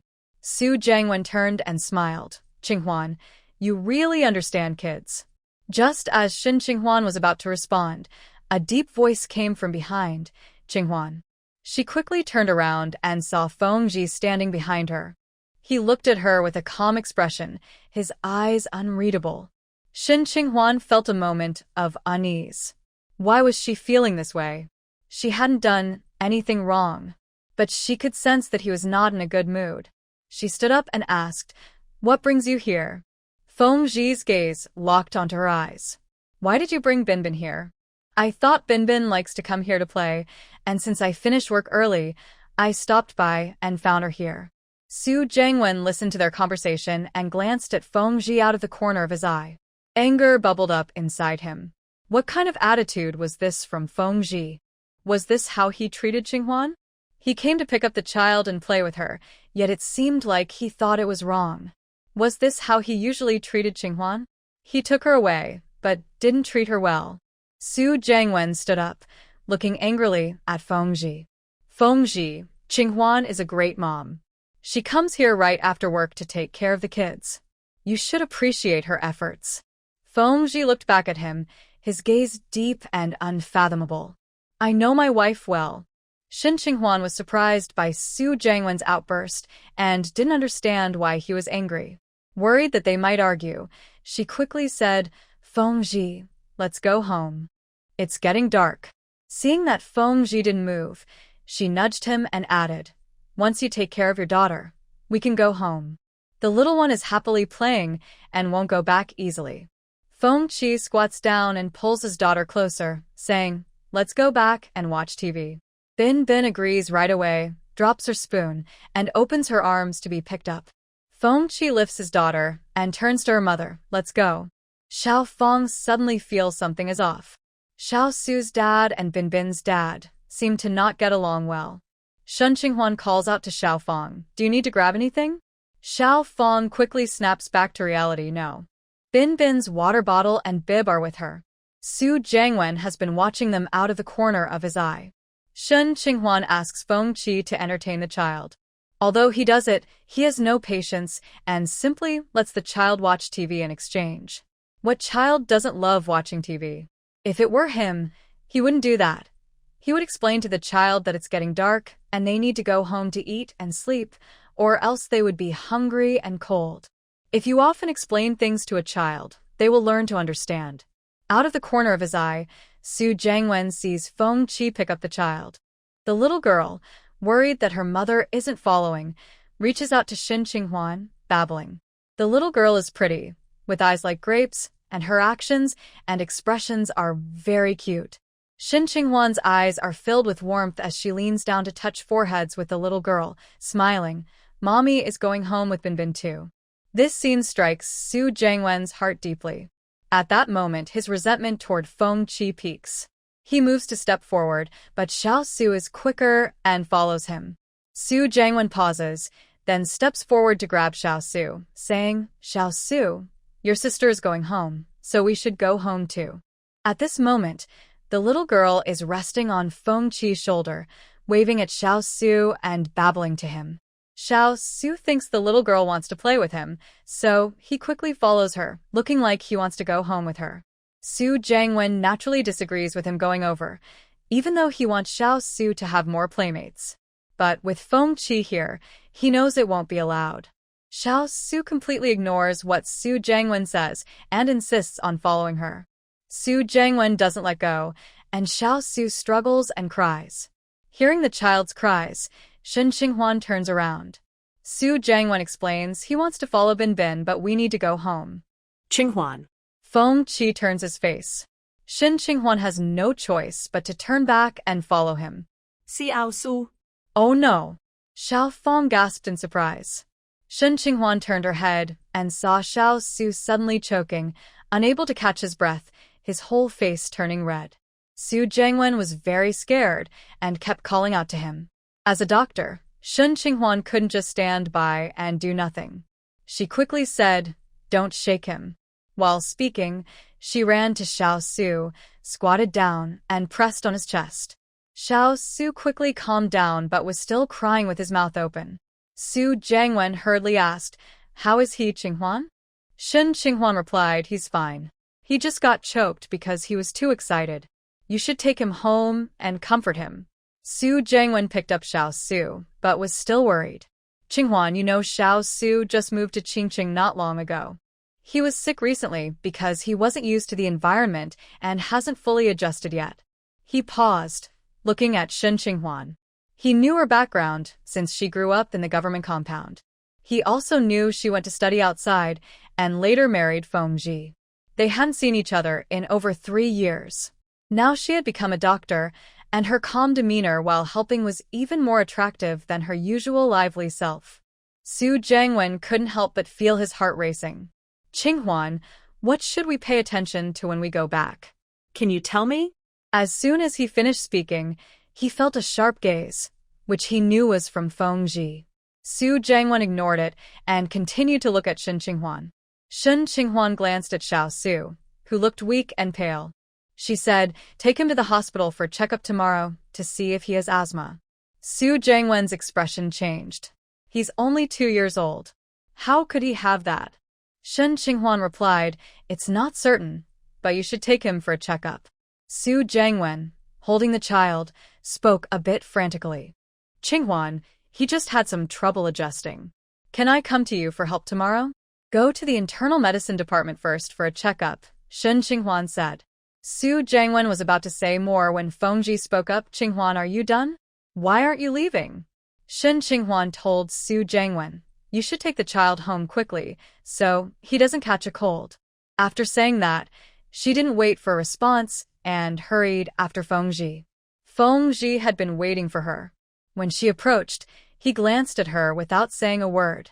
Shen Qinghuan sensed his displeasure, but she hadn't done anything wrong. She couldn't just ignore Xiao Su when he was in trouble, could she? Xiaofang also went back with them. Shen Qinghuan turned to her and said, Xiaofang, if you don't have anything to pick up from our place, you can leave work now. Now that she and Fengji had finished work, they could let her go. Xiaofang lived on another road, so she wouldn't have to make an extra trip. Xiaofang replied, I have nothing to get. Thank you, Qinghuan. I'm leaving now. Be careful on your way home. When they got home, Fengji put Binbin down. The little one quickly grabbed his hand to turn on the TV. She remembered. Fengji helped her wash her hands and face before turning on the TV, setting it to a cartoon channel and letting her sit on the sofa to watch. The child was very interested in the moving images on the screen. Binbin occasionally looked over at her. The little one didn't always ask to watch. Many times, she would forget that the TV was even on. Shen Qinghuan went over to take off the child's shoes. Binbin was wearing cotton socks and sneakers and had just played in the sandpit, so sand had gotten inside, and she needed a change. Fengji prepared a bottle of milk powder for the child and handed it to her, letting her hold it herself. As Shen Qinghuan stood up, he pulled her into his arms. Shen Qinghuan had just changed Binbin's socks and was surprised by Fengji's sudden move, almost gasping. She looked up at him in annoyance, and he was gazing down at her. You care about him a lot? Shen Qinghuan knew he was talking about Su Jiangwen but didn't understand why he would ask that. How do I care about him? Qinghuan, I saw you laughing and talking with him, and you even cared about his son. Fengji held her waist tightly, his gaze fixed on her, filled with certain emotions. Shen Qinghuan thought for a moment. Aside from discussing Xiao Su's illness, she had only exchanged a couple of normal sentences with Su Jiangwen. There was nothing warm about it. It just happened that Binbin was playing with his son. He asked me if Binbin was in preschool, and I replied, and then you came over. Shen Qinghuan explained that she had no grudge against Su Jiangwen, and it wasn't just the two of them alone. There were children, Xiaofang, and other parents around. It was just a normal conversation. Were you still talking about Binbin? Fengji frowned slightly. No, we just mentioned it once. Shen Qinghuan pushed him lightly. Hurry and start the stove. I want to take a shower soon. Fengji didn't let go and continued to look at her seriously. The two of them can no longer have anything, but Su Jiangwen still holds on a hope. He looks at her with a sticky gaze and talks about things from their childhood. Does she feel any regret? Fengji doesn't come from an artistic family and has no artistic skills. As a teenager, he didn't care much about his appearance or try to impress girls, unlike Su Jiangwen, who was very popular among young women. It hasn't been long since her teenage years. When Shun Qinghuan feels his gaze, it reminds her of the times she got caught in trouble as a child. His expression now is similar to how he looked back then. Is she unable to change her situation even after getting married? Fengji, I really don't have any feelings for him. Should I let you see my heart to prove it? As she said this, there was a hint of desperation in her voice. Ah. Fengji. After she spoke, he pinched her on the hip, and she glared at him in anger. He replied calmly, "Why would I want to see your heart? As long as Su Jiangwen keeps talking to you, just ignore him." Shun Qinghuan was taken aback. Fengji let her go and said, "Go check on Binbin." After he left, Shun Qinghuan touched the spot he had pinched. It didn't hurt anymore, but it was annoying. Binbin had already finished her milk and thrown the bottle on the floor. The cartoons on TV were over and the little one crawled off the sofa to play outside. Shun Qinghuan quickly caught her. It was getting dark and windy outside, and she could catch a cold. She turned off the TV and played with her using some toys. Earlier, she had bought some fabric at the entrance of the housing complex and made a few small dolls. The stitching was a bit rough since she learned from Sister Bao, but it didn't matter. As soon as Binbin got one, she put it in her mouth to chew on while Shun Qinghuan picked up the bottle she had thrown. This little one, throwing the bottle after finishing it, she doesn't know who she takes after. After dinner, Shun Qinghuan gave the child a bath and then tried to put her to sleep in bed. Fengji had to return to the camp for work. Now Binbin could sleep on her own in bed. After playing with her for a while, Shun Qinghuan let her lie down. But Binbin couldn't stay lying down for even a minute before getting back up, wanting to play with her mom again. Shun Qinghuan naturally stopped playing and pretended to sleep. Binbin didn't realize she was pretending but knew that her mom wasn't playing anymore, so she reached out to pull her eyelids open to make her wake up. That little rascal. Shun Qinghuan kept her eyes closed. When Binbin couldn't open them, she called out a couple of times. Seeing her mom didn't respond, she climbed onto her. Shun Qinghuan pulled the blanket up and covered both of them. The little one was attracted by the blanket and started playing under it. Shun Qinghuan, sitting nearby, let her thoughts wander. During dinner, she and Fengji hardly spoke. She was focused on Binbin, while Fengji seemed to be in a hurry to return to camp, finishing his meal quickly. Before leaving, he asked her to put the child to bed early. His face showed no clear emotions. She remembered the last time at the train station and the time at the hospital. Because of Su Jiangwen, he had reacted strongly. As she thought about it, some memories suddenly surfaced in her mind. Shun Qinghuan's heart raced, and she quickly tried to calm herself. She had fallen and hit her head, suffering a concussion, which left her dizzy and in pain for several days. It was hard to recall past memories, let alone some current ones. To her surprise, more memories came back now. This was from her time as a young worker, a period she hadn't thought about before. That day, she and other young workers were walking to their work point. The work point was at the end of the village, converted from a pigsty, and the environment was very simple.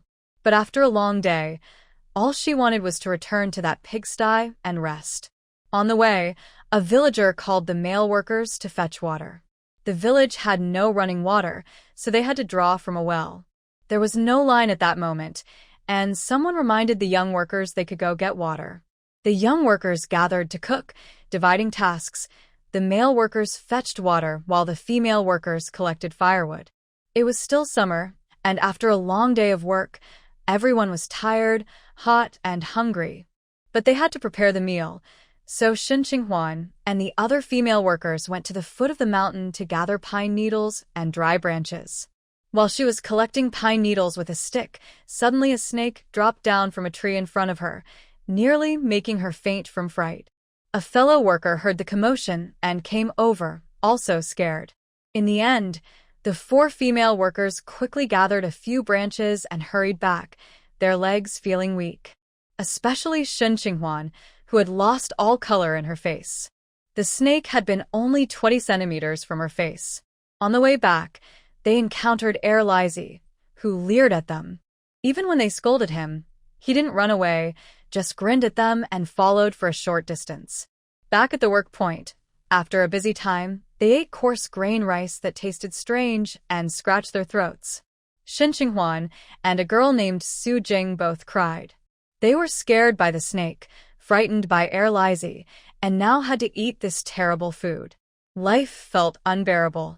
Lying in bed, Su Jing's bed was next to hers, and Xie Yuan heard her quietly crying under the covers. She asked Su Jing what was wrong. Su Jing replied, "Qinghuan, I can't take it anymore." She couldn't stand this terrible life. At that moment, Xie Yuan didn't say anything, but she agreed with Su Jing's feelings in her heart. A couple of days later, Su Jing suddenly got very sick with acute liver and kidney failure and was urgently transferred to the city hospital. Later, Su Jing managed to get a medical discharge to return to the city. Some people speculated that Su Jing had intentionally taken harmful medication just to get a discharge. However, everyone thought her method was foolish. The damage to her body was severe, and even if she was saved, she would have lasting effects that would impact her future life, making it not worth it at all. One person said, she should just find a man and get married. Someone else retorted, where would she find one? A villager? That would mean working on the farm, and she could never return to the city. Plus, she'd have to have children and take care of her in-laws. If she doesn't marry, at least she won't have to have kids. The person who suggested marriage replied, "Why not look for someone in the military? There are many unmarried officers there. She could find one to go with her." It's easy to say, but how would she find one? She doesn't know anyone. The speaker was casual, but the listener took it to heart. This conversation stirred something in Xie Yuan. She had someone in the military, Fengji. After a few days of preparing herself mentally, Xie Yuan finally made up her mind after an encounter with a leech and being stopped by a soldier. She couldn't take it anymore. That afternoon, she ran to the camp. She told the soldier on duty that she wanted to see Fengji. The soldier asked who Fengji was and if she was a family visitor. She replied that she was his neighbor's sister and needed to talk to him. The soldier told her that he didn't know if Fengji was in the camp and asked her to wait. She waited all afternoon without even having lunch. Just when she thought Fengji wasn't there, he appeared. He seemed to have rushed over, with sweat on his forehead and uneven breathing. As soon as he entered the reception room, he looked straight at her. Fengji didn't seem surprised to see her. His expression was still cold and serious. "What is it?" Her heart raced, and her face felt hot with nervousness. At that moment, she thought Fengji disliked her, especially since she had caused him so much trouble when they were younger. She figured he was probably annoyed by her presence. She gathered a lot of courage to speak. "Big brother, can you help me with something?" When she was young, she always called Fengji big brother or brother. Fengji's gaze seemed to envelop her from head to toe. "What is it?" Xie Yuan nervously fiddled with her clothes, unable to meet his eyes. "Big brother, can you help me find someone to date in the camp?" As soon as she finished speaking, she felt a drop in the atmosphere around her. Fengji's voice was chilling. "What did you say?" Xie Yuan understood why he reacted this way, and tears welled up in her eyes from embarrassment. In his eyes, and in the eyes of others, her request must seem very inappropriate. Wanting to marry just to avoid hard work was so unloving to herself. Her self-esteem crumbled in that moment, and she felt a surge of resentment. It was like being exposed in a vulnerable moment. "If you won't help, then forget it." After saying that, she turned to run away. But Fengji grabbed her, pulling her close, his gaze fixed on her. "Who do you want to find?" Xie Yuan was momentarily stunned, her heart racing. She was very close to Fengji, almost touching him. In her fluster, she blurted out, "Anyway, it's you." She meant to say it was not him, but in her panic, she missed a word. Realizing this, her cheeks flushed, and she quickly tried to correct herself, but saw Fengji's expression soften. "Okay, bring me a recommendation letter, and I'll submit a marriage application." Xie Yuan was taken aback. What was he saying? Did she hear wrong? Or was she dreaming? She couldn't help but pinch her thigh. It was real. "Be big brother, you want to marry me?" Fengji helped her stand straight. "Yes." She still felt his answer was unreal. No, Their situation felt unreal. Big brother, are you really going to marry me? That's right. At that moment, she didn't dare to ask why. She was afraid that if she asked too much, Fengji would change his mind.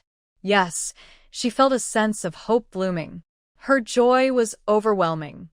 Fengji was strict and strong, and she felt both fear and admiration for him. But he was better than others. At least she knew him well, and his character was trustworthy. That day, Fengji took her to the cafeteria for a meal. Many soldiers were watching them, some openly and some discreetly, and one soldier came over to ask Fengji, "Old Feng, I heard your sister is here. Is this her?" When the soldier asked, she noticed many others around them were listening intently, waiting for Fengji's response. Fengji coldly glanced at the soldier and said, "My partner." The soldier was taken aback and then, with a disappointed expression, replied, "Oh, so it's your sister-in-law. You two carry on." The other soldiers around them also looked disappointed. Xie Yuan didn't understand why Fengji was so cold, but she didn't want to think about it. It was probably just that he was unhappy with her. She wondered how he agreed to marry her. After dinner, Fengji took her back to the village and explained the situation to Captain Li, since she had missed work that afternoon without asking for leave. He also mentioned that they were planning to get married. Captain Li seemed relieved to hear about their marriage, saying, "Congratulations. Xie Yuan and Captain Feng are truly a perfect match." Xie Yuan felt that Captain Li was just happy to send her, who was a burden, away. She understood. Her work points were so low that even a 6- or 7-year-old could earn more, and she often had to redo tasks for others. After speaking with Captain Li, Fengji took her back to the youth station and said before leaving, "I just spoke with Captain Li. Starting tomorrow, you won't need to work. Once we get the application approved, we'll go register. Write down what you need to buy, and I'll come by again tomorrow." At that moment, it still felt a bit unreal, especially with Fengji's attitude towards her. Although he wasn't very warm, he was much better than before. She looked at him and asked, "Brother, do you really want to marry me?" She was worried that Fengji was just playing with her, especially since his attitude had been so harsh just moments before, thinking she was being foolish for wanting to marry. She wondered if he had agreed to marry her just to teach her a lesson about her thoughts on marriage. "Are you thinking of marrying because you don't want to be a youth worker?" Fengji didn't answer, but asked her back. She hesitated and nodded. "Are you unhappy that I'm helping you?" She stared at him in surprise. Fengji looked at her with an unreadable expression. "Aren't you the one who asked for my help?" She tentatively asked, "Are you helping me because of Fengwei?" "Don't overthink it. Just go inside." Xie Yuan suddenly felt very touched. She didn't expect that even though Fengji usually seemed annoyed with her, he was willing to help her when it mattered. He was even sacrificing his own marriage plans to assist her. After Fengji left, the other youth workers gathered around her. They all asked where she had been that day and why Captain Feng had brought her back. She didn't dare to mention that she was going to marry Fengji, fearing it would be embarrassing if it didn't happen, so she simply said, "I asked him about some family matters. It was getting dark, and he offered to bring me back." Zhu Shitong secretly asked her, "Qinghuan, do you and Captain Feng have something else going on?" She still didn't reveal much, saying, "It's just family matters." The next day, Fengji came to find her, and she couldn't hide the fact that she and Fengji were getting married. Zhu Shitong looked at her with a complicated expression. The other young people felt the same way, a mix of complexity and envy. She tried not to look at their expressions, knowing that everyone was aware of the situation. Fengji's marriage application was quickly approved. He took her to register their marriage. She thought Fengji was marrying her out of obligation to Fengwei and had no feelings for her. But that night after their registration, things turned out to be quite different. Xie Yuan thought that their wedding night would just be for sleeping. After all, they had no emotional foundation, and their marriage wasn't based on mutual affection. However, despite this belief, she was very nervous that night. Their marriage was simple. They took wedding photos, got their certificate, and made vows in front of their leaders, completing the process. Fengji moved her belongings from the youth station, which consisted mostly of clothes. She didn't have many since she couldn't carry much when she went to the countryside, and Shin Xiuxiu had played tricks, leaving many clothes behind. Feng Qi bought new bright red pillows and bedding, and new pots and pans. The room was decorated with joyful symbols, making it feel festive. Soldiers, along with their wives and children, came to ask for candy, bringing good luck and excitement. Shin Qinghuan noticed that Feng Qi appeared relaxed and seemed to have a bit of joy in his expression. He was energetic. He handed out large handfuls of candy to everyone who came, and the children were thrilled, surrounding him and shouting, "Congratulations, Uncle Feng! Wishing you and Aunt Shin a long and happy life with many children." These blessings were likely taught to them by their parents. She felt a bit embarrassed hearing this, but Feng Qi seemed completely unfazed. She wondered how he had prepared so much candy. Usually, people buy only a couple of pounds for weddings, but Feng Qi had at least 10 pounds. While others used plastic bags for candy, he had a basket. Seeing his attitude, she felt encouraged to be more enthusiastic. After all, it was a significant event, and she needed to warmly welcome those who came to congratulate them. Otherwise, people might say she was ungracious. Feng Qi, as a normal person, despite his cool demeanor, still had a sense of politeness. So, for those who came to congratulate him, he generously gave out candy and accepted their blessings. On that day, the wedding was completed in one day. In the morning, they got their marriage certificate, and at noon he went back to the family compound with Feng Qi to host those who came for candy. In the afternoon, there was something going on in the camp, and Feng Qi had to return, so he found a wife to keep her company. The wife was named Xu Qin, a very gentle person. Nowadays, she wasn't seen in the family compound, probably because she moved with her husband. Xu Qin was in her 30s, and her way of speaking made people feel warm and comfortable. However, she brought up the topic of sleeping arrangements. She felt that the young girl didn't understand much and didn't have any older female relatives around, so she wanted to mention it. She had just come from school and went to the countryside, never expecting to marry so early. Xia Hong didn't tell her these things, and the kindest person, Grandma Shin, had also passed away. Previously, it had been mentioned that one shouldn't get too close to men or share a room with them. But growing up isn't in a closed environment, so she knew a little. At that moment, she felt very awkward and subtly told Xu Qin that she understood. But she wasn't sure if Xu Qin was too subtle to catch on or if she could see through her words. Xu Qin still shared a few more words, saying that one shouldn't let men act recklessly and that it's important to speak up when hurt. She blushed and quickly changed the subject. She and Feng Qi wouldn't be like that.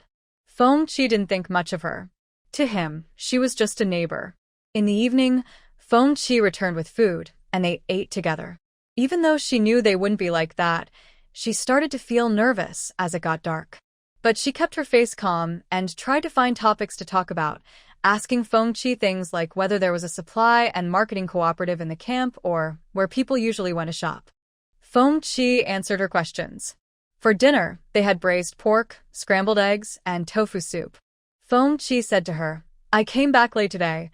I'll cook something different tomorrow." She was taken aback and quickly replied, "Big brother, let me cook. What do you want to eat?" She thought that since he took her in, the least she could do was help with chores and cooking. Although she wasn't very good at it, she would try her best to learn.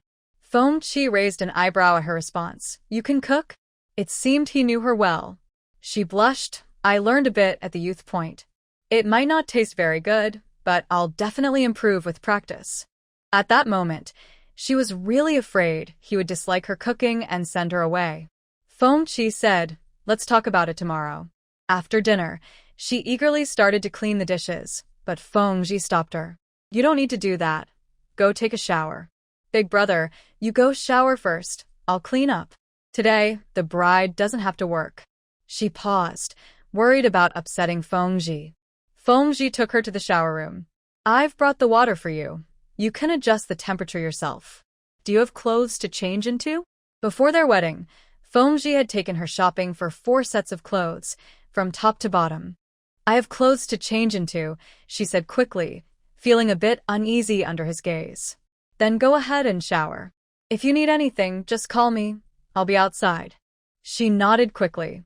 Once Fengji left, she felt a little relieved. It was still summer. She washed from head to toe. This was the first time since moving to the countryside that she could shower so comfortably. Before, at the youth station, the shower area was very basic. They had created a shower space in a room where they stored miscellaneous items, using stones to block holes in the wall. There was no door, just a few wooden boards nailed together, but since the craftsmanship was poor, there were several gaps. The girls had wrapped straw around to cover the gaps. There was no lock. They just used a rope as a makeshift lock, taking turns to watch the door while showering. They were always worried someone might burst in or a local troublemaker might peek. In such conditions, they couldn't relax while showering and couldn't take too long. Also, firewood was hard to gather, and heating water for a shower used a lot of it. They decided that in hot weather it was better to take cold showers. She wasn't used to cold showers, especially since the water was well water, which was very cold. When she showered, it was always quick. On the day she got her marriage certificate with Fengji, she finally had a hot shower. He had brought 2 large buckets of hot water for her. She had never felt like crying just because she could take a hot shower. After her shower, she found that Fengji had already cleaned the house. The moment she stepped out of the shower room, he looked at her. Holding a basin for dirty clothes, she asked him, "Big brother, where's the soap for washing clothes?" She had used bar soap for her shower, which was different from the soap for laundry. "Are you going to wash clothes?" Fengji asked. She wanted to nod but remembered he hadn't showered yet, so she changed her response to, "I'll wait for you to finish your shower before I wash. Just tell me where the soap is. Then she could wash his clothes too. Just leave it there. There are new towels on the shelf. Go dry your hair." At that moment, she felt that Fengji was different from before, and not as hard to get along with as she had imagined. Xie Yuan took the new towel to dry her hair. Her hair was a bit thick and fell just below her shoulders, so it wouldn't dry easily without a towel. Fengji turned on the fan for her and let her sit in front of it to dry her hair. She was surprised by his thoughtful gesture. "Thank you, big brother." His kindness eased her tension, and she felt more relaxed talking to him. Fengji didn't say anything and went to take a shower. By the time he finished, her hair was almost dry. She stood up, planning to do the laundry. However, Fengji looked at her and said, "You've worked hard today. Let's rest early." She was taken aback. This house had 2 bedrooms, but only one was set up. Fengji didn't seem to intend to sleep separately. Her clothes were in his room, mixed with his in the wardrobe. His room also had a vanity with her mirror, comb, hair ties, and face cream. She glanced around.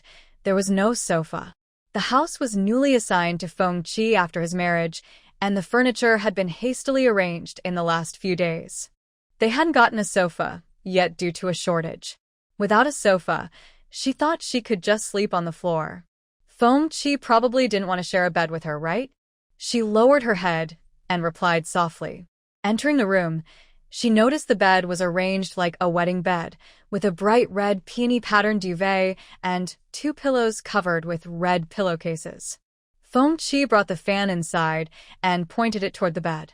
He asked her, "Do you want to sleep inside or outside?" She was momentarily stunned. Was he planning to sleep with her? "Big brother, I can sleep on the floor. You sleep inside." Fengji made the decision for her. Her heart raced, and her palms became sweaty with nervousness. But seeing that he was waiting for her to get into bed first, she climbed onto the bed and settled in the innermost spot. Fengji then joined her on the bed.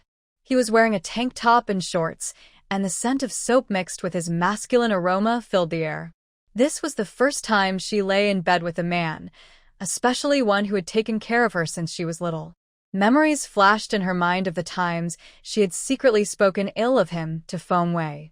After being punished by him, she angrily said to Fengwei, "I really hope your brother marries a strong wife who can keep him in line." Fengwei hesitated. "I'm worried that with his personality, no girl would want him." She agreed. The girl who marries him will definitely be unlucky. Now, Fengji's wife is her. She thought carefully and was glad she hadn't cursed his future wife. Otherwise, that curse might come back to her. She lay close to the wall, keeping as much distance as possible from Xie Yuan. Xie called her. She turned her head. Big brother. She felt embarrassed saying that. How could a brother and sister share a bed? Xie's voice was deep and magnetic, filled with an unclear emotion. Do you know what married couples do? Thump. Her heart raced. What was he asking? She didn't know how to respond. In her silence, Xie reached out and placed his hand on her waist. Her eyelids jumped. What was he doing? He pulled her closer to him and leaned over her. She stared at him, his eyes dark and intense, making her anxious. His hand, which was on her waist, slipped under her shirt. She suddenly reacted, Big brother, aren't we just pretending to be married? Just helping each other? Besides, didn't he always see her as an annoying little sister? Yuan, call me by my name. Xie's hand was now touching her skin, gently rubbing. She wanted to push his hand away, but he lowered his head and kissed her. She was stunned. She had heard gossip before about couples who weren't married yet sneaking kisses and getting caught. People would look down on them, saying they were reckless and shameless, doing such things before marriage. Now Xie was doing this to her. Why was he treating her this way? Then she remembered what Xu Qin had said. Married couples share a bed, and that's how they can have children. She pushed him away. Was he trying to do something intimate with her? She wasn't ready for this. She felt very scared. She wanted to escape, but her rational mind reminded her. She had asked for help and even married him, officially becoming a couple. What he was doing now was completely fine. But why did he have such thoughts about her? Didn't he dislike her? When Xie took off her clothes, she suddenly didn't want to think clearly anymore. It was hard to accept. She avoided his touch, feeling extremely shy. Her face felt hot, and her skin flushed because he was staring at her. Don't we? We aren't. Yuan, we are now a couple, and couples do these things, Xie softly reassured her, sounding very confident. I don't want to. Don't be afraid, I'll be gentle. Xie leaned in again. She couldn't escape, so she said, I don't want the lights on. Xie got up and turned off the lights. He was not gentle at all. She cried out in pain. At that moment, she thought he was really awful. He bullied her when they were kids, and now he was still bullying her as an adult. Before going to sleep, she thought he was easy to get along with, but he was not at all. She clearly said it hurt, yet he continued. He was not considerate at all. Then he wanted to go for a third time. She cried hard, and only then did he stop. All right, no more. Let's sleep. She quickly turned her back to him, pressing against the wall, not wanting to be close to him. But Xie was very persistent and pulled her close. What do you want to eat tomorrow? He kissed her ear and asked. I don't want to eat. She was still angry and planned to do nothing the next day. Stop talking like a child. We'll talk about it tomorrow. She didn't know when she fell asleep, but it wasn't a deep sleep. One reason was the unfamiliar environment, and the other was Xie being beside her. She didn't know if he would try to do couple things again. The experience was very unpleasant, and she didn't want to go through it a second time.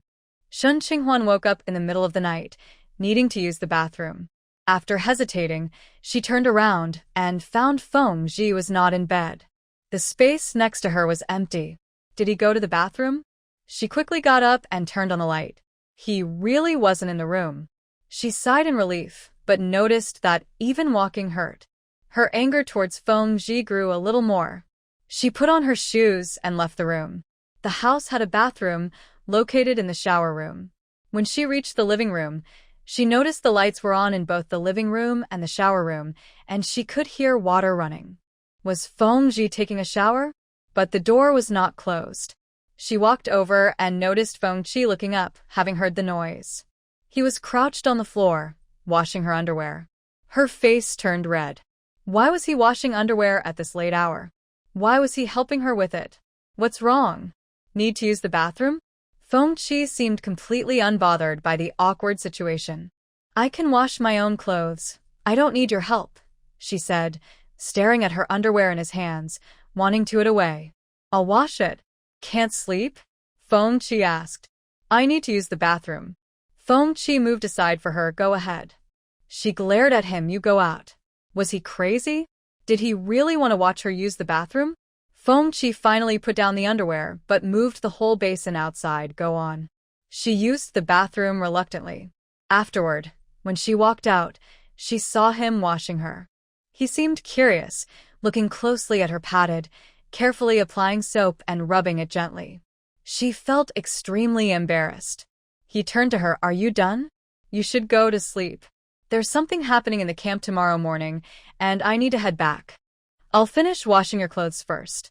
She bit her lip, wanting to grab them from his hands. When she didn't move, he asked, what's wrong? Can't sleep? Do you want me to keep you company? She quickly replied, of course not. Then she hurried into the room. She hadn't been lying down long when Xie returned. She quickly closed her eyes and pretended to be asleep. He lay down beside her and wrapped his arms around her. Pretending to sleep, she didn't dare move, worried he might do something. Xie didn't do anything, but being held made it hard for her to sleep. She couldn't keep pretending and struggled a bit. Let go of me. Xie's hand rested on her abdomen as he quietly asked, does it still hurt? It hurts a lot. Let me take a look. No. Be good. If it hurts a lot, you should apply some medicine. I don't want to apply anything. I want to sleep. She was afraid he might actually pull her pants down, so she quickly wrapped herself in the blanket, looking like a cocoon. She wasn't sure if it was her imagination, but she thought she saw the corner of Xie's mouth twitch. Aren't you hot? She stubbornly replied, not hot. Xie couldn't do anything about it. I won't hold you anymore. You can take the blanket off. She didn't listen and insisted for a while, but it was indeed very hot. She stayed under the blanket. The fan was on a chair beside the bed. Even with the fan blowing, it was still warm. Xie turned off the light, but the moonlight outside made the room not completely dark. She waited for a while, feeling that Xie had fallen asleep, before pulling the blanket away. It felt comfortable. The fan was blowing, and it felt nice. At the youth station, there was no fan or even electric lights. After work, it was hot and irritating. She would lie in bed for a long time, only feeling a bit cooler by midnight. Xie slept soundly, without snoring or grinding his teeth. She glanced at him. He was wearing a white tank top and shorts, with broad shoulders and long legs, his muscles firm and completely different from a woman's. He was very strong. When he held her waist, she couldn't move at all and could only let him take the lead. His strength was intimidating. She felt completely outmatched. She wondered what to do in the future. Shouldn't what couples do only happen once or twice? They didn't have to do it every day, right? Xie had always been serious and self-controlled since childhood. He shouldn't be addicted to this, should he? She didn't know how to bring it up with him. Later, she wasn't sure how she fell asleep, but she didn't sleep well and woke up just as dawn broke. She turned to look at Xie. He seemed to be in the same position as last night. Summer mornings come early. The room was brighter than it had been at midnight. Suddenly, she noticed something about Xie. What was he doing? It had been dark last night, but she could sense something now. She was shocked. Was this how all men were? During the day, they seemed so normal. She never noticed anything like this. As she was thinking, she saw Xie pull the blanket over his lower abdomen. Was he awake? He turned his head, and she felt like she had been caught spying. Her face burned, and she hurriedly looked away, closing her eyes to pretend to be asleep. Xie Yuan, are you awake? He asked. She remained silent. Xie leaned closer, and she instinctively opened her eyes, looking at him without much confidence as his face was very close to hers. She pushed against his chest. What are you doing? I'm not fully awake yet. His eyes sparkled with something intense as he looked at her. In a low voice, he asked, does it still hurt? As he spoke, his hand moved to her waist. She immediately realized what he was about to do. Was he being unreasonable? He had been like this at night, and now in the morning too. It hurts a lot. She turned her face away. I'll get some medicine to help you. No need. Xie Yuan, you can't ignore your pain. If it's serious, We should see a doctor. See a doctor? How embarrassing. She quickly said, no need to see a doctor.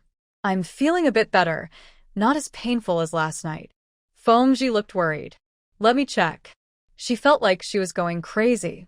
I don't want to be checked. Go away. At that moment, Shen Qinghuan remembered the scene and felt a surge of anger. Fengji was really annoying.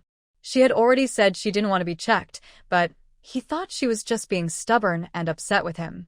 He only stopped when he made her cry. After getting up, Fengji returned to the camp and had someone prepare breakfast. She woke up but couldn't fall back asleep, not wanting to get up. Later, Shu Qin came to check on her. Seeing her red eyes, she was a bit startled. What happened? Did Fengji bully you? She didn't respond, just nodded in agreement.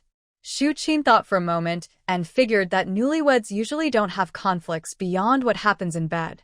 Especially young couples. During their first time, the girl is likely to be uncomfortable, while the boy is often too eager and lacks restraint. Did Fengji hurt you? She felt very embarrassed, but didn't argue. Shu Qin reassured her, it will be like this at first, but it will get better. She wasn't very convinced. All she could think about was how to make Fengji lose interest in her. After that, Shen Qinghuan couldn't remember much. Whenever she tried to think about it, her head would hurt. But looking back at her wedding memories, she realized why her conflicts with Fengji were growing. They hadn't built any feelings. They went straight to intimacy, which was quite forward.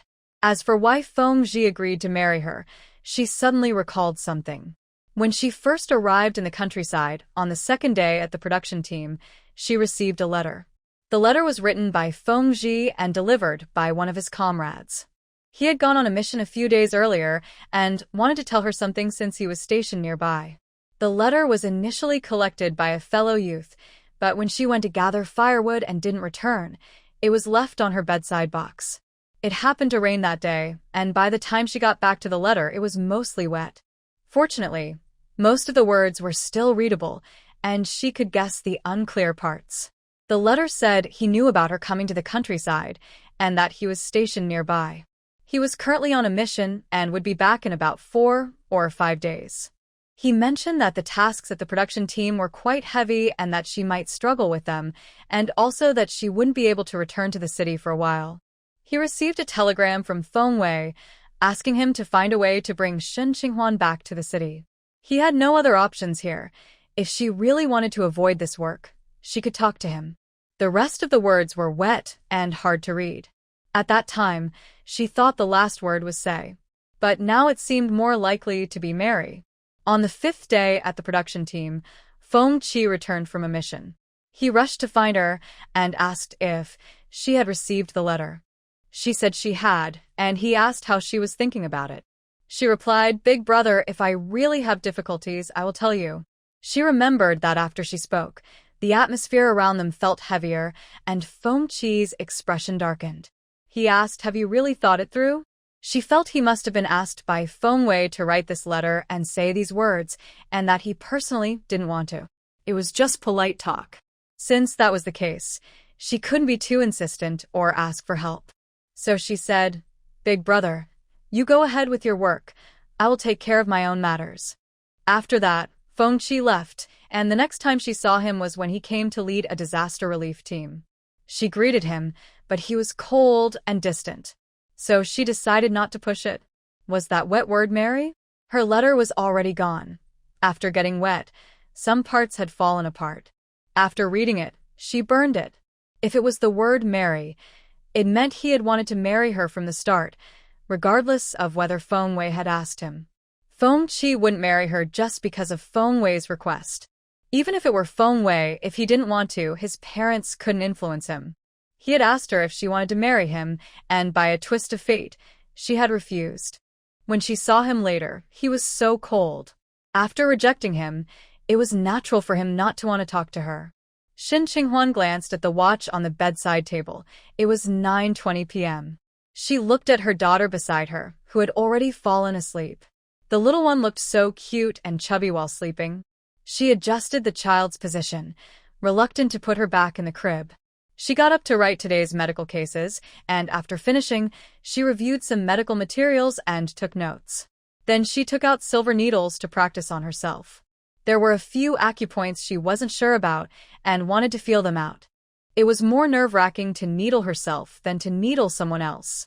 One needle didn't go well, causing a sharp pain. She paused for a moment before continuing until she felt it was right. She stopped when she felt her fingers tingle and her eyes slightly dry. She looked at the time.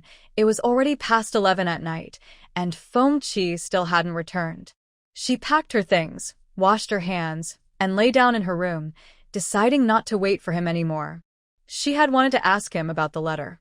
After lying down, she found it hard to fall asleep, her mind racing with thoughts.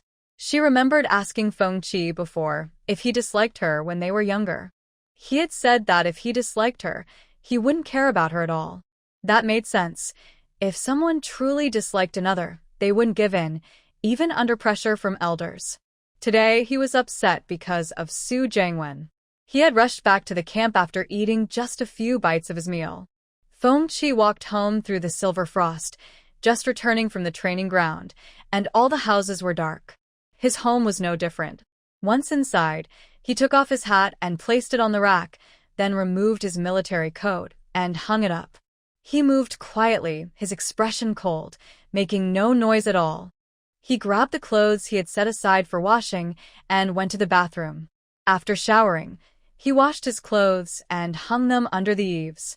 He tidied up the living room, putting things in their proper places before entering his bedroom. As soon as he stepped inside, he saw his wife and daughter lying on the big bed.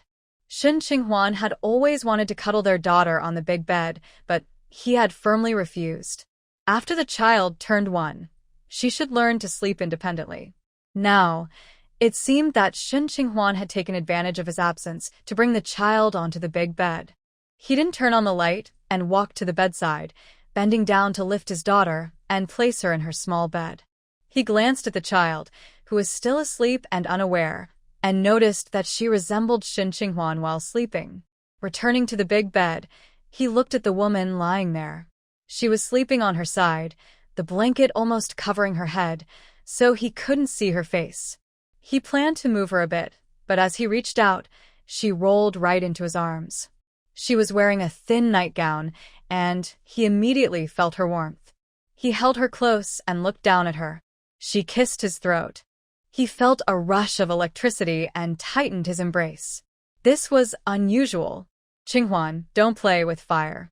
Xie Yuan was surprised by Fengqi's words, wondering if she had misheard him. Was this something he would really say? He had always been eager to act like a wolf in bed. However, ever since her injury, they hadn't been intimate as a couple. He must be concerned about her body since her injury hasn't fully healed. Seeing him like this, she withdrew her hand. She planned to step out of his embrace, but he didn't let go. "Your head still isn't healed," he said. Xie Yuan paused. His words made it sound like she was desperate. She wanted to turn around, but Fengqi stopped her, reaching to her lower back and lifting her slightly, then leaned down to kiss her. Feeling the warmth from him made even her toes feel warm. Fengqi was a great source of warmth. He parted her lips and began to kiss her deeply. Xie Yuan thought his kissing skills were much better than before. She wrapped her arms around his neck, but he caught her hands and placed them on his abdomen, guiding her down. She pulled away from his lips and asked, "Are you not angry anymore?" "As long as you don't look at other men, I won't be angry." "I'm blind. How could I, What are you doing?" "Didn't he say she was fine?" Fengqi's voice was low. "Qinghuan, you provoke me." He changed her position so that she was facing away from him, holding her from behind. Xie Yuan sensed his intentions and grabbed the waistband of his pants. "I was just cold and wanted to lean on you. Don't misunderstand." "Is that so? Are you still cold?" "Not anymore. Do you want to be warmer?" "It's already good enough." Xie Yuan felt her heart race at the dark look in his eyes. "You're being contradictory." How was she being contradictory? She turned her head slightly. "Fengqi, can I ask you something?" "Ask me tomorrow." Fengqi lifted her shirt. "No, I want to know now." Fengji waited for her question, but didn't stop his movements. Shen Qinghuan's breath became uneven, and she pulled away slightly. Stop for a moment, I really have something to ask you. Okay. Fengji, about the letter you gave me when I went to the countryside. Fengji paused. You remembered? I remember a bit. When I received the letter, it was already wet from the rain, and some words were unreadable. You said if I didn't want to be a youth worker, I could. What? Fengji turned her to face him. You didn't see? Shen Qinghuan replied. I couldn't see the words after that. Fengji tightened his hold on her back, pulling her close to his chest. Why didn't you tell me the letter was wet? Shen Qinghuan looked up. Then tell me now, what did you want me to do? He squeezed her waist and said 2 words. Get married. Shen Qinghuan's heart skipped a beat. It really was those 2 words. Fengji, have you been admiring my beauty since childhood? Fengji paused. You looked okay when you were young. What do you mean by okay? I mean not ugly, but not stunning either. Are you serious? Fengji didn't answer her, and kissed her to silence her. He made sure her head didn't hit the bed, but still caused a bit of a ruckus. The next morning, Fengji was no longer in bed. Bin Bin was also not in her crib, but she could hear her playing in the living room.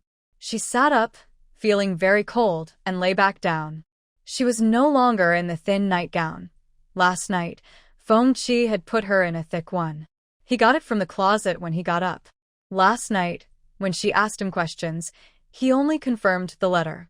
He wrote to her, saying if she didn't want to be a youth worker, she could marry him, saying that meant he was interested in her. But he never showed it, and it was hard to tell. This made her think he might just be attracted to her looks. He had a point. She was pretty in her youth, but not as much as now. So he probably didn't notice her before, but now that she had grown up, he did. Oh, men. After she got up, Xiaofang came over with some hawthorn tea. This hawthorn was from when she and Ji Kaiyan picked it on the mountain. It wasn't the red kind, but a large, brownish-green type. The tea turned out to be really tasty. Xiaofang said it's simple, just soak it in water for 3 or 4 days. You're really skilled, Xiaofang. My sister-in-law taught me, Xiaofang replied modestly, then added, Sister Qinghuan, I heard my sister-in-law say there's a basketball game at our camp this weekend. Shen Qinghuan remembered Fengji mentioning it before. She didn't expect the weekend to come so soon. Yes, we should go and join the fun. She knew Fengji had signed up. Sister Qinghuan, I won't go. I'll stay home with Bin Bin. That's fine. We can bring Bin Bin along. At that moment, Fengji had already returned to the camp. He left before she got up. However, he came into the room to check on her before leaving. She was awake but hadn't gotten up yet, just watching him. He came over, leaned down, and kissed her, saying, Breakfast is ready. Sleep a bit longer. She blinked and suddenly thought he looked especially handsome today. Before, his face was overshadowed by his strong presence. After having breakfast, I went back to the hospital for class. On the way, I ran into Yaoqin, who also mentioned the basketball game. I've been so busy these days that I haven't had much time to practice, Yaoqin said, feeling a bit frustrated. Shen Qinghuan replied, It's okay. Everyone has limited energy. If you can do one thing, you might not be able to do another. It's normal to lose sometimes. Qinghuan, you shouldn't say we're going to lose before we even start. I'm sorry, I didn't say anything. The wind was too strong. I didn't hear anything. After exchanging a few jokes, they arrived at the hospital. Once there, Shen Qinghuan encountered a patient who had written her a thank you letter. There were still many people today. Although Shia had been caught, her influence from the promotion hadn't faded and was still strong in nearby towns, even spreading further. These people specifically asked for Dr. Shen, which put a lot of pressure on her since her medical knowledge wasn't enough, and she hadn't encountered many cases before. Now, she rushed to the consultation room right after class. However, receiving a thank you letter from a patient made her very happy. This patient had suffered from rhinitis for many years and had never fully recovered. Every winter was particularly difficult for her, and she was encouraged to come to the hospital. According to the patient, this kind of minor illness usually wouldn't prompt a visit, but she heard that there was a doctor named Shen Qinghuan at the military hospital who was very skilled, which gave her the confidence to come and try. Just as Shen Qinghuan finished reading the thank you letter, Dr. Kong called her over, saying, "Let's go to the director's office." Shen Qinghuan agreed. After seeing a few patients, as the end of the workday approached, she tidied up and went with Dr. Kong to see Director Wu. As they went upstairs, they saw Su and Shin Xiuxiu, who were there for a consultation, and they were surprised to see Shen Qinghuan approaching. She was wearing a white coat, her expression calm, and her steps light, giving her a more authoritative presence than usual. Shin Xiuxiu stared intently at Shen Qinghuan, her nails digging into her palm. Was Shen Qinghuan really seeing patients now? After Xiaoyu was caught, Shen Xiuxiu overheard some talk about Shen Qinghuan at the hospital. She knew that Shen Qinghuan was interning with an older Chinese medicine doctor, helping with acupuncture and such. She was skeptical and thought people were exaggerating the situation. However, it made her uncomfortable to see Shen Qinghuan pursuing a career as a doctor. The Hu family had a long history of being doctors. Last night, Xiao Su was brought back by Su Jiangwen and wasn't feeling well. Su Jiangwen took the initiative to talk to her. She was originally angry with him, but after he spoke, her anger faded significantly. She thought that if she continued to be angry with him, it would only push him further away. She stubbornly believed that Shen Qinghuan still had feelings for Su Jiangwen. To save face, Shen Qinghuan pretended not to care. As long as she and brother Jiangwen were loving and had a couple of kids, Shen Qinghuan would be jealous and upset. Thinking of this made her feel warm inside, so when Su Jiangwen entered the room, she leaned closer to him. However, Su Jiangwen pushed her away, and her pride couldn't take it. Su Jiangwen explained that Xiao Su was there and not feeling well, and he wouldn't sleep soundly. It wouldn't be good for him to see them close. Currently, Xiao Su was sleeping with them because Su Jiangwen didn't feel comfortable leaving him alone. This reasoning was fair, and she couldn't argue against it, but it left her feeling frustrated. They were able to marry because she took the initiative, winning over Grandma Su and creating misunderstandings that made others think they were dating. Su Jiangwen's brother had passed away, leaving Xiao Su as an orphan. Su Jiangwen had deep feelings for his brother and had volunteered to raise his nephew, wanting to give him a complete family. This complete family needed a mother, so Su Jiangwen, who was always busy with work, planned to go on blind dates to get married. Even though the girl was interested in him, her family didn't agree, not wanting their daughter to rush into becoming a stepmother. And those from families lower than the Su family were not suitable in the eyes of his mother, Zhang Hui. The Shin family was considered a good match for the Su family, so Shin Xiuxiu took the initiative to say she didn't mind being a stepmother and would treat the child as her own. She also pretended to love the child in front of Su Jiangwen, creating a false impression that Xiao Su liked her. Thus, they got married. Before marriage, she had used Xiao Su, promising to treat him as her own. But now that Xiao Su's usefulness had diminished, Shen Xiuxiu wanted to get rid of him. Xiao Su was often sick, and Su Jiangwen was increasingly concerned about him. She couldn't think of a solution at that moment. Seeing Shen Qinghuan now gave her an idea. She turned to Su Jiangwen and said, "Brother Jiangwen, I heard that Shen Qinghuan is quite skilled in medicine. Should we let her take a look at Xiao Su?" They had just taken Xiao Su to see a doctor, who said he had an upper respiratory infection, and they needed further tests to determine if he had asthma, which was still uncertain for now. Su Jiangwen felt that the doctor's skills were limited. Hearing Shen Xiuxiu say this, he raised his eyebrows and nodded, "All right." When Shen Qinghuan walked over, he opened his mouth to call her. But she completely ignored him and walked past without looking. His steps suddenly paused. Shen Xiuxiu was also surprised. It seemed that Shen Qinghuan was acting aloof. "Jiangwen, has Shen Qinghuan become arrogant since becoming a doctor? I didn't expect her to be the same as she was when we were kids." She must have been upset seeing her with Su Jiangwen, so she pretended not to see them. Su Jiangwen tightened his grip on the child but kept a calm expression. Maybe she has something to do. Let's wait for her in her office. Shen Xiuxiu was reluctant but nodded for the sake of her thoughts. I wonder if she will still act like this later. She isn't that kind of person.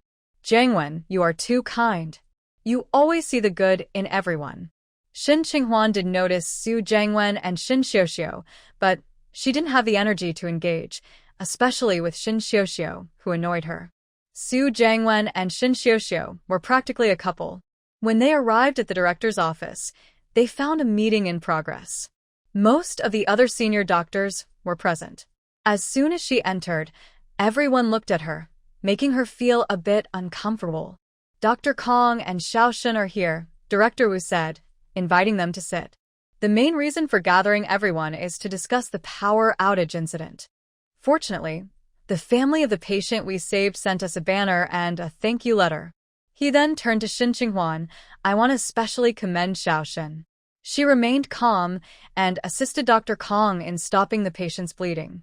Shin Qinghuan stood up modestly. Director, I was just following Dr. Kong's instructions. I'm happy to help. Director Wu waved for her to sit down and continued. I have discussed with the staff and plan to promote Xiao Shen to a formal salary.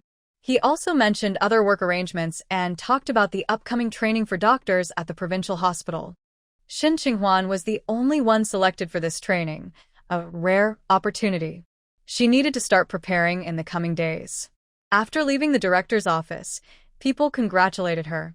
She thanked them one by one, genuinely happy. The formal salary was 38 yuan a month. The money was secondary. What mattered was that she received this recognition.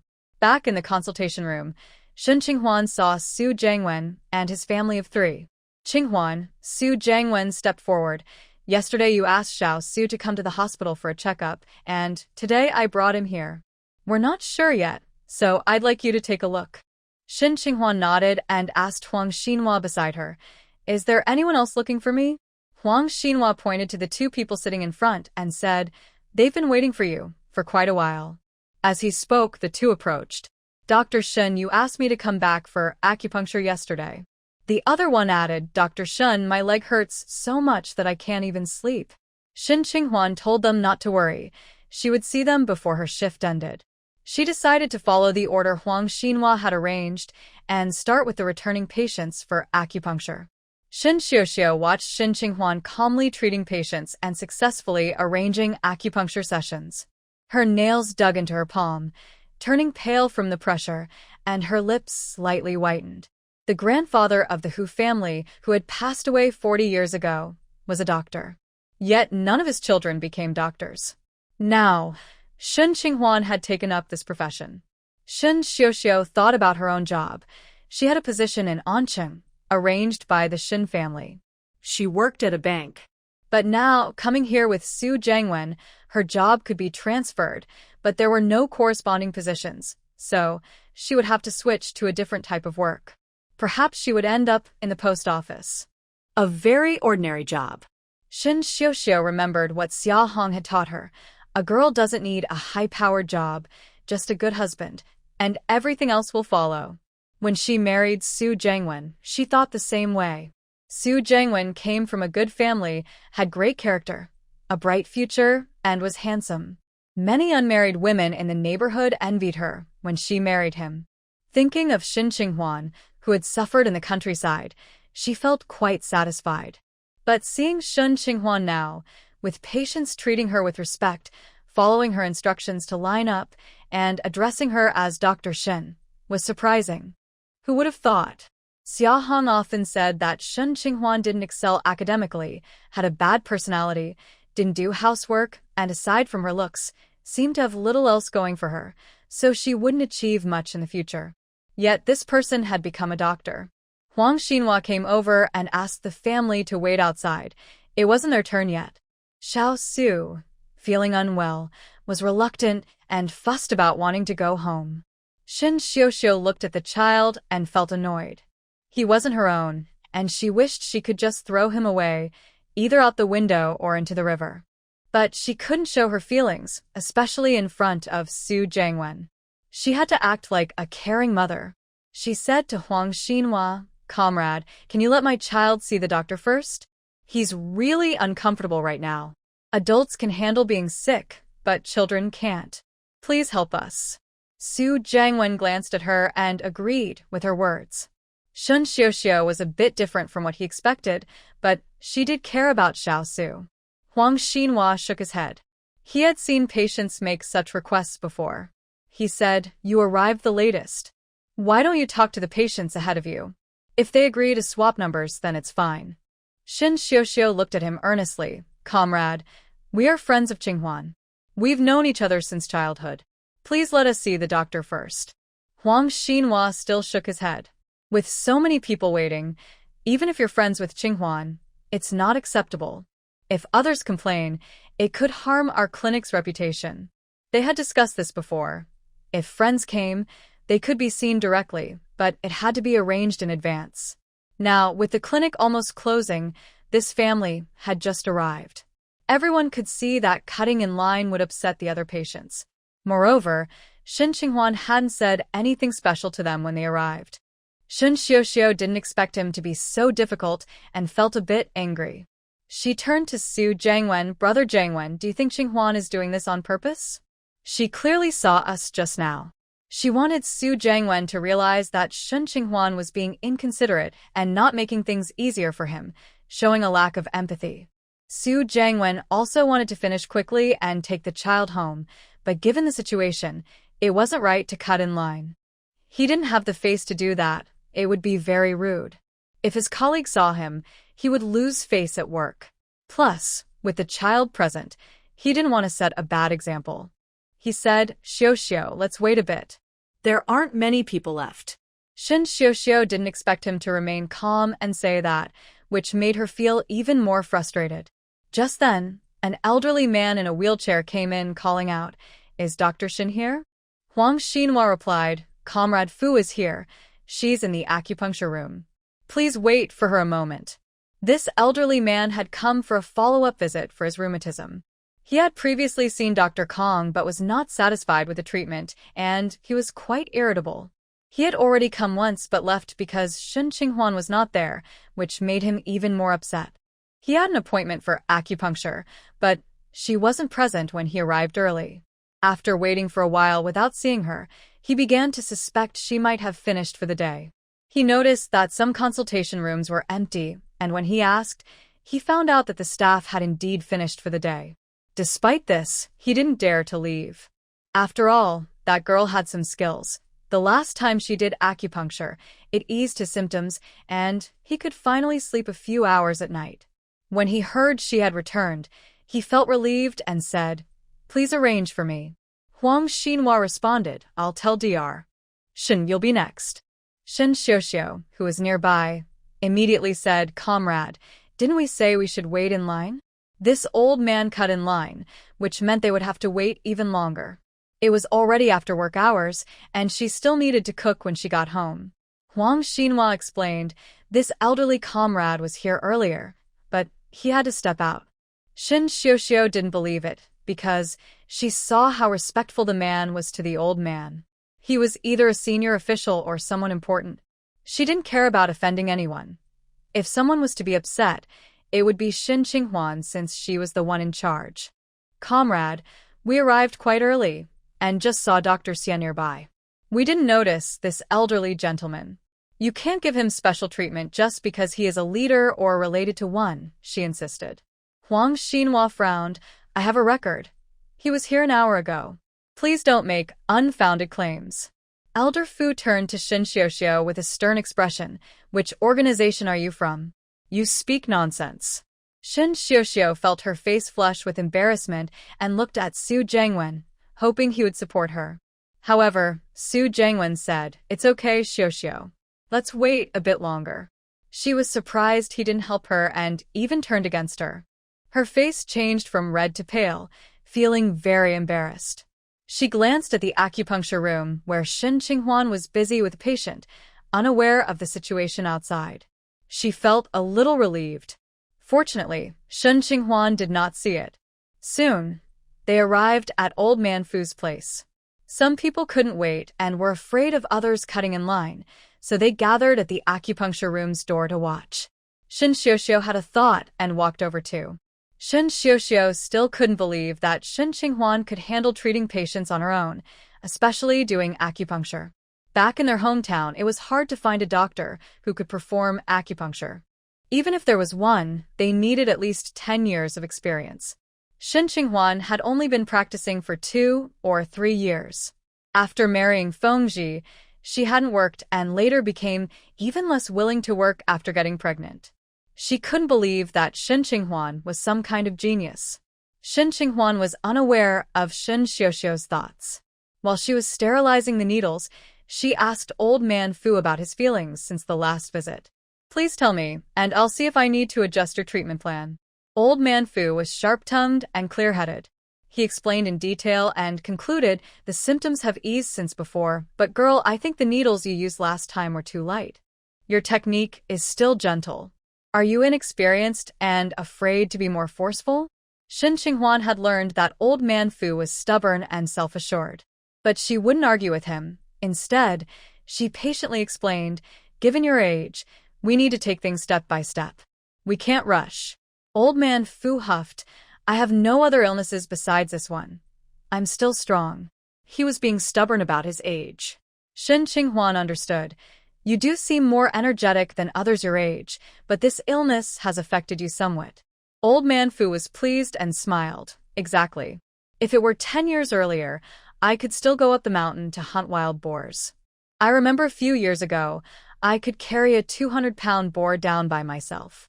Once Shen Qinghuan finished sterilizing the needles, she took the tools. At that moment, Su Jiangwen also brought the child over to watch her perform acupuncture. He didn't want to crowd around like others without manners, but he couldn't help his curiosity. He wanted to see if Shen Qinghuan really knew how to do acupuncture. He had no doubts about her. He believed that if she focused, she could do anything well. Back in school, he had seen her neat homework, and her writing was clear and tidy. When they corresponded, she also had a wide range of knowledge. Normally, they don't allow unrelated people into the acupuncture room, as it can disturb the doctor and invade the patient's privacy. At this moment, Huang Xinhua asked these people to leave, but they were unwilling to go. Old Mr. Fu said, if they want to watch, let them. I'm not afraid. Huang Xinhua had no choice but to agree. Shen Qinghuan ignored everyone else and focused on old Mr. Fu. Once he was ready, she began the acupuncture treatment. Based on his previous reaction, she adjusted the acupuncture points this time. In addition to treating his painful legs, she also inserted 2 needles in his lower back. After a while, she removed the needles, and the treatment was complete. Su Jiangwen watched Shen Qinghuan as she worked with calm focus. Her hands were steady and precise, making her seem both mysterious and beautiful, capturing everyone's attention. Shen Xiuxiu bit her lip, impressed. She really seems to know what she's doing. But did she choose the right points? She couldn't help but ask old Mr. Fu, how do you feel? Old Mr. Fu was in a good mood and felt better this time than before.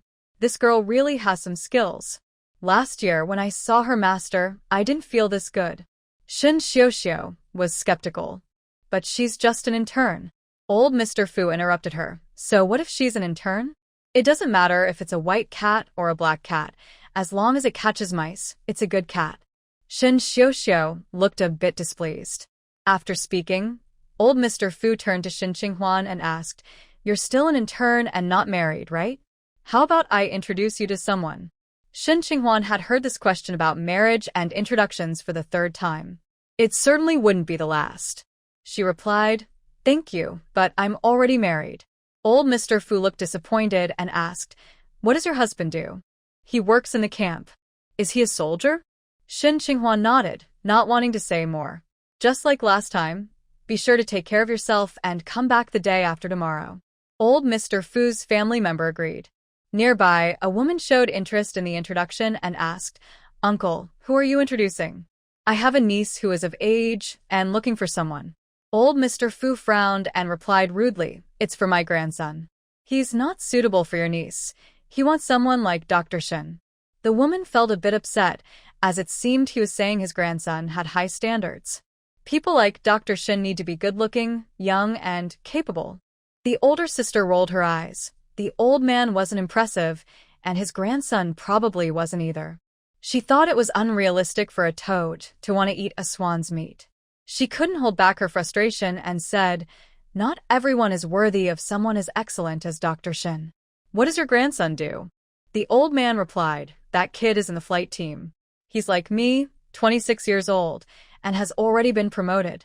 The older sister was taken aback. Although she didn't know the exact rank of the old man's grandson, it sounded impressive. Still, she couldn't resist poking at him. Too bad Dr. Shun is married. Sure enough, after she said that, the old man's expression soured even more. Shin Xiuxiu felt uneasy hearing the old man's words. They were introducing a match for Shin Qinghuan? Shin Qinghuan only knew how to give injections. What made her worthy of such attention? Would parents like them really consider someone like Shin Qinghuan? Shin Xiuxiu thought she looked much more elegant than Shin Qinghuan. Shin Qinghuan ignored the conversation between the old man and the older sister. After finishing her tasks, she sent the old man away as she needed to attend to the next patient. The next patient was the older sister who had just spoken with the old man. She had arm pain. Shin Qinghuan gave her a few injections. After seeing the older sister, it was time for Su Jiangwen and Shin Xiuxiu. They were her last patients of the morning. Shin Qinghuan didn't treat them any differently because they were familiar faces. She remained professional, just like with other patients. Have the test results come out? She asked Su Jiangwen, recalling that he mentioned bringing his child for a checkup yesterday. She couldn't take the pulse herself and needed to use equipment for the examination. Su Jiangwen replied, "Not yet. I wanted you to take a look. The child was coughing a bit last night and had a runny nose this morning." Shin Xiuxiu chimed in, "Shin Qinghuan, everyone says you're a great doctor. You should be able to tell if Xiao Su has asthma, right?" Shin Qinghuan ignored her and spoke to Su Jiangwen. "Did you take him to Dr. Xie? Did they prescribe any medication?" Su Jiangwen answered, "Yes, they prescribed some medicine." Shin Qinghuan said, "That's good. Go home and have him take the medicine. If he doesn't improve, come back." Seeing Shin Qinghuan ignoring her, Shin Xiuxiu felt frustrated. She raised her voice, "Shin Qinghuan, we came to you because of your reputation as a good doctor. You haven't even looked at him and are sending us away? Is this how you practice medicine?" Shin Qinghuan ignored Shin Xiuxiu as she continued to rant. She spoke to Su Jiangwen, "The child hasn't eaten yet, right? Make sure to give him something easy to digest first, and after he eats, then give him the medicine. There's nothing more to discuss. I'm off work now." Shin Xiuxiu was furious. "What do you mean, Shin Qinghuan?" Shin Qinghuan looked at Su Jiangwen. "I've made it clear. The child clearly has a cold. I prescribed medicine to treat it. Even if you want me to check on the cold, I would prescribe the same medicine. Please talk to your family member. I'm leaving now." Su Jiangwen felt awkward. Shin Xiuxiu's loud behavior was quite rude. He turned to Shin Xiuxiu. "Xiuxiu, don't act like this. Let's go home first." Shin Xiuxiu wasn't ready to leave just yet. She still wanted Shin Qinghuan to agree to see Xiao Su. She softened her tone. "Jiangwen, I'm just worried about Xiao Su. That's why I got a bit worked up." Then she turned to Shin Qinghuan. "Qinghuan, I know you're still upset about what happened before, but the child is innocent. Xiao Su doesn't understand anything. You can't treat him differently just because of your feelings towards me." Su Jiangwen paused and looked at Shin Qinghuan. Shin Qinghuan took her water bottle, put it in her bag, and prepared to leave the acupuncture room. Qinghuan. Su Jiangwen called out to stop her. Shin Qinghuan replied calmly, "Do you not understand what I'm saying? Time really reveals a lot." Without the support of the stage, Su Jiangwen was just an ordinary person. Su Jiangwen was taken aback. Shin Xiuxiu bit her lip. "Qinghuan, how can you say that? We're just concerned parents. You've helped so many people, Xiao Su." Shin Qinghuan called out to Huang Xinhua, "Brother Huang, could you help? These two don't seem to understand." Huang Xinhua, who hadn't left yet, came over. Shin Qinghuan said, "These two keep repeating themselves. They already got medicine from Dr. Xie, but they still want me to see them. I wonder if Dr. Li from the mental health department is still here. If he is, I'd like them to go see him." Shin Xiuxiu's face turned red and pale. Su Jiangwen also looked embarrassed. "Qinghuan, please don't take it personally. We were just anxious. We'll head back now." Shin Qinghuan left first. On the way back, Shin Xiuxiu said to Su Jiangwen, "Shin Qinghuan is still holding a grudge against me. Jiangwen, now she's even upset with you." Su Jiangwen thought about Shin Qinghuan's attitude towards him and felt a bit stunned. She was nice to him yesterday, but today she was cold, even treating Xiao Su worse than before. Did Feng Zhi say something to her? He sensed Feng Zhi's displeasure yesterday. Feng Zhi took someone from him, yet he seemed so confident. It must be that Feng Zhi said something to Xie Yuan last night, maybe even got angry or hurt her. That's why she treated him this way today. Shun Xiuxiu noticed Su Jiangwen's expression and thought he understood, so she continued, I can understand her treating me like this, but I didn't expect her to treat you the same way, especially since you helped her before. Su Jiangwen snapped back to reality. It's not her fault. Maybe she's just in a bad mood. Shun Xiuxiu gritted her teeth in frustration. She's nice to everyone else, but treats us like this. Su Jiangwen sighed. Let's just go back and give Xiao Su his medicine. Shin Xiuxiu's eyes lit up. Jiangwen, I think Shin Qinghuan is better with Xiao Su. Even though she holds a grudge against me, I still believe her medical skills are good. Su Jiangwen agreed with the last part but added, Xiuxiu, Qinghuan mainly treats adults. She might not know how to handle children. Shin Xiuxiu quickly replied, No, Jiangwen, I've checked. She treats children too. I heard from our neighbor, sister son, that when a child had a stomach issue, she treated them by pricking their fingertip to draw blood, and it worked. If Xiao Su doesn't get better after his medicine, we'll go find Qinghuan. If she refuses, I'll beg her. If she can help Xiao Su, I would even kneel to ask her. Su Jiangwen was moved by her determination. Qinghuan won't ignore someone in need. In the afternoon, Shen Qinghuan returned to her clinic and overheard Huang Xinhua and Qian Zhe discussing a basketball game. When they saw her, they said, Qinghuan, our hospital has a team too. Can you help us come up with a slogan and check the uniforms to make them stand out? Shen Qinghuan was surprised. You are participating too? The director said we need to exercise more since we often lack activity after working shifts, so we have to join, Huang Xinhua explained. Qian Zhe added, Actually, it's just us juniors participating. The colleagues in the operating room can't leave. Huang Xinhua asked her. The hospital also formed a women's team. Are you joining? Shin Qinghuan. No, I can't play basketball. Huang Xinhua. It's very simple, and the opponents of your women's team won't be very strong. Qian Zhe. For the honor of our hospital, I think you should participate. Shen Qinghuan. I'm still weak after giving birth. Huang Xinhua and Qian Zhe. If I remember correctly, her child is already 1 year old, and she's still weak? Even if she doesn't participate, she can still help in other ways. For example, with slogans and team uniforms. After work, other colleagues from different departments also talked to her about this.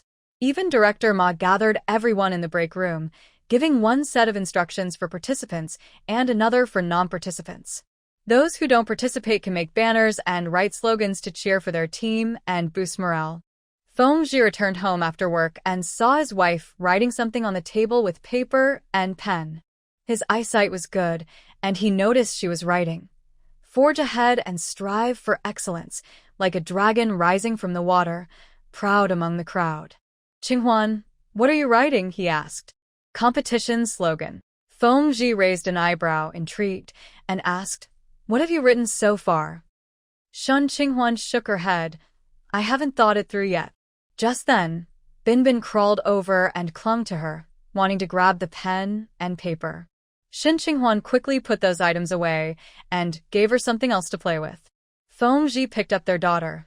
We'll be there early, so take a look and see if you want to add anything else. Binbin didn't want her dad to hold her and struggled to get to Shin Qinghuan. Shin Qinghuan had to take her in her arms and didn't catch what Feng Zhi said. In her mother's embrace, Binbin looked very pleased, as if she had escaped from a bad person, wearing a proud expression. Shin Qinghuan couldn't help but smile. Feng Zhi raised an eyebrow and playfully reached out to take her back, but Binbin quickly turned her back to him, refusing to be held. He gently pulled her arm, waiting for her reaction. The little one turned her head, saw he was still there, and quickly turned back. Feng Zhi gently tugged at her, and she clutched Shin Qinghuan's clothes, looking anxious.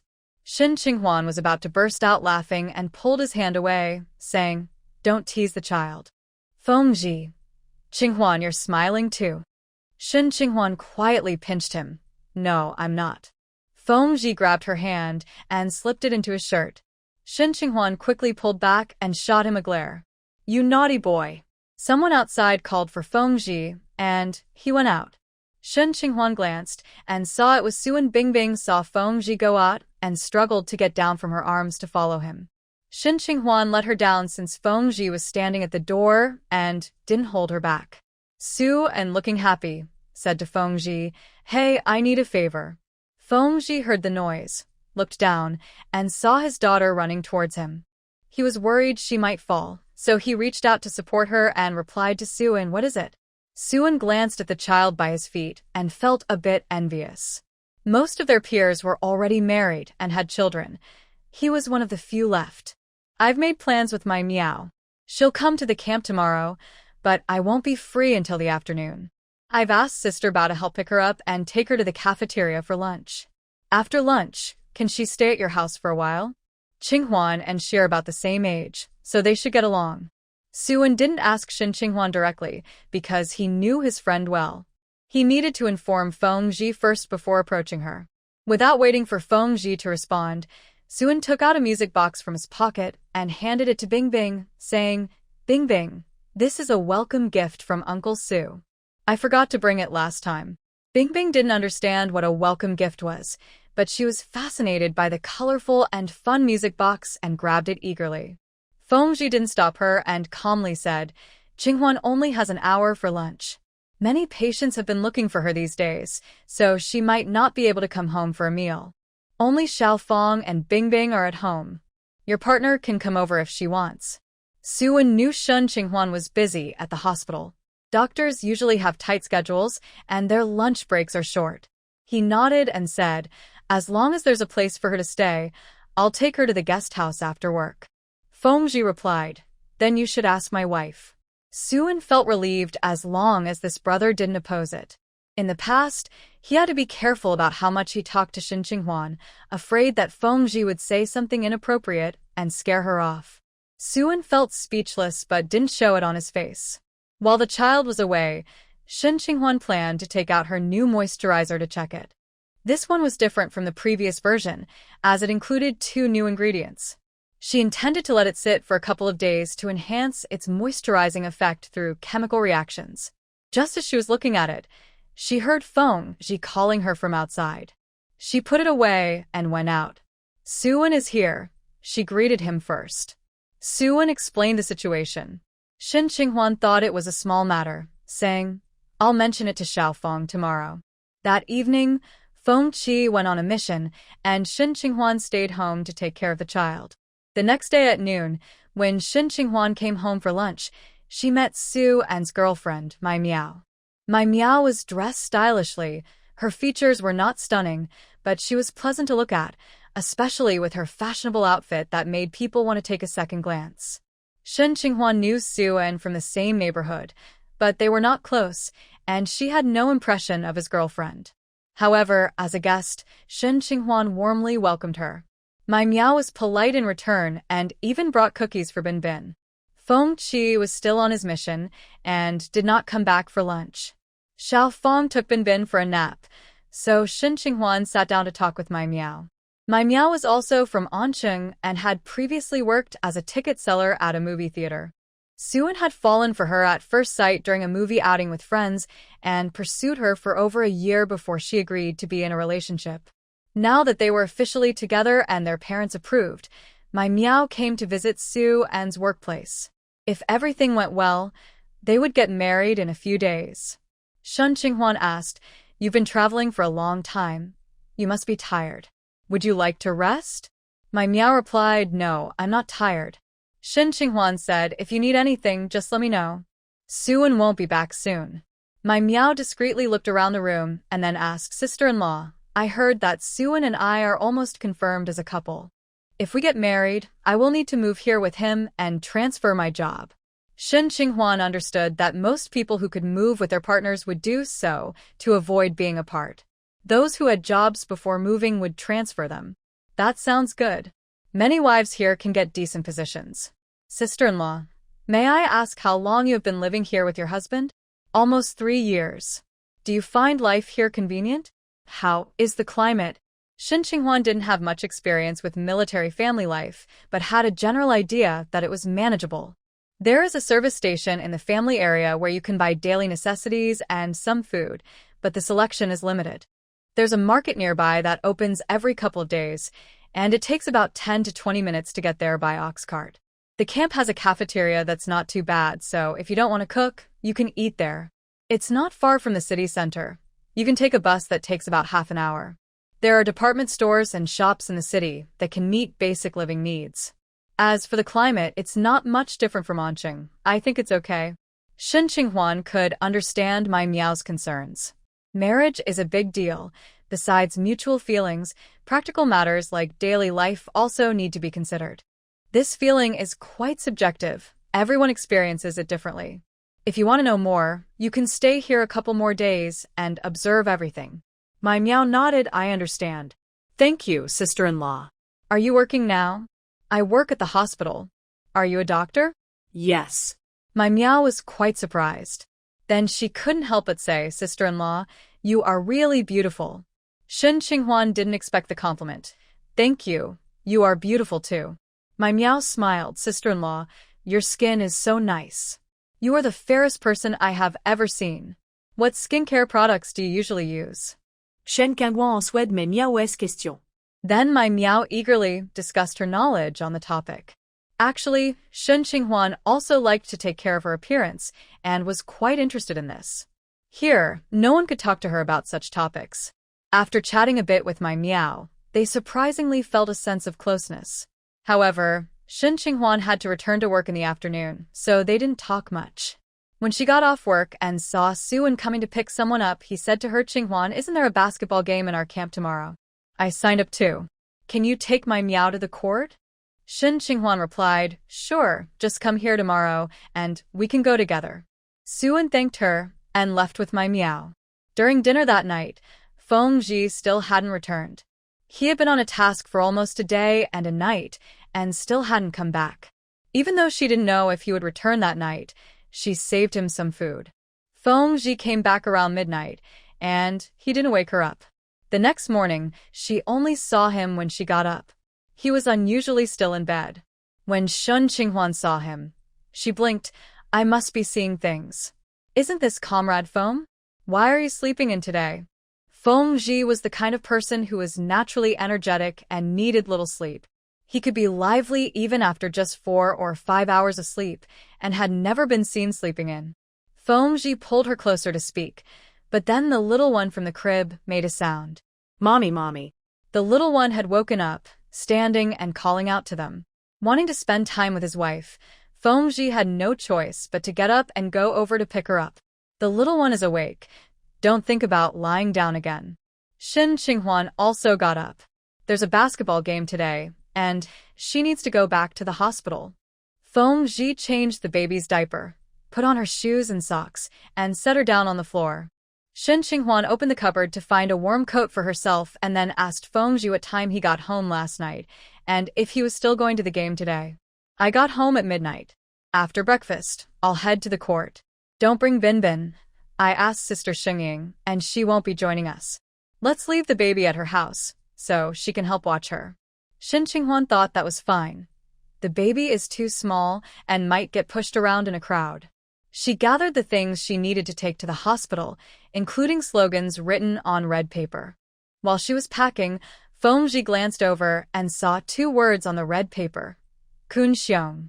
He remembered that this was the slogan Shen Qinghuan had thought of a couple of days ago, and he couldn't help but smile. Xie Yuan arrived with my Miao quite early. Shen Qinghuan noticed that Xie Yuan seemed very energetic today, almost glowing, and he couldn't hide his smile. She understood people in love are often like that. Seeing their beloved feels like eating honey. However, my Miao seemed much calmer. Shen Qinghuan asked my Miao to arrive at the court later with Xiao Feng, as she still needed to return to the hospital. Xie Yuan left with Fengji. On the way to the court, Xie Yuan was still in a good mood and said to Fengji, after this, you'll be able to celebrate my wedding. Fengji glanced at him. Is it set? Almost. My parents have been informed. Now we're just waiting for my Miao to agree. Feeling confident? Xie nodded firmly. I specifically asked her to come over during this time. I heard from her friends that she really enjoys playing basketball. Old Feng Yu and the guys need to help me out and let me show off. Feng Ji and Xie and we're not on the same team. They might end up competing against each other. Xie, there's no favoritism in the game. Feng Ji refused. Xie didn't expect him to be like this. Feng Ji, you're not my brother. Feng Ji replied, I'm my mom's only child. Xie sighed. Can't you help me out a little? You've already married. I haven't, and you want me to stay single? Getting a wife isn't just about luck. Even if you do, she might leave. Feng Ji offered a friendly reminder. Xie rolled his eyes. Easy for you to say. You've made it to the other side and want to burn the bridge. Doesn't that bother your conscience? Feng Ji finally said, you help me with someone, and I'll let you show off.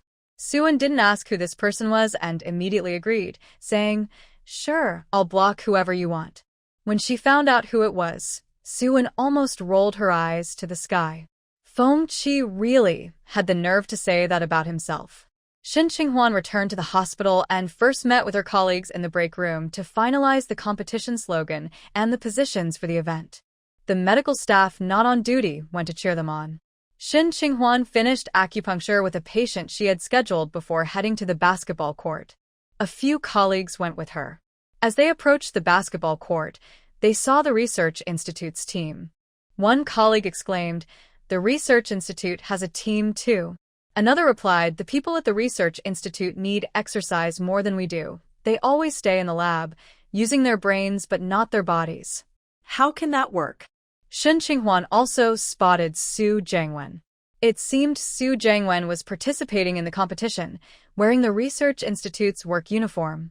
She also saw Shun Xiuxiu, who was following along with the Research Institute's family members. Even if that's true, the people from the Research Institute are all so refined. Can they really play basketball? One colleague said.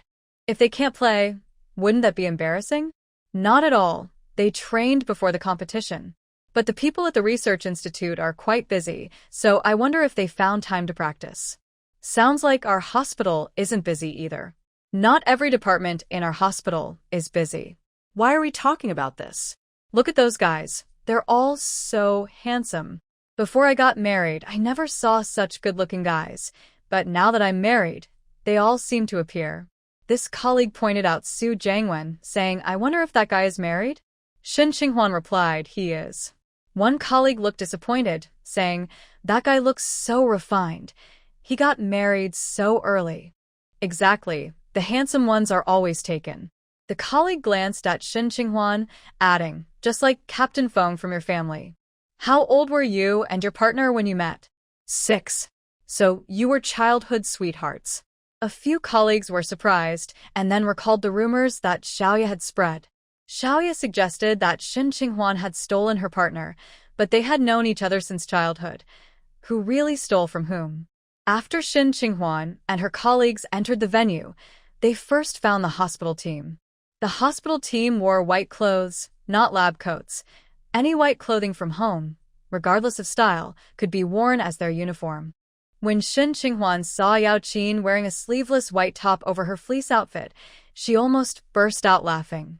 Especially when a colleague asked Nurse Yao, did you borrow your grandpa's tank top? Yaoqin kicked back in frustration. What can I do? This is the only white piece I have at home. Pointing to a male teammate nearby, she added, didn't you see what he's wearing? Looks like he's put on his nephew's diaper. The male teammate shot her a look of disbelief, while the others laughed uncontrollably. The hospital's male team drew the first match, meaning their first game was against the male teacher team.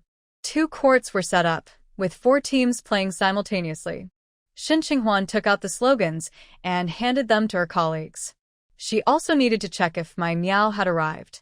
Since she returned to the hospital, Mai Miao was supposed to come with Xiao Fang. After searching, she found her in the audience area, where Su Wen was talking to her. I'm in the second match. The first match is Feng Qi and the other camp. You all can watch from here, he said, noticing Xin Qinghuan's arrival. He quickly added, Qinghuan, Feng Qi's team will be up soon. They're on the first court, so just stay here. Shen Qinghua nodded, okay. As Suan headed back to his team, he still felt uneasy and told Shen Qinghua, please look after my meow. Shen Qinghua smiled, no problem. Once Suan left, Shen Qinghua turned to my meow. Your boyfriend really cares about you. My meow smiled shyly. He's quite chatty. He said it several times. Shen Qinghua noticed Ji Kaiyan was also there, standing with Bao Yu. Ji Kaiyan was preparing to leave, having already booked her ticket for the day after tomorrow. She had made some money selling lotion recently and planned to bring back some daily necessities that couldn't be found in her hometown. Additionally, a client who previously ordered 20 pounds of lotion had placed a new order, which she would pick up once Shen Qinghua finished making it. Ji Kaiyan asked her sister-in-law, "Isn't Min been coming?" Shen Qinghua replied, "I didn't bring her. There are too many people." Today was the weekend, with both the workplace and school closed. Many wives from the family quarters had come, along with other soldiers and students from the school. In short, there were a lot of people. Small children can't understand the game and need care, so it's best not to bring them along. As the teams entered, the two stopped chatting and looked at the field. The hospital's cheerleading team also came over and sat to the left of Shen Qinghua, where a colleague greeted her. Yaoqin, who hadn't entered the game yet, joined the audience next to Shen Qinghua. Her first words were, "Qinghua, Xie Yuan's team is facing your Captain Feng's team." Shen Qinghua glanced and saw that it was true. Now, her position was different from Yaoqin's. She was supporting Feng Qi. Yaoqin continued, "These soldiers have such great physiques." Her comment caught the attention of those around them. The head nurse next to Yaoqin looked like she wanted to cover her mouth. A colleague said, "Yaoqin, you really say whatever comes to your mind." Yaoqin replied, "Isn't it true that they have good bodies?" Shen Qinghua agreed. These soldiers were different from other teams, who were all bundled up. The soldiers wore tank tops and military pants, with different colored tank tops to distinguish their teams. Feng Qi's team wore white tank tops, while Xie Yuan's team wore army green. The soldiers were not afraid of the cold. Each one had well-defined muscles and a strong presence. It was quite impressive. Shen Qinghua spotted Feng Qi, who wore the same outfit as his teammates but stood out. He had broad shoulders, a narrow waist, and long legs, exuding a strong aura. Yaoqin remarked with a hint of envy, "Why does everyone have a better physique than Xie Yuan?" Shen Qinghua turned her head, surprised by her boldness. "Aren't you afraid Xie Yuan will get upset when you go back?" Yaoqin looked innocent. "Am I not allowed to speak the truth?" Shen Qinghua admired her courage. She wouldn't dare say anything about Feng Qi, or she would be in trouble later. Of course, Feng Qi was outstanding, with no flaws in his physique. Just then, she noticed Feng Qi looking her way. She smiled at him and mouthed, "Good luck." Feng Qi's expression softened, and he smiled back, making his already striking presence even more captivating. Shen Qinghua felt her heart skip a beat. Someone nearby looked at her and commented, "They really are a handsome couple." "Enough already. You two are making eyes at each other from so far away," Yaoqin teased. Shen Qinghua shot her a glance. "Xie Yuan is looking at you too." Yaoqin looked around. "No. He can't even see where I am." Xie Yuan scanned the audience, but didn't spot her, then looked away. Yaoqin rolled her eyes. Yaoqin continued to talk to Shen Qinghua. "Your Captain Feng's legs are longer than Xie Yuan's upper body. It's surprising how they compare. How did Xie Yuan end up with such a balance between his upper body and legs?" Fortunately, her voice was low, and only Shen Qinghua could hear her. Shen Qinghua replied, "Isn't it said that love makes people see beauty? Can't you see any?" Yaoqin responded honestly, "My eyes aren't blind. You don't know, when we got married, I asked him to borrow a suit for a photo. When he wore it, the pants were too loose, and he didn't look strong at all." My meow chimed in, "It's true that tall people look better in clothes." Yaoqin then noticed my meow. "Where did you buy that dress? It looks great." My meow was wearing a wool coat paired with a light-colored skirt, looking very stylish. Shen Qinghua introduced the two. My meow said, "A former colleague brought it back for me from the city. If you want one, I can ask next time." Yaoqin quickly replied, "I was just asking, no need." Feng Qi confirmed the final formation with his teammates. One teammate said, "Hey, why are there banners in the audience?" Feng Qi smiled, about to respond, when the teammate added, "It's from the hospital. The medical team is really impressive. We should have thought of that." Feng Qi's smile faded instantly. He turned to look at the audience, where Xin Qinghuan stood next to a group of hospital cheerleaders holding red signs with the slogans Shen had in mind. Feng Qi glanced at the nearby basketball court, where the hospital's men's team was entering, wearing white tops. A soldier nearby remarked, "Don't underestimate the doctors. They may seem gentle, but some of them play really well." This meant that although the soldiers trained daily, they might not be able to beat the medical team in basketball. At most, they had better stamina.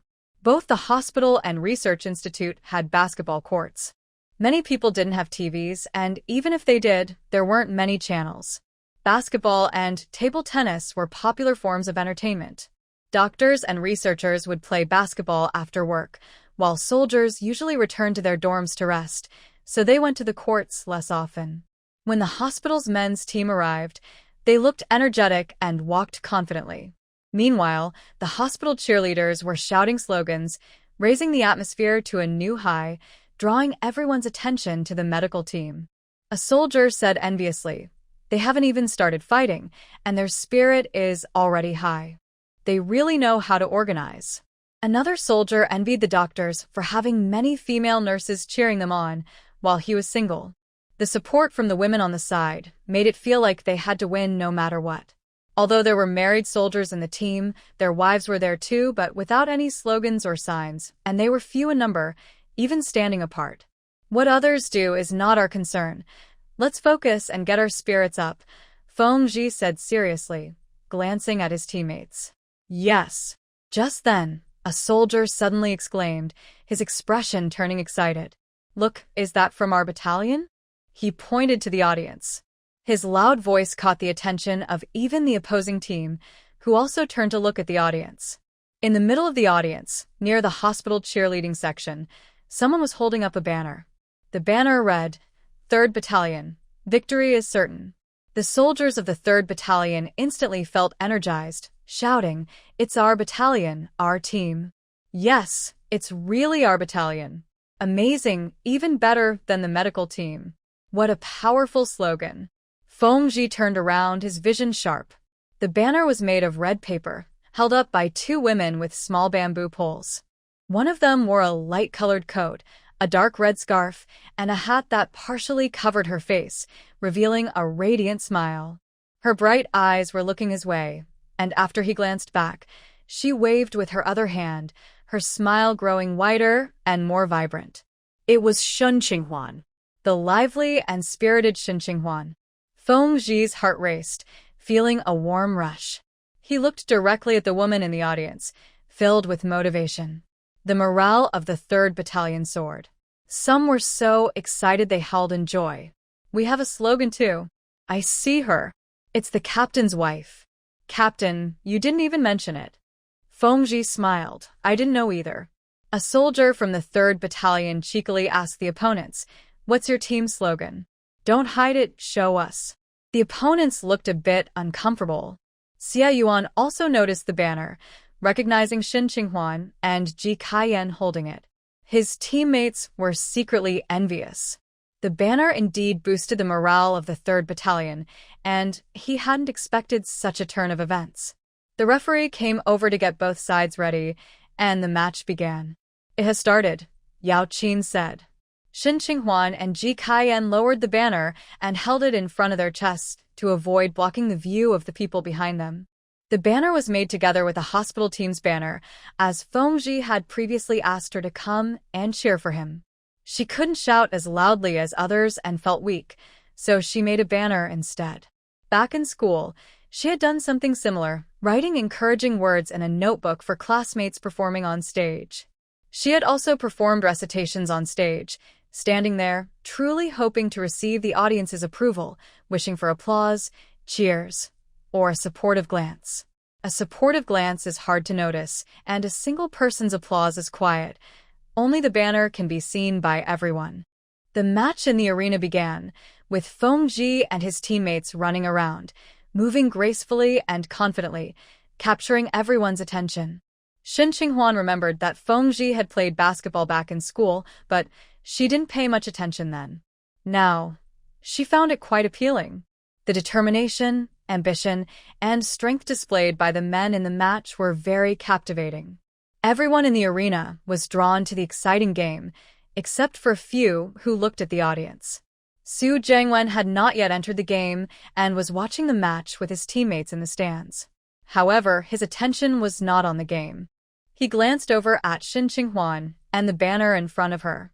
He remembered the time he performed on stage and felt the intense focus from a pair of eyes, like a blooming flower, as if the sun and the vast universe were centered only on him.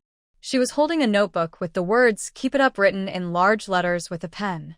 The handwriting was as beautiful and passionate as she was.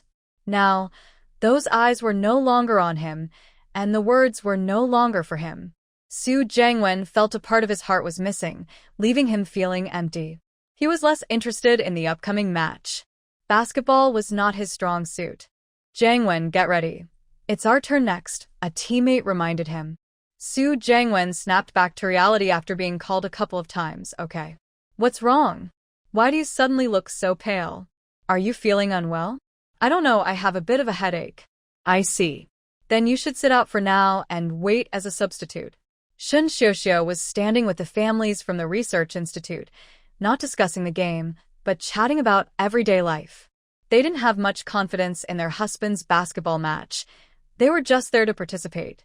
When they arrived, the team's spirit was noticeably lacking compared to other teams. The institute had been very busy, with most of the staff spending all day in the lab, working with data. It was rare for anyone to come out and play basketball. Shen Xiaoxiao was talking about the new clothing styles at the department store when suddenly there was a commotion in the stands, and everyone turned to look in one direction. She followed their gaze. "Wow, someone is holding a banner. What does it say?"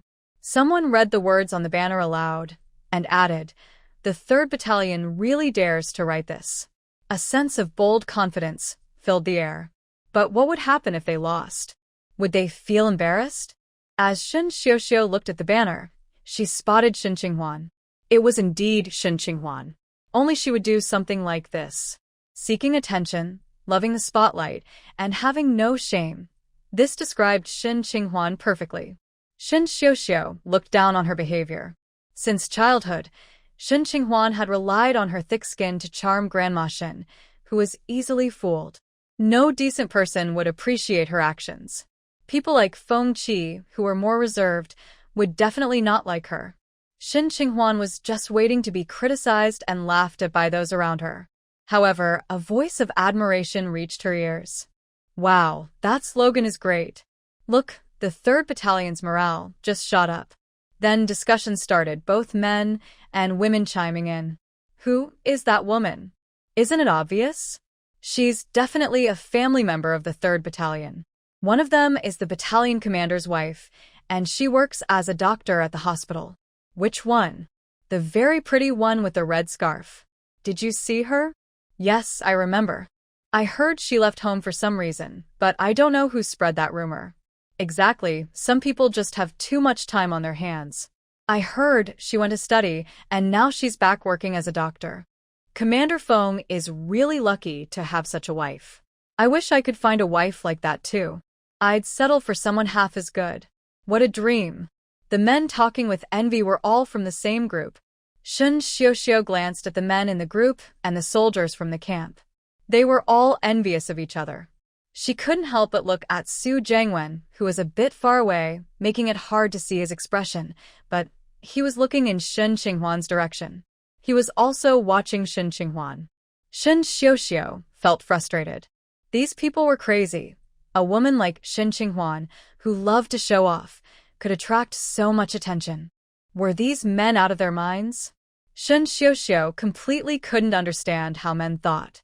Suddenly, someone started shouting a slogan. Her expression changed as she looked toward the source of the voice, which came from several soldiers in uniform. They seemed to be soldiers from the 3rd Battalion who hadn't participated yet. They were full of energy and enthusiasm, shouting with great spirit. The atmosphere became even more intense, more enthusiastic than the previous team slogan. The ongoing match became more intense due to the cheers from outside. Especially for the 3rd Battalion, they were unstoppable, scoring goal after goal. With each goal, the cheers grew louder, and the excitement in the air increased. Shin Xiuxiu felt a mix of emotions inside her. She felt frustrated and uncomfortable. This was all because of the atmosphere created by Shin Qinghuan. Nearby, some family members suggested, "Why don't we write a few words too? Our team hasn't played yet, and there's still time." Shin Xiuxiu turned her head sharply. "No way. What's the point of that?" She strongly opposed it. The family members from the research institute were surprised by her reaction and looked at her. "Sister-in-law, what do you mean?" Why not? Shin Xiuxiu replied, "First, there's no time, and second, there's nothing meaningful to write. If others write, we shouldn't just copy them. It would be embarrassing for us." "That has nothing to do with being embarrassed," someone countered. "I say, even if we don't write, we should come up with a slogan to shout together later." "I think that's a good idea. Even if we lose, we can still cheer for our team, and they would appreciate it." A few family members ignored Shin Xiuxiu and started discussing among themselves. Shin Xiuxiu felt a mix of emotions. However, no matter what, she was determined not to participate. She wanted her team to win, but shouting slogans seemed pointless. She thought of a different idea. Yaoqin was also pulled by the wives in her camp, and they discussed, "Should we come up with a slogan too?" Yaoqin thought it was a good idea. Since there was no time to make a banner, they could just think of a slogan and shout it out loud. They were also inspired by the neighboring camp. She suddenly realized why Fengji was so protective of Shin Qinghuan. It was because Shin Qinghuan was so special. Among all the wives present, who was as romantic as she was? Yes, romantic. If she were a man, she would be deeply moved. The hospital slogan was also her idea. She wrote it herself. At that time, she didn't think to create one for Xie Yuan's team as well. Yaoqin felt a rare sense of guilt towards Xie Yuan. She quickly discussed with several wives and soldiers to come up with a slogan, and they started shouting it on the spot.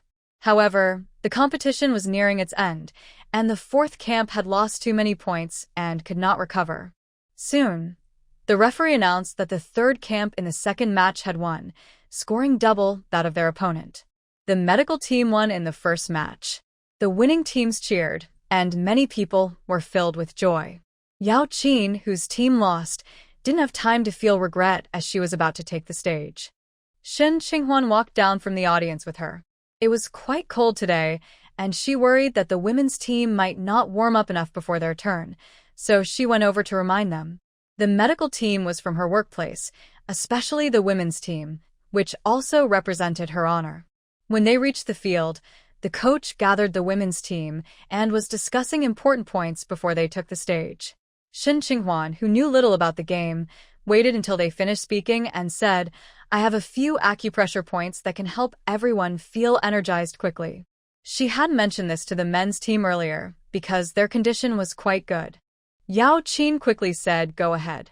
Everyone was colleagues, and they were aware of Shin Qinghuan's situation. In recent days, she had become a well-known doctor in the hospital, with many patients seeking her acupuncture treatment. Having managed to work without any incidents for so many days, she truly had some skills. After Yaoqin spoke, a colleague nodded in agreement. "Let's hear it." Shin Qinghuan demonstrated first, "Press this point first, and after you're done, see if you feel more alert." Some followed her instructions and found it really worked. They quickly urged her to share the remaining acupressure points. After the match ended, Fengji and his teammates walked out of the arena. He looked up at the audience but could no longer see Shin Qinghuan. "Fengji is amazing. He'll be joining our team soon. Don't leave after the match. We need your guidance," Suan said as he approached. Fengji pushed away from Suan, who was getting too close. "Don't you have a coach?" Suan shook his head honestly. "We formed our own teams. There's no coach. Don't you have one here? I need to go talk to Qinghuan first." Suan called out to him, "Old Feng, can you ask Qinghuan to give us the banner?" It's fine if the 3rd battalion becomes the 1st battalion. Fengqi replied with a straight face. Are you begging? Xie Yuan was taken aback. If she won't, that's fine. Just come back quickly. Fengqi found Xie Yuan at the nearby competition area, where she was chatting with her female colleagues. His heart finally felt at ease. Xie Yuan. Xie Yuan turned around and immediately said, Is Fengqi not competing in the next match? No, why? Can you help us with some guidance? Sure. Just then, Yaoqin said to Xie Yuan, Can you ask your Captain Feng to guide us? He just defeated Xie Yuan's team decisively. Xie Yuan was about to respond when she saw Fengqi approaching. Great. Captain Feng, can you tell us about the formation? There were also male teams nearby helping with guidance, but as soon as they saw Fengqi, they quickly stepped aside. Although they had just been competing and hadn't seen how the other matches were going, they had heard some talk about it afterward, and a few had glanced over during their break. Xie Yuan waited for a while, but didn't see Fengqi return. He casually looked over to the other field and felt frustrated. Now all he could think about was his wife, forgetting what he had promised himself earlier. Xie Yuan had to gather his thoughts and asked another soldier to help guide them. During this, he glanced at Mai Miao in the audience. She was talking to someone and didn't look his way. He felt a bit disappointed, but he quickly cheered up. The match hadn't started yet, so it was normal for her not to look over. Now his team was up against the Research Institute team. He spotted a familiar face, Xu Jiangwen. Xu Jiangwen noticed him too and nodded. Xu Yuan smiled politely. Jiangwen, long time no see. After exchanging greetings, they both instinctively looked away. They weren't very familiar, and now they were opponents in the match, making it even harder to talk. Xu Jiangwen couldn't help but glance at the audience. The spot where Xie Yuan had been standing was now empty. He looked around but couldn't find her after searching. He couldn't help but smile wryly. Was she not watching because there was no match for Fengqi? The match soon began. Xu Jiangwen was temporarily on the bench as a substitute. When Xie Yuan ran onto the field, she glanced back at the audience and finally saw Mai Miao looking her way. She immediately felt energized and full of spirit. As soon as she entered the game, the research team lost 3 points, followed by 2 more, putting them at a disadvantage. The families of the team members also became anxious. They quickly thought of a cheer and shouted a couple of times, but it didn't have much effect and was drowned out by the cheers from the neighboring medical team. Xie Yuan noticed that Xu Jiangwen was not playing but was watching the match with a worried expression, making her seem a bit down. She turned to the family member next to her and said, Did you see that? There's a soldier from the 1st battalion, the one with the scar on his arm, who seems off. Their position was quite close to the family section of the 1st battalion, and Xie Yuan intentionally raised her voice. A family member asked, What seems off? Xie Yuan continued to speak loudly. Have you noticed that the soldier with a scar on his arm looks unwell? His running form seems off too. It's not just him. There are 2 others who also seem unwell. Some family members from the 1st battalion heard her and looked over, with someone asking what's wrong. What are you talking about? After Xie Yuan finished speaking, the other family members looked at the soldier she mentioned and, influenced by her words, also thought he seemed unwell. One family member from the 1st battalion replied, You have a soldier, the one with the scar on his arm, who looks unwell. You should check if he's sick. Xie Yuan added, I have a family member who is a doctor and can tell a bit. That soldier might have eaten something bad. He's gritting his teeth to hold on. There are also 2 other soldiers who don't seem right. If he's sick, he shouldn't push himself. Someone should convince him to come down.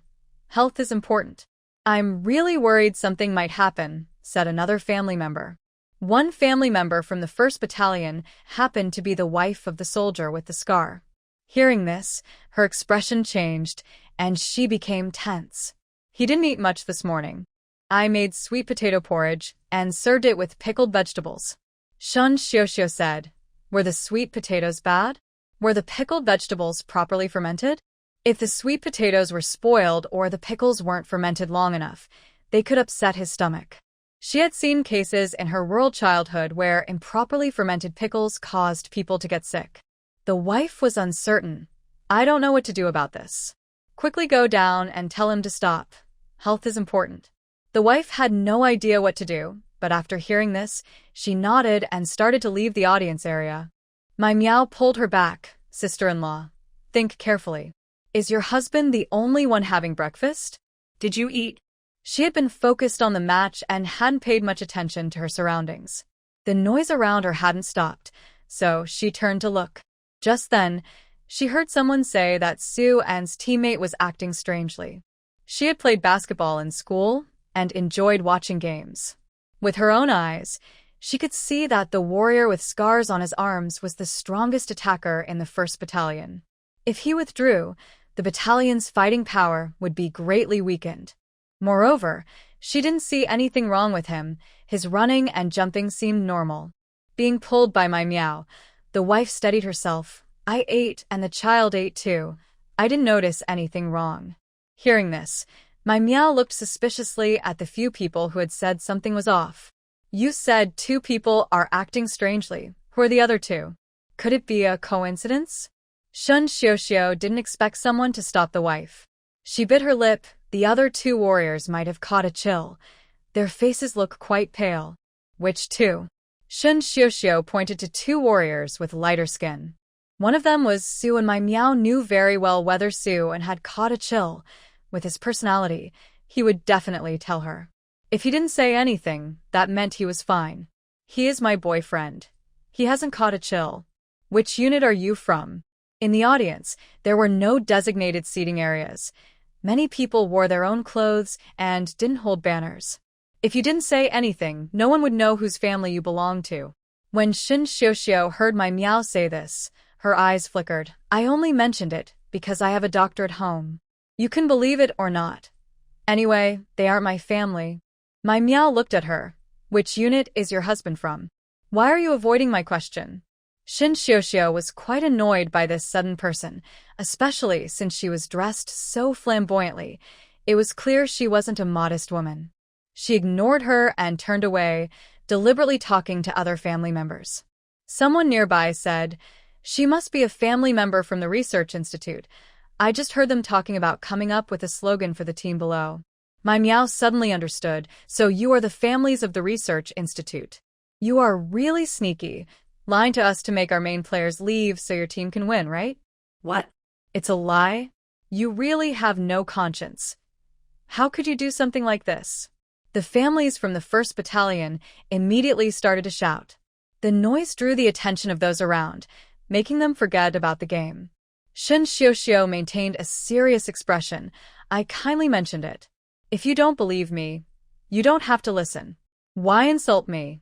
After saying this, she turned to leave. Don't go. You need to apologize to us. A wife from the 1st Battalion stepped forward and grabbed Shun Xiao. Surrounded, Shun Xiao felt embarrassed and called out to the other wives, "Sisters, look at her. I was just trying to help." Help?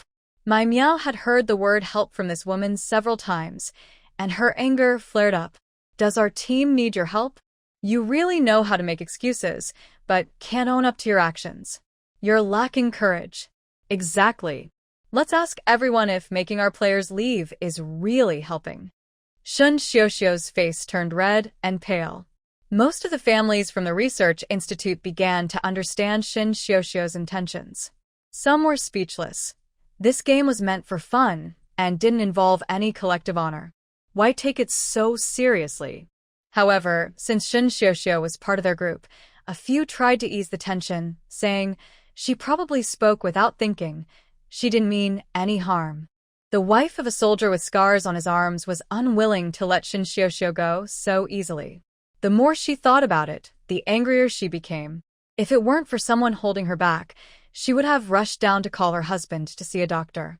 If that happened, the game might be interrupted, or, without her husband, they could lose. He would definitely blame her later. You can't leave. You need to apologize. Shun Xiao bit her lip, unwilling to admit her mistake in public. If she did, she would be seen as a malicious person. How could she face others afterward? I didn't lie. The soldier really looked unwell.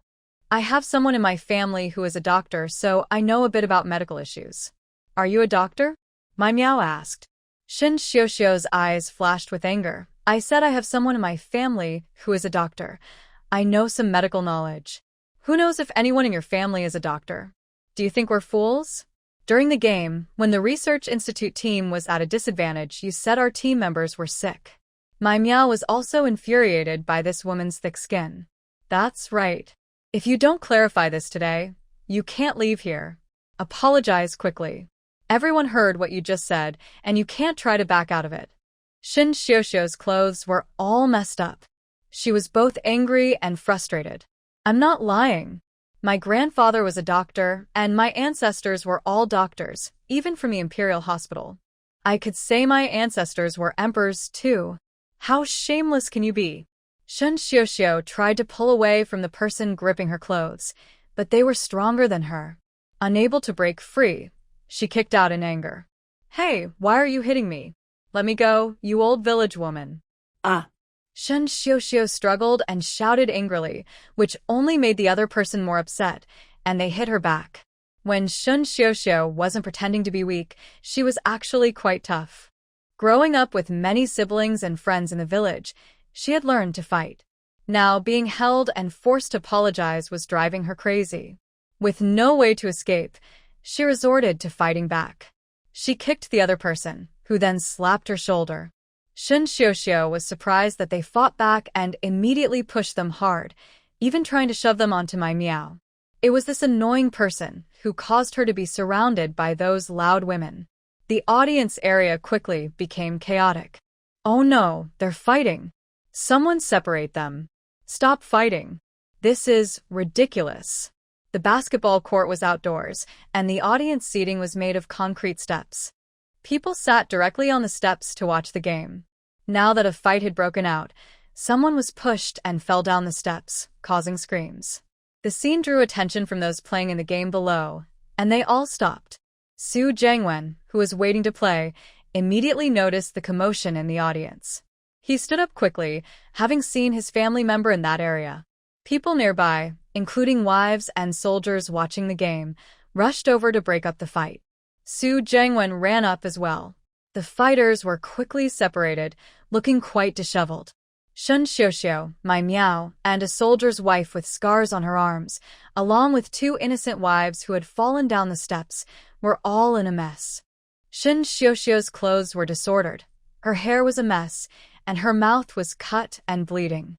My Miao had fallen on the steps and was kicked by Shin Xiuxiu. Her light-colored coat was covered in dust and shoe prints, and her hair was also messy. When their eyes met, sparks seemed to fly, and they both looked ready to tear each other apart. Why is Xiuxiu fighting? As soon as Su Jiangwen arrived, he saw Shin Xiuxiu being pulled away, her expression still in shock. When Shin Xiuxiu saw him, she started to cry. Jiangwen, the families from the 1st Battalion are ganging up on me. The competition between the 1st Battalion and the Research Institute had already stopped. Suan also ran over. My Miao, seeing him, also had red eyes. This woman saw that the Research Institute was at a disadvantage and deliberately said that one of our soldiers looked unwell, telling our battalion's wives to go down and call him out. I felt something was off, so I asked more questions and found out she was from the Research Institute. She claimed to be well-meaning, but instead of apologizing, she hit someone. Suan felt very sorry and glared at Shin Xiuxiu. Shin Xiuxiu, are you out of your mind? Suan had some impression of Shin Xiuxiu. She had been switched at birth with Shin Qinghuan but was taken to the Shin family when she was a few years old, so she was not much different from Shin Qinghuan. When this incident came to light, the whole compound talked about it for a long time. He had naturally heard about it. However, he had not interacted much with Shin Xiuxiu before and had only seen her a few times. After the Shin family recognized their biological daughter, they said they wanted to consider Shin Xiuxiu's feelings and let Shin Qinghuan return to her biological family. When he heard this gossip, he thought the Shin family had gone too far. After raising a child for 20 years, there would definitely be feelings involved, even if it were just a pet. It also showed that Shin Xiuxiu was a bit petty. Of course, this matter did not involve him, and he just brushed off the gossip without any emotional reaction. He never expected that his partner would end up in conflict with Shun Xiuxiu. Being scolded by a male colleague, Shun Xiuxiu felt embarrassed and angry, her face burning.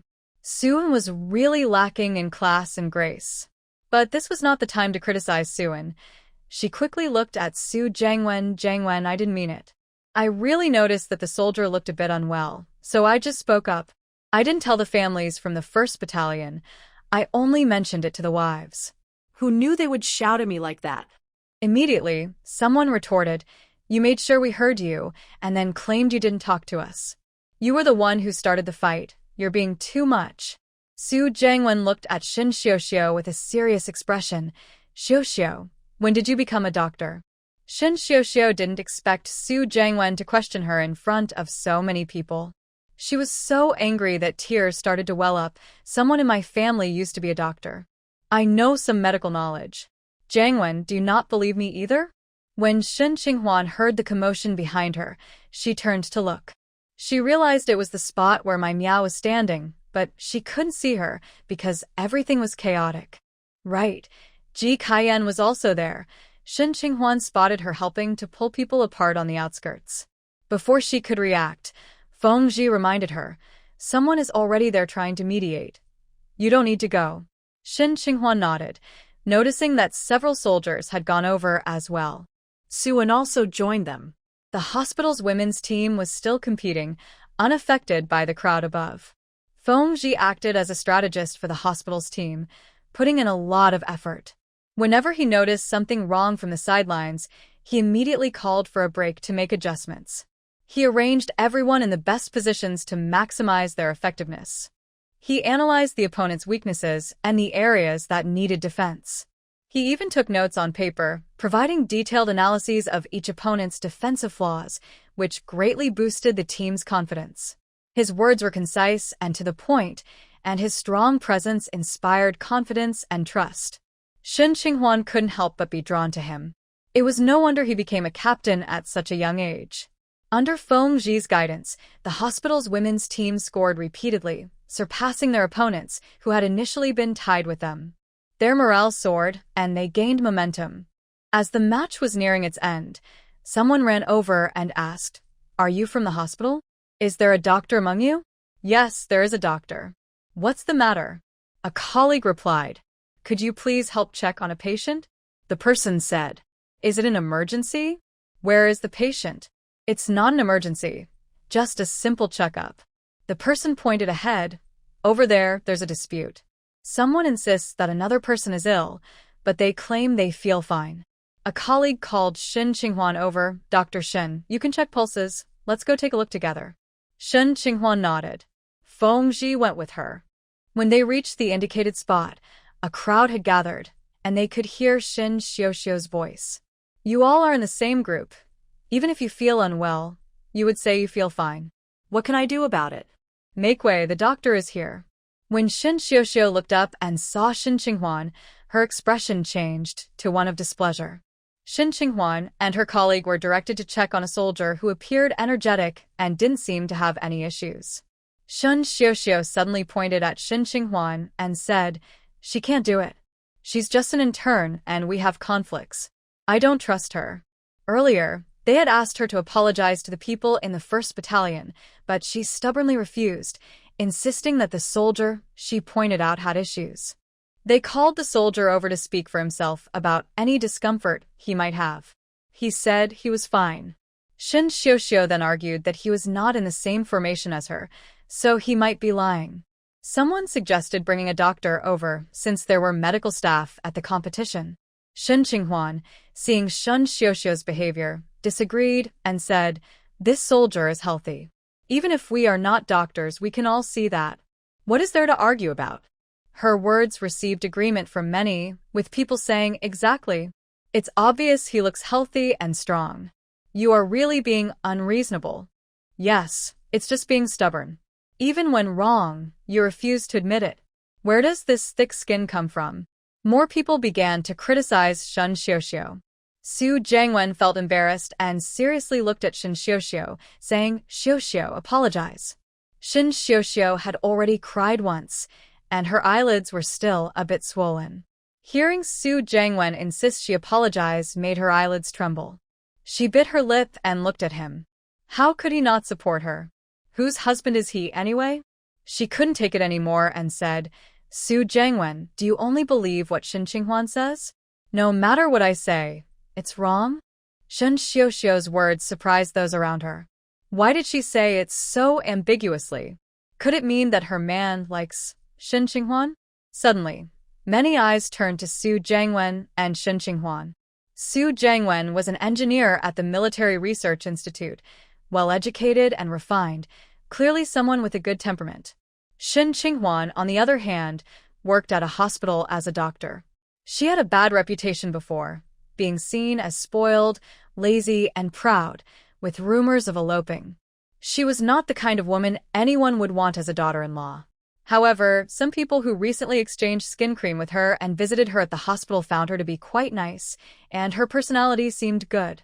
She is serious about her work, gentle and careful, and truly understands the feelings of the patients while respecting their privacy. Once someone seeks her help, they will want to return to her again. Moreover, she is very attractive, with glowing fair skin and a graceful figure. Not only men, but even women can't help but take a second glance at her. So, what Shen Xiuxiu said doesn't seem impossible. Shen Qinghuan thinks Shen Xiuxiu is being ridiculous, saying such things. Just as she was about to scold her, Fengji spoke first, looking at Su Jiangwen with a frosty expression. Are you trying to take my wife? His words stunned everyone around. Shen Qinghuan's heart skipped a beat as she turned to look at him. Is he confronting the issue directly? This puts Su Jiangwen in a tough spot. Many people love to watch drama, and with the commotion, a crowd gathered around, all eyes on Su Jiangwen, waiting for his response. In such situations, most people would loudly reprimand Shen Xiuxiu, telling her to apologize and dismiss the matter. But Commander Feng is different. Su Jiangwen's face turned pale as he met Feng Zhi's gaze, which was filled with hidden anger. With so many people around, including his neighbors and colleagues, he knew that this incident would spread quickly, possibly exaggerated, throughout the entire community and research institute. He couldn't respond directly to Feng Zhi, so he sternly looked at Shen Xiuxiu. Xiuxiu, what nonsense are you talking? Apologize. This whole situation was started by Shen Xiuxiu, and she had disappointed him greatly. After she spoke, Shen Xiuxiu regretted it. By saying that, wasn't she implying that her husband liked another woman? How could that be good for her reputation? However, Su Jiangwen's attitude and tone made her feel wronged. I didn't say you had anything with her. I just wanted to know why you don't believe me. I have no such thoughts. Fine, I apologizze. I shouldn't have interfered. From now on, I won't get involved in others' matters. If someone gets hurt or sick, it's not my concern. Is that okay? Shen Xiuxiu was starting to calm down. She knew she had to apologize, but she also understood she couldn't admit to having ulterior motives. Her words displeased the families of the 1st Battalion, especially those who were affected by her comments. You really have no shame, claiming to care. If you want to apologize, I'll go to your workplace and speak to your supervisor. Su Jiangwen looked at Shen Xiuxiu. If you can't recognize your mistake, then I will have to apologize publicly to the soldiers and their families of the 1st Battalion, write a reflection, and request a disciplinary action. Shen Xiuxiu was taken aback, doubting if she heard correctly. Su Jiangwen looked very determined. As a couple, if you haven't done well, it's also my problem. I apologize to everyone and will compensate the injured comrades. I am willing to accept punishment. Everyone's gaze towards Su Jiangwen changed. They thought he was quite a man, just unfortunate to have such a wife. A good man doesn't always have a good wife. Tears streamed down Shen Xiuxiu's face. Su Jiangwen was actually taking the blame for her. She opened her mouth but still refused to apologize. She couldn't admit that she had deliberately made up those words, causing the main force of the 1st Battalion to withdraw and leading to their loss. Su Jiangwen was an important talent in the organization, and they wouldn't treat him harshly. The compensation was something her family could afford. As for the apology, everyone felt it wasn't his fault and wouldn't blame him. Sure, Su Jiangwen would be angry when he went home, but she believed that with some time, she could win him back. Su Jiangwen saw that Shun Xiuxiu still refused to admit her mistake and felt utterly disappointed. Now that we've finished discussing other matters, could you please respond to my earlier question, Su? Fengji's voice was cold as he reminded Su Jiangwen. Su Jiangwen clenched his fists and replied, Xiuxiu is just talking nonsense. There's nothing to it. Saying this made his face feel hot, as if he had been slapped. Just recently, he had expressed his feelings in front of Shen Qinghuan.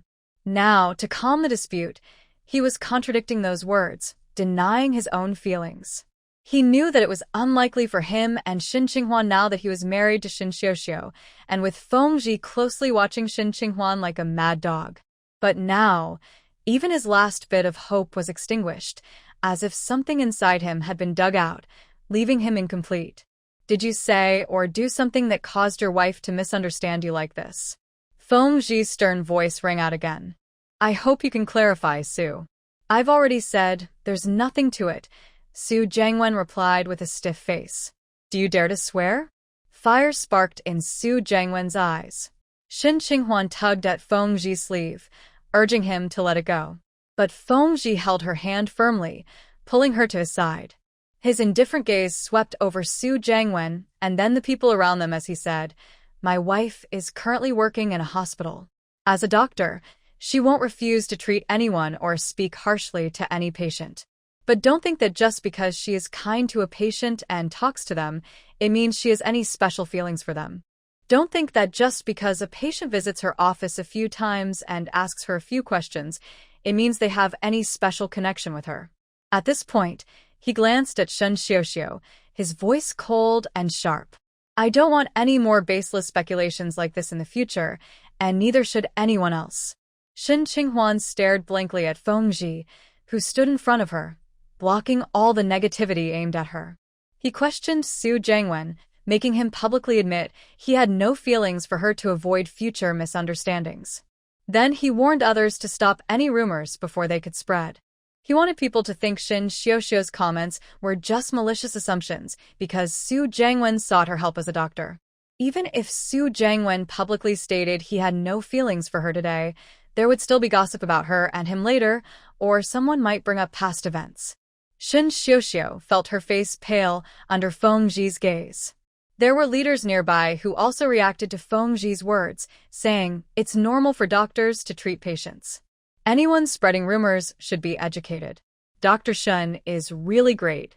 I had an upset stomach, and she gave me a lot of advice. Those who spread rumors clearly lack manners, someone added in agreement. Shen Xiuxiu felt a rush of embarrassment. Su Jiangwen apologized to the soldiers and their families, also addressing the affected audience and offering compensation. His attitude was very good, and people had a favorable impression of him. In contrast, the looks directed at Shen Xiuxiu were filled with disdain and disgust. Even the family members from the research institute, who used to be friendly, now looked at her differently, distancing themselves and avoiding her.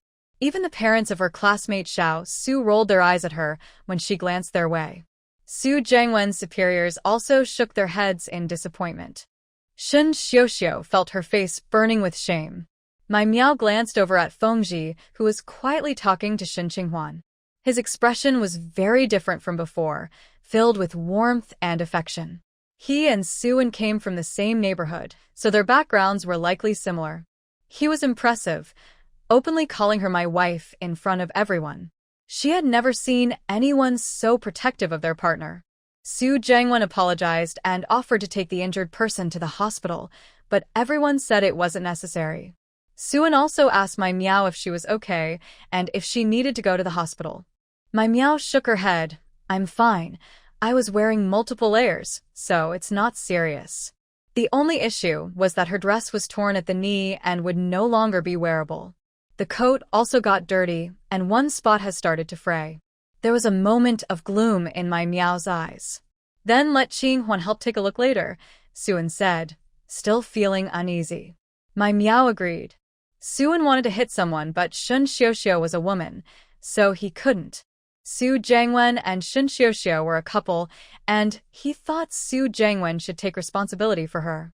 However, Su Jiangwen admitted his mistake and suggested a disciplinary action. With leaders watching, it wasn't a good time to act. Suan called out to Su Jiangwen, "The game isn't over yet, keep going." Since he couldn't hit him directly, he decided to compete on the court instead. Su Jiangwen looked upset and didn't say anything. Suan felt like hitting a pillow. The game continued. The women's team had determined a winner. The hospital's women's team defeated the family compound's mixed team. The match between the research institute and the 1st Battalion was interrupted, but was now continuing in overtime. Su Jiangwen stayed on the sidelines as a substitute. In the last 10 minutes, a teammate fell and left the court, so Su Jiangwen took his place. Suan suddenly felt energized. He planned to make Su Jiangwen look foolish while showing off for the person he liked. He glanced at the audience. Mai Miao was sitting on the lowest step, very close to the court, watching him. Suan felt great and a bit excited. As Su Jiangwen dribbled and looked for a shot, he abandoned his defensive player to intercept Su Jiangwen. Su Jiangwen wasn't great at basketball, so when he saw Suan coming, he quickly passed the ball. Suddenly, Mai Miao shouted, "Suan, be careful." As Suan turned around, someone collided with him, and they both fell to the ground. He immediately felt a sharp pain in his ankle. "Suan, are you okay?" A teammate came over to help him. "Why were you running?" Suan was helped off the court. The player who bumped into him was from the opposing team, trying to defend against him because Su Jiangwen had passed the ball. But he got distracted by Mai Miao and ended up getting hit. The Research Institute player only had a bruise on his knee. Otherwise, he was fine. "Suan, are you alright?" Mai Miao rushed over. Suan felt like he twisted his ankle, but as a soldier, he was used to injuries from training. This wasn't a big deal for him, but he didn't want his crush to worry, so he reassured her, "I'm fine. I just need to rest a bit." He had intended to make Su Jiangwen look silly, but unexpectedly, he ended up being the one in a tough spot. "I'll ask my sister-in-law to come take a look at you." Mai Miao was a bit anxious and went to find Xie Yuan. Xie Yuan was with the women's team from the hospital. The girls had just finished their match and were exhausted, but they were all very happy because they won. "Thanks to Captain Feng's guidance, we wouldn't have been able to catch up otherwise," one teammate said. Xie Yuan smiled and replied, "It's also thanks to you all. You are brave, strong, and smart. Without your potential, no matter what he says, it wouldn't matter." Everyone felt even happier after her words. The morning match was just the preliminary round. In the afternoon, the winning teams would compete in the finals, where they would determine the champions, runners-up, and third place. Now that the match was over, they could go home for a bit. Fengji was called away by a comrade to discuss something, so he wasn't there at the moment. Just then, Mai Miao ran over and said, "Sister-in-law, can you please check on Suan? He got hurt." "Where is he?" They brought medical supplies for injuries like bruises and cuts, anticipating that there might be emergencies during the matches. Xie Yuan and a colleague followed Mai Miao to Suan, who was sitting on the steps watching the competition. Seeing them approach, he said, "I'm fine. I just need to rest for a bit." It was really embarrassing to be hurt in front of Mai Miao. If he were seriously injured, it would be even worse.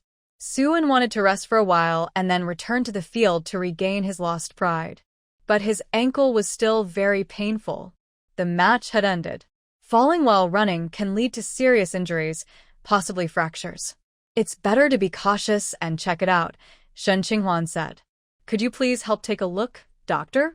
"I'm worried," Mai Miao said, showing concern on her face. Suan rolled up his pant leg, revealing a swollen ankle that looked quite alarming. It was clear how hard he had fallen.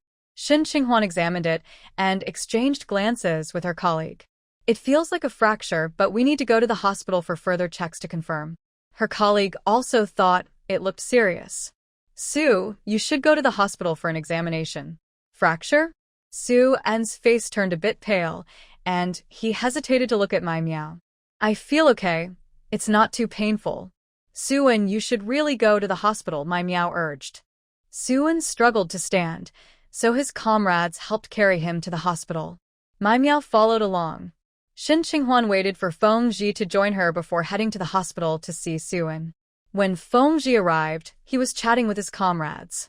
A comrade called out to him, Old Feng, you have to treat us to a meal since your team won today. Among all the teams, yours is the most impressive and your slogan is the loudest.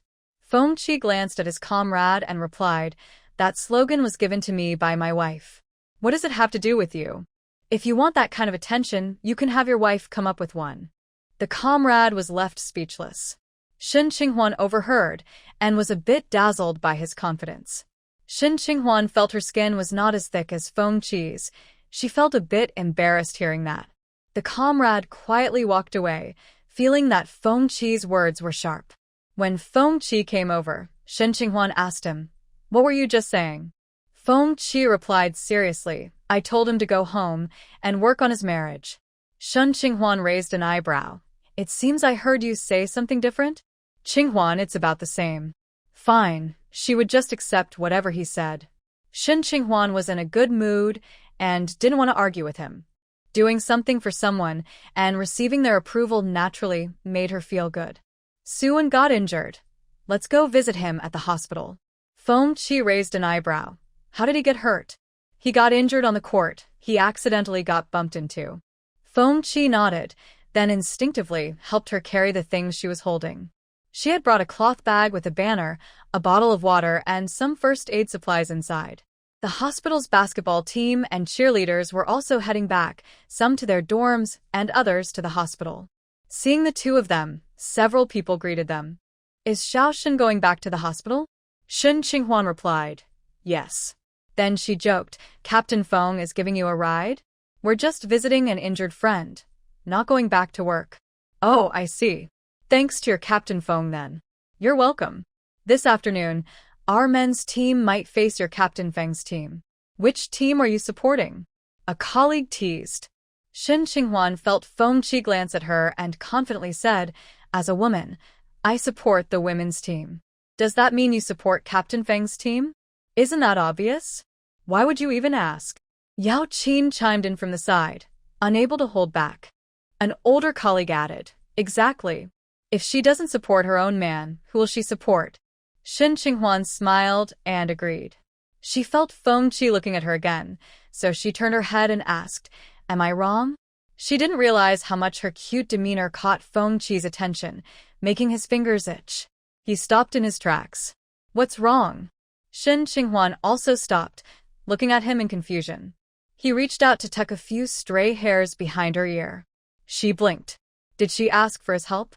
He took the chance to gently pinch her earlobe and lowered his voice. "You did well. You'll get a reward when we go back." Shen Qinghuan raised her eyebrows. "What reward?" "I'll tell you when we get back." Shen Qinghuan felt a surge of curiosity. Thinking back to their younger days, he didn't only give her punishments. Sometimes there were rewards too. When she finished her homework or did well on a test, he would give her a coupon to reduce her time for copying notes or standing in the corner. If he tried to do that again, he would be in trouble. As they walked past the entrance of the family compound, someone said, "Hey, there are dumplings for sale outside." Many people stopped to look. They really saw a crowd gathered at the entrance, and it seemed there was something to buy. "Isn't that old Lu from Shangha village?" Someone asked. "Of course it is. Who else could it be?" "Should we go buy some?" Feng Ji also asked Shen Qinghuan, "Do you want to eat?" Shen Qinghuan thought it was a good idea and decided to buy some for Suan and the others so they could have something nice to eat and feel better. But they didn't have any bowls. The vendor selling dumplings from the lower village provided bowls, but only 2 or 3, and you had to eat there. After eating, you could rinse the bowl with water for the next customer. Since it was from the lower village, many villagers brought their own bowls to buy food. She would have to see Suan first. Just then, a commotion erupted at the entrance, and someone screamed. "What happened?" Someone gasped. Feng Ji said to Shen Qinghuan, "Qinghuan, wait here. I'll go check it out." With that, he strode toward the entrance, and at that moment, Shen Qinghuan spotted Zhu Shitong. Zhu Shitong was at the entrance, being pulled by someone, shouting about something. Shen Qinghuan called out to Feng Ji. Feng Ji stopped and turned. "What is it?" Shen Qinghuan caught up to him. "I think I know what's happening outside." Not only did she see Zhu Shitong, but she also spotted Laizi. A few days ago, she had pricked him a few times and left him with some money, which made Zhu Shitong very annoyed with him. Shen Qinghuan had warned him that Zhu Shitong had a craving for food, and if someone was selling something at the entrance, she would definitely come out to buy it. Now that dumplings were being sold, Zhu Shitong had indeed come out. Fengji held her back. "Did you see Laizi?" Shen Qinghuan looked at him and asked, "Are you going to teach him a lesson?" In the past, he had scared her quite a bit. His words implied that he was being directed by Fengji. "Qinghuan," Fengji said, holding her hand under the cover of his clothing and looking down at her. "I've already dealt with him for scaring the female comrades. He should just be back from the labor camp. He came to the hospital before and mentioned that you were the one who directed him," she said, trying to pull her hand away, but Fengji didn't let go. "Qinghuan, I asked Captain Li about the arrangements for you young people. I mentioned that we are from the same hometown.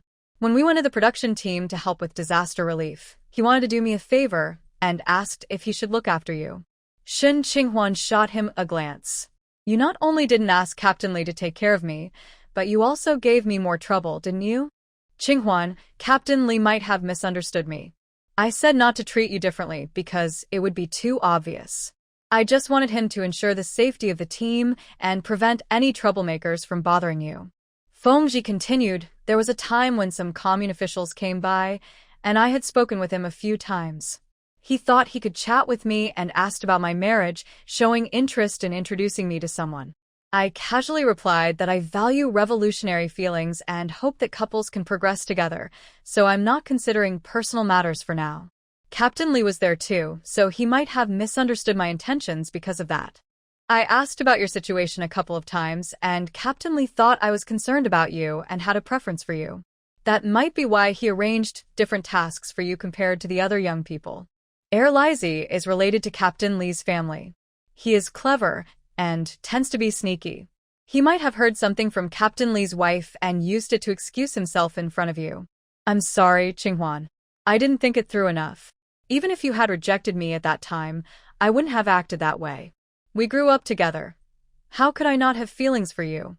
As Fengji spoke, his gaze grew more intense, filled with emotions that seemed ready to overflow. Shen Qinghuan looked up and asked, "Really?"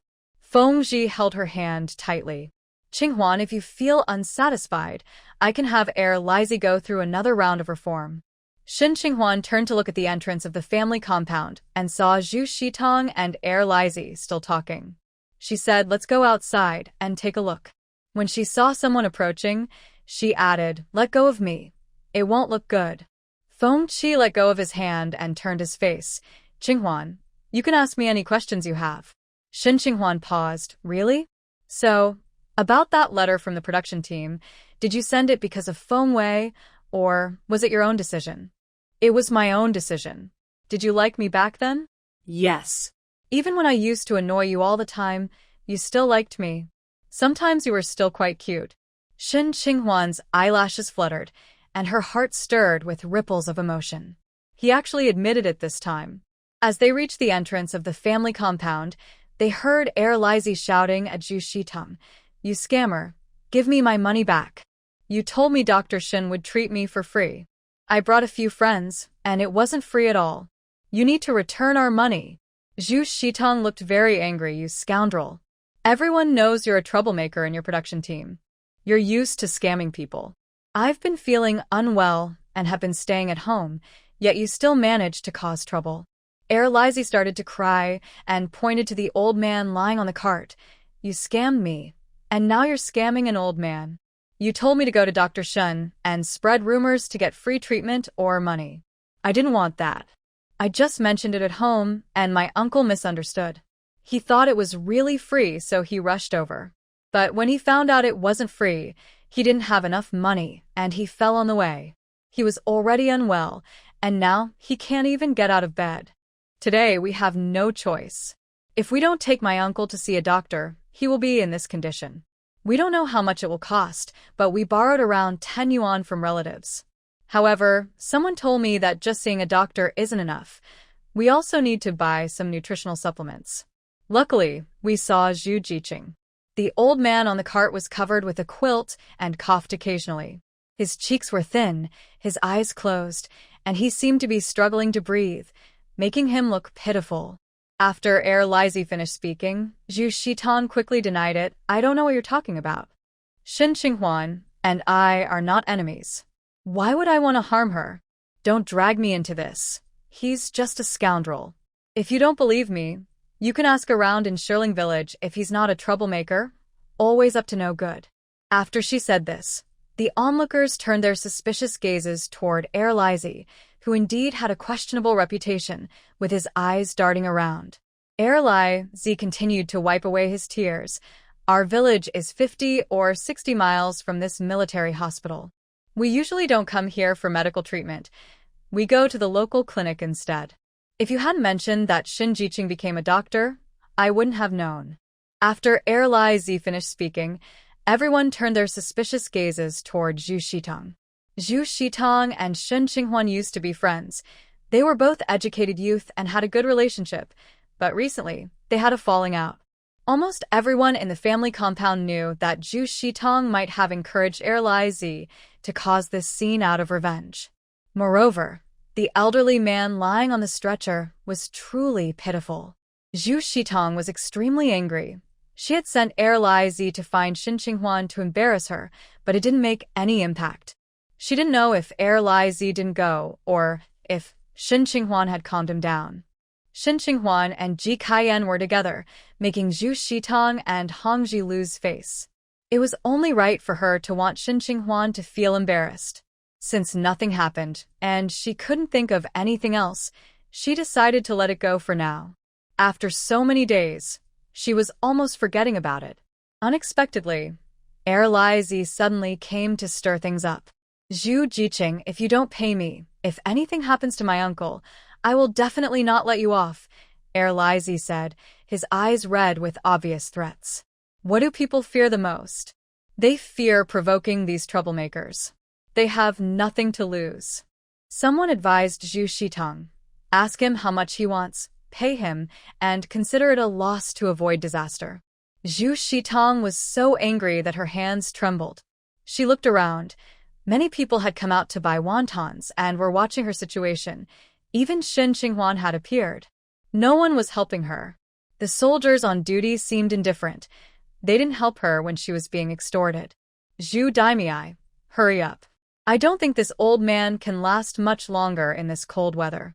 Just give him the money so he can see a doctor, or else you'll be blamed if something happens to him. Exactly, if you end up with a life on your conscience, you won't have peace for the rest of your life. Just give him some money to get rid of him. Some of the women were genuinely trying to help Zhu Shitong. Zhu Shitong gritted her teeth. Ji Kaiyan had come over, offering to help her with money and sending telegrams. Their family didn't have much left, and now they had to give it to this troublemaker. But she also knew that what they said made sense. Unless she planned to never leave the family compound or go to the market again, she had to deal with this.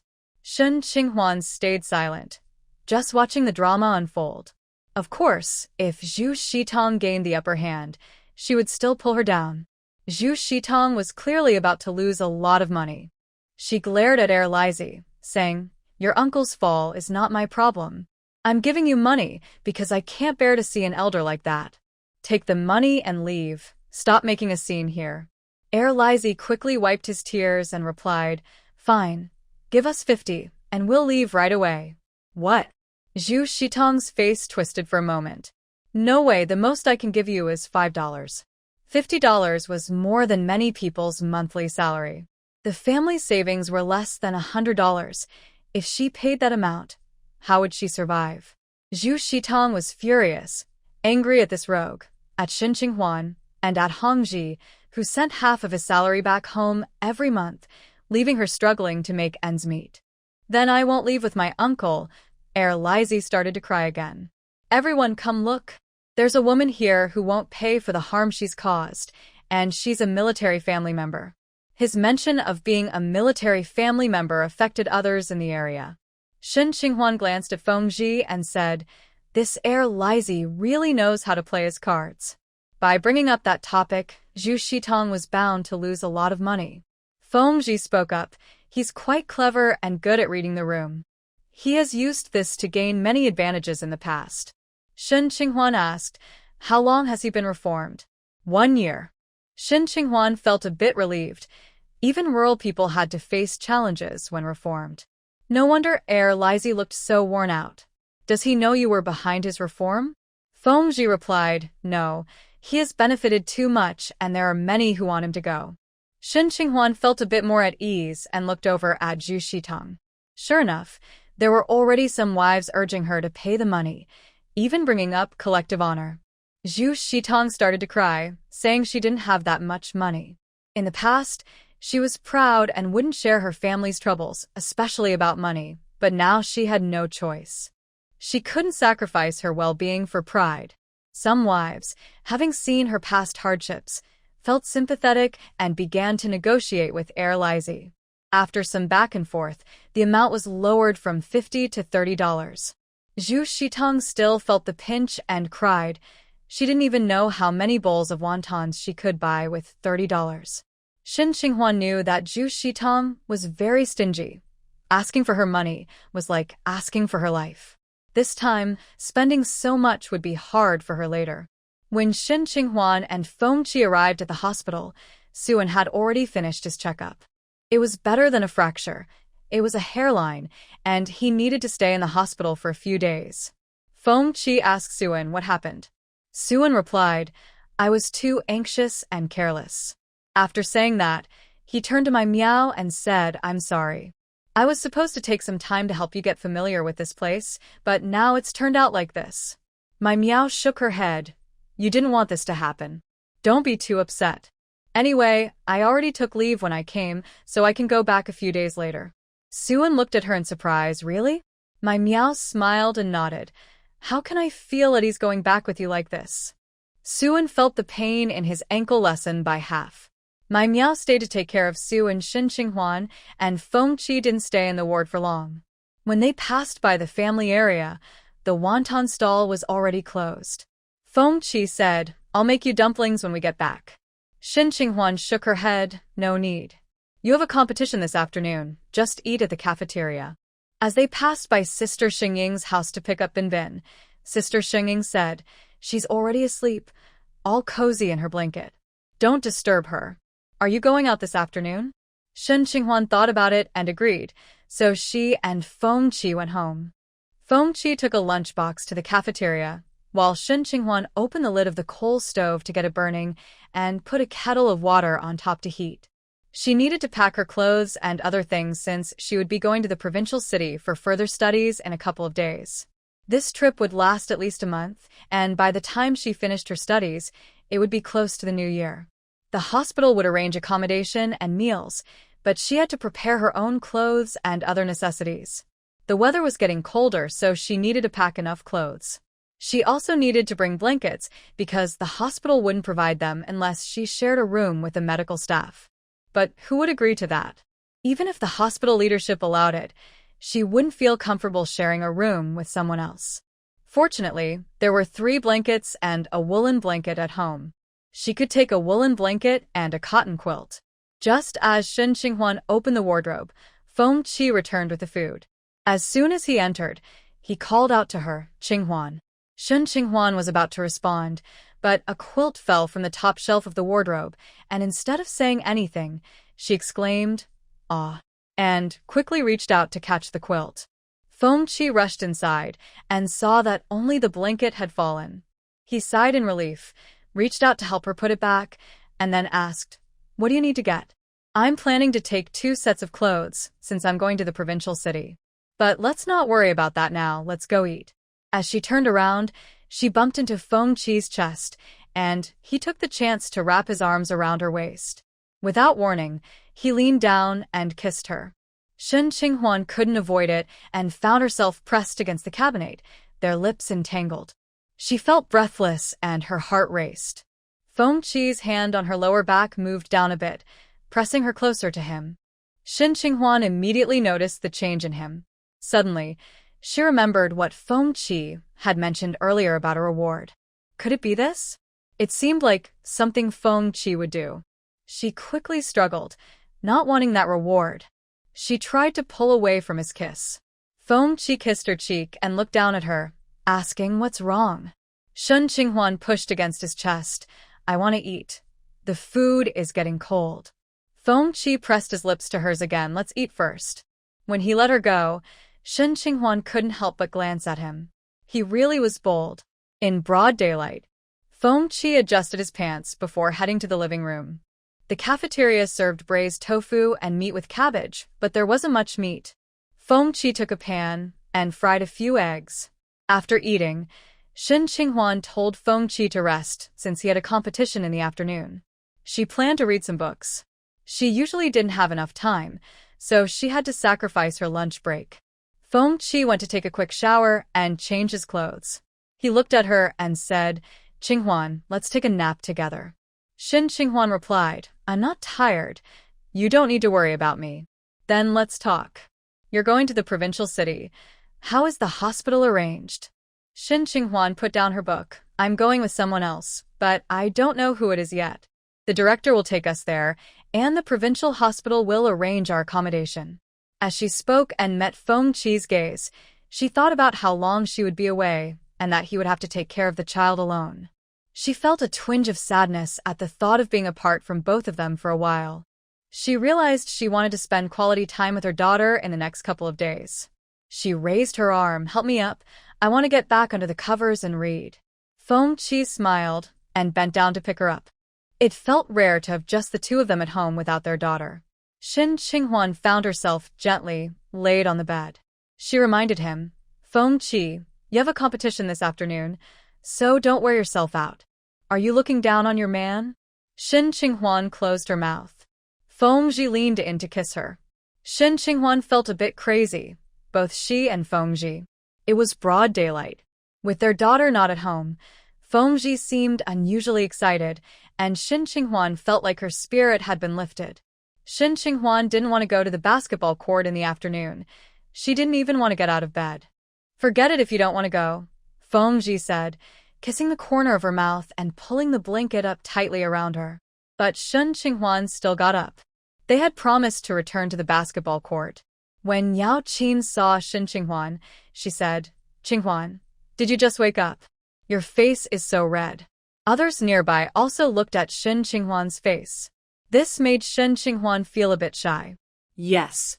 Yaoqin looked at her and remarked, if it weren't for my good eyesight, I would think you were wearing makeup. Qinghuan, now I understand why some kings didn't want to attend morning court. It must be because of concubines like you. At that moment, Shun Qinghuan's eyes sparkled. Her cheeks were flushed, and her lips were bright, making her very charming.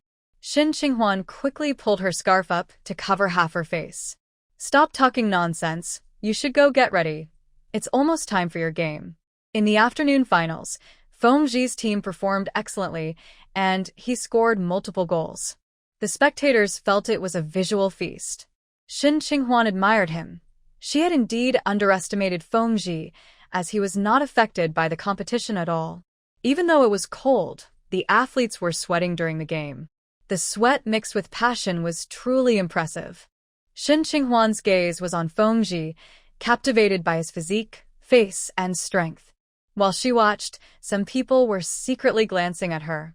Maybe it was because she was Feng Qi's wife that they were sizing her up, wondering if she was a good match. In the end, the men's team led by Feng Qi won the championship, while the women's team was the medical team that Yaoqin was part of. Shun Qinghuan felt the happiest. Both teams she supported had won. The winning teams received not only honor but also prizes, which included cooking oil and sugar. It was a very practical reward. Everyone was thrilled to receive them. This year's basketball tournament ended successfully. Next, it would be time for the New Year's performance. A cultural troupe would come to perform. When Feng Qi walked off the stage, Shun Qinghuan said to him, Congratulations. Your team was amazing. Feng Qi approached her, locked his gaze on her, and lowered his voice to ask, Where's your man? Shun Qinghuan gave him a glance but replied, That's strong. Feng Qi chuckled lightly.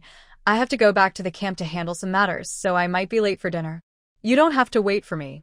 Shun Qinghuan said, Got it. Shun Qinghuan and Ji Kaiyan returned to the residential area and went to Sister Xingying's house to pick up Binbin. Ji Kaiyan said to Shun Qinghuan, The comrade Wu, who took 20 pounds of moisturizer, has asked someone to tell me to get her another 20 pounds. Shin Qinghuan pulled out the new batch of moisturizer and said, "We have enough if we combine it, but the new batch costs 50 cents more per pound. If she wants it, just give it all to her." Ji Kaiyan nodded. "I think she will want it. I'll take it to the market tomorrow and can deliver it for payment."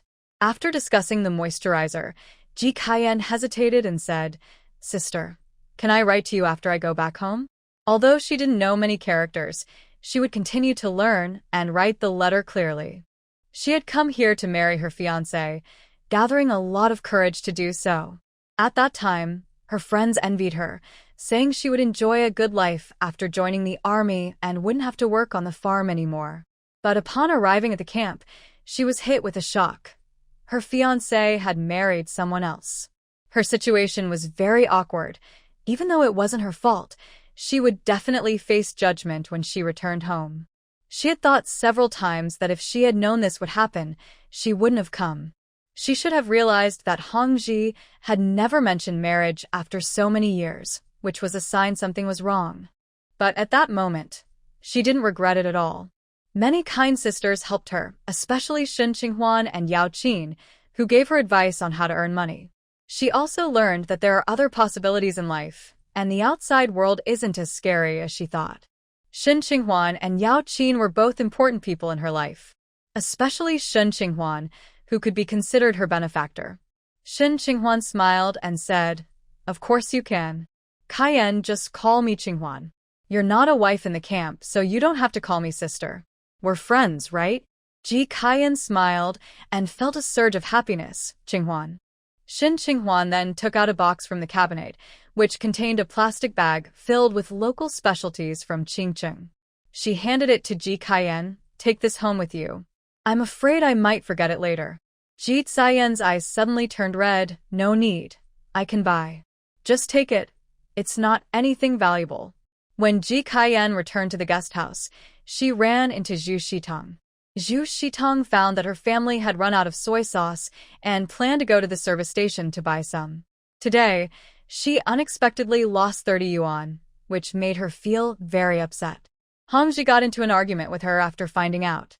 Previously, he had been low-key with her because of the issue with Ji Kaiyan, but now, because she spent 30 yuan, he became upset. Despite their argument, they still needed to eat. With no soy sauce left, even if she didn't want to spend money, she had to go out to buy some. To her surprise, she ran into Ji Kaiyan. Zhu Shitong's eyes were red. Ji Kaiyan was no longer the same as before. It wasn't about her clothes, but rather her overall demeanor had changed. It was as if she used to walk with her head down, looking unremarkable, but now she held her head high, appearing confident. Zhu Shitong understood what was happening. Ji Kaiyan had been selling moisturizing cream at the market for Shin Qinghuan and had made some money.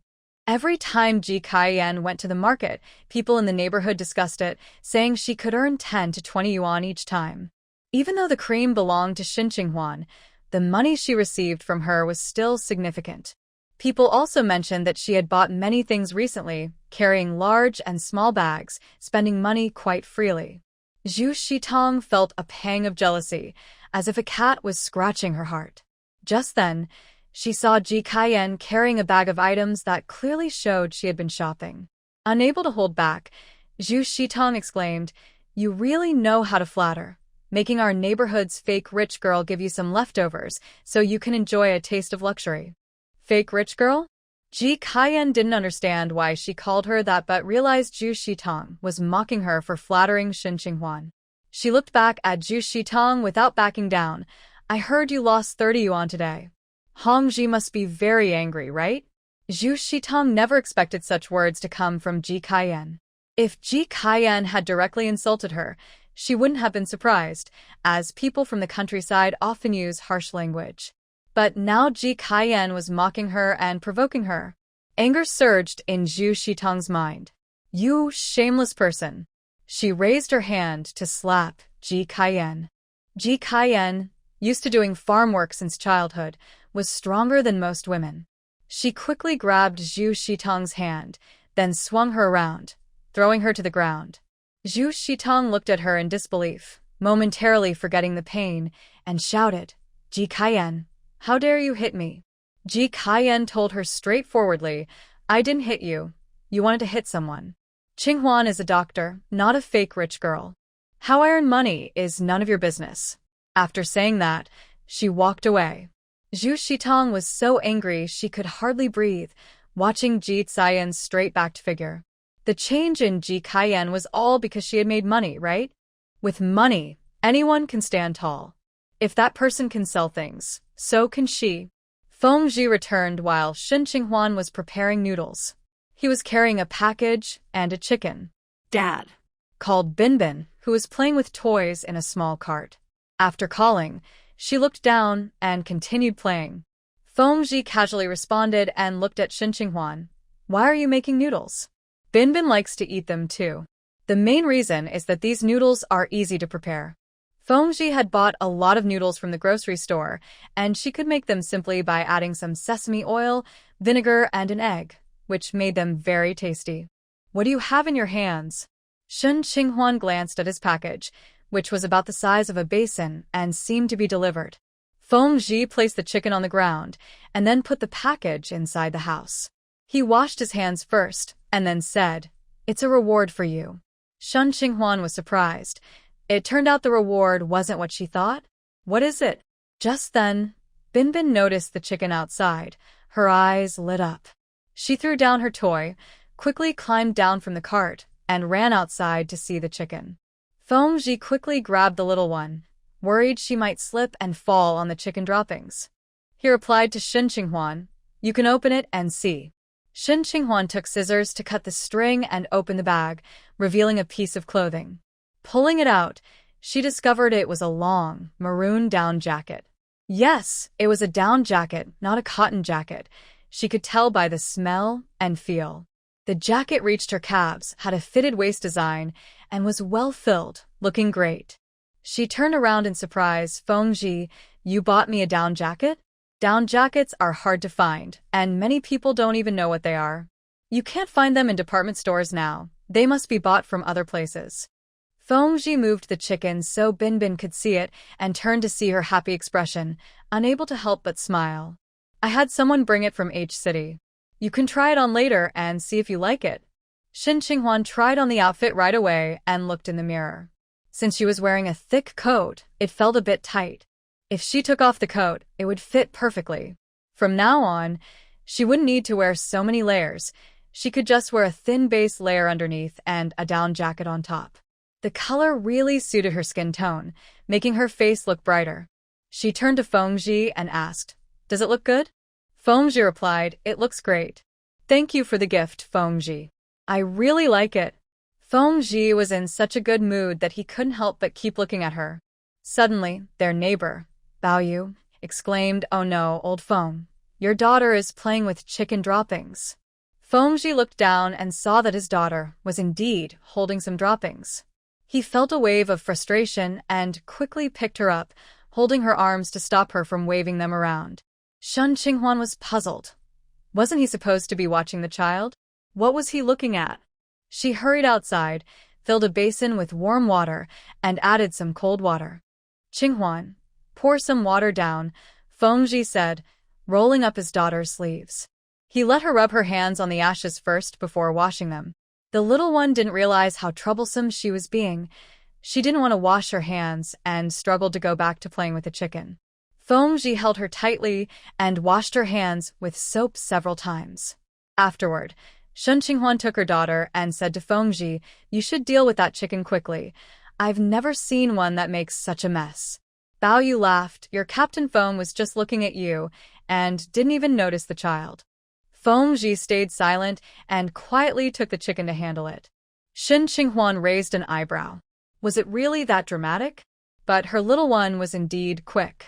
In a moment of distraction, she could grab droppings to play with. Bao Yu was still chuckling, looking at Shen Qinghuan's sister-in-law. Is that a new coat? Wow, it looks great. No wonder your Captain Feng couldn't take his eyes off you. Shen Qinghuan defended Feng Zhi.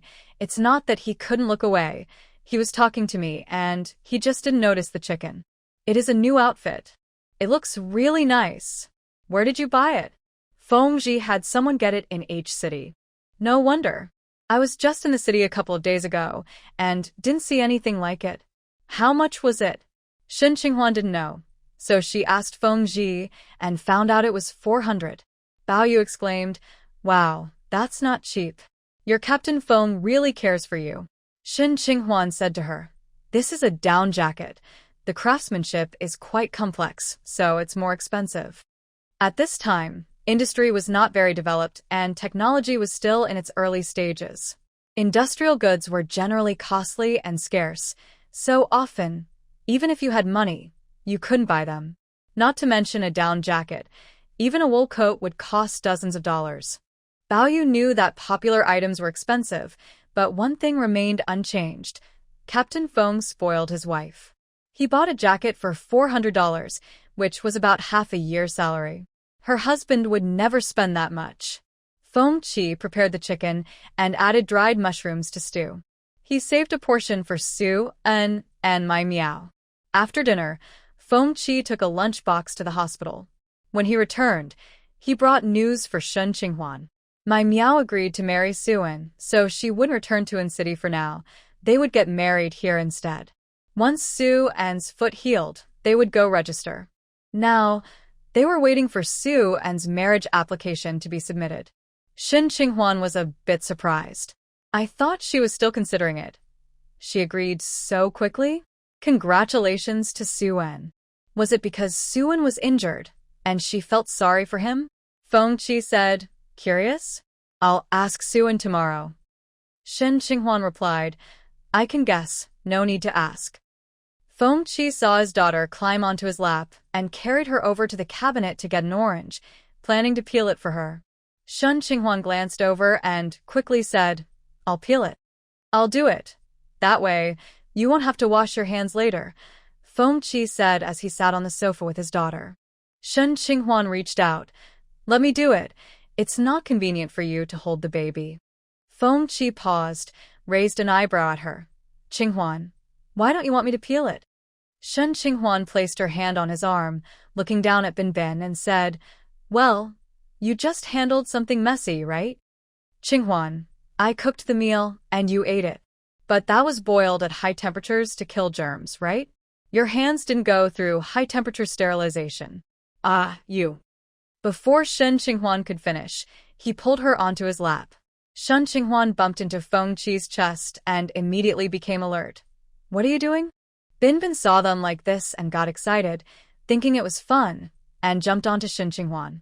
Shen Qinghuan reached out to support her. Feng Qi lifted his daughter's hand and encouraged her. "Binbin, go hold mommy's hand." Shen Qinghuan quickly said, "Binbin, go hold daddy's hand." Binbin can now clap and shake hands. Excited to show off her new skills, she immediately reached out to Shen Qinghuan when she heard Feng Ji's words. Shen Qinghuan playfully raised her hand, saying, "Binbin, go shake daddy's hand." "I want mommy." Binbin got anxious when she saw her avoiding, thinking mommy didn't want to play, and quickly reached out to grab her. The little one was quite strong. In her excitement, she tried to jump into Shen Qinghuan's arms. Shen Qinghuan had to hold her little hand, saying, "Let's shake hands, my little friend Binbin." "Then mommy is a stinky mommy now," Feng Ji chimed in. Shen Qinghuan shot him a look. "Don't let your hand come over here." "But you touched Binbin's hand, didn't you?" "Binbin is Binbin and you are you." Feng Ji. That night, Feng Ji had touched his wife all over. Shen Qinghuan pinched him several times, but he was tough and didn't budge. "It's fine, Qinghuan. I kissed her, so my mouth indirectly touched her." "Shut up. Qinghuan, want to do it again? Get lost."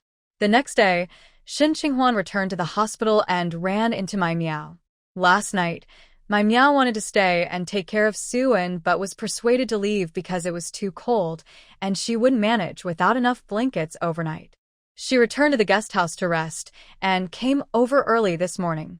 Shen Qinghuan asked about Xie Yuan's condition. Mai Miao replied, "He seems to be in good spirits. The doctor said there isn't a big issue. He's young, so his recovery should be good." Shen Qinghuan nodded. "Thank you for your help. If you have any problems, feel free to come to me." Xie Yuan and Fengji had a good relationship, and since my Miao was Xie Yuan's fiancé, it was natural to help her out. My Miao bit her lip, her eyes trembling slightly. Sister-in-law, I actually have something to ask of you. Go ahead. I heard Dr. Li ask Colonel Feng last night if you would be going to the provincial city for further studies in a few days. I wanted to ask if you could help me buy some things, if that's okay. Shun Qinghuan asked. What do you need? With transportation being inconvenient and industry still developing, many items were hard to find, so asking someone to buy things was quite common. Well, I'm planning to settle down here. When I came before, I only intended to stay a few days to check the environment and then return to Onqing, so I only brought 2 sets of clothes, one to wear and one spare. Yesterday, I fell and damaged one set, so now I only have one outfit left. I was hoping you could help me buy a new set of clothes in the provincial city. Shun Qinghuan was quite surprised. This clothing is available for sale in the city, where there are department stores and shops run by overseas Chinese, all selling clothes. There are also tailor shops where you can take samples to have clothes made. Sometimes, the clothes that come into the department stores are quite nice, but it's a matter of luck to find something good. However, there is no shortage of everyday clothes for the general public. Now, in some places, fabric coupons have been cancelled, making it easier to buy clothes. If you have money, you can buy them. Why do you need to go to the provincial capital to buy clothes? My Miao said a bit shyly, the clothes in the provincial capital are nicer than those in the city. I know this is a bit of a hassle, sister-in-law, but if it's convenient, could you bring me a set? If not, that's fine. Shun Qinghuan replied, I will be gone for about a month, and when I return, it will be at least a month later. Can't you just buy something in the city to wear in the meantime? Sister-in-law, I will buy a set in the city as a temporary replacement, but I would like you to help me get a nicer set from the provincial capital for the new year. It seemed that my Miao was quite insistent on having nice clothes. Shun Qinghuan paused for a moment. Yesterday, my Miao wore a wool coat with a skirt, and today she was in a cotton jacket with corduroy pants and little leather shoes. Currently, the styles of cotton jackets are quite similar, focusing more on warmth than looks, which can make them bulky. My Miao was no exception. Although her pants and shoes matched well and she wore light makeup, she still didn't look as stylish as yesterday. My Miao, beauty is quite subjective. What I find attractive, you might not. The journey is too far, and if it doesn't fit when you buy it, you won't be able to return it. It was clear that my Miao had high standards for clothing, making this request difficult to fulfill. Shun Qinghuan gently declined. My Miao looked a bit disappointed but quickly said, Are you going to the provincial hospital, sister-in-law? If I have time to visit the provincial capital, can I come find you? You can come find me. Thank you, sister-in-law. After saying this, as she was about to leave, she suddenly noticed the clothes under Shun Qinghuan's white coat. Sister-in-law, are you wearing a down jacket? Yes, it's a down jacket. Can I see the style? Shun Qinghuan replied, My Miao, come by after work at noon to take a look. I have a patient to attend to, so I need to get back to work. After seeing a patient in the clinic, she went to her training class. After class, she learned from her classmates that in a couple of days, Gong Ling would also be going to the provincial capital, not for the same training as her, but to study, as Gong Ling has relatives at the provincial hospital. Gong Ling appeared humble and low-key, but she answered every question asked of her. Soon, the whole class will know that she has relatives at the provincial hospital. If she passes the assessment there, she might stay for an internship. Also, this time at the provincial hospital, she won't have to share a dorm with others. She can stay at her relative's house. She quietly told her close friend, I heard the dormitory in the west area of the provincial hospital used to be a scary place. This quickly reached Shun Qinghuan's ears. Shun Qinghuan didn't pay much attention to what Gong Ling said. She used to worry about ghosts and spirits as a child, but as she grew up, she found people to be more frightening. Near noon, Shun Qinghuan learned about another trainee, a married male doctor named Guo Liang, who was also quite young. The comrade who said he would bring his grandmother to see her didn't end up bringing her. He said the elderly lady lost confidence when she learned Shun Qinghuan was a young female doctor. Instead, he went to his eldest daughter's house in the provincial city, planning to see her at the provincial hospital. Shun Qinghuan didn't mind. She wasn't very confident about treating the comrade's grandmother either. At lunchtime, my Miao arrived on time. Shin Qinghuan asked her to wait a moment while she tidied up the acupuncture room and put away the tools. After that, she took off her white coat and stepped outside. When my Miao saw her down jacket, her eyes lit up. She walked over and said, "Sister-in-law, where did you buy this down jacket? It doesn't look bulky at all." Not only did it not look bulky, but it also made Shin Qinghuan appear tall and graceful. The color complemented her skin tone, making her look even healthier. Shin Qinghuan shared where she got it. My Miao replied, "I wonder if they have it in the provincial city.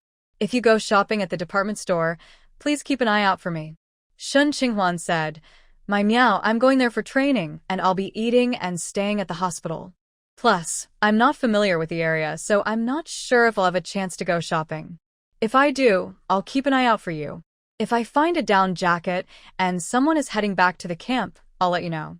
But how could it be so easy to find someone to send a message? Shin Qinghuan thought my Miao was asking for too much. "That's okay, sister-in-law." My Miao added, "By the way, you and Captain Feng don't need to bring lunch for me and Suan. I can eat at the cafeteria. You both are so busy." Shin Qinghuan wasn't sure if Feng Qi would return for lunch today. If he didn't, she wouldn't be able to cook anything anyway, so she wouldn't be able to bring lunch for my Miao and Suan. "Okay, I understand." Today, Ji Kaiyan sold nearly 30 pounds of Shin Qinghuan's new moisturizing cream. The customer, Comrade Wu, ordered 25 pounds. This new cream has 2 additional ingredients for moisture retention, which increase the cost, so the selling price is higher. Previously, it was $2 per pound, and now it's $2.50. For 25 pounds, that totals $62.50. When they first started selling the cream, they agreed to split the profits evenly, but later Ji Kaiyan felt that was too much and decided to take only 1/3. After selling the cream, Ji Kaiyan told Comrade Wu that she would not be coming back to the market to sell it anymore. Comrade Wu was surprised and asked why. Ji Kaiyan explained that she is not local and was helping someone else sell it, and now she needs to go home. Comrade Wu asked for the contact information of the person who would sell the cream in the future.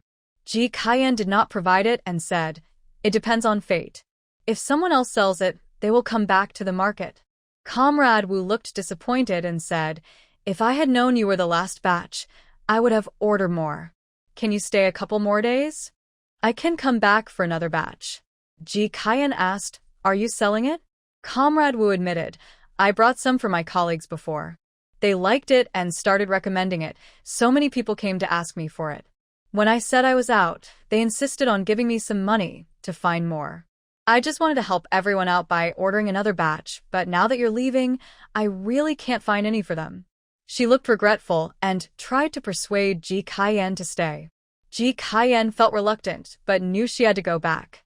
She had planned to leave earlier, but was delayed waiting for a reply and due to transportation issues. A local soldier asked her if she would stay and marry him. She declined, feeling she couldn't make such a decision without her parents knowing. If she confirmed her marriage without their approval, they would likely be very upset and might not recognize her as their daughter. She wasn't ready to risk a relationship with her family. The soldier didn't give up and explained his situation, including details about his family, suggesting that if she returned home, she could inquire about him. "I hope she can keep in touch with him and also tell her parents so they can think about it." Ji Kaiyan thought for a moment and agreed. Yaoqin asked her, "Do you like that guy from your hometown?" Ji Kaiyan hesitated. "He's pretty nice and seems easy to get along with." Yaoqin asked again, "Are you willing to marry him?" Ji Kaiyan nodded. "When I go back this time, my family will definitely look for a marriage partner for me. I'm not young anymore, and I don't know if my parents will agree to let me come here. Since you plan to get married anyway, you should find someone you like," Yaoqin suggested. "Otherwise, you won't even be able to kiss." Ji Kaiyan blushed. Yaoqin turned to Shin Qinghuan and asked, "Don't you think so?" Shin Qinghuan could only nod. Ji Kaiyan finally said, "I will think about it carefully." The next day, Ji Kaiyan took a bus back. Before she left, she secretly gave Binbin a red envelope. Shin Qinghuan only saw it after work. Inside were 2 large bills. She was momentarily at a loss for words. Xie Yuan helped her sell the moisturizer and earned about 40 yuan, leaving half for herself. She was too honest. Shen Qinghuan mentioned this to Fengji, who said, if you feel bad, you can send her something. Shen Qinghuan nodded, thinking the same, as Xie Yuan had given her a mailing address. The day after Xie Yuan left, Shen Qinghuan packed her things to go to the provincial city. Director Qian from the administration department took her along. Originally, Fengji planned to take half a day off to drive everyone, but he had an urgent task in a neighboring city. However, he arranged a vehicle going to the provincial city for them, so they didn't have to take a bus to the city first and then transfer to another bus. Since they would be staying in the provincial city for a while, they had a lot of luggage. With winter here, it was even more. Just one winter coat could fill half a bag. Shen Qinghuan also brought a quilt, a blanket, 2 sets of clothes, and various daily necessities, filling 2 large bags. It would have been very troublesome to take a bus alone. Now that they had a direct ride to the provincial hospital, it was much more convenient. Fengji told her that he would take a day off in a few days to visit her and that she didn't need to bring so many clothes. He would bring some for her. But she had to make sure to bring enough money and some snacks from home, just in case she got hungry later. Fengji looked worried. Qinghuan, the environment might be tough. The food and living conditions will be very different from home. Shen Qinghuan understood. Don't worry, I've been through this before. When I was a youth in the countryside, it was similar, right? Besides, this is the provincial city. It can't be worse than the youth station. Fengji pulled her into his arms, looking down at her with a serious tone. Qinghuan, no matter how bad things get or what challenges you face, you mustn't lose your focus. Always call or send a telegram to me. Shen Qinghuan looked at him in surprise. What do you think I would lose focus about? Fengji squeezed her waist, his palm warm. Just promise me you'll tell me everything. I understand. As Shen Qinghuan got into the car, her feelings were mixed. On one hand, she felt guilty about leaving her daughter for a long time. On the other hand, she was excited about furthering her studies. Bin Bin was still being taken care of by Xiao Fang. In the evening, Fengji would take over, and if he wasn't home, he asked sister Shenging to help. They set off early in the morning, just as dawn was breaking. Fengji had left for his mission even earlier than her. However, he arranged for a soldier to help her with her luggage. Everyone sat in the truck, which was meant for supplies. The driver and the buyer were in the front, leaving no room for anyone else. Regardless, it was better than taking a passenger bus. Although it would be bumpy, at least it wouldn't smell as bad. Besides the director and Gong Ling, the other 3 had at least 2 bags of luggage each, while Shen Qinghuan had 3. The 5 of them were going to the provincial city, and Director Chen would take them to complete the handover before returning to the military hospital. In addition to Gui Yuliang, there was a female doctor named Jiang Yan. Jiang Yan was an obstetrician and gynecologist also going to study, but she was in a different department from Shen Qinghuan. Seeing the mountain of luggage, Gong Ling asked, "Did you all bring blankets?" Gui Yuliang nodded. "Yes, we have to with this weather. You can't expect others to provide you with blankets when you're away." Jiang Yan added, "I brought an 8-pound quilt. I'm worried it won't be warm enough, so I packed the clothes too, just in case I have to sleep in them." Gong Ling glanced at Shen Qinghuan. Dr. Shen has the most luggage. If someone didn't know better, they might think she packed her whole house. Jiang Yan looked at Shen Qinghuan. Did Qinghuan bring 2 quilts? Shen Qinghuan nodded. 1 quilt and 1 blanket. I'm not sure how the sleeping arrangements will be.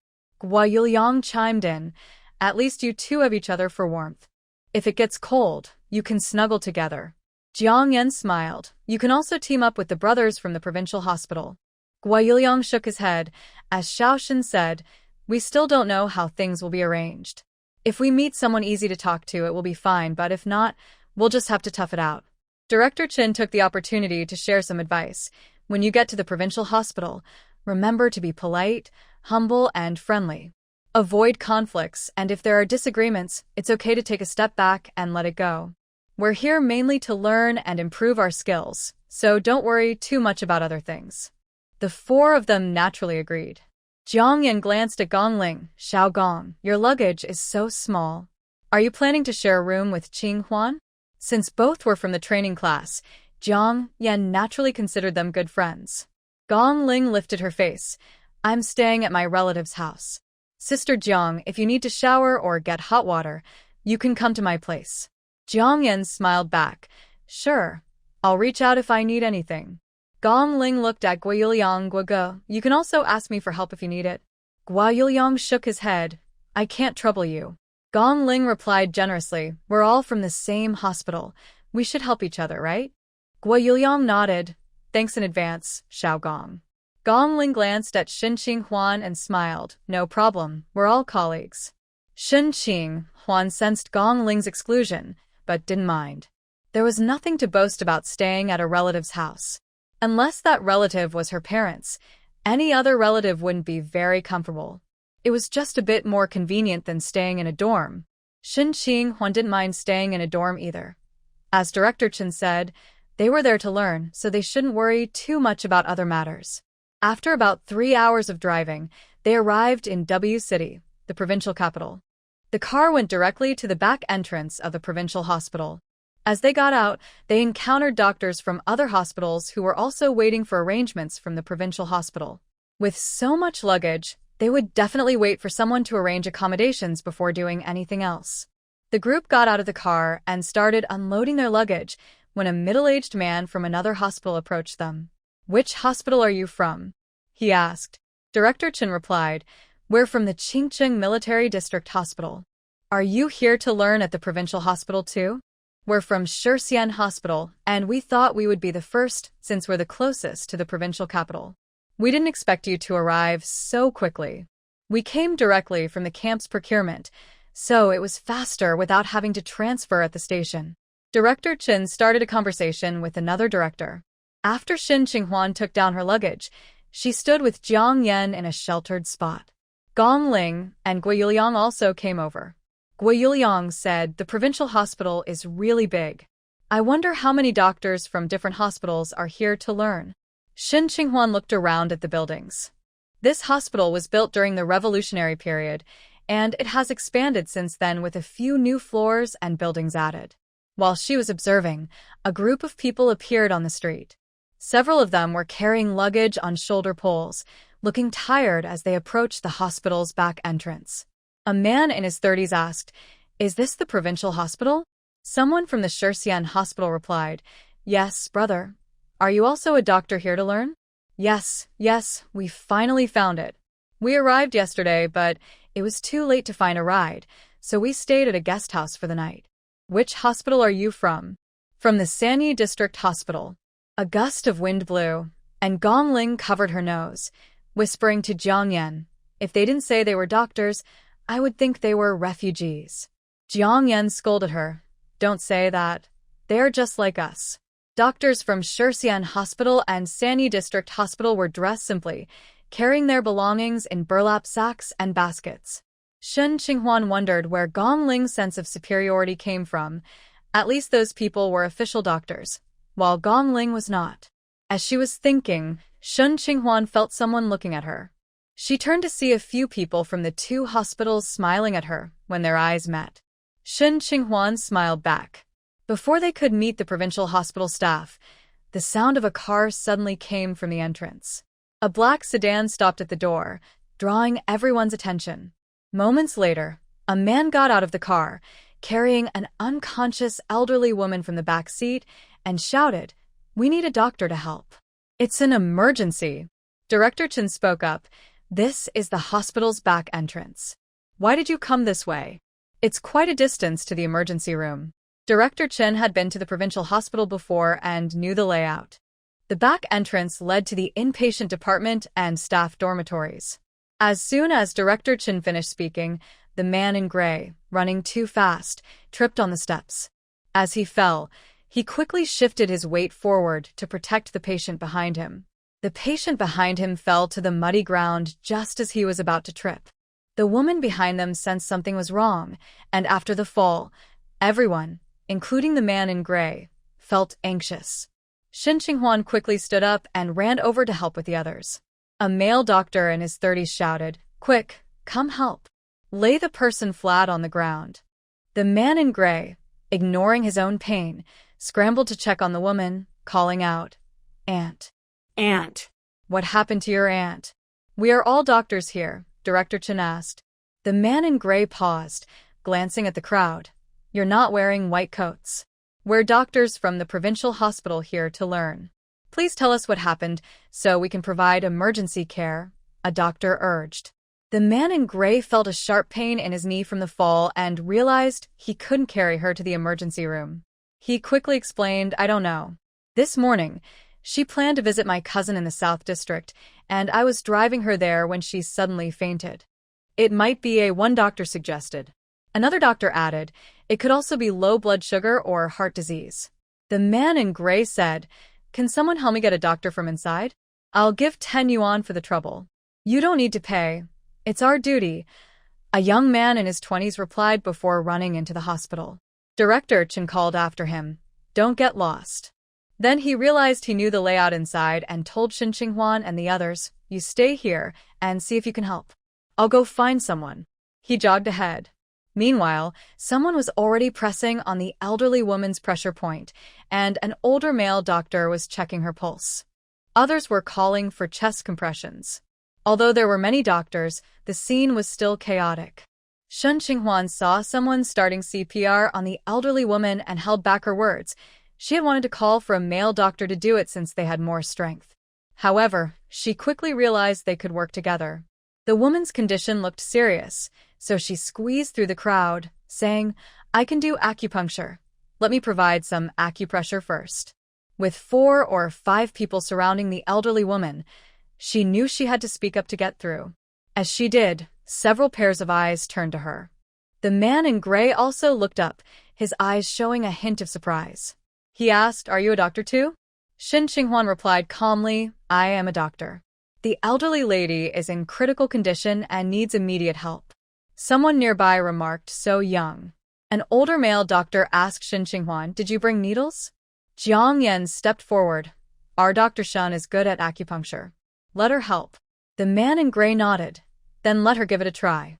A female doctor said, "Our Director Li also does acupuncture. Give him the needles. He's been practicing for 20 years. The last comment clearly pointed out Xie Yuan's youth.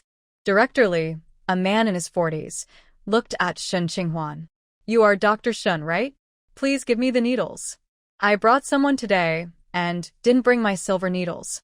At this moment, Xie Yuan had already squatted down, taking a box from her bag and pulling out the silver needles. She was listening to Director Li. However, handing him the needles, letting him squat down, and making space for him took a few minutes. Not waiting for Director Li to finish speaking, she quickly inserted 2 needles into the elderly lady's acupoints. Then she held the elderly lady's left hand, inserting needles at each fingertip and squeezing out some blood. After doing this, the elderly lady's eyes moved. Someone immediately noticed and shouted, "Oh, the old lady is awake." The male doctor performing CPR turned to look at her. Seeing her open her eyes, he relaxed and stopped his actions. The man in gray hurried over. "Aunt, how are you feeling?" Xie Yuan quickly said, "Wait, don't touch the needles." After saying that, she went over to remove the needles from the elderly lady's acupoints. "It hurts," the elderly lady murmured with her eyes half closed. It was certainly painful. CPR would hurt, acupuncture would hurt, and the places where she fell would hurt. But knowing it hurt was good. It meant she had feeling. At that moment, a person who had gone to call for a doctor returned with 2 male staff members in medical uniforms, carrying a stretcher. "Where is the patient?" "Right here." The elderly lady was still lying on the ground, and everyone was hesitant to move her. Although she was awake, her condition was still a bit off. They moved her onto the stretcher and headed toward the hospital. The man in gray quickly followed. He might still be in pain from his earlier fall, walking with a slight limp.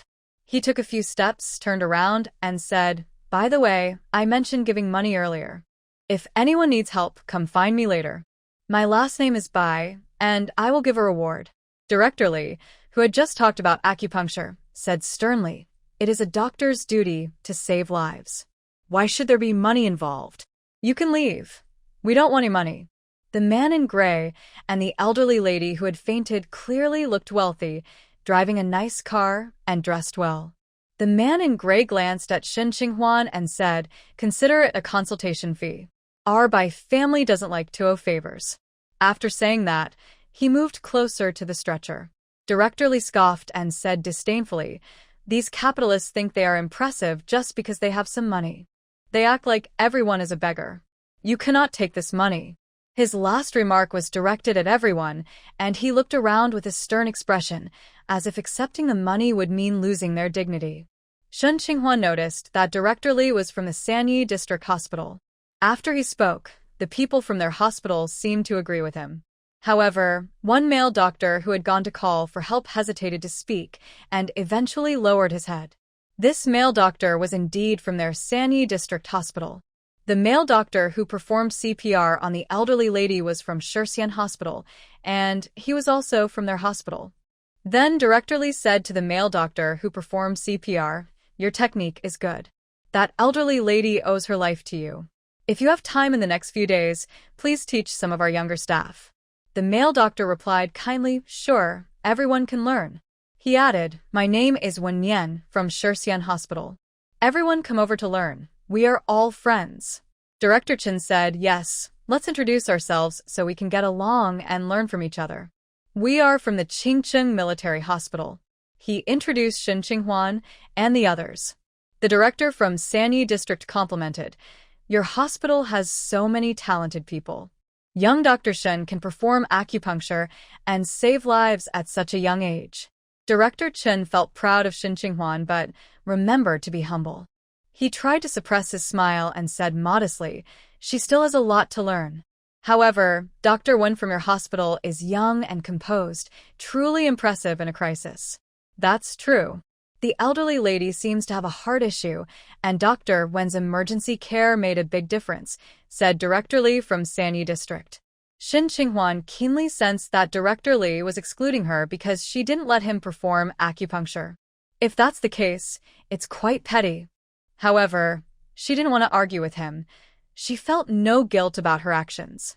She helped save a life not for a reward, but because she couldn't just stand by and do nothing. Now that the person was awake, everything else didn't matter. Shen Qinghuan compared her mindset to when she was younger, and even during her time as a youth worker, there was a significant difference. She must have grown up. In the Sanyi district, a female doctor agreed with Director Li, softly saying, "Last time, Professor Wang from the provincial hospital mentioned in his lecture that CPR is the only method that can truly bring someone back to life.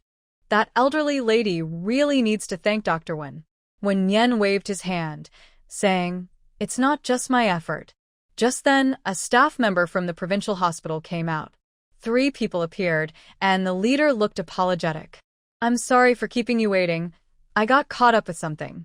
Let me take you to the dormitory first, and then we'll gather in the hall for the next arrangements." The speaker was named Lu Ping, and everyone called him Director Lu. He continued, "There are 8 hospitals participating in this training, so we have a lot of people. The dormitory can only accommodate everyone in shared rooms, separated by gender. The female colleagues will follow Yang Wan, and the male colleagues will follow Mo Fei." Shen Qinghuan and Jiang Yan followed a woman with a short bob haircut, who was Yang Wan. She glanced at Shen Qinghuan's luggage and said, "You have quite a bit of luggage. Let me help you with 1 bag. Can you manage the rest?" Director Lu overheard and looked over. "I'll have someone help carry it. The women's dormitory is on the 3rd floor, and it's a bit of a walk." He waved and called for someone.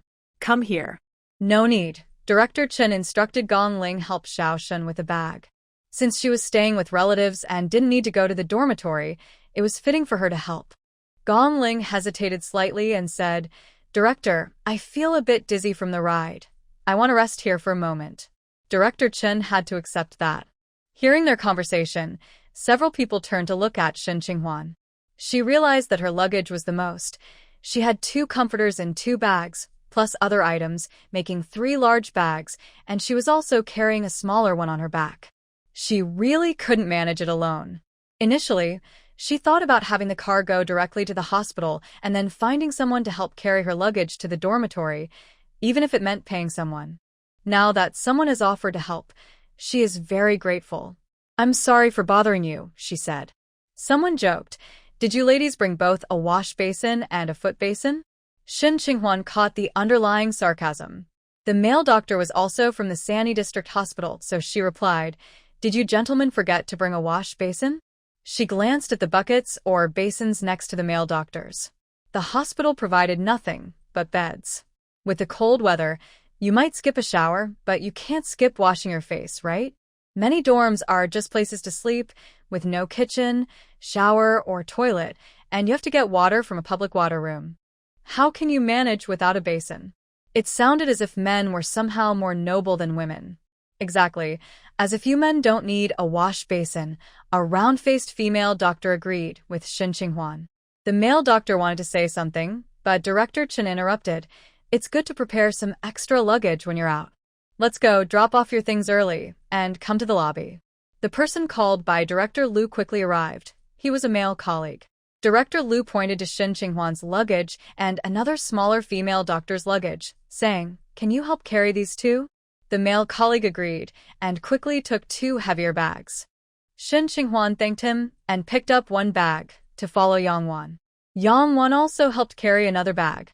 They walked about 600 to 700 meters from the entrance to the dormitory building, then went up to the 3rd floor. Yang Wan told the group of female doctors, some doctors from the hospital haven't arrived yet. You can stay with our hospital sisters for now, but don't worry, everyone from the same hospital will be arranged in the same dorm. At the stairwell near a water basin, she introduced, this is the public water room. You can come here to wash up or do laundry, and the restroom is in the back. Shin Qinghuan looked around. There were 4 faucets, each with a small basin in front. Behind them were several areas separated by concrete, like a public restroom, with no doors or curtains. A doctor laughed. Having faucets is convenient. In our hospital's dorm, the faucets often don't work, and we have to fetch well water. In this cold weather, carrying buckets back makes you sweat. This is definitely better than our previous dorms. After all, this is the provincial capital, someone joked as they reached the 3rd floor. Several of them were panting from exhaustion. So was Shin Qinghuan. It was quite tiring, but at least they managed to bring everything up. Now there were 3 hospitals represented here, with a total of 7 female doctors. Yang Wan pointed to the 2nd room by the stairwell and said, you can stay in this room. This year, several doctors applied for housing, so the dormitory is a bit tight. This is an extra dormitory we arranged. There are 12 beds inside. You can choose whether you want the upper or lower bunk. As she spoke, she unlocked the door. By the way, there are 2 staff members from our dormitory inside, but they are at work right now. You'll see them when they finish at noon. If you have any questions, you can ask them.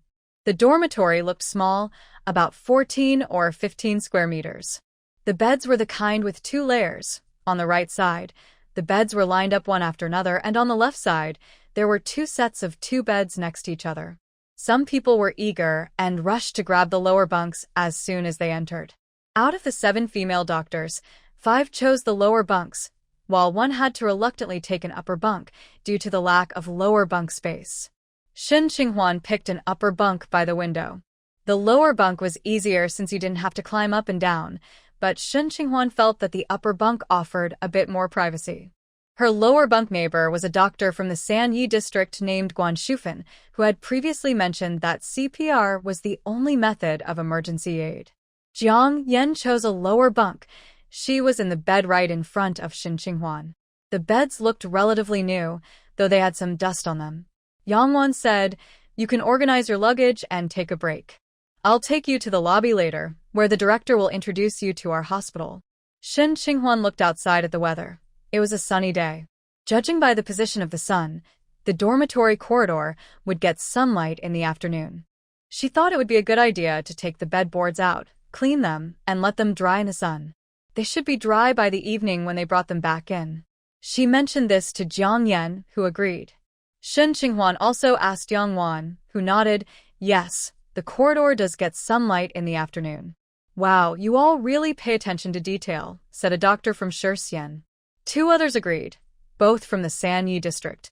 One of them, named Zhang Qin, turned to Shin Qinghuan and said, you're Dr. Shen, right? Are you from Qingcheng? I remember a former colleague of mine from Qingcheng who was just as particular. She would even wipe a chair with a cloth before sitting down. Shen Qinghuan didn't see anything wrong with being particular about cleanliness. After all, it didn't affect anyone else. She replied, as a doctor, I often remind those around me or my patients to pay more attention to hygiene. This way, they can get sick less often. Everyone has different standards of cleanliness. You don't need to worry about mine. Zhang Qin was taken aback by her words, but still said, Aren't we supposed to go to the hall soon? This is going to take a lot of time, and the director is waiting for us. Shen Qinghuan calmly responded, It's fine. You can go ahead. I know the way, and I can join the next group of doctors for the tour. After that, she ignored her, climbed onto the bed she chose, and took apart the bed board. The bed was small, measuring 1.2 meters, and the bed board was made of 6 wooden planks, 3 nailed together to form 2 large pieces, making it easier to carry. She planned to reach down to the floor, and Jiang Yan came over to help. After Shen Qinghuan handed down the bed board, she got down herself and took out a basin, laundry powder, and a cloth from her bag. Then she said to Jiang Yan's sister Jiang, You don't need to get laundry powder. I have some here. Jiang Yan replied, I only brought soap. I didn't bring any laundry powder. As the two of them carried the bed board out into the hallway, Shen Qinghuan saw 2 other female doctors also taking apart bed boards. One was a round-faced doctor from Shixian, who had previously agreed with Shen Qinghuan, and the other was from Sanyi district. Only 3 had not moved the bed boards. They only took out basins, planning to get water to clean the bed boards. Shen Qinghuan didn't concern herself with others. She and Jiang Yan went to the water room, each with a basin, one for washing with laundry powder and one with clean water. They finished in about 15 minutes. After grabbing their lunch boxes and water cups, they followed Yangwan back to the hall, where the male doctors had already arrived. Director Li asked, Why did you take so long? Zhang Qin replied, They had to wash and dry the bed boards, which took some time. Director Li's expression changed to one of displeasure. How dirty can a bed that has been slept in be? I was wondering why it took so long. Wen Yan added, Actually, we just arrived too, and cleaned the bed boards before coming over. Director Li shot him an annoyed glance. Director Lu quickly said, Let me explain the classroom location and the cafeteria. Please follow me. As Director Lu walked, he introduced the hospital's layout and some details about the classes. The instructors were experienced experts with excellent medical skills. Shen Qinghuan heard that Professor Hailan was also among them. Besides attending classes, there were also seminars. Director Lu took everyone on a tour of the hospital and then said, It's almost time for lunch. Let me take you to the cafeteria. By the way, do you all have your lunch boxes? The female doctors had theirs, but 2 male doctors did not. They quickly went back to their dorms to get them. Just as they were about to leave, a nurse hurried over and asked, Were you the doctors who helped save someone at the back door earlier? Someone replied, Yes, that was us. Why? I just came from the observation room and saw someone asking the patient named Bai for money, claiming they helped save them. Who is it? Everyone looked at their group, and no one had left. The nurse seemed worried and said, That person doesn't look like a doctor. I think they might be a scammer. If none of you are going to the room of Comrade Bai, I will go and talk to him to prevent him from getting tricked. After saying this, she turned to leave. Didn't Comrade Bai see us? How could he not know who helped save him? A male doctor from Sanyi District Hospital looked incredulous. Director Lu asked what was going on. After learning the details, he said, Thanks to you all for helping. You're good comrades. I will tell Comrade Bai that if you don't want to accept any payment, he can at least come and say thank you. Director Li immediately replied, No need for that. It's a doctor's duty to save lives. How can we ask for money? If we develop such a bad habit, what will happen when we don't have money and refuse to help? What Director Li said was quite harsh. Shen Qinghuan couldn't hold back anymore. She had just felt her attitude improving, but encountering someone like Director Li made it hard to feel good. I'm sorry, Director Li, but since you didn't participate in the rescue, you don't have the right to decide whether we should accept payment. She noticed that some of the doctors under Director Li seemed quite humble, and their expressions showed they might not have good family situations. If they didn't steal or cheat, Why shouldn't they be able to accept something? Regardless, this should be discussed with them directly.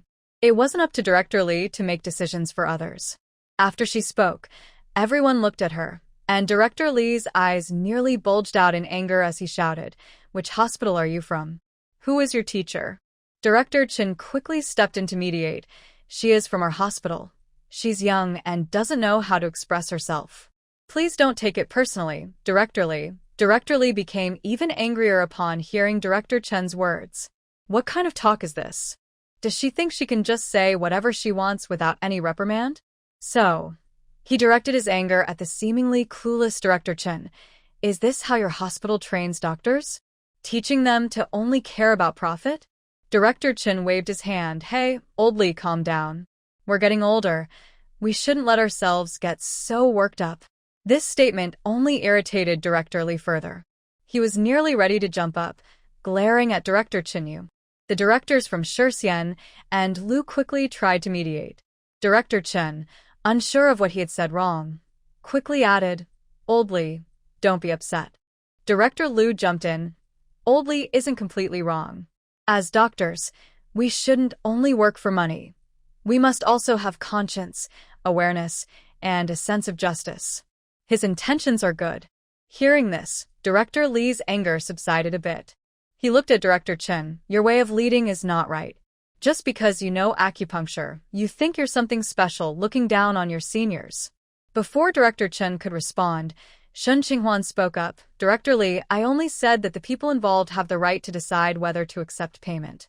Why are you bringing up my acupuncture? Are you upset because I didn't treat you earlier?" Director Lee reacted like a cat whose tail had been stepped on, nearly jumping up again. "Why would I be angry?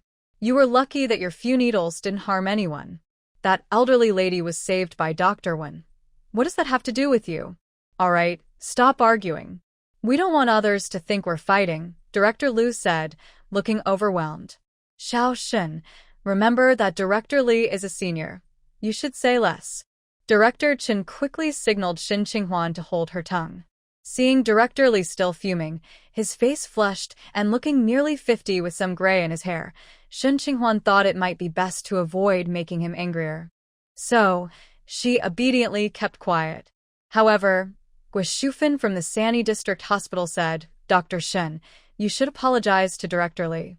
He's not wrong. We doctors shouldn't only work for money." Director from Shirxian added, "Let's not discuss this anymore. Let's head to the cafeteria." "No, I want her to apologize first." Director Lee pointed at Shen Qinghuan. Shen Qinghuan replied directly, "I don't think I did anything wrong, and I won't apologize." Director Lee looked at Director Chen for his opinion. Director Chen, wanting to maintain a good relationship, said to Shen Qinghuan, "Xiao Shen." Shen Qinghuan interrupted him. "Director Chen, you don't need to persuade me.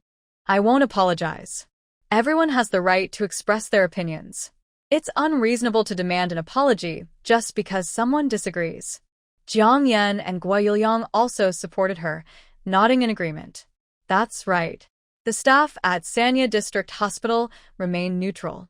Director Lu saw that Director Chen couldn't handle Shen Qinghuan, and since she was unwilling to apologize, he decided to let it go. Finally, Director Lee told his hospital's doctors, "I don't care what other hospitals do, but our doctors cannot accept that reward. Anyone who dares to take it will be sent back. Do you understand?" The doctors at Sanya District Hospital all agreed. Director Lu led everyone to the cafeteria. Gong Ling said to Director Chen, "I won't go with you. I'm going to find my relative. He should be off work now." Gong Ling was not originally part of the group, but she had stayed to join them for a while. Director Chen waved his hand, "Go ahead." Watching Gong Ling leave, someone asked, "Does that doctor have relatives in this hospital?" No wonder she didn't go to the dorm. Someone exchanged glances with a colleague and whispered, "Could she have gotten this position through her relative?" Director Chen clarified, "She is not from your training class." This reassured some who were murmuring. The cafeteria at the provincial hospital was quite large, and since the medical staff hadn't finished their shifts, it was almost empty. Everyone lined up to get their meals. Director Lu spoke to the cafeteria staff, informing them that they were from another hospital for training and requested generous portions. Today's meal included minced meat with tofu and potatoes with cabbage, served with rice. It looked decent, although the portion of minced meat with tofu was small.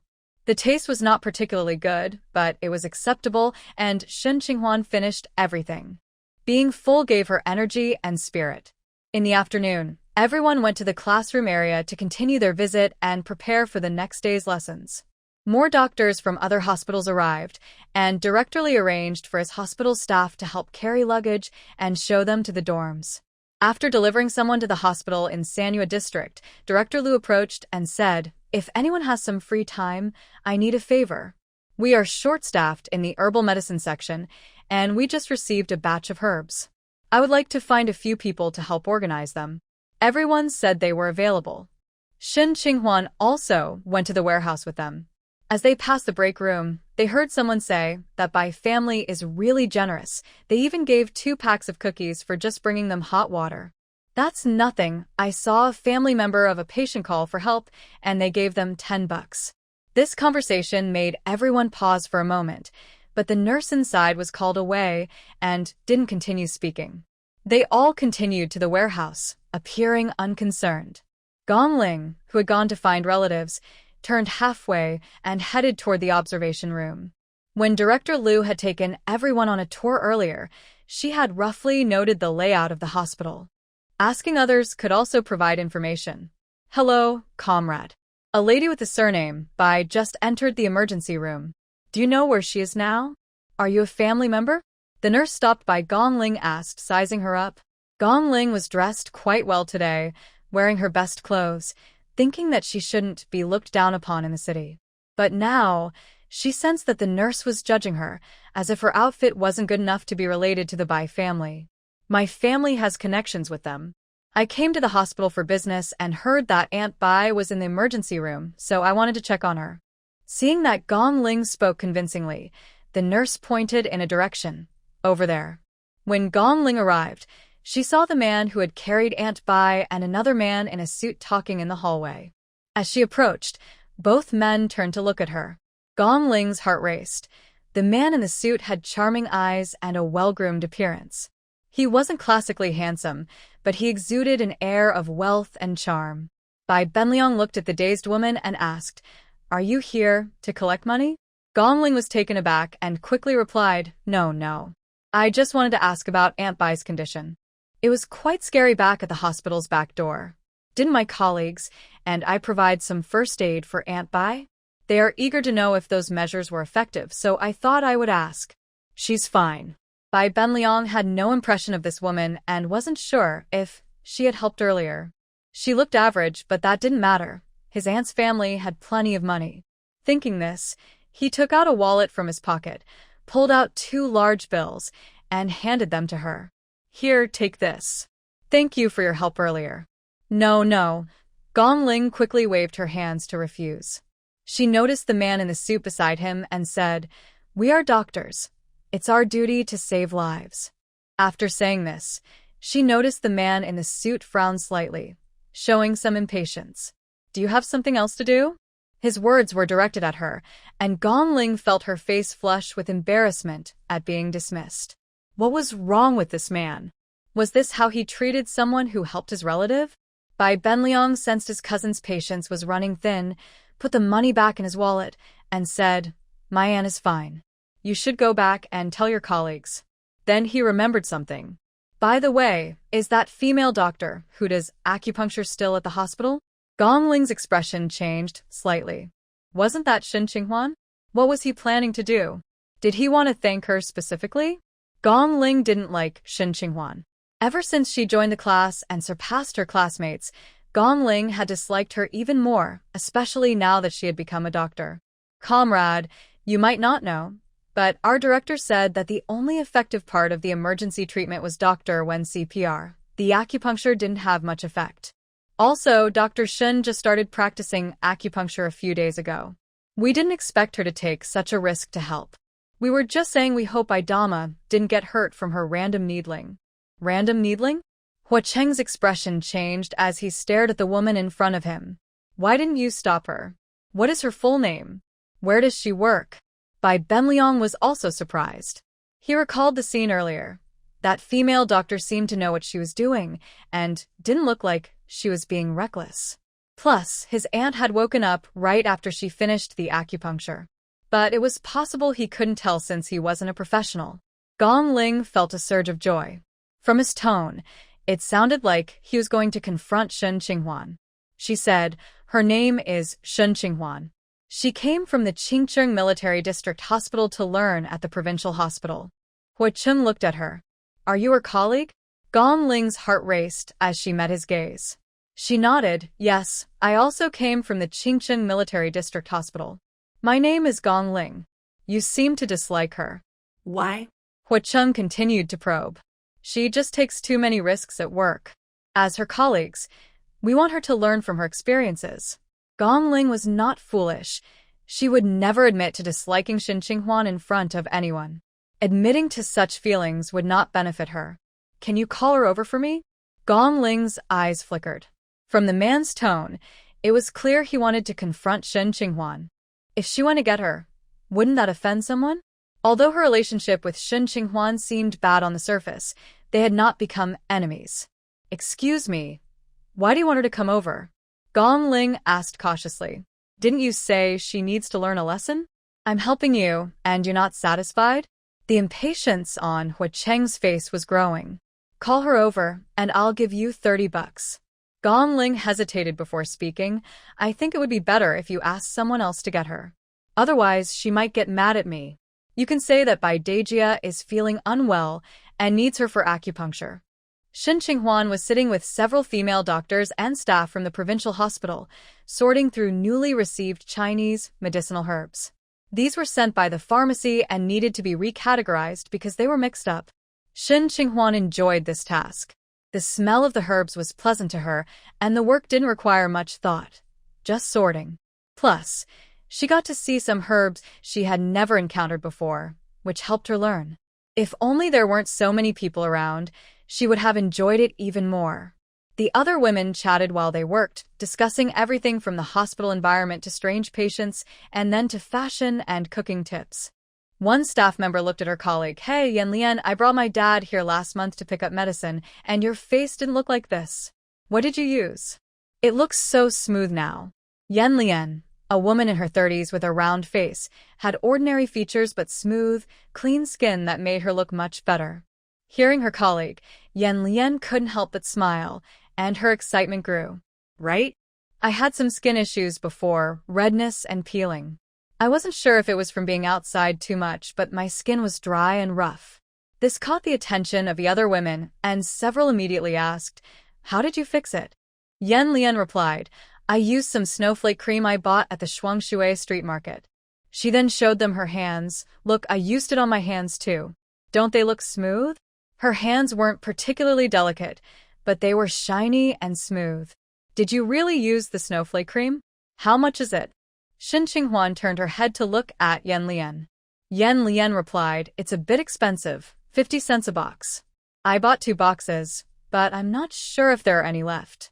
The vendor said they sold out quickly. She gestured to show it was a small box.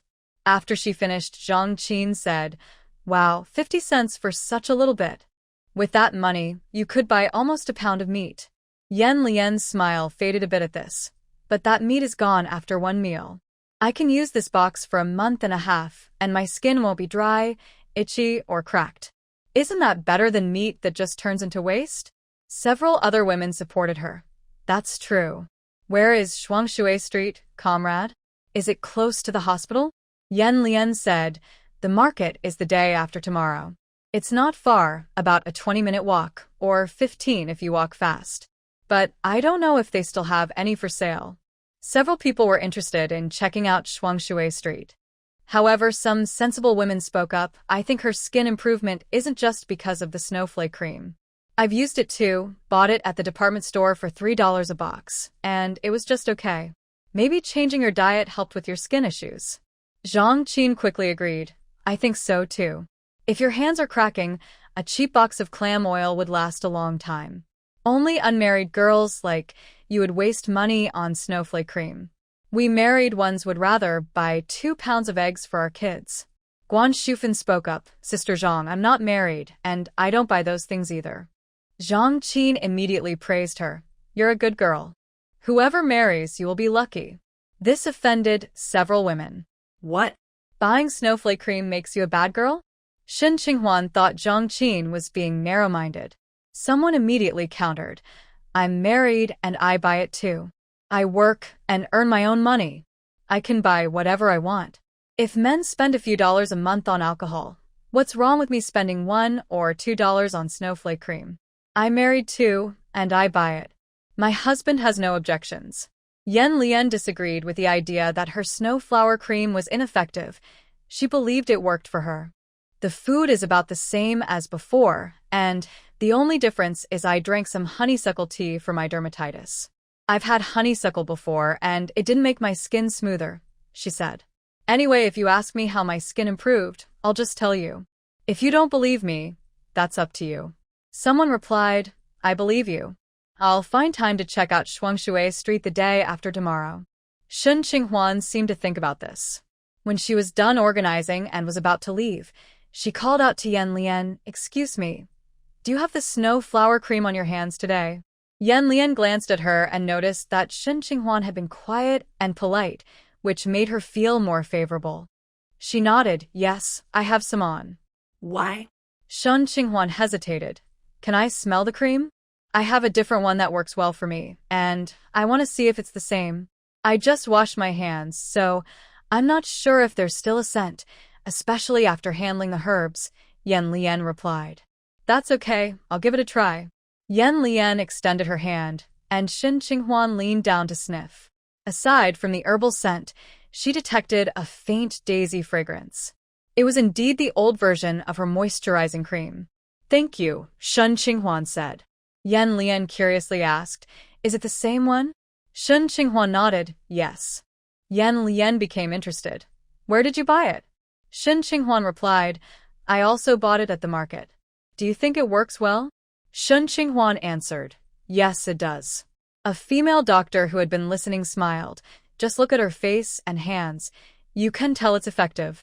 Several people turned to look at Shen Qinghuan's face and hands. A woman with an oval face asked, Did you buy yours at Shuangshui Street too? Shen Qinghuan replied, No, I got it in Qingcheng. She didn't mention that she made it herself to avoid being asked to create more. She was there to learn about medicine, not to make moisturizing cream. As for how Yan Lian got her hands on the cream Shen Qinghuan made, it was likely that someone named Wu brought the cream purchased from Ji Kaiyan to the provincial city for sale. They probably made a small profit, earning a little for every 50 milliliters sold. That Wu person was quite business savvy. After leaving the warehouse, they had free time to look for materials in the classroom, stroll around the hospital, buy daily necessities, or return to the dormitory. Jiang Yan asked Shen Qinghuan, Do you want to go to the supply and marketing cooperative with them? Shen Qinghuan heard that someone had forgotten to bring their lunchbox and wanted to buy something at the cooperative. After asking the hospital staff, they said there was a cooperative nearby on the street next to the hospital. Shen Qinghuan thought it was a good idea since it was still early, sure. Shen Qinghuan, Jiang Yan, and 3 female doctors from different hospitals, a total of 5 people, went out. The female doctor from Sani district did not join them. The streets in the provincial city were old but quite wide, with some slogans still posted on the walls, likely written a few years ago, and not yet cleaned up. The supply and marketing cooperative next to the hospital was quite large, with 2 floors. Besides daily necessities, they also sold some staple foods. As soon as they entered, Jiang Yan nudged Shen Qinghuan's arm and pointed, Isn't that male colleague from the Sani district hospital? Shen Qinghuan looked over and nodded. Yes, I remember his name is Yi Qiangxing. Yi Qiangxing was in his 20s, not very tall, dressed simply, and his pants were a bit faded. He had an honest and plain appearance. Shen Qinghuan also remembered that when the old lady needed help before, Yi Qiangxing had gone to call someone. Jiang Yan said he forgot to bring so many things, even a basin, towel, and cup, and had to buy them here. Just then, Yi Qiangxing noticed them and looked a bit uncomfortable, instinctively moving the items he was holding behind him. Jiang Yan greeted him. Dr. Yi, are you shopping? Yi Qiangxing nodded awkwardly and quickly walked out of the cooperative. The female doctor from Shixian, Yan Zhen, found it strange. What's up with him? He looks like a mouse seeing a cat when he sees us. Another doctor from a different hospital laughed. Maybe he's not married yet and feels shy around women. We have a young guy in our hospital who acts the same way. He stumbles over his words when talking to young women but is fine with the men. Jiang Yan replied, that seems to be the case. However, Yan Zhen said, don't you think he spends money quite generously? A basin, a cup, and a pack of something else. This must cost several dollars, right? Another female colleague said, he probably forgot to bring them and had to buy them since he came all this way. There's no way he could go back, so he had no choice but to buy them. Those things are necessary. Yan Zhen thought she made a good point but still felt something was off. She caught Shin Qinghuan's gaze and asked, what do you think, Dr. Shin? Shin Qinghuan said, I agree with what you said. After Shin Qinghuan expressed her agreement, Yan Zhen felt a sense of camaraderie. This immediately made her feel closer to Shin Qinghuan. They explored both floors of the supply and marketing cooperative. A female doctor bought an aluminum lunchbox, someone else bought a bag of candy, and some people didn't buy anything at all. Shin Qinghuan saw some chestnut cakes wrapped in oil paper, sold in tubes of 6, and she bought a tube. She also purchased a glass kettle for hot water, so she could have hot water in her dorm. Although it was inconvenient to take a shower, having hot water made it easier to freshen up.